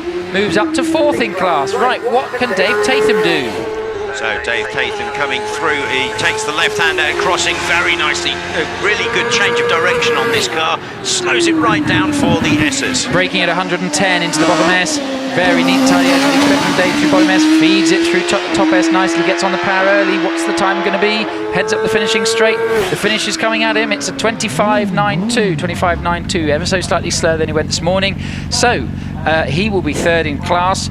Last car in the class, it's Stuart Bickley, currently sat second in class. What can he do as he rockets past me? 2.02 second start. He's with you. Yeah, Stuart only needs about half a second, but that's sometimes a tall order. Absolutely on it as he goes through crossing and up towards the braking point. He was flat through kennel and flat through crossing and flat through the kink. So the first time he was off the power was bottom S. He's purple so far, so what can he do? Well, he uses all the road on the exit of top S. Let's see what the time is. It's a 25.71 to beat. Not quite, 25.91. Stays in second in class, but a great run from Stuart, and he was purple sectors into bottom S, so I thought for a minute there he might just be able to take the class win. I think that's where his lack of power comes in on that final push up to the hill. It's such a steep section of track. Yep. Simon Andrew with you, beating gone. Yes, so Simon Andrew passing, he's the first of the J1 runners, Formula Ford cars, pre-1994. Very competitive class, currently being headed by the car that just left the line, Sam Wilson, leading the class on a 33.17 at the minute. Let's see if Sam can go quicker again. He's already got 2 records this year. Let's see what he can do today. Yeah, so good to see that Sam Wilson in a slightly older chassis is still able to put times in that beat some of the newer cars. So shows how tight these Formula Fords are in terms of engineering. Yes, and he's a brilliant driver, and he's looking really quick. He's already out of the S's. Just whilst we wait for the time, Simon Andrews with a 34.33. What's Sam going to do? 32.98, goes quicker again into the 32s this time. Excellent. Carol Nichols in her Nike on her way up towards the S's as well. Heads up towards the S's now. This is the Nike was a car that her father built. Did you know? Yes, that's right. Yeah, he built them back in the day. He was an ace chassis builder, not just for Nike, but for all sorts of different companies. Yes, and Lizzie Weaver now with you in the Van Diemen. Yeah, Lizzie again had a great day. I think every run of hers all weekend has been quicker than the last. So can she finish the weekend going even faster? It's going to be a tall order though. Time, by the way, for Carol Nichols was a 39.28. Lizzie nice and neat and tidy through bottom S. Nice and neat and tidy through top S as well. Gets the power down, heads towards the finish.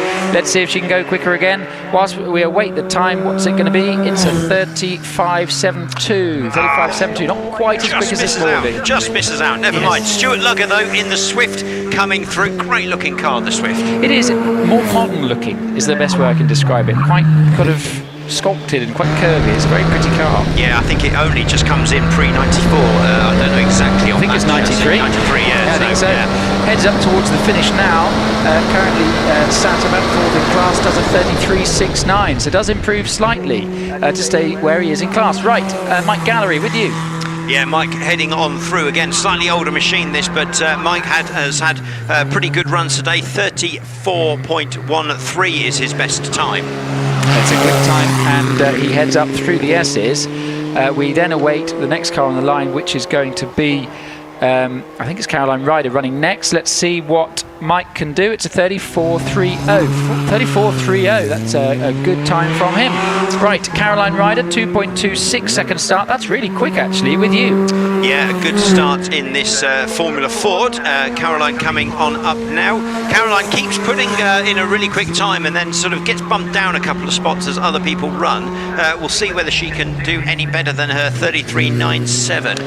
Great time, though. Coney sat fifth in class, and she's already through bottom S and through top S. Nice and neat, tidy as you'd expect from Caroline. Heading up the finishing straight. What's the time going to be? Is it any quicker than she went earlier? 33.72. 33.72, so 2/10 quicker, but stays fifth. Right, Andrew Henson, second in class at the minute. Can he catch Sam Wilson? Yeah, and I think final runner in these Formula Fords, so last chance to take away that class win from Sam. We'll see what Andrew can manage. 33.44 his time. He's breaking the bottom S now, nice and neat and tidy through the S's. Looking quick, looking smooth, heads up the finishing straight. What is the time going to be? I think it's going to be, is it slower? Yes, 33.05. Wow, he went quicker, but not quite quick enough. He was less than a tenth behind. Now, Gregory Barton's just gone through, really struggling to find any gears in his car, so something seriously wrong with that Empire.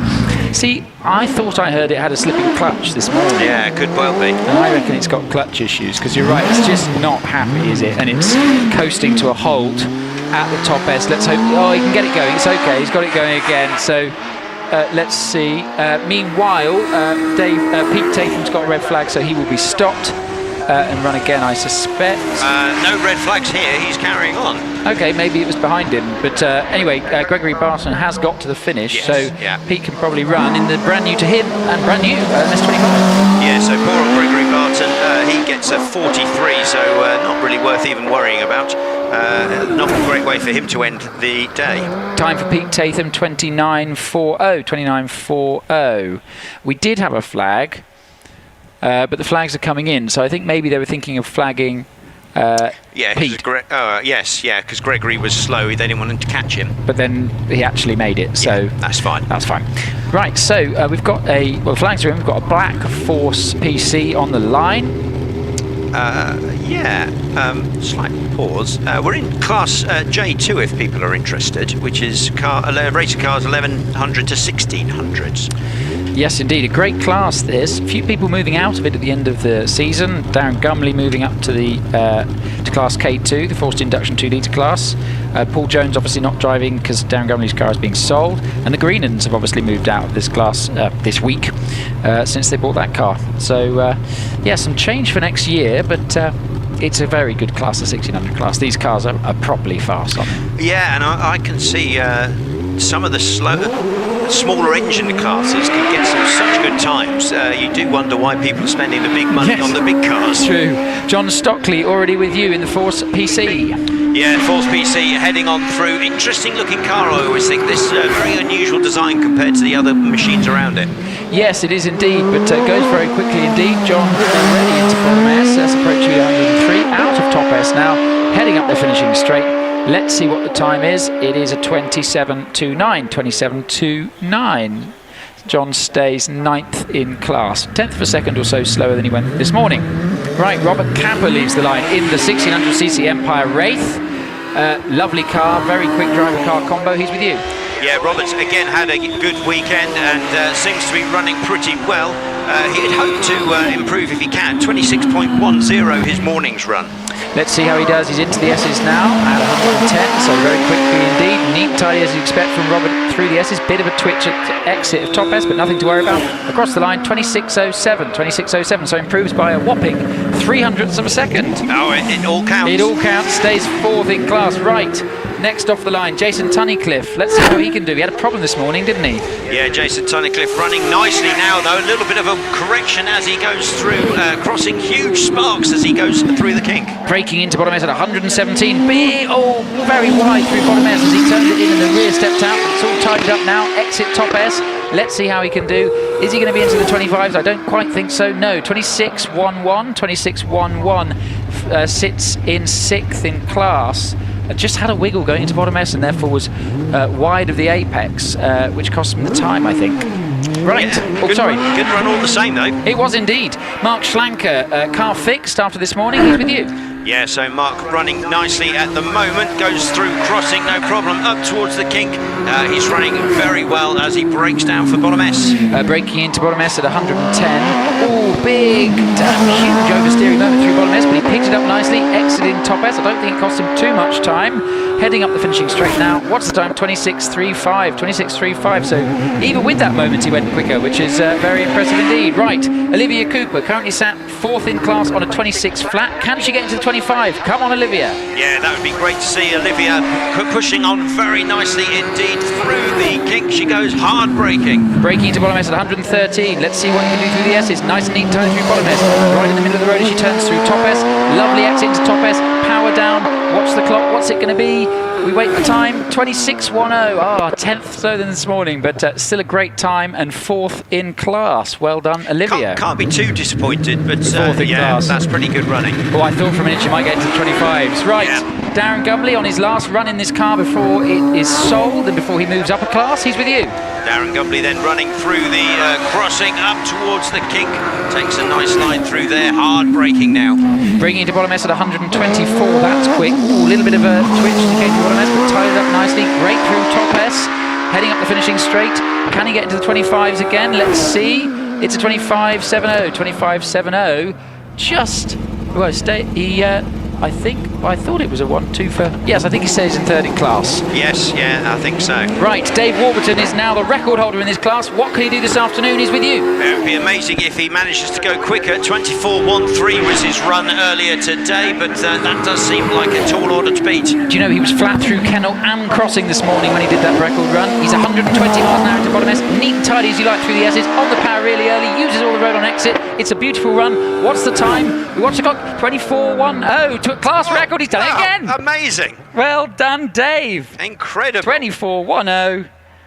Lovely. Brilliant. Well, David's had such a good weekend. What a day he's had. Yeah, such a good weekend.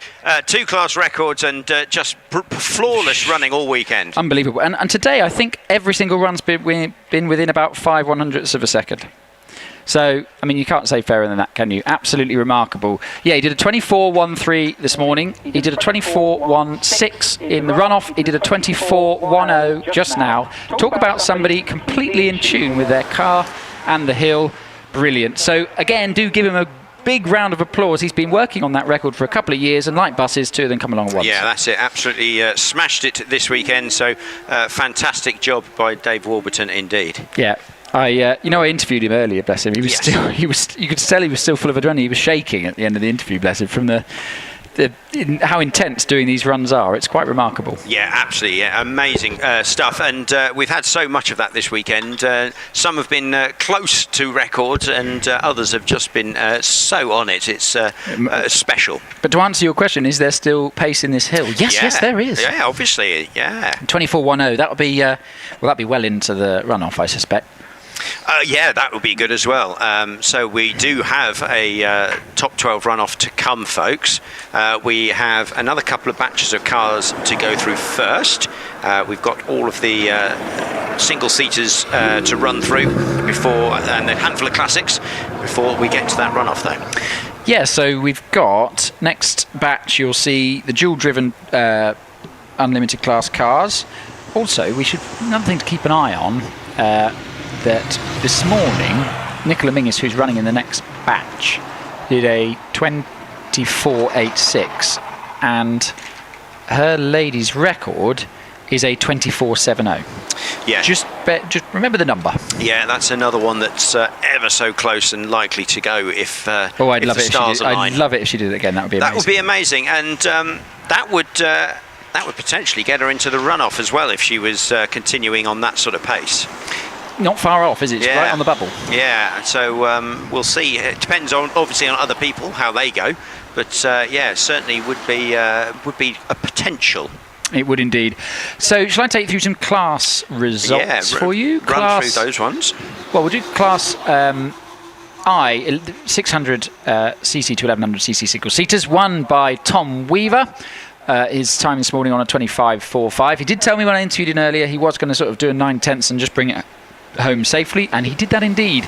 Second, Stuart Bickley on a 25.68. Great time in a slightly underpowered car at the moment. And third, Dave Tatham on a 25.86. So really close. 0.4 of a second covers the top 3. Class J2. This is the Formula Ford class, won by Sam Wilson, who's just having the most brilliant season on a 32.98. Second in class, Andrew Henson, 7/100ths of a second behind, so fantastic run from Andrew as well on a 33.05.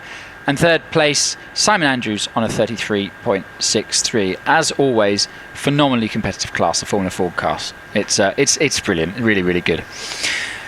Class J2, this is for racing cars up to 1600. The win taken by David Warburton on a new class record on a 24.10, which is going some. Second place, Alan Warburton on a 25.27. And third place, Darren Gumley on a 25.46. I think if you're seeing the stream, Alan Warburton's morning time is not showing on the stream. He did a 25.27 this morning, so he is second in class, and Darren Gumley third. So a Warburton 1-2.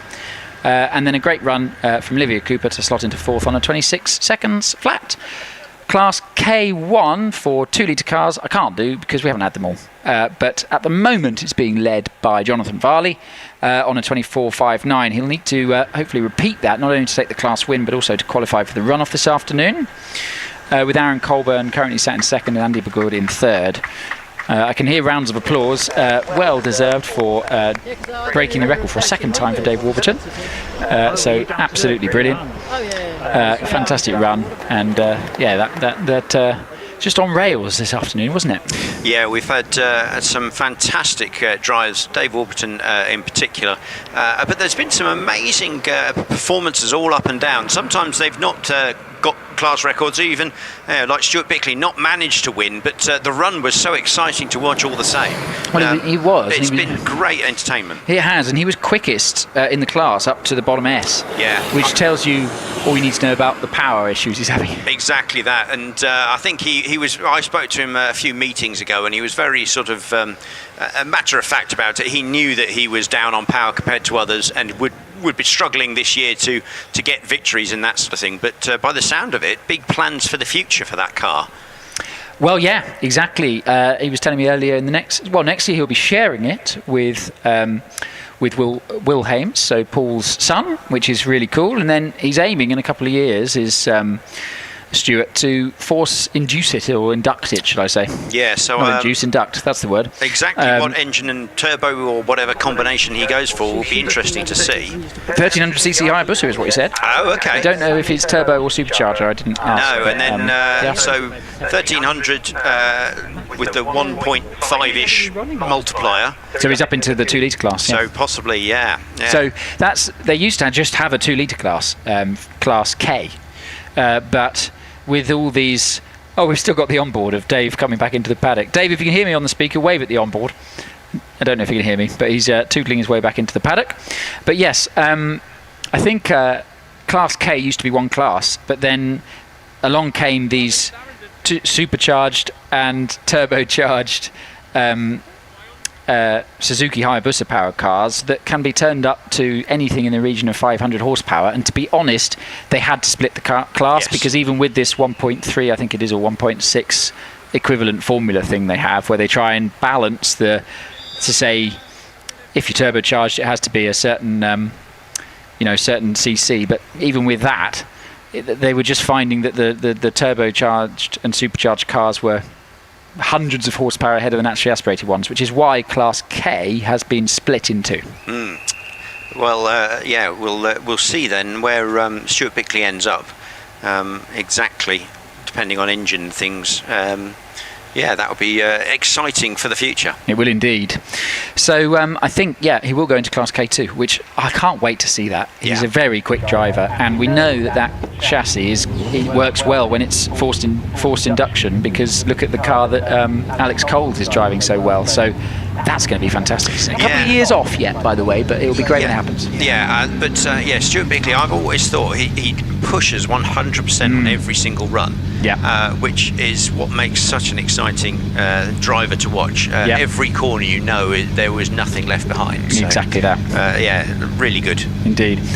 So, cars are back into the paddock. Flags are in. There is a car on the start line. It's an OMS 28 of Lynn Owen, the factory OMS 28. Lynn did a time this morning of 28.61, so keep an eye on that to see if she can go any quicker. She's just waiting for the lights to go green, and then off she will go. Quite a lot of aero work done on the OMSs over the winter, much bigger rear wing, and as you've seen on this car and also the car of Harry Pick, really being put to good effect. Right, with you. Yeah, that's right. So we've got a couple of shared Class L cars to get through. Lynn Owen being the first of these, and we'll see exactly what sort of pace Lynn has. Give us an indication as to whether the track is going to be quicker as we get some of these bigger engine machines. Nice and neat and tidy through the S's from Lynn. Heads up the finishing straight now to record a time of 28.82. So a little bit slower than she went this morning. Right, on the line, it's Lindsay Summers on the car that the family has built. Rocket start, took 1.83 seconds with you. Yeah, this has been such a great weekend for Lindsay in this machine. Really doing great work behind the wheel, and shows the potential of this car. It does indeed, braking into bottom S now at 90 miles an hour, turns it nicely through bottom S. Yes, I was speaking to Alex earlier, Lindsay's just having a fantastic time driving this car, really loving it and gelling with it. It's great to see. It's a 26.68. 26.68. That's Very quicker nice. again. That's the best part of a second. 8/10, I think. Absolutely remarkable. Well done, Lindsay. Great run. Right, so coming to the line now, it's Nicola Mingus, our ladies' record holder. Did a time this morning of 25.59. Can she go quicker? We shall see. And remember, we were keeping an eye on that. Sorry, 24.86. What am I talking about? It's 24.86, and the ladies' record is at 24.7. Right, popping and banging, she leaves the line. Let's see how she gets on. It's a quick start, 2 seconds flat. She's already with you. Yeah, so Nicola around the left-hander there at Kennel, up towards crossing. Looks very good so far. Takes a nice tight line through the kink up towards the Essence. Braking into bottom S at 109, turns it in nicely into bottom S, gets over to the middle of the road before flinging it through top S, gets the power down nice and early. We watch the clock. What's the time going to be? I think it's going to be slightly slower. Yes, 25.72. 25.72. Yeah, so still a nice run, not quicker unfortunately, but yeah, still Good a really run nonetheless. run. Yes, it indeed. Right, David Gould on the line in the 84G, the car that he built. Great to see David out competing and going really well indeed. And it's just lovely to see him here driving the car that he built. He's with you. Yeah, so another one of those cars that's been around for a long time. Obviously it had a lot of time off before being brought back this year. Did have a slight incident earlier this season, so it's been rebuilt for a second time. Yeah, it had a slight rear suspension failure, I think, at Prescott. Yeah. Which, nothing, it was Sean driving, it wasn't his fault at all. It was a part failure that unfortunately spat him into the barrier. But car looking beautiful today, up the finishing straight for David. Does a 33 seconds flat, 33 seconds flat. Right, next on the line, we're back into the 2 litre class now for naturally aspirated cars. So K1, it is now Terry Davis, does a 2.39 second start, popping and banging as the car appears in your sight. Yeah, Terry, nice run earlier, 27.79 was his best. He'll be hoping to push that a little bit more. I think he's unlikely to climb very high up the standing, so because there's a big gap to Jonathan Clark. Braking to bottom S at 99, nice and neat and tidy through the S's, out of top S now, heads up the finishing straight to record a time of 28.40, 28.40. Tell you what, it's not easy sunlight angle at the minute. Looking down at the start line from the commentary box, the sun is right in the driver's eyes as they head into Kennel, which given its speed is not easy. Here comes Gavin McLaren in the V6 Rover powered Pilbeam with you. Yeah, so bright yellow Pilbeam coming through. Yes, you sort of go from bright sunlight into shade for the rest of the run, and you'll only break out into the sunlight again after top S. So most of the track now quite dark. Yes, and the temperature will be starting to fall. Already into the S's for Gavin. Nice and neat and tidy through the S's. Up the finishing straight now. Let's see what the time is going to be. It is a 31.69. Right, Tom Morgan did a 26.30 this morning, which is a PB in the Dallara. Let's see how he does this afternoon with you. Yeah, this is a fantastic car. I've enjoyed seeing this run all weekend. Looking very, very quick once more. Climbs up into the S's. Looks so planted through the high-speed stuff. Braking to bottom S at 106. Turns it nicely. Bit of a wheel as he came to bottom S, but picked it up nicely. Much tidier through top S. Got power down early. Heading up the finishing straight. What's the time? 26.61. 26.61. So he will stay 4th in class. Right. Aaron Colborne did a 25.82 this morning. He's going really, really quickly in this car today. He's with you. Yeah, a little bit of a wiggle through Kennel there, up towards crossing where he uses all of the track he can. Absolutely flying. But do keep us informed as timing on the hill seems to have gone down again. Okay, well, the timing is good. We're at 16.66 through the S's. He's out the top S. This is looking like a quick run. What's the time going to be? 26.15. 26.15. good time from Aaron. Solidifies, well, he's still second in class. Let's see what Andy Baldwin will do in a few runs' time. Oh, this is good to see. Nigel Pitt running. I thought this car was done for the day after the issue earlier, but he's with you. No, he's going very well as well. Seems to have sorted whatever the problem was. No issues now. Yeah, straight up to the S's. Braking now into bottom S at 115. Turns it through nicely through bottom S and nicely through top S. Yes, I heard they thought it might be a diff issue, but clearly not. It's going very well this afternoon. Across the line, 27.02. 27.02 to slot into 5th in class, just behind Tom Morgan. Right, next on the line, Mike Tregoning, 1.98 second start. That's quick. Yeah, very good time indeed. Just shows that you're still able to put in some good times with this sort of grip on the track. The rest of the run, it doesn't seem to be going flat out. Well, he's braking to bottom S now at 83. Turning to bottom S now in Pilbeam. Nice and neat and tidy out of top S and heading for home. Great run, let's see it, nice and tidy run. Heading across the line, 31.66. Right, Andy Bagood currently sat 3rd in class just behind Aaron Colborne. If he can improve his time, he might snatch 2nd. Let's see how he does. That would be fantastic. He comes a long way to compete, so nice if he can go away with some success from that. Yes, braking into bottom S now at 109. Turns it really nicely through bottom S. Right in the middle of the road, he turns it through top S. Out of top S, gets the power down, heading towards the finish. What's the time going to be? It's a 26.07. 26.07, so a little bit slower than he went this morning, so stays 3rd in class. Right, Jonathan Varley, the class win is his. He just needs to qualify for the runoff. Let's see how he gets on. Yeah, he certainly has potential to put in some very quick times, but doesn't need to push it ridiculously hard. Just enough to get into that runoff would be enough. Braking to bottom S at 118. It's looking a nice run so far from Jonathan. Flings it out of top S, really neat and tidy, right in the middle of the road. The V8 singing away as he heads towards the finish to do a 25.21. 25.21. Class win for Jonathan Varley in K1. We will see if that is quick enough to qualify for the runoff. At the moment, I just don't know. No, still too many to run. Yes. To second guess ourselves. Right, Andy Greenham rockets past me in the new Wraith with you.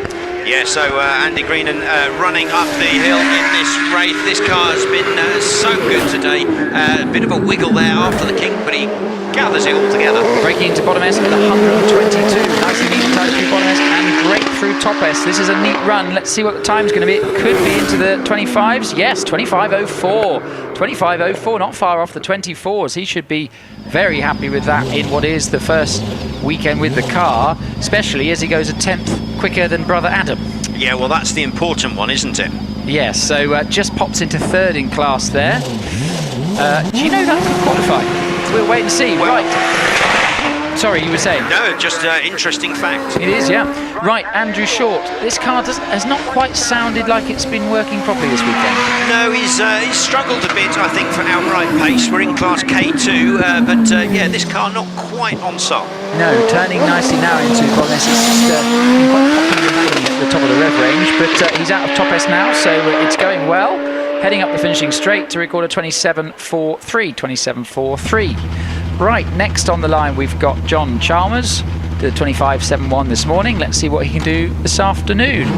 In the Rolls, building up the revs, drops the clutch, storms past me. It's a 1.91 second start. There is no problem with the traction in that car, is there? No, and it is a fantastic little machine, this, so great to see it on the hill doing so well. Big pop and bang as he changes gear up to the S's. Braking to bottom S now at 118 miles an hour. Nice and neat and tidy from John through bottom S, flings it through top S, nice and neat and tidy out of top S, heads towards the finish. We await the time, 26.21. 26.21. Right, next off the line, William Luffridge, 1.97 second start. I thought it had bogged slightly, but clearly not, because it was quick. Well, if it did bog at that sort of pace, it's obviously a rapid start on all other times, and it looks like a very quick run, this. Yeah, braking into bottom S at 117 miles an hour. Turns it nicely through bottom S, right in the middle of the road as he flings it through top S, using all the road on the exit of top S, up the finishing straight. Is this into the 24s? Yes! 24.41. 24.41, so slots into 3rd in class, but also I think that will qualify for the runoff. Fantastic run for William indeed. Yeah, I think that will qualify. So only a couple of cars left in this batch. 9/10 quicker than he went this morning as well. Oh, okay. A couple of cars left. The next one being the class leader, Paul Hames, did a 23.80 this morning. Storms past me, 1.87 second start. It's really starting well this weekend, this car. Yeah, this has been absolutely fantastic, this machine, and I've got to say, I absolutely love the sort of BMW Formula 1 paint scheme it runs as well. It's lovely, isn't it? Turns really, wow, he carried so much speed into bottom S, really nicely through bottom S and nicely through top S, carried lots of speed through the S's. Is it going to be into the 23s again? It might be. Yes, it is. 23.77. 23.77. That's well in, and that is 300ths of a second quicker than he went this morning. Fantastic again. Good time. I thought it looked good at top S. Yeah, a really quick run. Right, here comes Alex Coles. Bogged down off the start, 2.12 second start, so he's got to make it up on the rest of the hill. He's with you. He's been chasing the class win all day and just not managed to find it. Right up close to the barriers here and crossing, really pushing hard. It's 123 into bottom S. That's quick.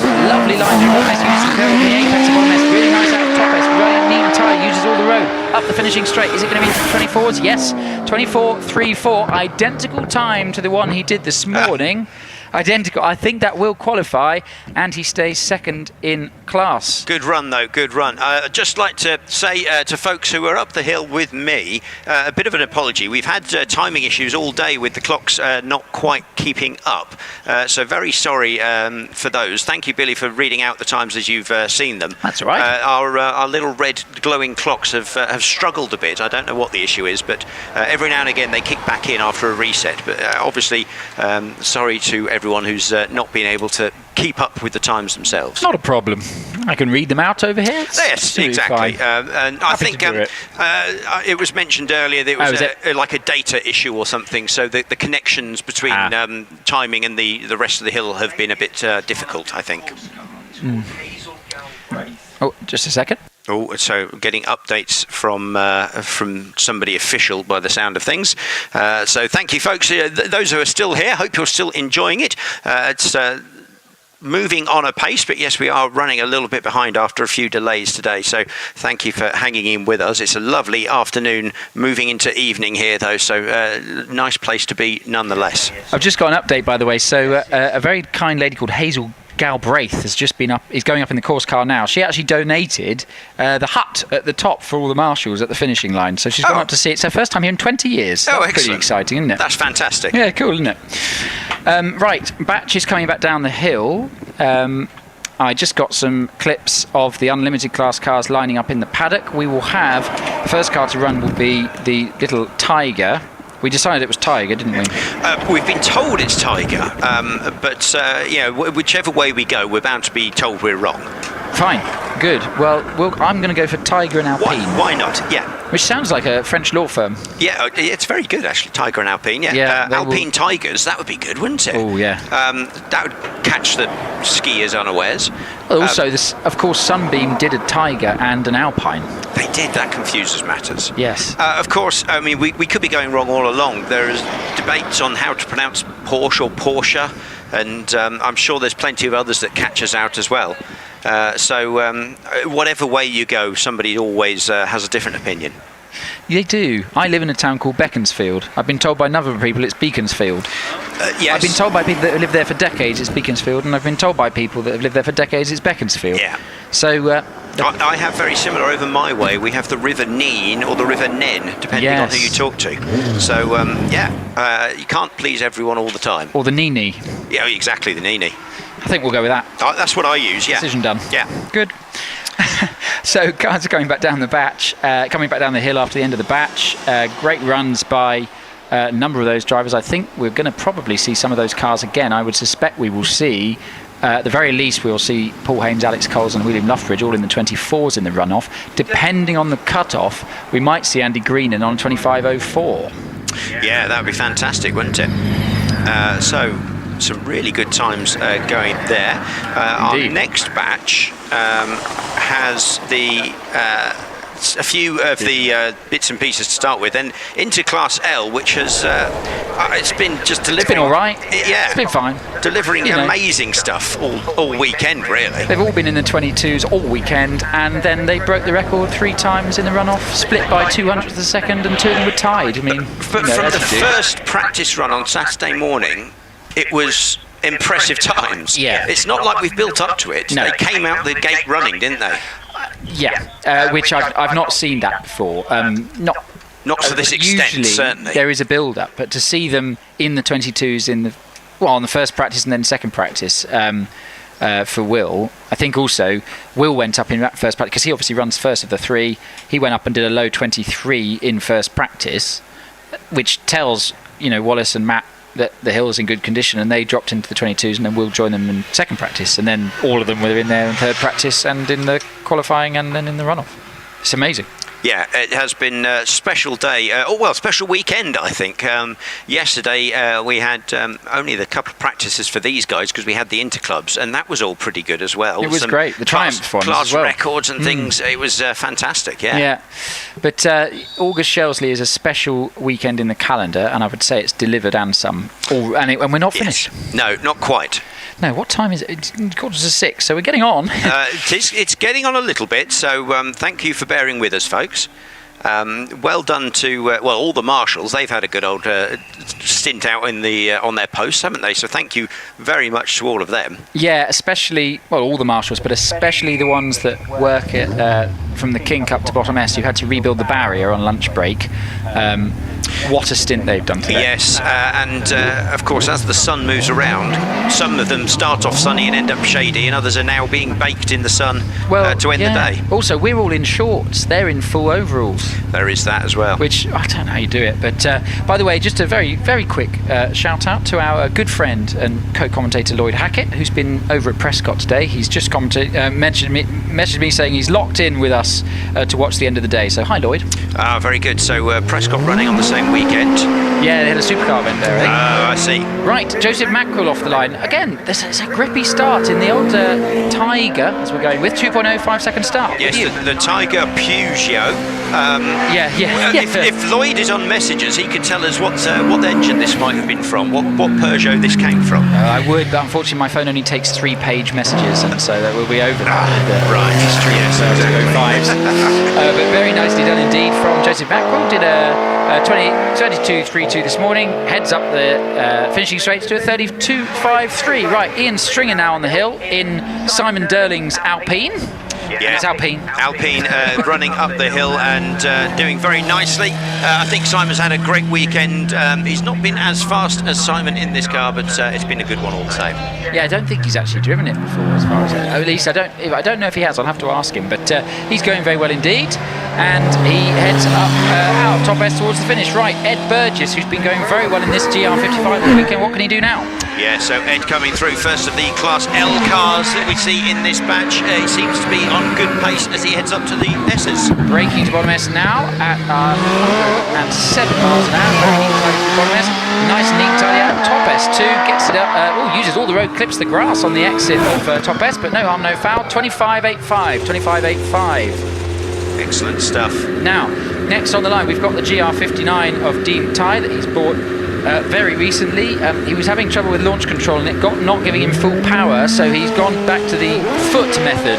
And that's a good start. Nice, 2.17 second start. No launch control there with you. Yeah, fantastic, and hopefully he will set a good time. He's had a good weekend, but he's had to learn the course and the car again. So many changes since he was last here. Indeed, braking to bottom S at 106 miles an hour, turns it nicely into bottom S, gets it right over the left-hand side, flinging the car through top S, gets on the power early, heads up the finishing straight, unleashes 680 horsepower across the line, 25.77, 147 across the line. Right. Sandra Tomlin on her way to you. Yeah, Sandra in the Pilbeam coming through Kennel up towards crossing. Nice middle of the road there, keeping away from all the barriers. Nice and safe line. Yes, did a 27.33 this morning. I think she'd love to dip into the 26s. Let's see how she gets on. It's neat and tidy as you'd expect from Sandra through bottom S. Throws the car through top S, gets on the power, unleashes the 4-litre Judd in the back of the Pilbeam. Pops and bangs some flames out the exhaust. 27.81 across the line. 27.81. Good run, and it was 137 across the line. That's not bad, is it? That is good going indeed, yeah. Right, Steve Owen on the line, did a 25.42 this morning. It's bogged down. You can see him shaking his head in frustration. but he's with you. Yeah, sometimes you know from the off this isn't going to be the one, but he's still giving it a good go as he continues up the hill. You may as well try and learn as much as you can, even if the run is slightly compromised. Indeed, but going nicely. Steve, bit of a tail wag as he came through bottom S. Neat tidy through top S. Heading up the finishing straight now to cross the line in a 25.78. 25.78. Not an awful time, despite that slightly slow start. Indeed. Yeah, but you can see the drivers when their car bogs, because you can see them. There's a frustration, but you've got to kind of temper it very quickly because Kettle arrives. Yeah. You haven't got much time to think, have you? You don't, no. Right, next on the hill we've got Simon Jenks in the Force TA with the 2.5 litre V6 DTM Opel engine in the back. Did a 25.52 this morning. Let's see how he does this afternoon. Off the line in front of me. Oh, it's 2.38 second start. It bogged down slightly, but now he's with you. Yeah, comes around Kennel. Looks pretty good through there. Up to crossing. Nice line as he exits from that. Up through the kink. It's looking pretty neat. Braking into bottom S at 110. This car sounds lovely as well, doesn't it? These V6s sound fantastic. Nice and neat, tidy through bottom S and through top S. Gets the power down, heading up the finishing straight to record a time of 26.17. Next on the line, we've got Harry Pick. I can smell rubber from where I'm sat from the burnouts that he just did on the start line. He did a 24 this morning. What can he do this afternoon? See if he can qualify for the runoff again. He's with you. Yeah, round Kennel he goes up towards the left-hander at crossing, up to the kink again, then hard on the brakes. Oh, it changed direction nicely through the kink, braking into bottom S at 123. Neat tidy through bottom S, got Ryder to the left-hand side before throwing the car through top S. This is going to be a quick run. Is it into the 24s? Yes, it is. 24.75. 24.75. Well done, Harry. Right. Next on the hill, we've got Jack Cottrell in the DJ Delara with the 2.85 litre V8 in the back. It sounds so good, that car, as it storms past me to you. Yeah, fantastic machine this, and it has been putting in some good runs all weekend, and yeah, it looks and sounds like a proper racing car. It does indeed, doesn't it? Braking to bottom S at 121. Nice and neat and tidy as it turns through bottom S, gets right over the left-hand side. Nice and neat and tidy through top S, heads up the finishing straight. Is it going to be into the 24s as well? Yes, easily. 24.27, 24.27. Right, next on the line we've got Alex Summers in the AFS P80, built by the Summers family. Getting quicker and quicker this weekend. He did a 23.68 to qualify for the runoff this morning. He then went ahead and went quicker in the runoff. What did he do this afternoon? 1.8 second start. That's quick. He's with you.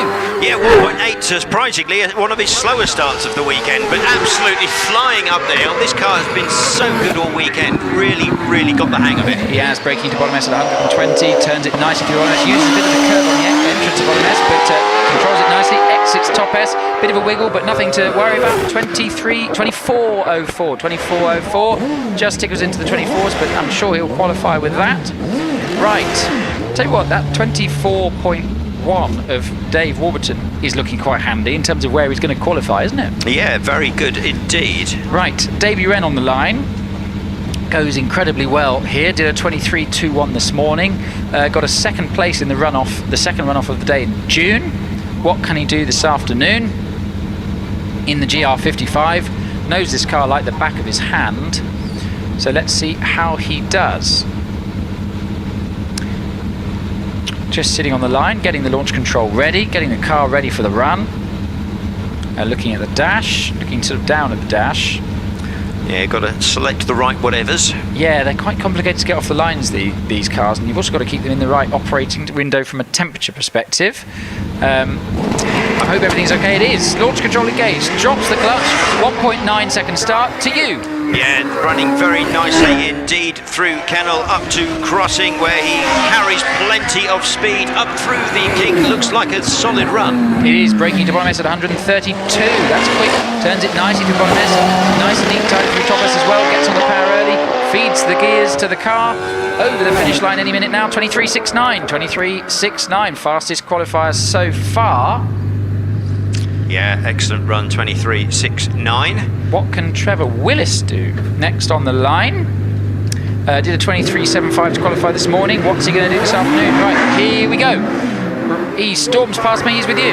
Yes, already through Kennel, climbing the little bit up to crossing before you start to get really big climbs up towards Essex. Quite wide through the King, but very wide through Top S. He had a big oversteer as well. He missed the apex by miles, but tied it up, got through Top S, heading up and finishing straight. 24.31, 24.31, but probably lost best part of half a second at bottom S. Anyway, he did well to get to the top. Really good run. He'll qualify with that. Right, here goes Sean Gould. 1.95 second start. There's no problem with the traction in that car, is there? No, it's actually been pretty good all weekend. A really good line there through crossing. He used a fantastic run. Loads of sparks. I wonder if he's dropped the ride height down because it's kicking up a lot as he goes. Braking to bottom S at 113. Nice and neat and tight through the S's. This is a lovely run from Sean in a really lovely car. Is it into the 26s? It is. 26.43, 26.43. He should be very pleased with that. Did a 26.92 this morning, and he was saying that was on par with what the car did in its day. Really? So that might be one of the quickest runs this car's ever done up here. Yeah, I wonder what are they running on modern tyres? Yes, obviously they are. That will give it a little bit of a boost. Right, here goes Will Hall, current record holder, 1.81 second start with you.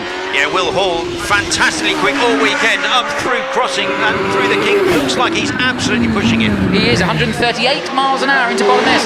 Lovely through bottom S from Will. Gets right to the left-hand side of the ball, flinging it out through top S. This is looking quick again. Is it going to be into the 22s? I think it will be, yes, 22.67. 22.67, 144 miles an hour across the line.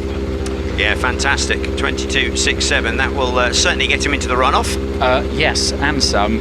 Let's see what Wallace can do. These three that you're about to, well, you've seen Will, you're about to see Wallace. These three have been absolutely, well, millimetres apart all weekend. We've got a flag, though. We have got a flag, a brief red flag. I don't know if there's a little bit of debris, but there is a flag. I didn't see Will touch anything, so they might have seen something on the track. Just looking up at that. There's been quite a bit of dust and things floating around, so I'm not sure. Just possibly a bit of debris or something has found its way onto the racing surface. We have some intrepid marshals climbing up the hill. Unfortunately, they've had to go up rather than the marshals higher up come down. So, yeah, whatever they've seen, they are pointing at it. So there's something they've just seen on the hill. Oh. I think, is it a piece of something? What is it? Two of them to investigate, so it must be important. Oh, what is it? It's a something. It's a thing. It's a something, and it's being held up to what it. Round of applause for the marshals. Can you mime it, folks? Can you mime what it is? Take a bow. Good. Excellent. No, I'm not sure, Something. but they've dealt with it. It looks like it looks the same shape as the things that you have on the front of the cars to break the timing beam. Oh, the little I don't know if it is. Yeah, I've forgotten the word now. Yeah, those things. The I'd have remembered uppy downy black thing. I'd have remembered the word at 10 o'clock this morning. Yeah. But we're not. That's not the time. So yeah. Anyway, good spot there from the marshals because you really can't have debris like that on the fastest part of the track. Yeah. So that's fine. They've sorted that out. So we will get back to Wallace very shortly. Yes, we will. Car not started yet. He will just have to keep an eye on its temperature because obviously he brought it to the line, so he'll just be looking at the dash and waiting until it's ready to fire it up. Tom News stood with him by the driver's side left. Car fires now. Fist bump from Tommy. 1-2 burnouts of the tyres brings the car to the line. I should say this is our joint record holder with Will at the moment, so they both are the Shelsley Walsh record holders as it stands. Wallace just going so well this weekend. They've done a huge amount of work on this car in the last couple of meetings to get it back into the window he's happy with, and boy is it paying dividends. Right, leaves the line, here we go, 1.82 second start, 100th different to Will, as they've been all weekend. Yeah, fantastic run. He's running on some very special Pirelli tyres this weekend, so a lot of pace to be found in those. Oh, braking to bottom S at 125, it had a bit of a wiggle as it hit the brake, no problems at all. Through bottom S, out of top S now, it's looking quick. This is looking very quick indeed, heading towards the finish. What's the time? 22.53, 22.53. 10th and a half quicker than Will to qualify. Currently fastest. And just to pop up into second in class. Yeah, another fantastic time. we'd be getting really excited about that if he hadn't done 22.27 earlier. Do you know they've done the 2 times they've done in the class runs, those two, 22.67 and a 22.53 for one of them, 22.67 and 22.55 for the other. That's how close they've been all weekend. Yeah, and I think that would have been beating the class record. What can Matt Ryder do? It's a 1.82 second start, identical to Wallace. He's with you. Yeah, so coming through again, Matt lost out a little bit on the run earlier, but he's looking to make it up now. Breaking into bottom S now at 128 miles an hour. He's a little bit wide as he went through bottom S, but it wasn't too much time. Out of top S now, really quickly up the finishing straight. What's the time? 22.70. 22.70 to slot into 3rd place in class and in qualification for the runoff. That time was bottom S. He went slightly wide, just missed the apex, but qualifies 3rd, safely qualifies in the 22s again. Yeah, it doesn't really matter in a sense. As long as he gets into the runoff, he can do the time there. Exactly that. Those times, some quick ones, but I think chances of the hill record going again looking difficult, I would say. I still think you're probably right, but I think it's going to be an incredibly close runoff nonetheless. Yes, I think competition can be close. Yes. But only Wallace, I think, going quicker on that time round. Yes. Let me quickly take you through the runners and riders, and then I'm going to hand back over to the wonderful voice of Mr. Ponsford, and I'm going to go outside with my roving mic for the last time. So, 12th qualifier is Harry Pick, who will run 12th. 11th is William Luffridge. Well done for getting in. You did have to be in the 24s again to get in. 10th was Alex Coles. 9th, Trevor Willis. 8th, Jack Cottrell. 7th, David Warburton in the 1600. Great run there. 6th, Alex Summers. 5th, Paul Haynes. That is a quick run as well. 4th, Dave Uren. 3rd, Matt Ryder. 2nd, Will Hall. And fastest qualifier is Wallace Mingus, and he will run last. I'm going to get my roving mic fired up, and I'm going to leave you with Mr. Ponsford to take you through the last of the runoffs of the day. Yeah, Alex, speak to you in a minute. Before we get to the runoff, we do have a handful of classics to go through, which gives the Class L runners time to get their machines sorted and ready to run again. So we will see those handful of classic single-seaters, and both the Tiger and Alpine will come out once more before we get to the top 12 runoff. So fantastic action still to come, and we could see some very fast times coming through, and we could also see some different winners from today's last runoff. Hi, buddy. Hello, Chris. Have you had a nice little break? I have, actually. Very nice little break. I took a couple of snaps, and I have been drinking a bottle of water, which Martin Bannister very kindly gave me. And yeah, all that stuff. Been watching Billy here in the box here and going through his stuff there as those very quick runners. My goodness me, 3 in the 22s again. Pick a winner out of that lot then. It's so hard. Now, Matt seems to not quite be on the same pace as Wallace and Will Hall at times. So it's hard to know, isn't it? Well, I'm certainly not going to write Matt off. No, because I've seen him do it before. He can then times. pull something out of the bag that you just weren't expecting. He might be sandbagging on a 22. Yeah, so I wouldn't like to say. I think at the current pace, I would go with Wallace. But I think you could literally sort of close your eyes and stick your finger in a list of runners and see which one you got. They're all driving brilliant now, let's be honest. And as I say, it's all on the moment. It was so close in the last one. So, I mean, you know, Matthew coming 3rd, probably a bit of an injustice there, but there we go. Yeah, I mean, so unlucky because losing out by such a small margin is always going to be a bit galling. But to know he was so close is, yeah. But then they've all come short at various times. Oh, just a quickie, buddy. Are you available for Harvest Festival? Oh, I don't know. I'll have to check diaries and things. Well, could you do that soon? Will because do. I had a request from Aaron. If you're available, I'm on that weekend, but at the moment it's just me. So right, I see. So well, I'd love to see you here if you can make it. Yeah, well, let folks know. Is that the last competition event of the season here at Shelsley? It is. So people keep your eye out. Harvest Festival event coming up next month. Yeah, I'm just going to look for September the something. Yeah, September the something. Think. Yeah. Yes. It's in the programme, but yes. I'm just trying to get there first. Well, I haven't made it yet, but Chill on the Hill. It's like, that's not it, is it? That's not the one. Driving school. Oh, gosh, when you're looking for something, you can't find it. Yeah, you'll have gone past it 8 times. Oh, probably. Oh, it's on the front cover.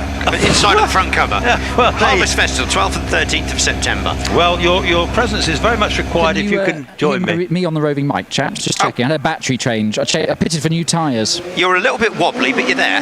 Good. A bit wobbly, yes, that's right. It's been a long weekend. Sarah Thorne in the lovely Lotus with you. Yeah, so here we go. This beautiful Lotus 69, fantastic machine. This enjoying it all weekend. Sarah's had a great time as well, I think, in this machine. Has put in some good times. 32.46 was her run this morning. Fantastic. Well, she was beating hubby, as you know, at lunchtime. She took great glee in the fact she's beating hubby this weekend. Mandy Tippett in the big Brabham, V8 power with you. Yeah, so the good old Brabham coming through. This is a fantastic machine, currently quickest in Class M, 30.22. Has more power than the Lotus, but it's a little bit probably heavier. So good trade-off between the two of them. Yes, indeed. So we do have the governor himself. We have Malcolm Thorne. That very early but lovely Lotus 35 F2 car. Yeah, very nice. So Sarah Thorne 32.53 is very similar time to what she did before, as is Andrew Tippett's 30.33. A little bit slower for both of them, but pretty much where they were. As you said, Malcolm Thorne in that Lotus 35.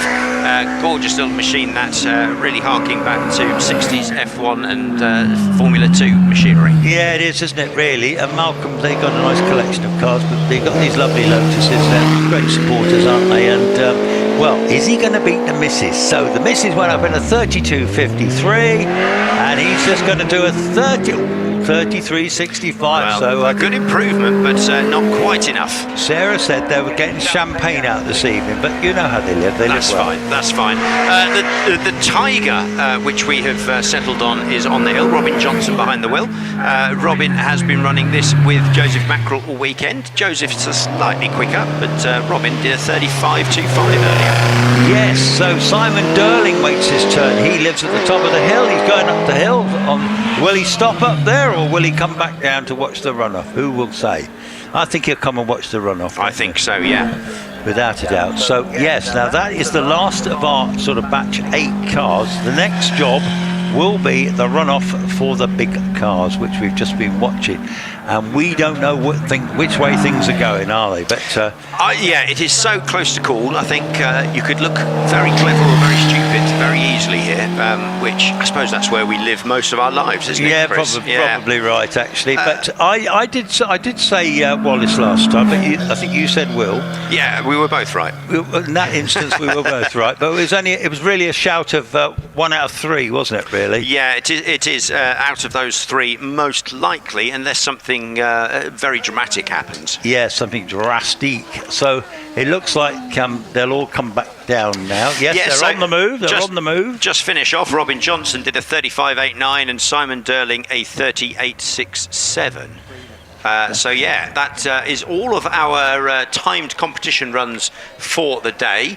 We're just left with our British Hill Climb top 12 runoff. Just a small matter of a runoff. Just the small matter of a runoff. By the way, I just spoke to Sean Gould. That is the fastest time that car has ever done up Shelsley Walsh. Wow, that's amazing. Well done to Sean. That is absolutely outstanding. Because apparently he said now he wants a 25. It's just that is hill climbing, isn't it? Addicted to constantly going quicker. I think that's Sean Gould especially. Yes.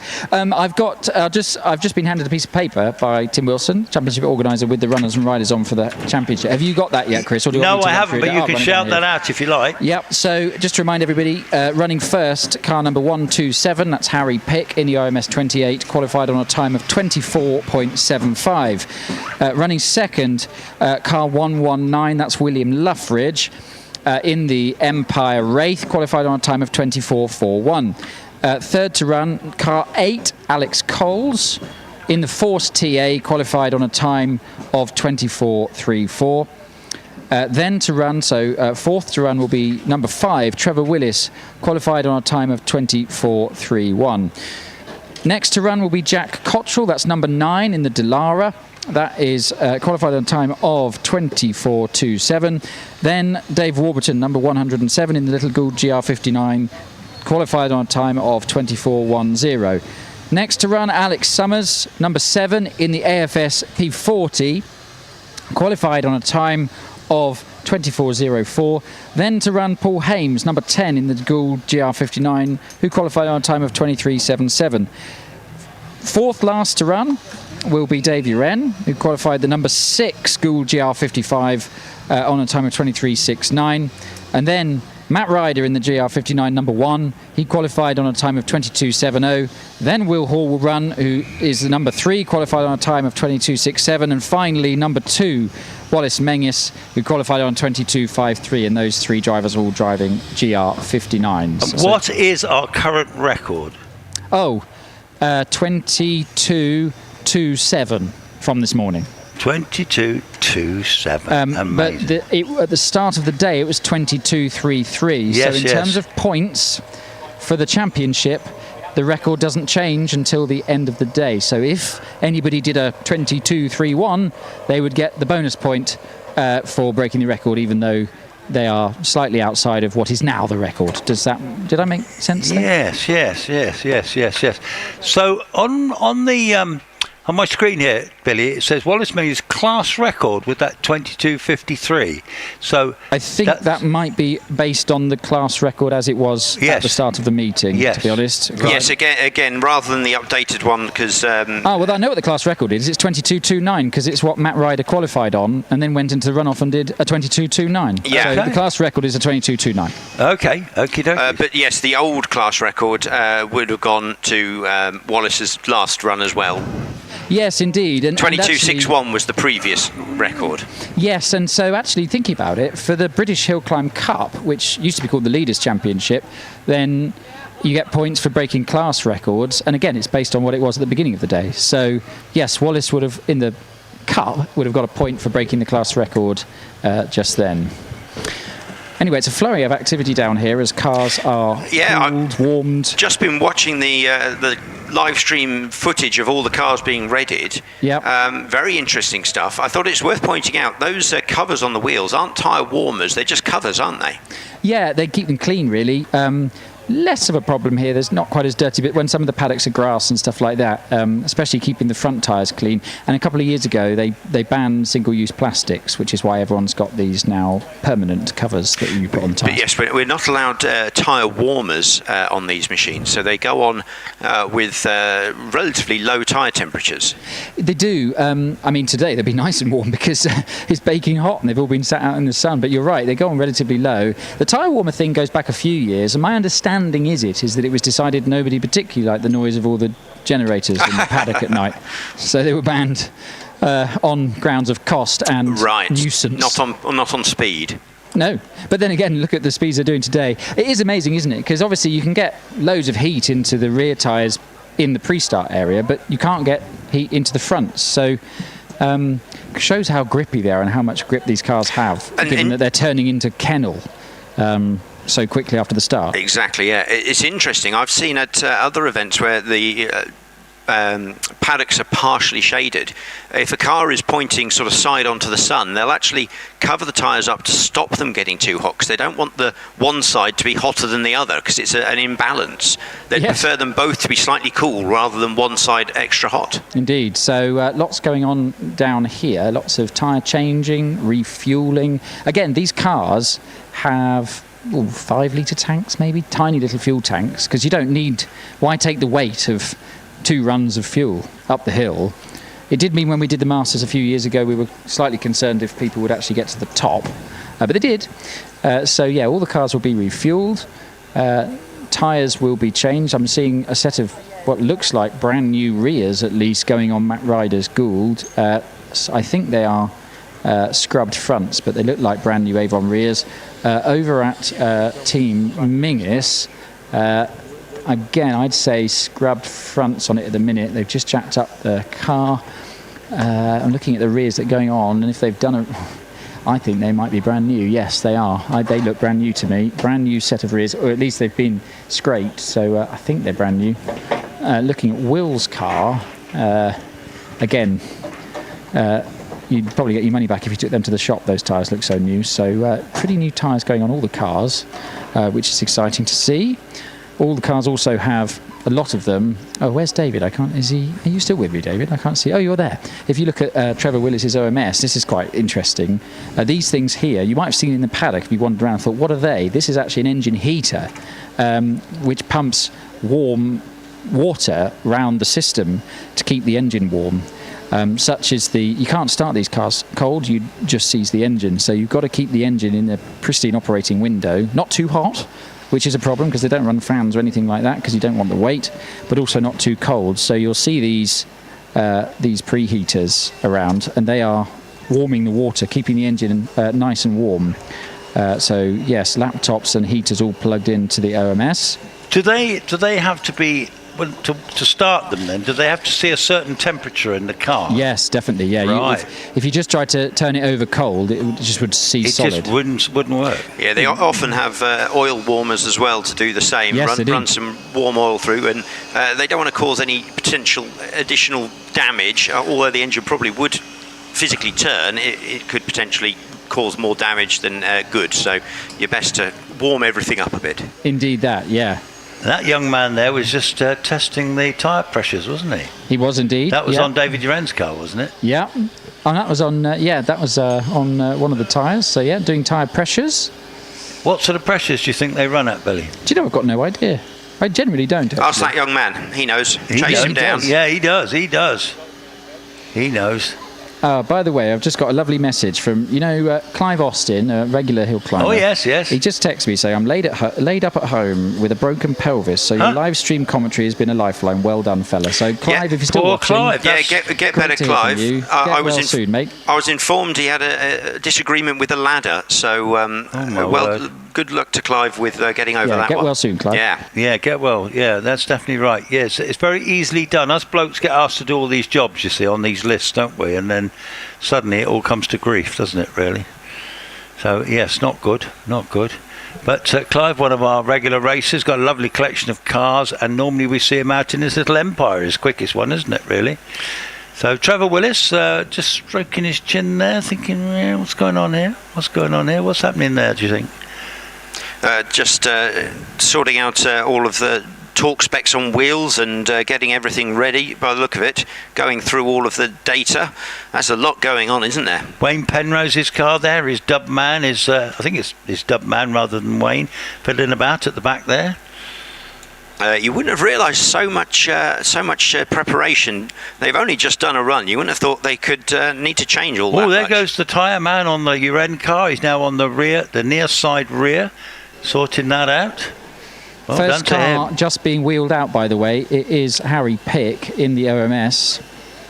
Annie Goodyear here keeping an eye on things and making sure we get a move on, threading the needle past all the equipment. Yeah, it's busy, isn't it? And this car coming up here. As I said, quite a lot of rear aero work done on the 28 over the winter, including a much bigger rear wing, which I think's made a huge difference because last year this car looked a little tail happy, and just it looks so much more planted at the rear for just having a bit more downforce with the power that XD Cosworth throws out. So Harry putting that extra grip to good effect.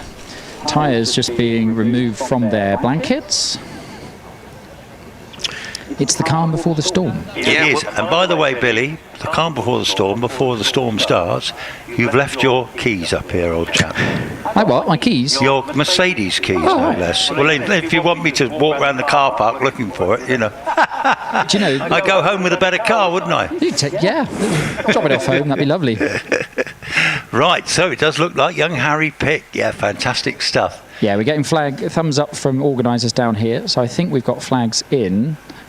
We do. So flags are they in? Yes. Yeah, flags are in up the hill. It's all looking quite shady and what have you. So you'll hear the OMS just fire up behind me. Harry Pick brings the car to the start line, tickles it to the start, and I'll hand over to you, Chris. Thank you, sir. Right, we go again, don't we? Another fabulous run of Harry Pick, this young driver from Leamington. His OMS 28 with the 2.8 IndyCar V8 engine in the back. So it's a potent combination. It's the latest spec OMS, and young Harry has been doing better and better this year. He's really getting his confidence. So what would be a good result for Harry? Can he get in the top 10? Because that's obviously the area they score points. Good luck, Harry. He's about to leave the line, and he does. And he's off the line in 2.02 with you, Alex. Yes, round kennel he goes, climbs up towards crossing, nice and quick through there, carrying lots of speed up towards the braking zone for the S's. Lovely smooth run. It's got really shady here now, hasn't it? A little bit of a slide through bottom S, gets through top S, and he nearly whacks the barrier. My goodness me.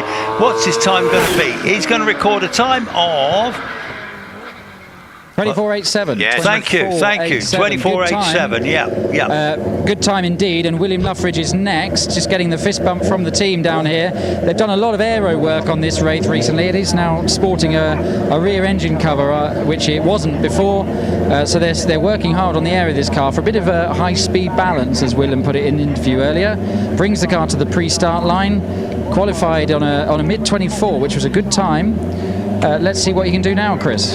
Talented driver, actually. He's won the Northern Irish Hill Climb Championship as well in the past. It's a car that he generally shares with Zach Zammit on these big meetings. Zach's not with us this weekend, but Will's doing a fine job. This is the Works Empire race, as designed by Willem Towett, who's also here today, so he'll be watching his cars in action and enjoying it this weekend. And he did a great interview with you, Billy, at lunchtime. But here comes young Will. He's getting ready to rumble. This one's got the motorbike engine in the back of it, a turbocharger, little Suzuki with a turbo, so it doesn't have to blooming go, and he's going to leave the line in a 2.06 with you, Alex. Yes, good start. Round kennel he goes, climbs round to crossing, carrying lots of speed, gets a bit sideways, has to correct it, manages to hold on, but I've no idea how he did that. Yeah, well, at the moment he's slightly up on Harry Pick, but he slides, and oh dear, he has a big spin at bottom S. No damage to the car, but unfortunately that will be a failed run. That's a shame. That was looking quick. I mean, disappointed team members down here. I had my heart in my mouth as he went through crossing. I was convinced he was going to have an incident there, so he somehow pulled it off, but only managed another corner or so. Right, yes. So they're just showing a replay now. So all good so far through kennel. Up past you, Alex. No problem at all. Here he goes. He's absolutely flying, though. My goodness me. And as he approaches bottom S, comes in, and he just overcooks it slightly, I think, but it was a very clean spin and very well controlled and no damage. Well done to him. In style points, it's a 9 from me. It's the triple Salco, I think. You know. Yes, and he's just pulled in, hasn't he, at bottom S? I think they'll just leave him there until the end of the run. I think so. So hopefully flags will be in shortly, and then we'll see Alex Coles. Just to he just wanted to show up the Jedi that did the same thing earlier, didn't he? That was it. It's just a one-upmanship. Just slightly too fast, not quite enough rear grip. Next to run, by the way, is Alex Coles in the Force TA. Wow, it was a quick spin, wasn't it? We're just seeing it on the replay. He did well to keep his foot on the brake so he didn't hit the bank.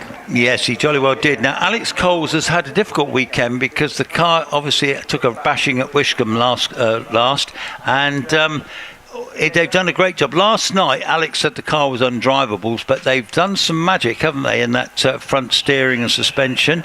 The car is ready to rumble. He did an excellent 24.34, which probably is a PB anyway for him. Red flags have come in. He might have done a 23, I'm not sure. But, right. I don't no, he's think not. 24. He's nodding at me. Right, here he goes. Qualified on a time of 24.34, which is a quick time indeed. Let's see how Alex gets on. How come he managed to hear us even when he was in all that gear then? I know. Amazing. I can see you, Billy. Yeah, I bring can it see to the pre-start now. Yeah, fabulous. Now, doesn't this car look good too? You put these this fluorescent on it now. It was all black last year, so they've started putting the fluorescent on. This very talented young driver from Plymouth. He's an electrician by trade. Father Neil used to race with him. Actually, they had, I think, an OMS. But anyway, Alex Coles is down. He is away. He is 2.06 for the first 64. Yeah, this is looking very good. A little bit of a wibble as he comes through kennel, but right up to the barriers through crossing, sparks all over.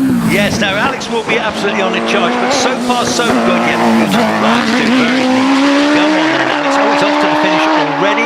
What time's he going to record? He's going to record a time of 24.37. Quick, very quick. Nice, takes the lead. 24.37. Alex into the lead. He made up some time up that top straight there. I tell you what, though, I thought he was really quick through the S's. I can't see the S sectors. You might be seeing them on your screen, Chris. But I thought into bottom S, he carried loads of speed, and he was quick out at top S, and only 3/100 slower than he qualified to take the lead. All those cars into S approach. 125 for Harry Pick, 126 for William Luffbridge, and 125 for Alex Coles. That is rapid motoring, but we have the master, don't we? Trevor Willis coming to the line. Trevor Willis, 3 times the champion in an OMS, the most successful OMS driver. The car is quite an old car now, but he still manages to pedal it really well. He won't be on the pace of the Gauls, but that will not stop him trying. It looks magnificent in the sun, actually. The car's looking really super. He's got that white helmet. The car's mint. Trevor, what can you do for us? We're thinking in practice, in qualifying, he did a 24.31. And he's away nice and clean. 182, that's quick. Yeah, round he goes through. Kennel runs a bit wide on the exit, but hangs on nicely. Up past crossing, getting really close to the barriers. He's not hanging about, but he's actually showing green, so he's up on the rest of them at the moment. The master is up on them. Come on, Trevor. So here he goes, up towards the finish now. Can he do a 23? Trevor, what can you do? Yes, he can. A 23.43 to go into the lead. I tell you, that's quick. I mean, very good. When he qualified, he had that moment in bottom S, but that was a second quicker than he qualified. He qualified on a 24.31. He's just done a 23.43, so that's not 9/10 of a second quicker than he qualified. What can Jack Cottrell do? He's up next. Yeah, talented young driver, Jack Cottrell too. He's from Bromsgrove. The Cottrell family are all here this weekend. They all race, but Jack, this has got the IndyCar V8 engine in the back of it into this Dallara, so it's slightly heavier than some of the single seaters here, but it's obviously quite a bit safer. Very strong car indeed. So Jack Cottrell, I know a lot of people rate Jack as a highly skillful driver. He's getting quicker and quicker all the time. I think there's something, a 23 for Jack here. Let's just see if he can pull it off. Right, so it's a pretty good start. 1.90 with you. Yeah, Jack has been really excited to watch it this weekend and running very well. Really close to the apex as he goes through crossing up towards the left-hander at the first of the S's. Yeah, he's about 0.41 down on Trevor, but what can he do? Can he make up that time up the finishing straight there? At the moment, he's going to go through to the finish. He's going to record a time of 23.84. Well done, Jack Cottrell in the 23s. Slots into second, is it there? Yes, indeed. Good time. He qualified in 24.27, so that was quick. Next to the line, it's current 1600 class record holder, David Warburton, qualified on a time of 24.10 to further lower his record. Let's see what he can do now. He's had a brilliant run this weekend, hasn't he? Broke the class record. He's got to get into the 23s to catch up the rest of them. Alex Coles did that 24.37, so he's in third. So I'd say if he can, well, I'm going to say he's beaten Alex just now. Can he do it again? He's got a very good chance. This car has gone brilliantly all weekend. 1600 Hayabusa. He's away now. My goodness, into the sunshine. I'm with you. Yes, goes through. Up towards the left-hander at crossing. Looks like a very neat run and not quite as dramatic as some of the others, but that doesn't always mean slow. Onboard camera with this one too. He's actually always very nip and tuck at the moment. He's got a chance. Come on, little engine, give it all you've got. Can you do a 23? 23.97! Fantastic. 23.97, yes! That's his first 20. He's been trying for a 23 all weekend. That was the one thing missing. He's got the class record. The one other thing he wanted was a 23, and he's just gone and done it. What a man he is. He's second place in the runoff now as Alex Summers comes to the line in the P480. Well, this is a Sun runoff again. They're really pulling out all the stops. I am thrilled. I don't think he's had a better weekend. No, yeah, be much of celebrations in the Warburton family tonight, won't there? Talking about good weekends, here comes Alex Summers in the car. And he's 1.77 for the first 64 feet. Yeah, incredible launch off the line, this machine, and Alex carrying that pace all the way up the hill. Can he? Oh, a bit of carbon comes off the back of the car. Yes, it absolutely did come off the back of the car. I think it's a bit of wind. They've red flagged him. Yeah, he may still get to finish his run, but they'll have to clear that debris off the course. 23.55. Didn't slow him down though, did it? Not a lot. 23.55 with bits falling off the car. 3 wheels on my wagon and a 23.55. Brilliant. That takes him into the lead. Well, obviously, Alex needs to go back to his wind tunnel because the car wasn't slowed down by the lack of that piece. I said he was in the lead. No, Trevor Willis still leads with that 23.43. Alex with the 23.55. Brilliant stuff, isn't it? By the way, that Marshall's post at the Kink, they've got quite a lot of memorabilia from this weekend. Actually, they keep having to pick stuff up. So if you want a piece of racing car, there's quite a few of them at the Kink, I think, after that. Anyway, who's next? Looks like Will Hames to me. It's Will Hames' dad, Paul. Yes, Will Hames is stood by the car, isn't he? Yeah, me confusing the matters here. But this car has won brilliantly all weekend too, hasn't it? 23.77 in qualification. I think that run by Trevor Willis, by the way, was quite outstanding, as was Alex Summers in his new car. Jack Cottrell, superb. David Warburton, 23s. My goodness me. We've had an amazing second run-off, haven't we? I tell you what, it's exceeded my expectations. I have to say, I thought they might be tired. No, they're not tired. They're going for it, aren't they? So Will Hames gets ready now. His visor's glinting in the sunshine. I'm just looking up the track, Alex. It's actually quite blinding. The sun's coming over the hill, and see what happens here. So this little motorbike engine car, this is the one of the original early 59s. It's got the motorcycle engine in the back, a Hayabusa. And here he goes now with no, he doesn't. He's had a false start. He did. Rear wheels didn't cross the line, so he'll get to reset for that. Rear wheels he stopped, so it should be okay. He'll have another go.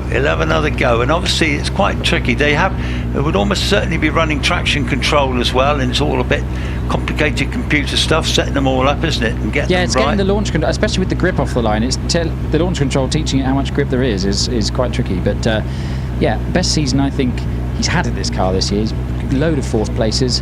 What can he do now? And hasn't he driven well? He's been really smooth all year, to be fair, and it's lovely to see. And he mentioned that young Will might be having a drive next year in, not necessarily this car, but they might be sharing a car, I think, which would be quite nice, wouldn't it? But anyway, here he comes now. He's away. Paul Hames, come on, he's got away this time. He's away in 2.06 with you, Alex. Yeah, so Paul Hames coming through. This car does look fantastic and has been running so well today. It would be great for him to end the weekend with a good time. Can he get down into those low runnings as well? Fine margins here. Now at the moment he's about half a second down on the top runner. So there you go. He's up to the finishing straight now. He needs all the power he can get out of that turbocharged engine. 24.12 goes fifth. Yeah, still a good run, but down a bit from the last run of 23s we've had. Mind blowing. I can hear Dave Warburton's smug face from here actually on that one, that he was in the 25s and Hamesy just missed out on one. Wow. Right, next on the line we've got Dave Uren, who remember finished second in the second runoff here earlier this year. What can he do now? Well, he has been very rapid, hasn't he? He did a 23.69 earlier. He needs to do a 23.43 to take the lead from Trevor Willis, who must be very chuffed with that run. Great run by Trevor, always consistent. But this is a real history car, folks. This is the car that has won the championship 3 times. Martin Groves used to win the championship, break hill records, and of course he held the hill record here at Shelsley in this car. Don't know whether Martin's with us this weekend, but nevertheless, David Uren is certainly doing some great work in this car, isn't he? So he leaves the line very rapidly in a 1.89. Yeah, it looks like he's running nicely through Kennel, up towards the crossing, and tidy through there. Keeps his foot in through the kink and then brakes hard for the S's. Now he's just a fraction up at the moment, so he's right on the pace to get into the lead into this runner. He's clear, he's into the straight now. He's about 0.3 up at the moment. He should go into the lead. 22.93 takes him into the lead. Wow. Into the 22. Fantastic. Fantastic. There we go. Look at that. When you thought it couldn't get any better, it just did. Yeah, 22.93. Absolutely amazing run there, really. Fabulous. Now we got big guns. We got big guns. The 3 big guns are coming to play. Matthew Ryder on the line. Look at all the winning stickers on that car. Who's to say he's not going to go and smash a hill record again? He's quite capable of doing this sort of thing. All of them are. They all had a magnificent weekend. We've had the best weekends hill climbing I've ever watched, I think. Anyway, Matthew is away from the line in 1.81. It's a great start. He goes through kennel, very close, uses a bit of the dust, keeps it together, keeps his foot in, climbs up towards the S's. What sort of time's this going to be? Well, at the moment he's neck and neck with David Dufresne, but he did hit the back, but he's neck and neck. It literally is what the power of this engine, I reckon, will take him into the lead. 22.64, and it does. There we go. Beard of dust as he came out of kennel, between kennel and crossing, where he nibbled the grass. There was a collective, I would say, intake of breath down here in the paddock. There was up here. The marshals, all of them out now sweeping up that debris. Yeah. But it was he was trying to get Richard's danger camera. He got close to it, didn't he? He gave it a good go. That'll be an interesting replay when we see that angle later on. Now, I will tell you one thing. The sun has just come up over those trees now, and any of these late runners, they're going to have a really difficult time looking up the hill there to kennel. But I think when they're past kennel, they'll be okay. I'll tell you what also, given that run, that means that every single run that Matt Ryder did this weekend was in the 22s. Crikey. Well, that can't have happened before. That is mind-blowing. Every single one, from practice 1 to run off 2, every single run in the 20s. Just not trying, is he? No.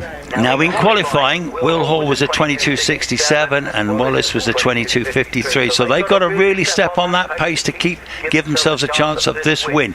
Matthew has put a pretty good marker down there, hasn't he? 22.64. They've got to beat that now, haven't they? Which is going to be quite some ask, actually.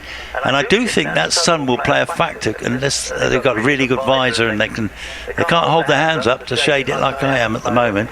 But I'm sure they've got brilliant visors. What do you reckon then, Billy? Well, I just heard, by the way, from Rich in my ear that the battery on the Rectacell camera has done its day's work. Oh, no! Just before I think the Rectacell camera might have also gone for a burn. So we may not have that danger camera footage. No, but I think it's going to be really exciting. Can't wait to see this. We're just waiting for the sweeping to be done, which is completed. Marshall's returning to post, flags coming in. Will Hall kept with an umbrella over his head just to keep the sun off him as it gets really hot in these cars. 2 to go, Billy. Who's your pick? Who's your pick? I couldn't say. I would say tied, but we've already had that today. Yeah, Alex? It's so difficult. I'm not going to say. 3 brilliant drivers, aren't they? 3 brilliant drivers. Fabulous cars. Well done. He is fantastic season. He is one quick cookie, hasn't he? He had some help. 5 burnouts there from Will Hall on the way to the line. Smoke pouring off the rears. Brand new set of rears by the looks of things from what I could see. They look fabulous. They look amazing, don't they, actually? Not an ounce of tread on them, is there? No tread. They're just pure slicks, soft as you like.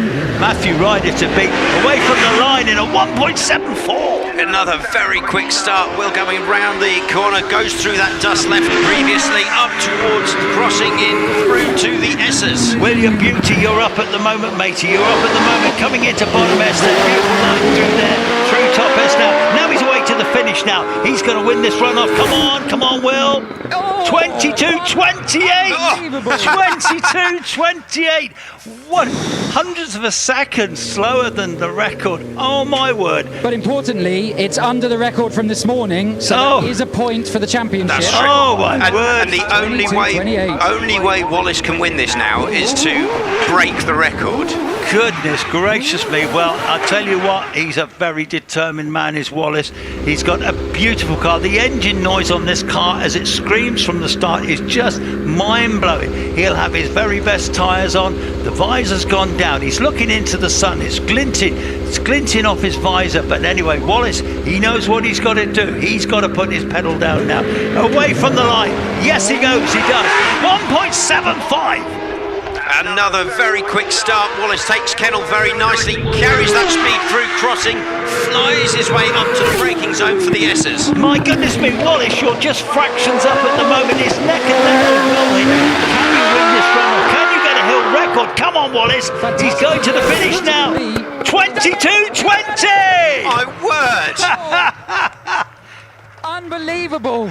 Goodness me. Record. I can't believe it. Whew. Unreal. Just down here, absolutely incredible. Hands being shaked between Wallace's team and Will's team. Fantastic after just the most incredible weekend of competition. What absolutely remarkable. Well, Billy, we are privileged. We are privileged to watch such marvellous hill climbing. Incredible action here at Shelsley Walsh. Alex, what did you make of that? Oh, that's amazing. I mean, to have so many records broken by those guys this weekend is absolutely incredible. And not just the broken records, things like Matt Ryder being under the 22s all weekend long. And it's just such a quick weekend of competition. Yeah, shall I see if we can interview them and then come back? Yeah, please do. I'll sit in here and you do the same, Alex. Yeah, so absolutely amazing. And those who have hung around to watch that end weren't disappointed, hopefully. We've still got a good crowd up here, and that's an amazing thing they've witnessed there. Well, it's just been mind-blowing. I never expected the second runoff to exceed the first runoff, but unfortunately it just has. Tell you what as well, so firstly, if you are up the hill, please do, if you're able to, stand and applaud as those drivers come back down, because what a show they've done. Who's going to get man of the meeting or driver of the meeting? It's about 4 of them could be in for a shout. Absolutely remarkable. Absolutely remarkable. Absolutely fantastic. And you wouldn't have put your money on any of that happening this weekend. I mean, we thought that the records were likely to go, but not so many times in such dramatic fashion. All the things were right for it, but they've just delivered it, haven't they? Which is amazing stuff, actually, and full credit to them. I mean, they're top. Even Trevor Willis just now. So David Uren was fourth. I better quickly go through these, hadn't I? So winner, of course, was Wallace Menzies with a 22.20. Will Hall was second with a 22.28. Matthew Ryder was third. Oh, hang on, they've just put it up again. Matthew Ryder was third with the 22.64. Fourth was David Uren with the 22.93. Fifth was Trevor Willis with a 23.43. Sixth was Alex Summers with a 23.55. Seventh was Jack Cottrell with a 23.84. Eighth was David Warburton with a 23.97. Ninth was Paul Hames with a 24.12, and last in the points was Alex Coles with a 24.37, and Harry Pick was 11th with a 24.87, and William Luffridge had a fail. What a conclusion to an incredible weekend for Shelsley Walsh. That has been special, folks. Special is the word, isn't it, Alex? Absolutely amazing. And the fact that all of that runoff were in the 24s, that's quicker. That's fantastic. They're coming back down the hill now, ladies and gentlemen, so please do, if you can and you're up the hill, just stand and applaud. That was remarkable. Absolutely brilliant. The competitors and marshals giving them a good clap and a wave as they go down. Absolutely fantastic. Yes, indeed. So I think there'll be some emotion in the paddock now. Oh, yeah. Well, everyone down here is making their way to the return road, as am I, to clap everybody as they come back in, because that was just remarkable. Yeah, there's a great stream of cars just heading down from the top finish there, and they'll be with you very shortly. Be down into the S's for you, Alex. I think what's amazing is that none of those guys in that top 12 runoff need to be ashamed of their performance. It was all very, very impressive stuff. Even William Luffridge, who had that spin, it was a great run up until that moment. He shouldn't be disappointed even with that result. No, he qualified for the runoff very well, and he drove very well. I say you're not going to get points unless you absolutely go for it. There's no mucking about this. You can't cruise up there anymore, can you? No, and that championship standing wise it's interesting. That's another meeting with a few different winners, and Matt a couple of third places or whatever he's ended up with there, so keeps the championship going that little bit longer. Oh, I think it's very, very alive, don't you? Very, very alive. Will and Wallace are right on their game. Matt, of course, is still on his game, but the others are just making a few strides, aren't they? Yeah, and then when drop scores get brought in, that'll throw it all around again. But fantastic. Looking forward to the next round at Lowton in a few weeks' time. Yes, end of the month, isn't it? So that'll be very exciting indeed. So we've got just the big boys. Are they coming past you, Alex? Yeah, just coming down. Wallace heading his way past everyone, giving him a great round of applause. Fantastic to see, stopping and waving to some of the marshals and to the crowd. Yes, that is quite remarkable, isn't it, really? It is remarkable to see a weekend like this. You dream of these things. We'll remember this for many a year, without a shadow of a doubt. We were here. We witnessed it, didn't we? Amazing. Yeah, fantastic stuff. Have you found anybody who's willing to talk to you after all that, Billy? Here comes Wallace, I'm just waiting for coming Wallace, into actually. triangle. Oh, okay. He's coming He's into coming. triangle now, Billy. He might, yeah, no, I think he's just coming down the return road now. Has he passed you, Chris? Yes, he is. He's just turned in, yeah. Right, so he's coming now. All the team are here to congratulate him. So I'll be at the back of a very long queue to talk to him, but I will try and get a word from him before when he gets out of the car, because that was remarkable. He's taking his time, and why not? Savour the moment. Yeah, it's certainly incredible by all of those guys, but especially Wallace to get that speed. Yeah, the team goes straight in. Big hugs and smiles all round. Huge round of applause from all fellow competitors down here. Absolutely remarkable. I'm not sure which way he's going into the paddock. I don't think he knows. It doesn't matter, Wallace. Go any way you like. Absolutely brilliant. Remarkable. So we'll follow the car until it stops. Huge round of applause, as you can probably hear through my mic, as everybody is desperate to shake him by the hand. Yeah, we're just watching it on the live stream, Billy. So, yeah, you're in pole position there. And my goodness me. David's with me. Hi, David. I'll let Nicola go first, given that is Wallace's wife. I think probably I let her say congratulations before me. Yeah, and huge congrats from Will Hall's team as well. Straight up to shake Wallace's hand. How can you not after a day like today? Big hug from Nicola as well. Excellent. I'm going to see if I can quickly grab a chat with Wallace. I'm going to ask you, how was that? Sorry, I'm jacked on it. It was good. It was when I saw Matt touch the bank and gutted, but I knew he'd have to send it. Will's time came up, and I was like, oh no. Well, before we went, I'd said to Tommy and Dunk, we're going to have to do the same time or a little bit better. If they're going to take 2 tenths out of it, we don't have that. You could see from the data there's a 10th there, so it was pretty much made in crossing. Not my favourite part of the hill. It was a bit sketchy and bottom S, and you were quite blind in a couple of bits of the sun, but it just, along with other guys, you've got to get every single bit and be a bit lucky, and we're probably a bit lucky too. So thank you very much to Dunk, Tommy and Russ and Lee, who've been online from America and, I don't know, deepest, darkest England helping. So they've been helping all weekend as well. So definitely it's a team win for the guys and effort they've put in. And a 22-point weekend. Yeah, that's pretty helpful at Shelsley, and again, really special to do that at Shelsley and come away with it. It was always going to be the weekend where realistically the championship could be out of our grasp and out of Will's grasp, and I think we've kind of kept it alive for another weekend at least. So really pleased with that, but it's just about the next run and having fun with the boys. And congratulations, Wallace, and thank you from everyone watching for just an incredible day of entertainment. Yeah, it's probably more entertaining outside than in at times. Probably. But we've now got a small journey home, but we'll need to wait for prize giving, I suppose. You do need to say for that one, yeah. Okay, we will. We'll be polite. Cheers, Wallace. Well done. Thank you very much. Cheers. That is Shelsley record holder, Wallace Menzies. Incredible run. I think the other cars have gone back in, so they're probably packing up for the day. So I think I'm going to sign off from here. What an amazing day of sport. Absolutely remarkable. I've loved every minute of it. I've not known a day at Shelsley like it. So signing off from the paddock, thank you very much. And I can't wait to do it all again next year. Thank you very much, Billy. It's been great having the roving reporter as well as you in the booth. So a really good weekend in terms of commentary, I think.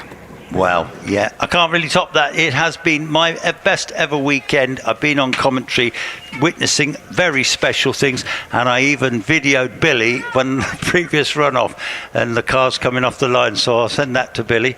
Well, folks, have a safe journey home. Thank you to all our marshals. Once again, another brilliant job on quite a difficult day, to be fair. Yeah, it's been hot and sticky, and in fact, they're going to do the record holder interview next, but they're just going to replay the record run from Wallace here on the live stream. So I'm just going to watch this now, and that's special stuff. Well, I'll say thank you to everyone listening, both at the track and on YouTube. It's great to have such great support, and what a great weekend of motor racing. Well, I'm not even really going to speak about this. Wallace is going up. It's on the live stream. We've just witnessed that fantastic run up. We had commentary. Wallace, you owe us stuff.